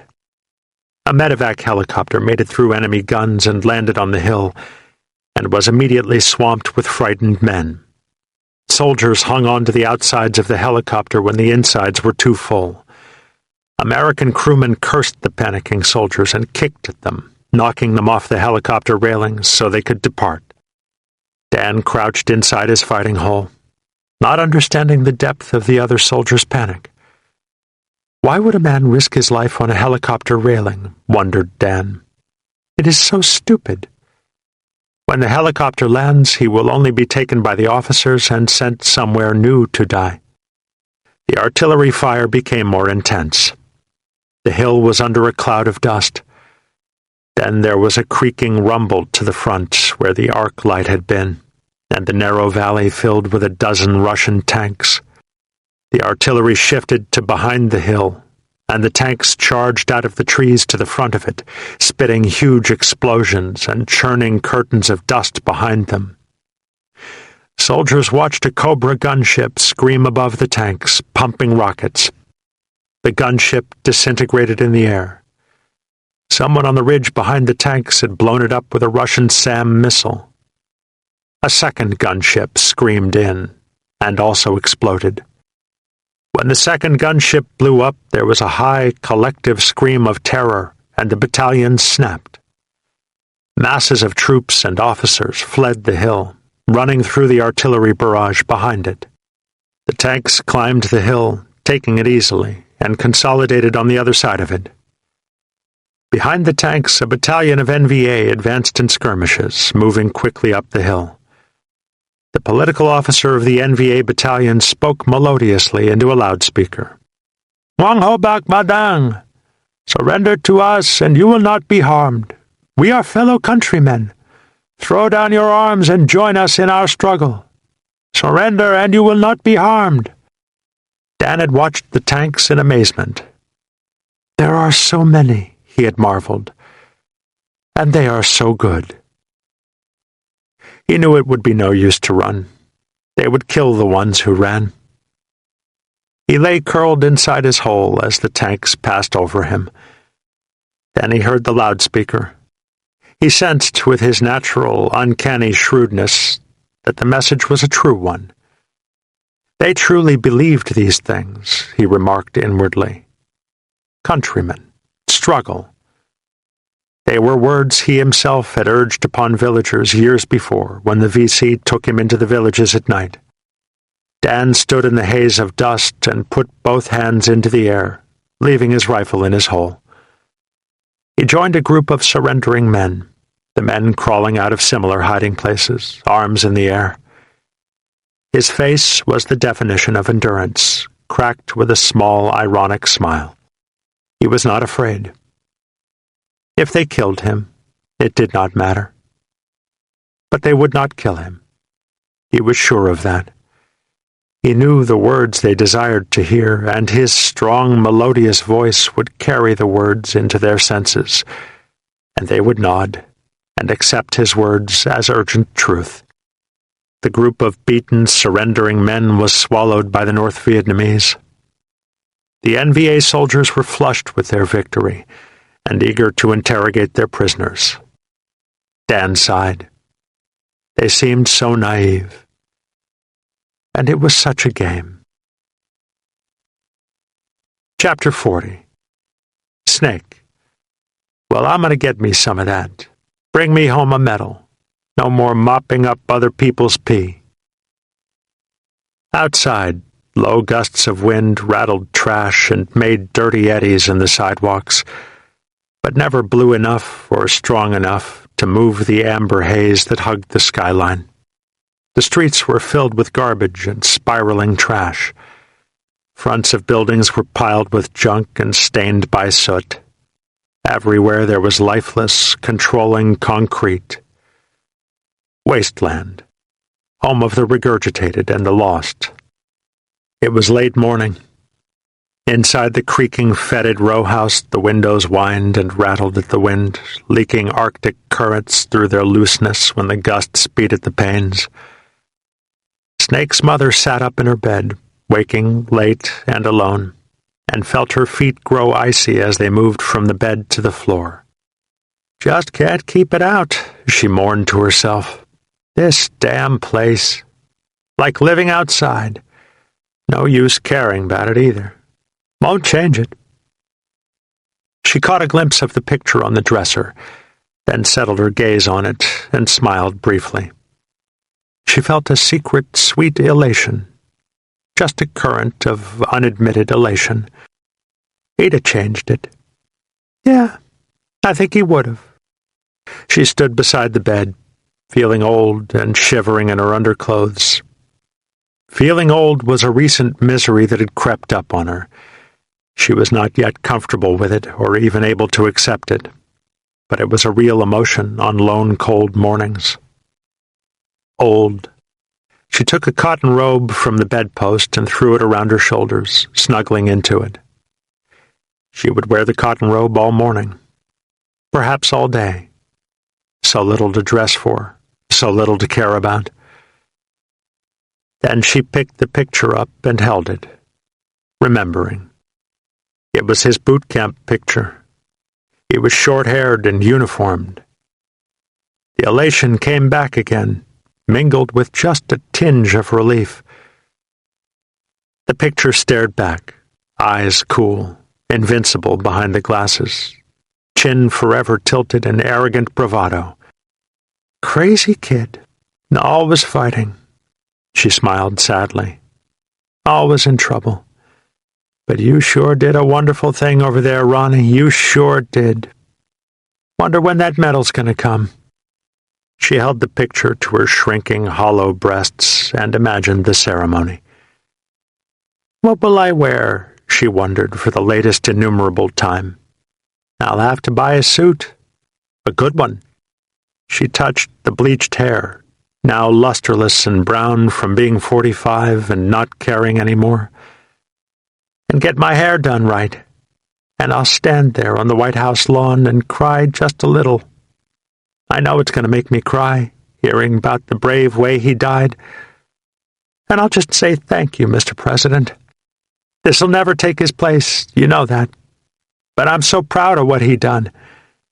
Died for his country. Died a hero, my little Ronnie did. Then after they gave me the little shadow box, I seen him in the magazines. A handsome officer, all fixed up in his number ones, walks up and stands in front and hands it over, maybe touching my cheek to help wipe tears and all. Then after that, we'll go inside the White House and we'll all have a cocktail. I'll stand there chatting with the president. Maybe even have lunch. Wonder when that medal's gonna come. Been over 2 years now. Sure takes a long time. But I guess they got a lot of paperwork." She reached into the top dresser drawer and took out a stack of letters. On the bottom of the stack were the cryptic messages Snake had sent her from the bush. She flipped through them, saved them so he could tell me the stories. Every one of 'em's a story. She shook her head, near tears. That little fart sure could tell a story. On the top of the stack was the other letter. 2 days after Snake was killed, his company commander had written to her. He wrote of what a fine Marine her son had been. He wrote of the universal respect he had known, of the combat meritorious promotions he had received. Then he described the way her son had died, fighting tear gas and incredible odds, and single-handedly saving the lives of at least 2 people. She had marveled at the description of the things Snake had done. She had slowly waved her head from side to side, reading the captain's letter. Like something in a movie, she thought wonderingly. To jump out in front of all those guns so many times to save a wounded friend. And, the captain had written, I want you to know I am now recommending your son for the Medal of Honor. I am getting witnessing statements right now. I think he deserves it. I think he'll get it. That had been more than 2 years before. She stood reading the letter in the arctic clutter of her bedroom, the pages stained and wrinkled from having been read at times like these. Such times came often now. A wonderful thing. To jump out in front of all those guns like that. Wonder when that medal's going to come. She did not know it, but the medal would never come. 3 days after the captain wrote the letter, the regimental legal officer had visited the field. He was in the process of completing a formal investigation regarding an alleged atrocity that had occurred on a patrol some weeks earlier. It was alleged that 6 members of the company had participated either as perpetrators or as aiders and abettors in the murder of 2 Vietnamese civilians.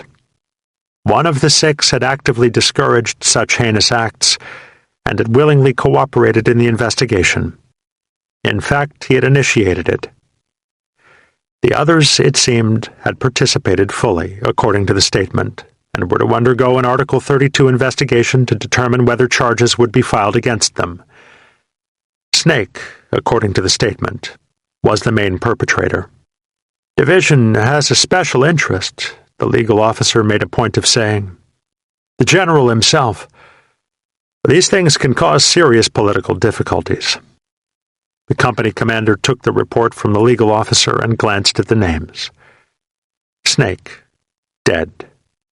Bagger, blind. Cannonball, shot.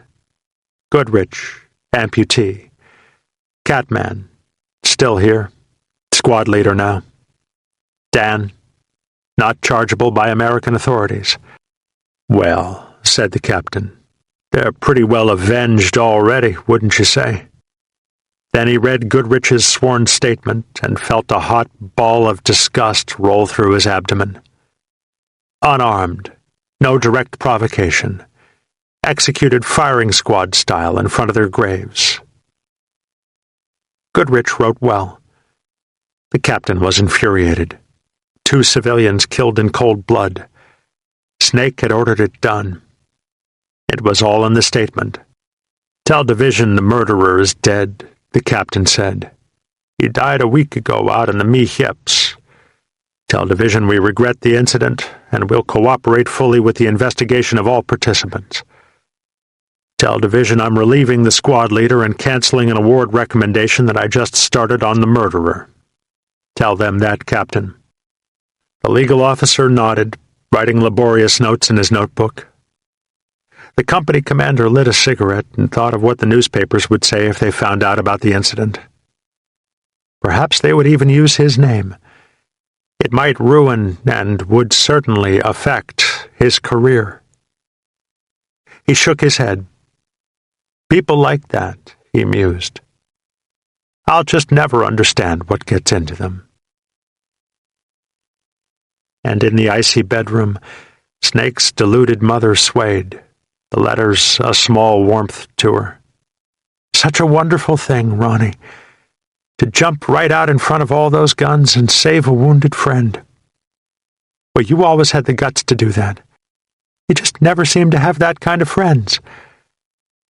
You finally found them. Must have been a hell of a friend that you would die for him. I'd have liked to hear the story. Chapter 41. Robert E. Lee Hodges, Jr. And will I, in the end, meet your fate, Father? I'm not afraid. You and the others taught me that. They sent his mother a flag and a gold star and the medals he had earned, and she put them into the footlocker he had prepared before going overseas.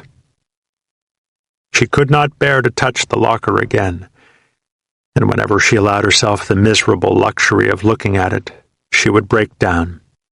After a few weeks of such disruptions, her husband moved it into the dusty dankness of the back shed, placing it beside an older, similar footlocker that a few remembered, but none would ever open. Okinawa, 1976. The small boy shuffled into the cluttered shop and looked up to her. He had a long, angular face and wavy brown hair that tufted in occasional piles of waves, and his skin was just a touch diluted from the gold. The rest of him was unmistakably Oriental. He was a beautiful child, a complementary mix of gold and white. He looked up to her and clenched little fists and softly broke down into confused, painful tears. "My father is not dead, and I am not Japanese." She knelt to him, looking into his eyes. "Your father is dead." About the others she could not argue. It was the law. A child was the nationality of his father. Her son was an American. The law did not solve problems. It merely created new ones. The boy was becoming old enough to understand such things, and his life was confusing, unanchored. 7 years, she thought. Has it been that long? "My father is not dead. He ran away. He went to America and left us." She sighed. The other children had been taunting him again. She took his shoulders and squeezed them and embraced him, feeling him shake with silent misery. "Your father is dead, Hitoshi. He died before you were born. Then why do we never speak of him? And why do we never visit his family tomb?" She sighed again, stroking the tiny back. "It is time. He is old enough that he has become aware, and it can no longer be ignored. He must be told. It has been wrong not to talk to him about it before, but one cannot speak warmly of a former lover and continue to be welcome in another man's bed." Takue had been understanding and had forgiven her for her earlier errors. But he would not tolerate the flaunting of them, even to assuage the confusion of the product of the error. Hitoshi had spent his early years inside a shadow, knowing he was different, knowing his father was American, but knowing only that, not understanding the origins of his difference. He had instinctively felt his stepfather's resentment, sensing in his child's way that he was a millstone to be carried by the older man in order to obtain the affections of his mother. And she had gently, steadily loved him, with a special tenderness, perhaps even more than the other children. He, the upshot of a month spent dreaming, the prize and punishment of her momentary unfettering. It was so crazy, she thought, the memories surrounding her. He was so crazy. A gentle, crazy man. But it had been so easy to get caught up in his eager insanity. She continued to soothe the crying boy. And this is all that is left of him. This crying child who does not know who he is, or what he is. It has been so long, and now there is Kakue, and I cannot say I loved him. Perhaps I did. Perhaps beneath the excitement of him, beyond his urgency, there was love, but it does not really matter now. The boy is all that is left, and he faces a resenting world that he did not ask for and does not comprehend. I must save the boy. I must, for his own sake. And, I suppose, for the remembrance of a man I might have loved. The boy was finished crying now, still sniffing and catching his breath, but the tears stopped by his mother's warmth. She continued to hold him, thinking of the dead man who had created him. Half of this boy is him, she pondered. More than half. It is a boy. He somehow lives in the sniffling warmth I am caressing. Did I love him? I don't know. I love this part of him so deeply. I must have loved him. She took his shoulders again and looked into his eyes, her oval face a warm smile. Would you like to go for a taxi ride? Just you and me. There is something I would like to show you. The boy smiled back, excited now, the hurt slowly evaporating into the air of his excitement. He nodded eagerly. She walked into the darkened, cluttered back room of the store and awakened her husband. I am lucky I found a man such as this, she thought as she shook him, memories of the earlier years now painfully in focus after her thoughts while consoling Hitoshi. So many did not understand. Perhaps it was because he was older. He did not forever turn his back because I slept with an American. So many turned their backs. Kakue rolled on the low board that he had been resting on, and then stretched lazily, looking at Mitsuko. Why do you wake me? I am taking Hitoshi to Kin. The children have been teasing him again, and I must explain it to him. It must be done. Will you mind the shop and watch the other children? Kakue sat up, rubbing his eyes slowly. He was a large, heavy man, more than 10 years older than Mitsuko. He did not like to watch the children. Women watched children. It had always been that way. I will watch this store. Take the children to your mother, and do not stay long. He looked meaningfully to her. Kin is not a good place to spend long periods of time. She nodded her silent agreement. Kin was the Gomorrah where she had lived her sinful past. I will not be long. She picked up the baby and took the hand of the little girl, now 3 years old, and called to Hitoshi. Outside the store they walked down the narrow road past overflowing shops, turned onto the narrower strip of dirt, becoming lost inside a mass of stalls and bustling people and wispy, smoke-filled odors, and reached her parents' stall. Her father sat on the bench at the rear of the stall, smoking a cigarette and drinking green tea, watching television. He noticed her and nodded a short hello. She walked to the rear of the stall and went behind the curtain there and found her mother cooking over a small stove. They spoke briefly, amiably, and she left the 2 younger children and walked out of the stall. As she reached the strip of dirt again, her father looked up from his television and called to her. Where do you take Hitoshi? To Kin. To show him. Her father grunted. You should have seen enough of Kin by now. You should never need to show him.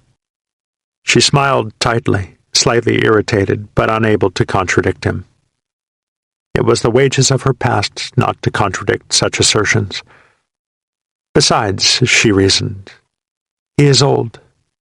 He does not understand Hitoshi, and he does not understand Kin. He only understands that he somehow won a major victory when the American who threatened his existence was killed. He will die with the taste of victory in his mouth, but he will never understand.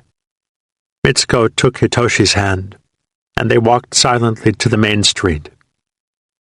Once outside the netherworld where people knew her, the stares of the curious and the leering began, and she sank behind a practiced mask of unseeing indifference. Hitoshi's features were a magnet that drew stares from Okinawans as well as Americans. It is worse for him, she thought. When I am without him, there are no such stares, but there are always stares for him, and unkind words. I must find pride for him. He is such a good boy. They remained quiet during the taxi ride. Hitoshi stared out the window, contentedly watching beach and bustle. Taxis are a treat for little boys.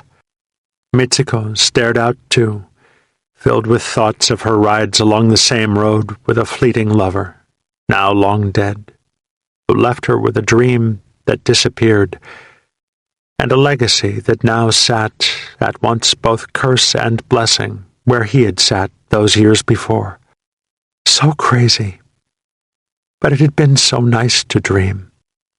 The taxi pulled up to the gate, and she paid the driver, remembering the first night at the same gate, when his refusal to leave the car became the driving force that made them lovers. She helped Hitoshi from the taxi, he staring with excitement at the spaciousness across the fence, and at the frothing green sea of men and equipment there. She stared too, feeling a curious mingle of emotions that left her strangely aching. So much had changed. Nothing had changed. The military camps on Okinawa were a constant in her life. They had always been where farmland was to Mitsuko. She did not question that. But beyond their presence, there were changes that were so great that she stared at the constant in front of her and could not recognize a part that might have known her once, those few years, those lifetimes ago. It was a sameness on the surface, a military sea of trucks and jeeps and green-clad warriors, dotted with islands of Quonset huts and square, same buildings. But the currents of wild emotion caused by men being launched into a war zone were calm now. It somehow seemed a different sea, and her friends who worked there were all gone. Reversion to Japan and yen inflation had eliminated the jobs. Such a different sameness. Green-clad warriors passed in trucks and jeeps, staring at the girl and her half-American son, commenting freely to themselves, reveling in inferences. She was beautiful, and she stood gazing through the fence, dreaming of some moment years ago that made the green sea suddenly have meaning, and she felt the hungry stares of men gone vagabond from homeland separation. But she was immune to them, having grown up under thirsting glances. Only once did the immunity dissolve. Why? She wondered, staring at the green sea, her face an emotionless mask, adrift in aching memories. Why did it dissolve? It would have been so simple if it had not. Hitoshi hugged her legs then, awed at the military bustle.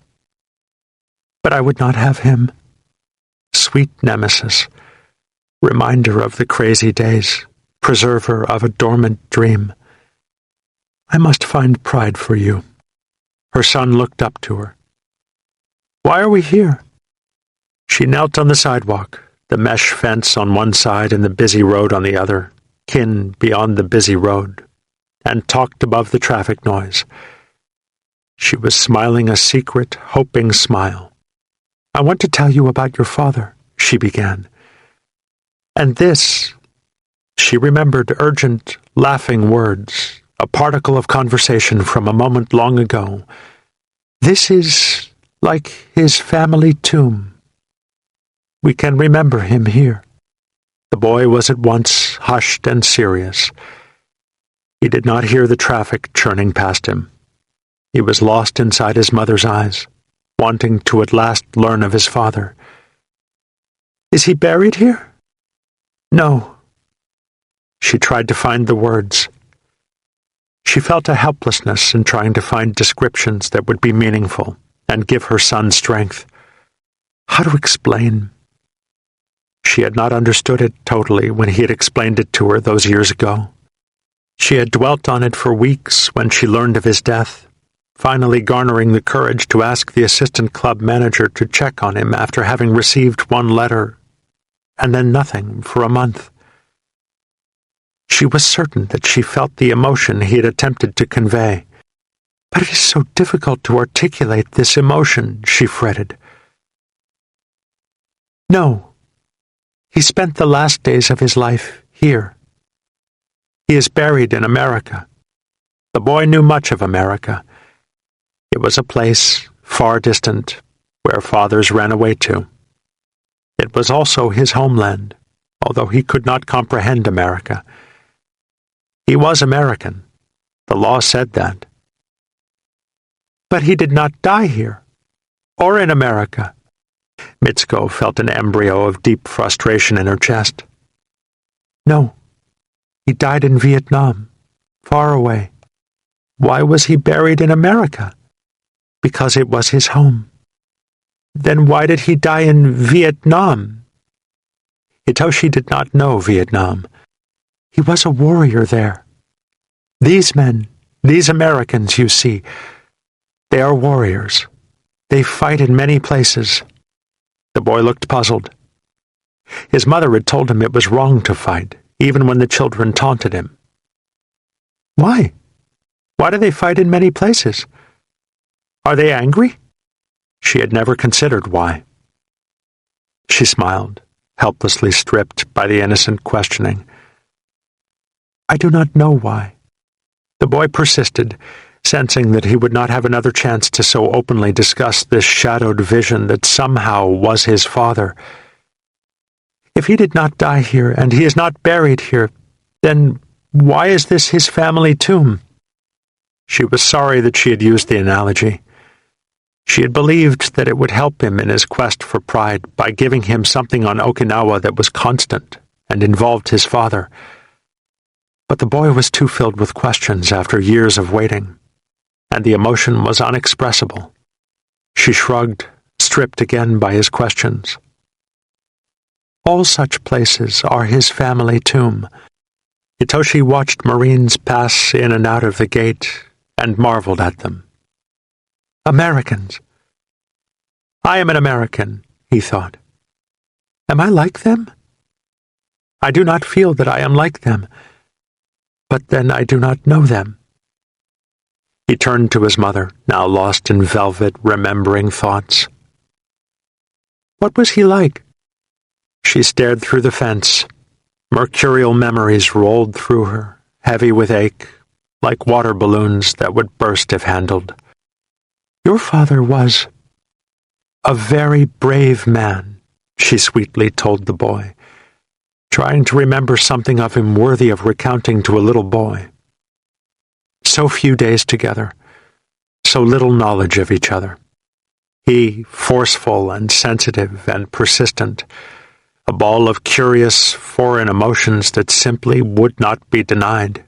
She swept up by his attractiveness and persistence, standing helplessly as the immunities wore down. A beautiful man. But I did not know him, she thought sadly. Not really. How can I tell our son that? How can I tell him he was born of honest attraction and a frantic confusion that may have been love? The result of it has crushed part of him already. I cannot tell him that. I must help him be a strong man. The boy cocked his head and stared curiously, deeply interested. How was he brave? She held his face, still kneeling by the traffic, the bustle of kin on one side of them and the military sea beyond the fence on the other. He was a brave warrior. He was not afraid to fight in battle for his country. Once he was shot here and here and here. She touched her head and arms and back and legs, remembering. Yes, the boy was astounded, and touched his own body in the same places, his eyebrows arched and his mouth agape. She smiled, sensing a spark inside her son. Yes, in all those places, But he went back into battle even after that. And he was killed in battle. The boy was sombered and slightly drained from the story. Is it good to be so brave? To fight for your country like that? Was it a good thing that my father did? She squeezed his shoulders, anxious to fan this first spark of identity. Yes, it was a very good thing your father did. He smiled at her, grateful to discover such a key, and spoke with hushed determination and a fierceness that surprised her.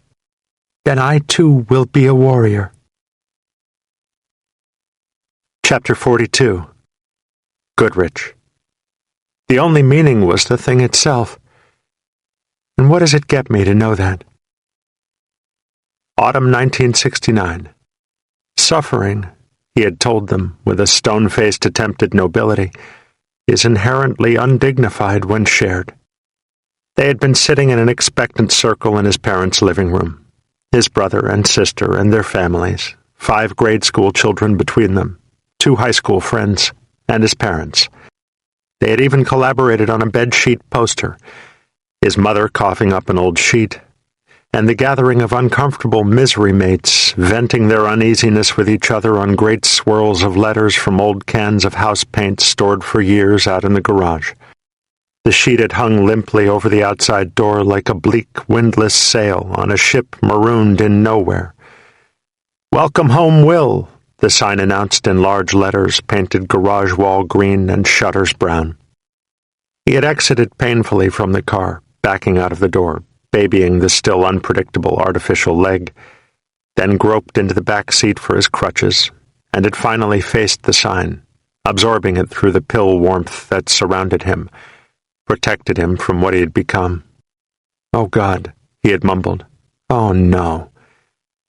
Then he turned to his father. "Do you really have people in there?"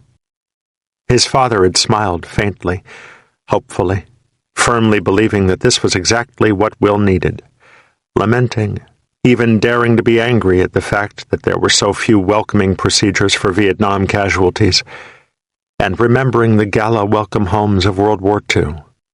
"This is the least we can do," his father had reasoned, upset. "I won't have him walk into an empty house, as if no one cares what's happened to him." His father had swung the sea bag over his own shoulder, and then smiled slightly again, patting Goodrich on the back. "Come on, go on in." And he had worked his way on crutches underneath the welcoming entranceway, daintily mounting the one step from the sidewalk to the porch and the other from the porch inside. He was unable to grasp the left crutch properly because of the nerve damage that had atrophied and numbed his left arm, and the artificial leg rode uncomfortably, threatening to leave him. His mother had opened the door for him and embraced him warmly, a deep hug that lasted 2 full seconds longer than it rightfully should have, and then stepped back, revealing the living room filled with hushed, painfully smiling faces. For several seconds he merely stared at them, they coming in and out of focus like rocking, misty visions.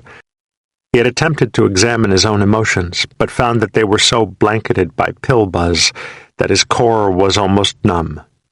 That if he had wanted to cry, he would not have had a difficult time, since his most easily achieved emotion of late had become a sort of pathos. But he dismissed the temptation. He still clung to the subconscious delusion that his state was temporary, that the proper penance, just the right amount of suffering, would purge his pain and misery, and he would win, prevail, triumph over adversity, and once again be whole.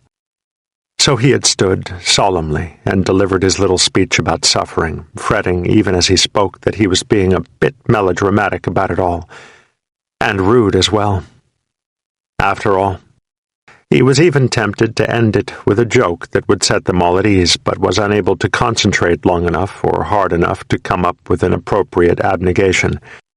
Finally, as they realized that he was indeed serious and began to file uncomfortably out the door, each person mumbling some inane encouragement to him as if he were the center figure in a receiving line following a ceremony, he managed a weak joke. He smiled mournfully and rubbed his face, catching his older brother as he opened the door. I'm sorry, Pete. If I'd known you were going to be here, I would have figured out a way to lighten this up a little. Maybe I could have stolen a stick of morphine and let you all watch me shoot up or something." He hated himself as soon as he uttered the comment.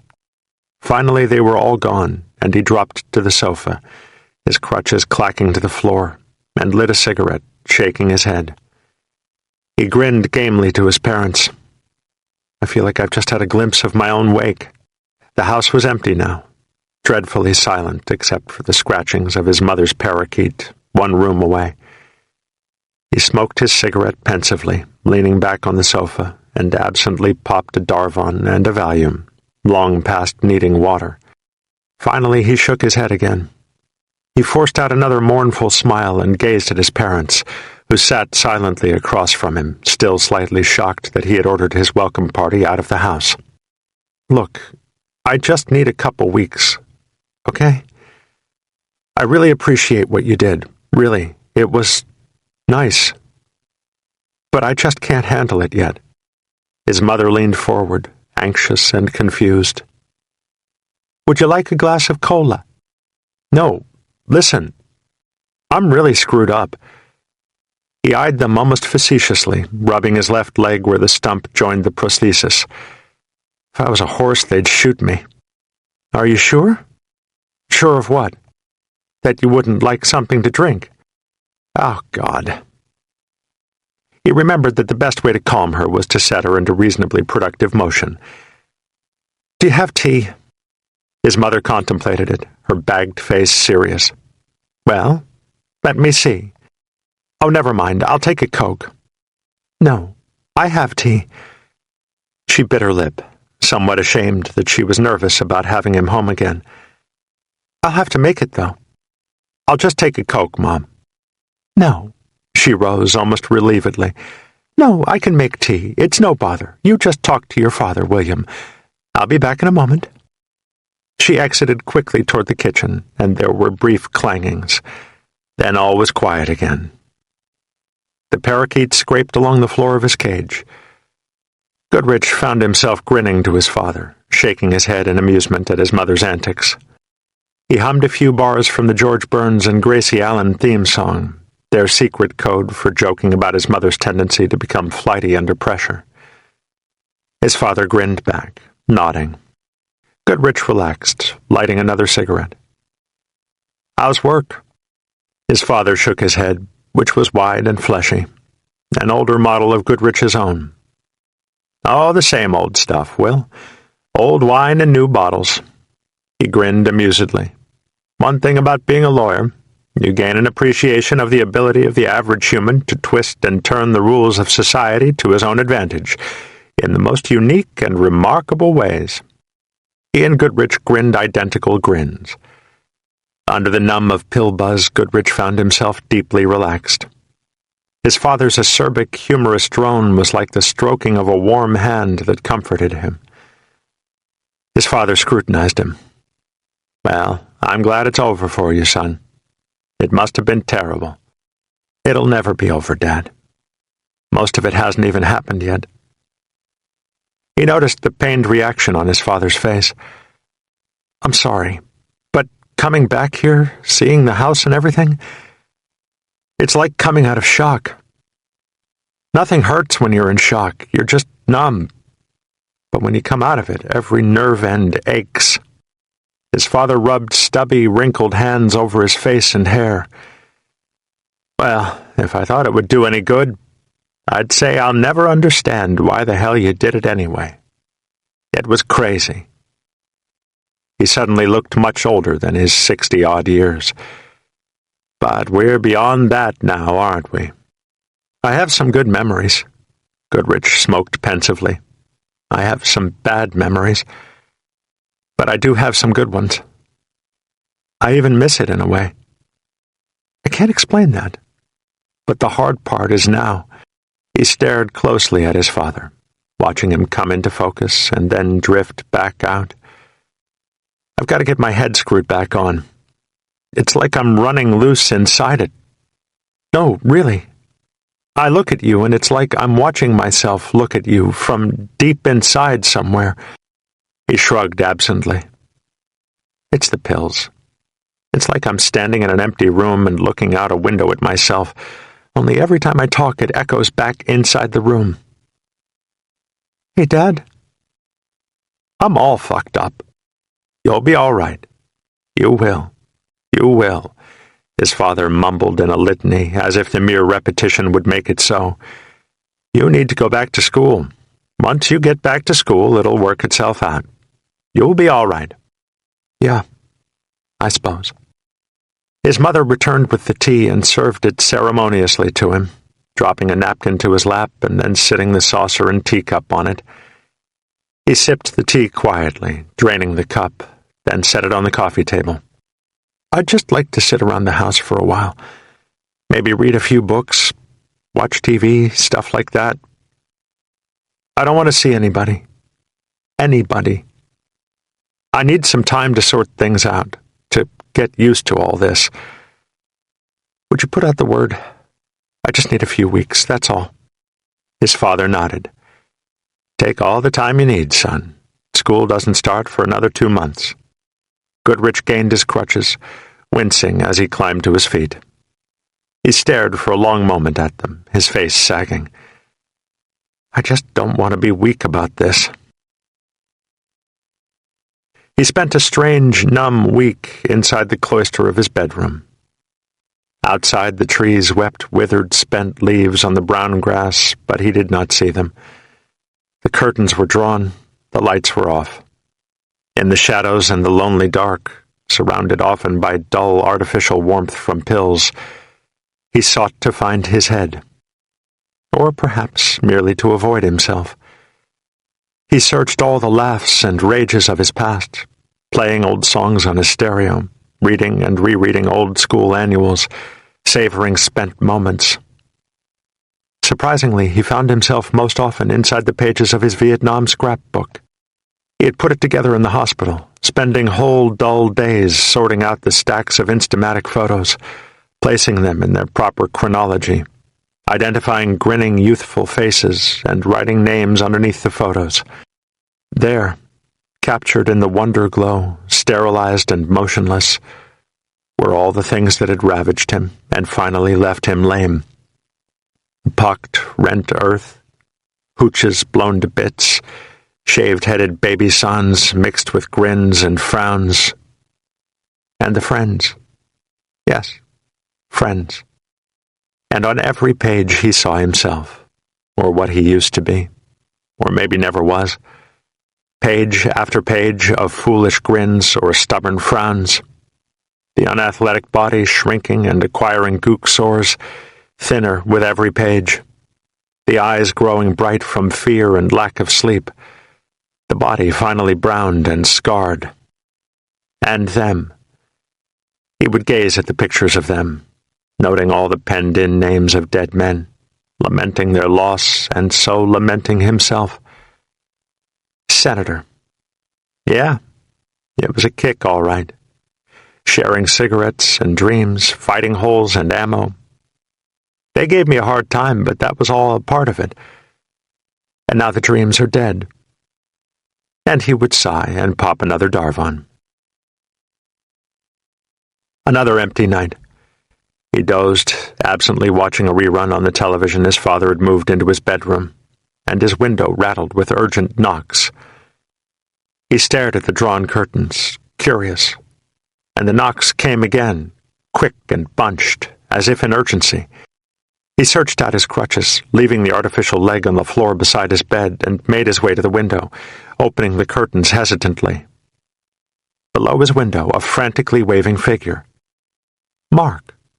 No, it can't be. Mark's in Canada for the rest of his life.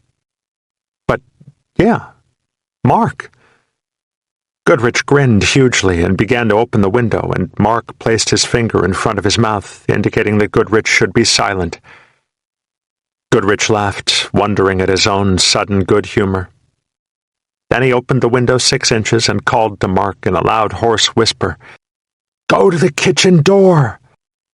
He made his way quickly down the hall and through the kitchen, chuckling privately to himself. He opened the back door, and then Mark was inside, his red hair wild and thick like a flaming bush, smelling of the frost and faintly of a recent bowl of pipe tobacco. They were both laughing, and he found himself leaning forward on his crutches, slapping Mark on the shoulders of his thick parka, then grasping him and shaking him. They stared fondly at each other, remembering simpler days of unclouded idealism. Goodrich shook his head. "Solomon, you son of a bitch, what are you doing here?"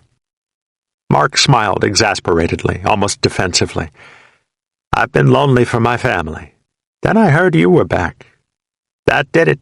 I came down. Don't ask me how. I can't tell you." The secrecy seemed to make Mark uncomfortable. "I just spent a night with my parents at a motel near the campus. It was a good place.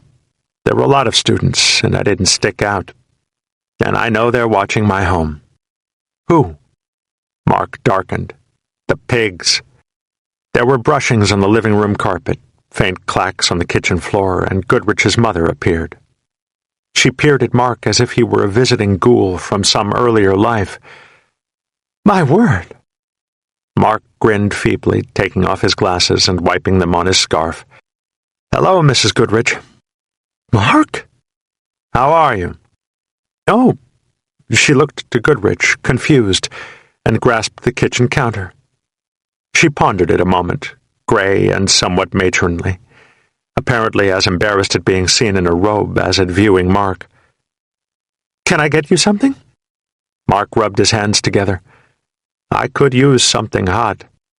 She brightened a bit. "I could make some tea." "Good, Mom. Why don't you make us a pot? We'll be in my bedroom."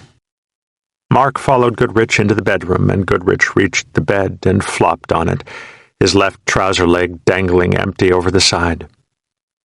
Mark shook his head bitterly. "I look at you and feel so old, Will. It's been 100 years of misery, all this. I feel ancient." Goodrich sought to brighten him, falling back on their old pattern of challenge and retort as naturally as if it were 2 years before. "You are ancient, Mark.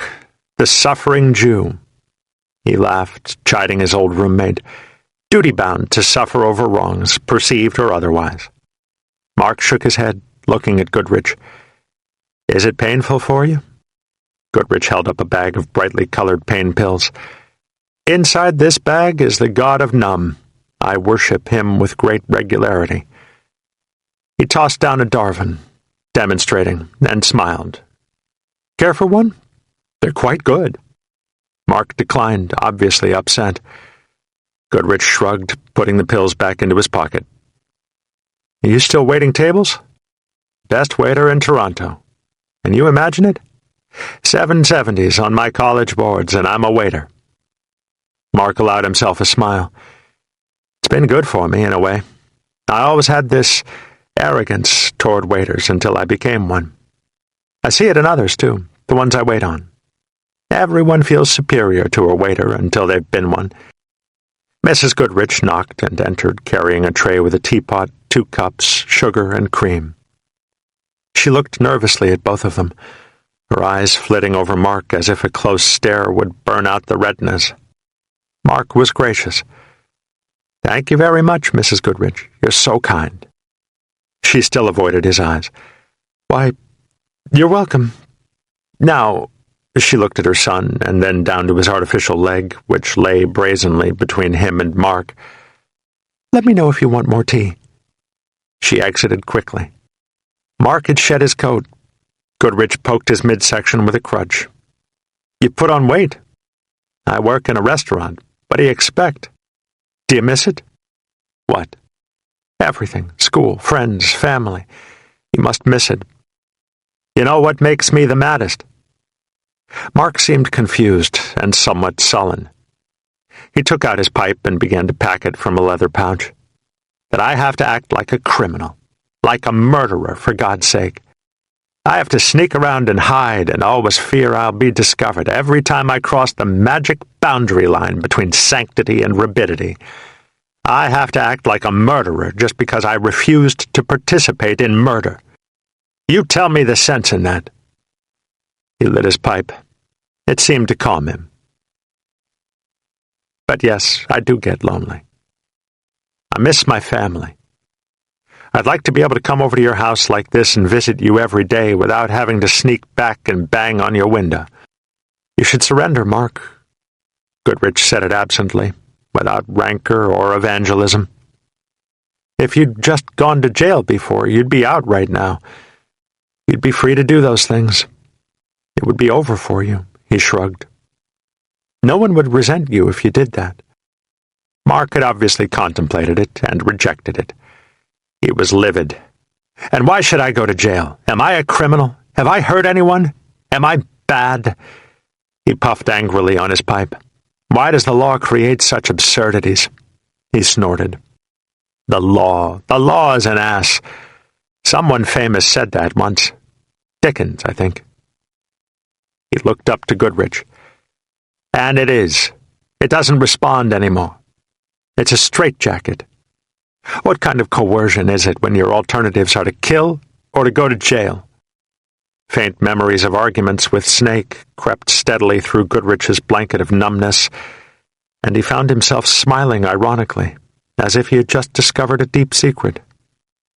He listened to his voice as it spoke, an echo from another room. You might not believe this, Mark, but you sound a lot like some of the Marines I served with. On the opposite ends, but on the same wavelength. They used to ask, what kind of law is it that allows a person who doesn't understand your motivations to say you're right or wrong? They never said it that way, but it was the same. And they came out the same. When the rules didn't fit, they ignored them. Only they were pissed off because the law harnessed them, while you're complaining it coerces you. Mark puffed his pipe, studying Goodrich. What about you, Will? Has it affected you? He nodded toward the empty trouser leg, other than physically. I guess that's a dumb question, really. But you were always such a give-a-shit. Goodrich smiled resignedly. I don't know, Mark. I don't know who I am anymore. I don't know how it's affected me. He eyed Mark mischievously. I guess it's made me a more dedicated give-a-shit. He leaned back on his bed.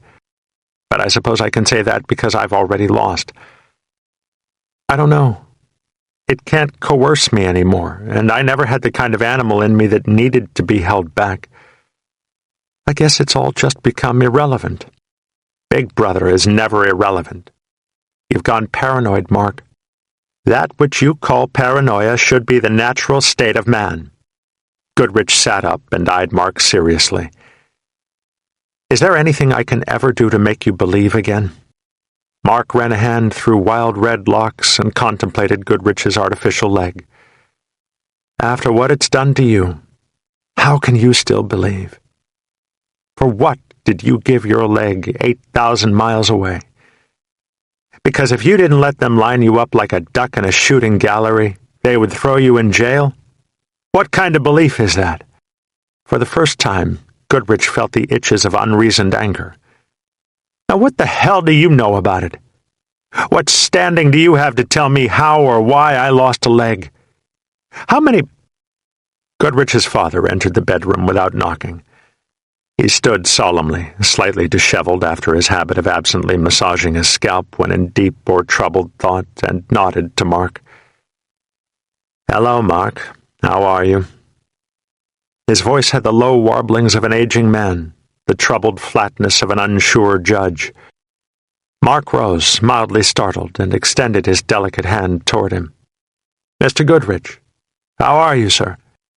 I'm fine, Mark. Mr. Goodrich gestured toward the door. I want to talk with you. Would you come with me into the living room? Mark glanced at Goodrich, then back to his father. Sure, Mr. Goodrich, sure. Goodrich peered curiously at his father. Come on in, Dad. Have a seat. Talk as long as you'd like. No. His father avoided his eyes. I have something to say to Mark that can't be said in front of you, Will. Now. Mr. Goodrich gestured to the door. Would you come to the living room with me, Mark? The living room. All right, Mr. Goodrich. As Mark left the room, he raised his eyebrows and shrugged to Goodrich. Goodrich lit a cigarette, lying across his bed. He sensed that his father wanted to berate Mark for evading the draft and to question his right to come into their home so blatantly when he was a fugitive. His father, he mused, was like that, the last of the old-time moral purist lawyers. But it irritated him that his father thought he should confront Mark in private. What the hell does he think I've become? A hunk of jello that can't take part in a debate like that? Who the hell got burnt in Vietnam? That's my debate. There were no voices from the living room that would indicate a debate. A few low-toned exchanges had reached the isolation of his bedroom, but that was all. Goodrich became impatient and climbed onto his crutches. I'm not going to sit back here like a schoolboy. Outside, a car door slammed. Its engine started, racing angrily, then faded with the car's departure. The noise of the car, just in front of their house, caused Goodrich's blood to pulse in anticipation. Something was happening. In the living room, Goodrich's father sat in a large chair across from the sofa, motionless. He appeared very tired. His mother stood nervously behind the chair, obviously dreading his entrance into the room. She had clothed herself, even at near midnight, and brushed her platinum hair. "Where's Mark?" His father eyed him tiredly. "He's gone." His mother kneaded the fabric of the chair in both her hands. "Oh, you have to tell him, Peter. You can't just say that." "All right." His father stared straight ahead for another long moment, precisely into nothing with his opaque, aged eyes. The police took him away. "The police?" Goodrich leaned forward on his crutches. "In here?" He remembered the car that had raced off a moment before. "They came inside to get him." His father nodded. "I didn't hear a thing, not even a shout." "He didn't fight it. What could he do?" His father's voice took on just the slightest acerbic edge. "He isn't a fighter anyway. He's a runner." Goodrich eyed his parents with growing awareness. "How did the police find him?" "I called them." They peered into each other's faces for a long, mute moment, Goodrich pondering absently that he was looking into a mirror that reflected how he himself would appear in another 40 years, if he managed to survive the insanity that Vietnam had brought him and live that long. His father continued, "He should have known I would do it. In a way, I think he did know. He acted almost as if he expected it when he saw them. The only thing he said was, 'What did he say?'" His father smiled faintly, almost daring to be amused. He said, "So it's time to come and lock the savage up." How about that? The savage. How could you do something like that, Dad? Goodrich dropped heavily to the sofa, his crutches crashing to the floor. He came here trusting me. And you too. I'm not sure he did. Maybe so. He looked awful relieved when he left here. And he knows me. He must have known I would do it. Maybe he didn't expect it. I don't know. But it doesn't matter anyway. He asked for it, and he got it. You're not that much of a martinet, Dad. You've never been that way. His father peered solemnly at him. It doesn't take a martinet. You act like the boy did nothing more than steal a stick of bubble gum from some department store. To my mind, he committed the ultimate crime, son. He rejected the society that nourished him. He softened a bit, eyeing his son. It wasn't an easy thing for me to do, Will. I like Mark, but I can't forget what he's done, and I can't ignore it. He did it willingly, with his eyes open, and he has flaunted the law by coming here from Canada. I can't believe this. Goodrich was nearing tears. He hasn't harmed anyone, Dad. He was only following his conscience. You have to respect him for that. It isn't easy. Then respect me, too. I'm only following mine. And you're wrong about the harm, son. He's harming a whole nation. Those people have no sense of country. They don't look beyond themselves. That's as far as their obligation goes. Well, so be it. But if they're willing to accept the benefits of this society, like a Harvard education, They should also accept the burdens. His father looked up at him. I'm not happy you went into the Marines, Will. But I accepted it. I wouldn't have been very happy if you'd refused the draft and gone to jail, but I could have accepted that. But I'd have buried my face in mortal shame if you'd done what Mark did. He ignored the law. He turned his back on the whole structure that binds our society. Goodrich held his buzzing head in both hands. The world had just succeeded in finding the final little nudge that sent it topsy-turvy. He didn't do anything really wrong, Dad. I think I have the standing to say that. You were arguing with him when I came in. I don't want him to tell me about Vietnam. But he isn't wrong. You know what we've lost, William? We've lost a sense of responsibility, at least on the individual level. We have too many people like Mark who believe that the government owes them total, undisciplined freedom. If everyone thought that way, there would be no society.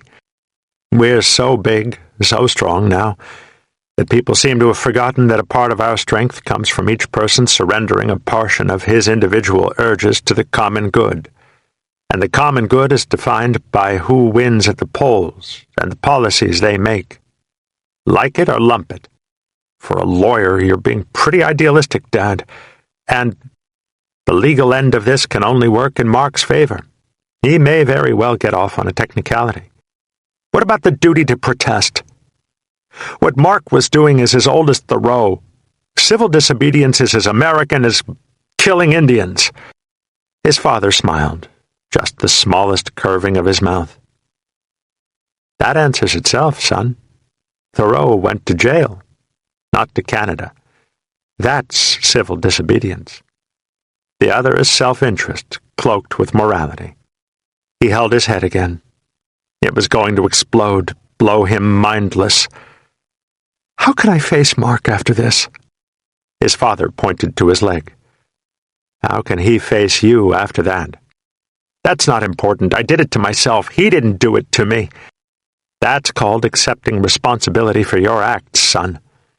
If Mark does the same, you will have no trouble continuing your friendship. He did it to himself, too. At least in the larger sense. It's not that simple. Self-discipline is never simple. Goodrich rose with great effort and inched his way back toward his room. I need to go to bed. I need to get some sleep. I need to take a pill. The buildings were the same. Trees still sprawled, thick and old. The students were only mildly different. Hair a bit longer, clothing more casual. The ardent issues war and ecology rather than civil rights and red china. But in the core they were the same. Idealistic, inexperienced, waiting to be molded by some event, to react gallantly to cleanse the social order of its dark spots.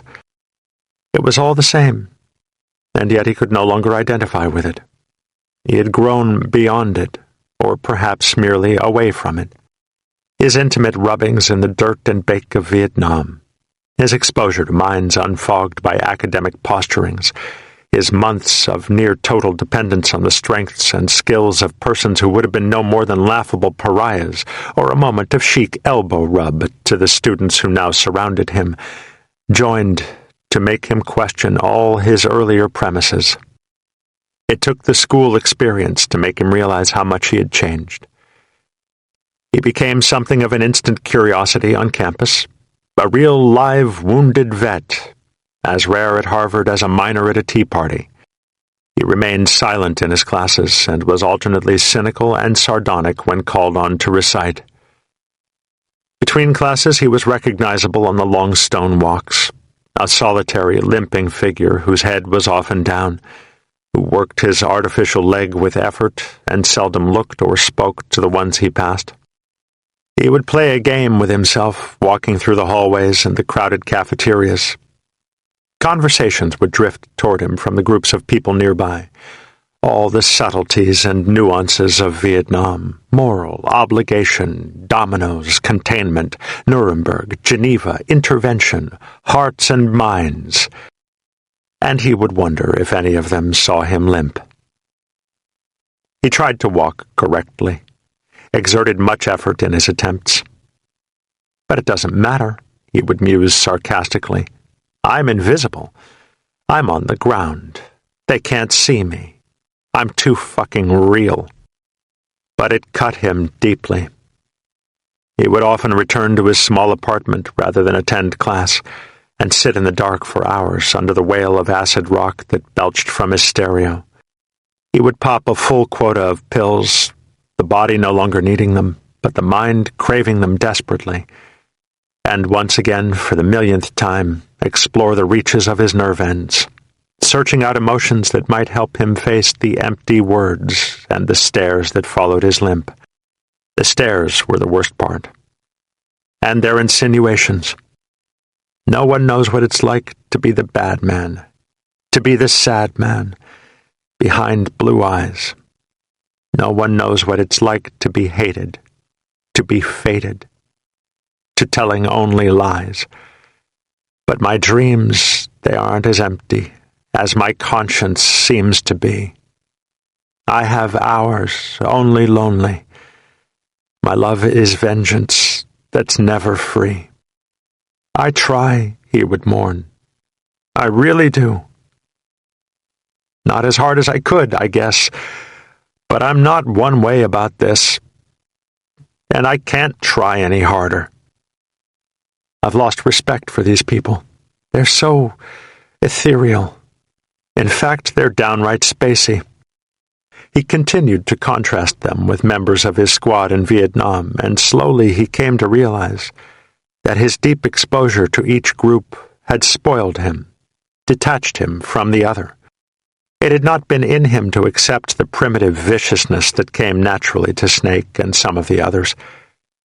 He was equally uncomfortable with the fog-headed intellectualisms of his schoolmates.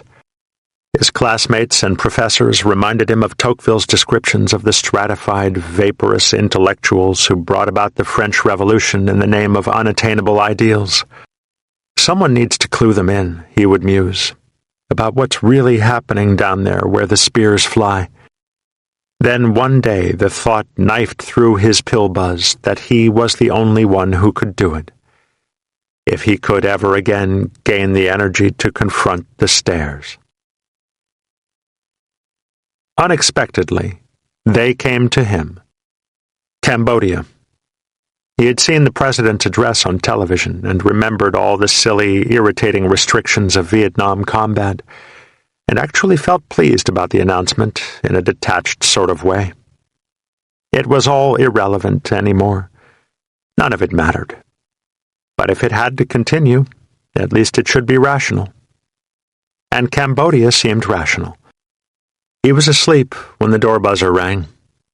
It blasted flatly through his slumber again and again. He found his trousers and crutches and made his way through the apartment to the door. He opened it and faced two men he had never seen before. One was short and stocky, with dull blonde hair and a wide, placid face. He wore a Pendleton shirt and frayed Levi's. The other was frail and hook-nosed, with lit, angry eyes and an impatient posture. He wore a jeans jacket with a clenched fist and a Viet Cong flag on the back. Both had shoulder-length hair. The short man spoke. His voice was deep and modulated, almost sad. "Are you Will Goodrich?" He nodded toward the empty trouser leg. "I assume you are." Goodrich leaned forward on his crutches, wiping his face in an attempt to shake the drowsiness. "Yeah. What do you need? Can we speak with you for a moment?" Goodrich checked his watch. It was past midnight. The short man caught the gesture. "I'm sorry about the time. We've been working steadily for a couple hours now, and we have to be ready to go tomorrow first thing, so it had to be now. We'll be up all night."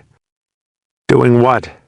Goodrich gestured for them to come inside and made his way to the couch. They followed, the short man still talking. "Getting ready. It's going to be big tomorrow. It will be the biggest one we've had." "I'm sorry, you probably don't know us." The frail, impatient companion finally spoke. "But you saw Tricky Dick's speech tonight, didn't you? The fucking fascist. The bastard's sick, man."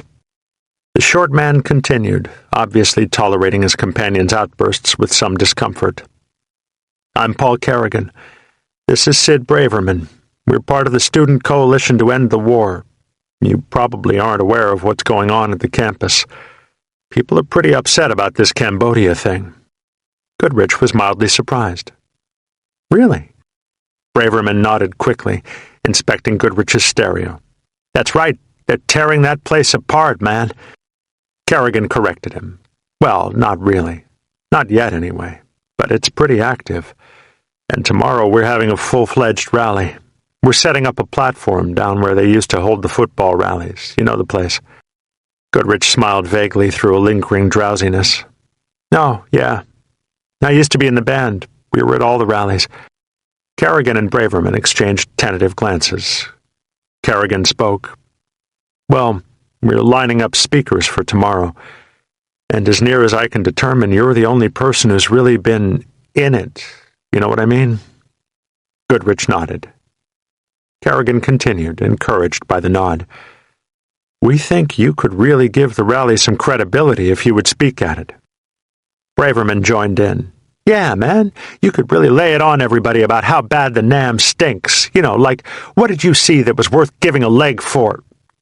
Kerrigan cut him off, and he shrugged, as if preoccupied. They both seemed slightly embarrassed, as if they had unwittingly tipped their hands. Goodrich absently rubbed his stump and managed to smile at them. Look, you don't have to try and buffalo me.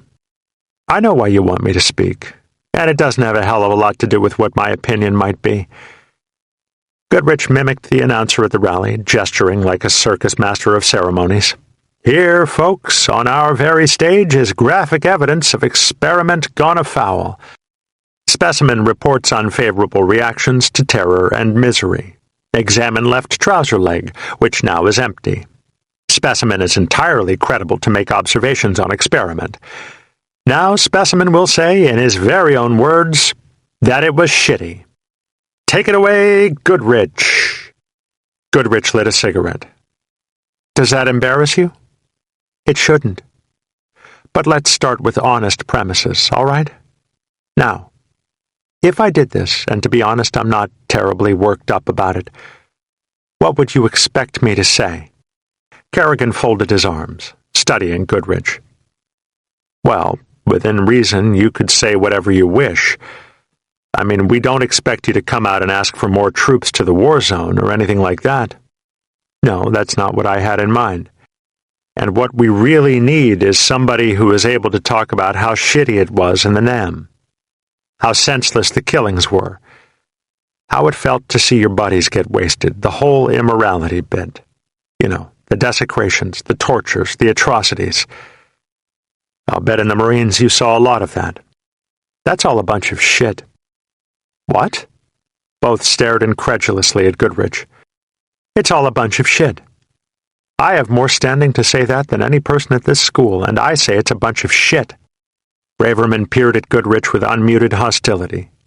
With Me Lie in the paper every day, you tell me it's a bunch of shit? I didn't say things don't happen, and I don't know anything about Me Lie, but it's a bunch of shit to say it's regular or even condoned. Look, man, I fought with myself about this for months. I even turned a guy in for murder. I thought it was my duty, but I just don't know anymore. What you guys are missing is the confrontation. It loses its simplicity when you have to deal with it. Braverman and Kerrigan appeared confused and hostile. Goodrich continued. Look at the people. Are they murderers? You don't know. You haven't dealt with them, and you haven't been through what they've been through. It's easy to sit here and say that, but you haven't had it eat away at you. It gets you. It gets everybody, man. It took 5 months, but it got me even, and good Christ, if it got me, it gets everybody. You drop someone in hell and give him a gun and tell him to kill for some goddamn amorphous reason he can't even articulate, then suddenly he feels an emotion that makes utter sense. And he has a gun in his hand, and he's seen dead people for months, and the reasons are irrelevant anyway, so, pow. And it's utterly logical. because the emotion was right. That isn't murder. It isn't even atrocious. It's just a sad fact of life. He pondered the two. You know why I'm all fucked up? He waved his stump, forcing them to look at it. Because of a little girl. That's right. A little baby son sucked me right out into the open so the NVA could start an ambush. They did not seem particularly surprised. The People's War Against Imperialism, right in the books, Will. He continued. I was a team leader. I had a kid who was going to shoot her. I knocked his rifle down. Just in time to see him shot in the face. Still no reaction from them. Also in the books, the goo that was your best friend's face. Already been done once. Sorry, Will. Be original, will you? Do you know how it feels to know you caused that? I'll see his face staring at that baby son for the rest of my life. And I'll tell you what, if I hadn't had the shit blown out of me, it would have given me great pleasure to hunt that little girl down and blow her away. He eyed them with a shrewd grin. And I'll bet a month's pay that you two would have been the first to join me in the hunt. It's like role-playing. Activists will always be activists. And you'd be the first to get uptight. Braverman seethed with anger. I've had enough. Take your artificial leg and shove it. He rose from his chair and began to walk to the door. Kerrigan still pondered Goodrich. I'm sorry you feel that way. He folded his arms again. You said something about your own statement. Do you have a statement you'd like to make? I don't know. Like I said, the idea doesn't exactly move me. But you should know what you're doing to a lot of people. It isn't this simple, man. You're hurting a lot of people. Do you want it to end? The war? Sure, I want it to end. Can you start your speech with that? That you want it to end? As long as you make that clear, you'll serve our purposes. Kerrigan shrugged. You said you appreciated honesty. We need your statement. After that, I'll give you a couple minutes. He smiled, then turned to leave. But I'd appreciate it if you'd hold back on your theories. He drove to the wide, flat field, scene of so many innocent events in years gone by, pep rallies and rock concerts. There was a good crowd on it, scattered here, close together there, some sitting on its outskirts in little groups as if it were indeed a picnic. There was an air of merriment among the gathered students. They were camouflaged in jeans and khaki, masked with unkemptness, almost as if they were secretly ashamed of the largeness of their own futures, or felt constrained to deny the certainties of their own lives. Kerrigan and Braverman had arranged for him to park near the speaker's platform along the road. He stopped the car and undid his artificial leg, as they had asked, leaving it in the car. Then he made his way up the platform on his crutches. The crowd had begun to chant, Ho, ho, Ho Chi Minh, the NLF is gonna win. He stood uneasily on the platform, agonizingly self-conscious of his legless state. Just below him, a girl in cut-off jeans sat comfortably on someone's shoulders. Her arms were outstretched, fists clenched, moving up and down in rhythm to the chants. Her face smiled excitedly. Her shirt was tied in a knot above the belly button and unbuttoned except for the bottom two buttons. Her breasts were huge. They also bounced with the rhythm. Goodrich watched the breasts bounce merrily and tried to remember if he had ever experienced such lovelies. He hadn't. Across the field, the flag came down. A new one rose. It was red and blue with a bright gold star in its center. Goodrich's insides churned mightily. He told himself that he was able to intellectualize such frivolity, that although it would have enraged those like Snake and Bagger, he himself understood it. But soon he stopped pretending. He was shaking with a deep rage. If he had been stronger, he would have crossed the field and lowered the flag himself. Or so he consoled himself as he peered at waiting eyes, isolated on the stage. Ho, ho, Ho Chi Minh! And 1,000 corpses rotted in Arizona. The NLF is gonna win! And 100 ghosts increased his haunted agony. Snake, Baby Cakes, and Hodges, all the others peered down from uneasy, wasted rest and called upon the senator to set the bastards straight. And those others, Bagger, Cannonball, and Catman, now wronged by a culture gap that overrode any hint of generational divide. Goodrich took the microphone and cleared his throat. Well, here goes. He thought of them again, wishing some of them were in the crowd. It's time the killing ended. He was surprised at the echoes of his voice that careened across the field. The crowd cheered. It shocked and emboldened him at the same time. Kerrigan and Braverman were watching him closely. He nodded to them, and they nodded back. Braverman was squinting. I'd like to see the war end, soon. More cheers. He gave the two men a small smile. There. I said it. Dues are paid. He eyed the crowd. His blood was rushing. His head pounded from the rapid pulsing of the blood through his temples. Isn't that why you came here? To try and end it? More cheers. Yeah, groovy. End the war. Then why are you playing these goddamn games? Look at yourselves. And the flag. Jesus Christ. Ho Chi Minh is gonna win.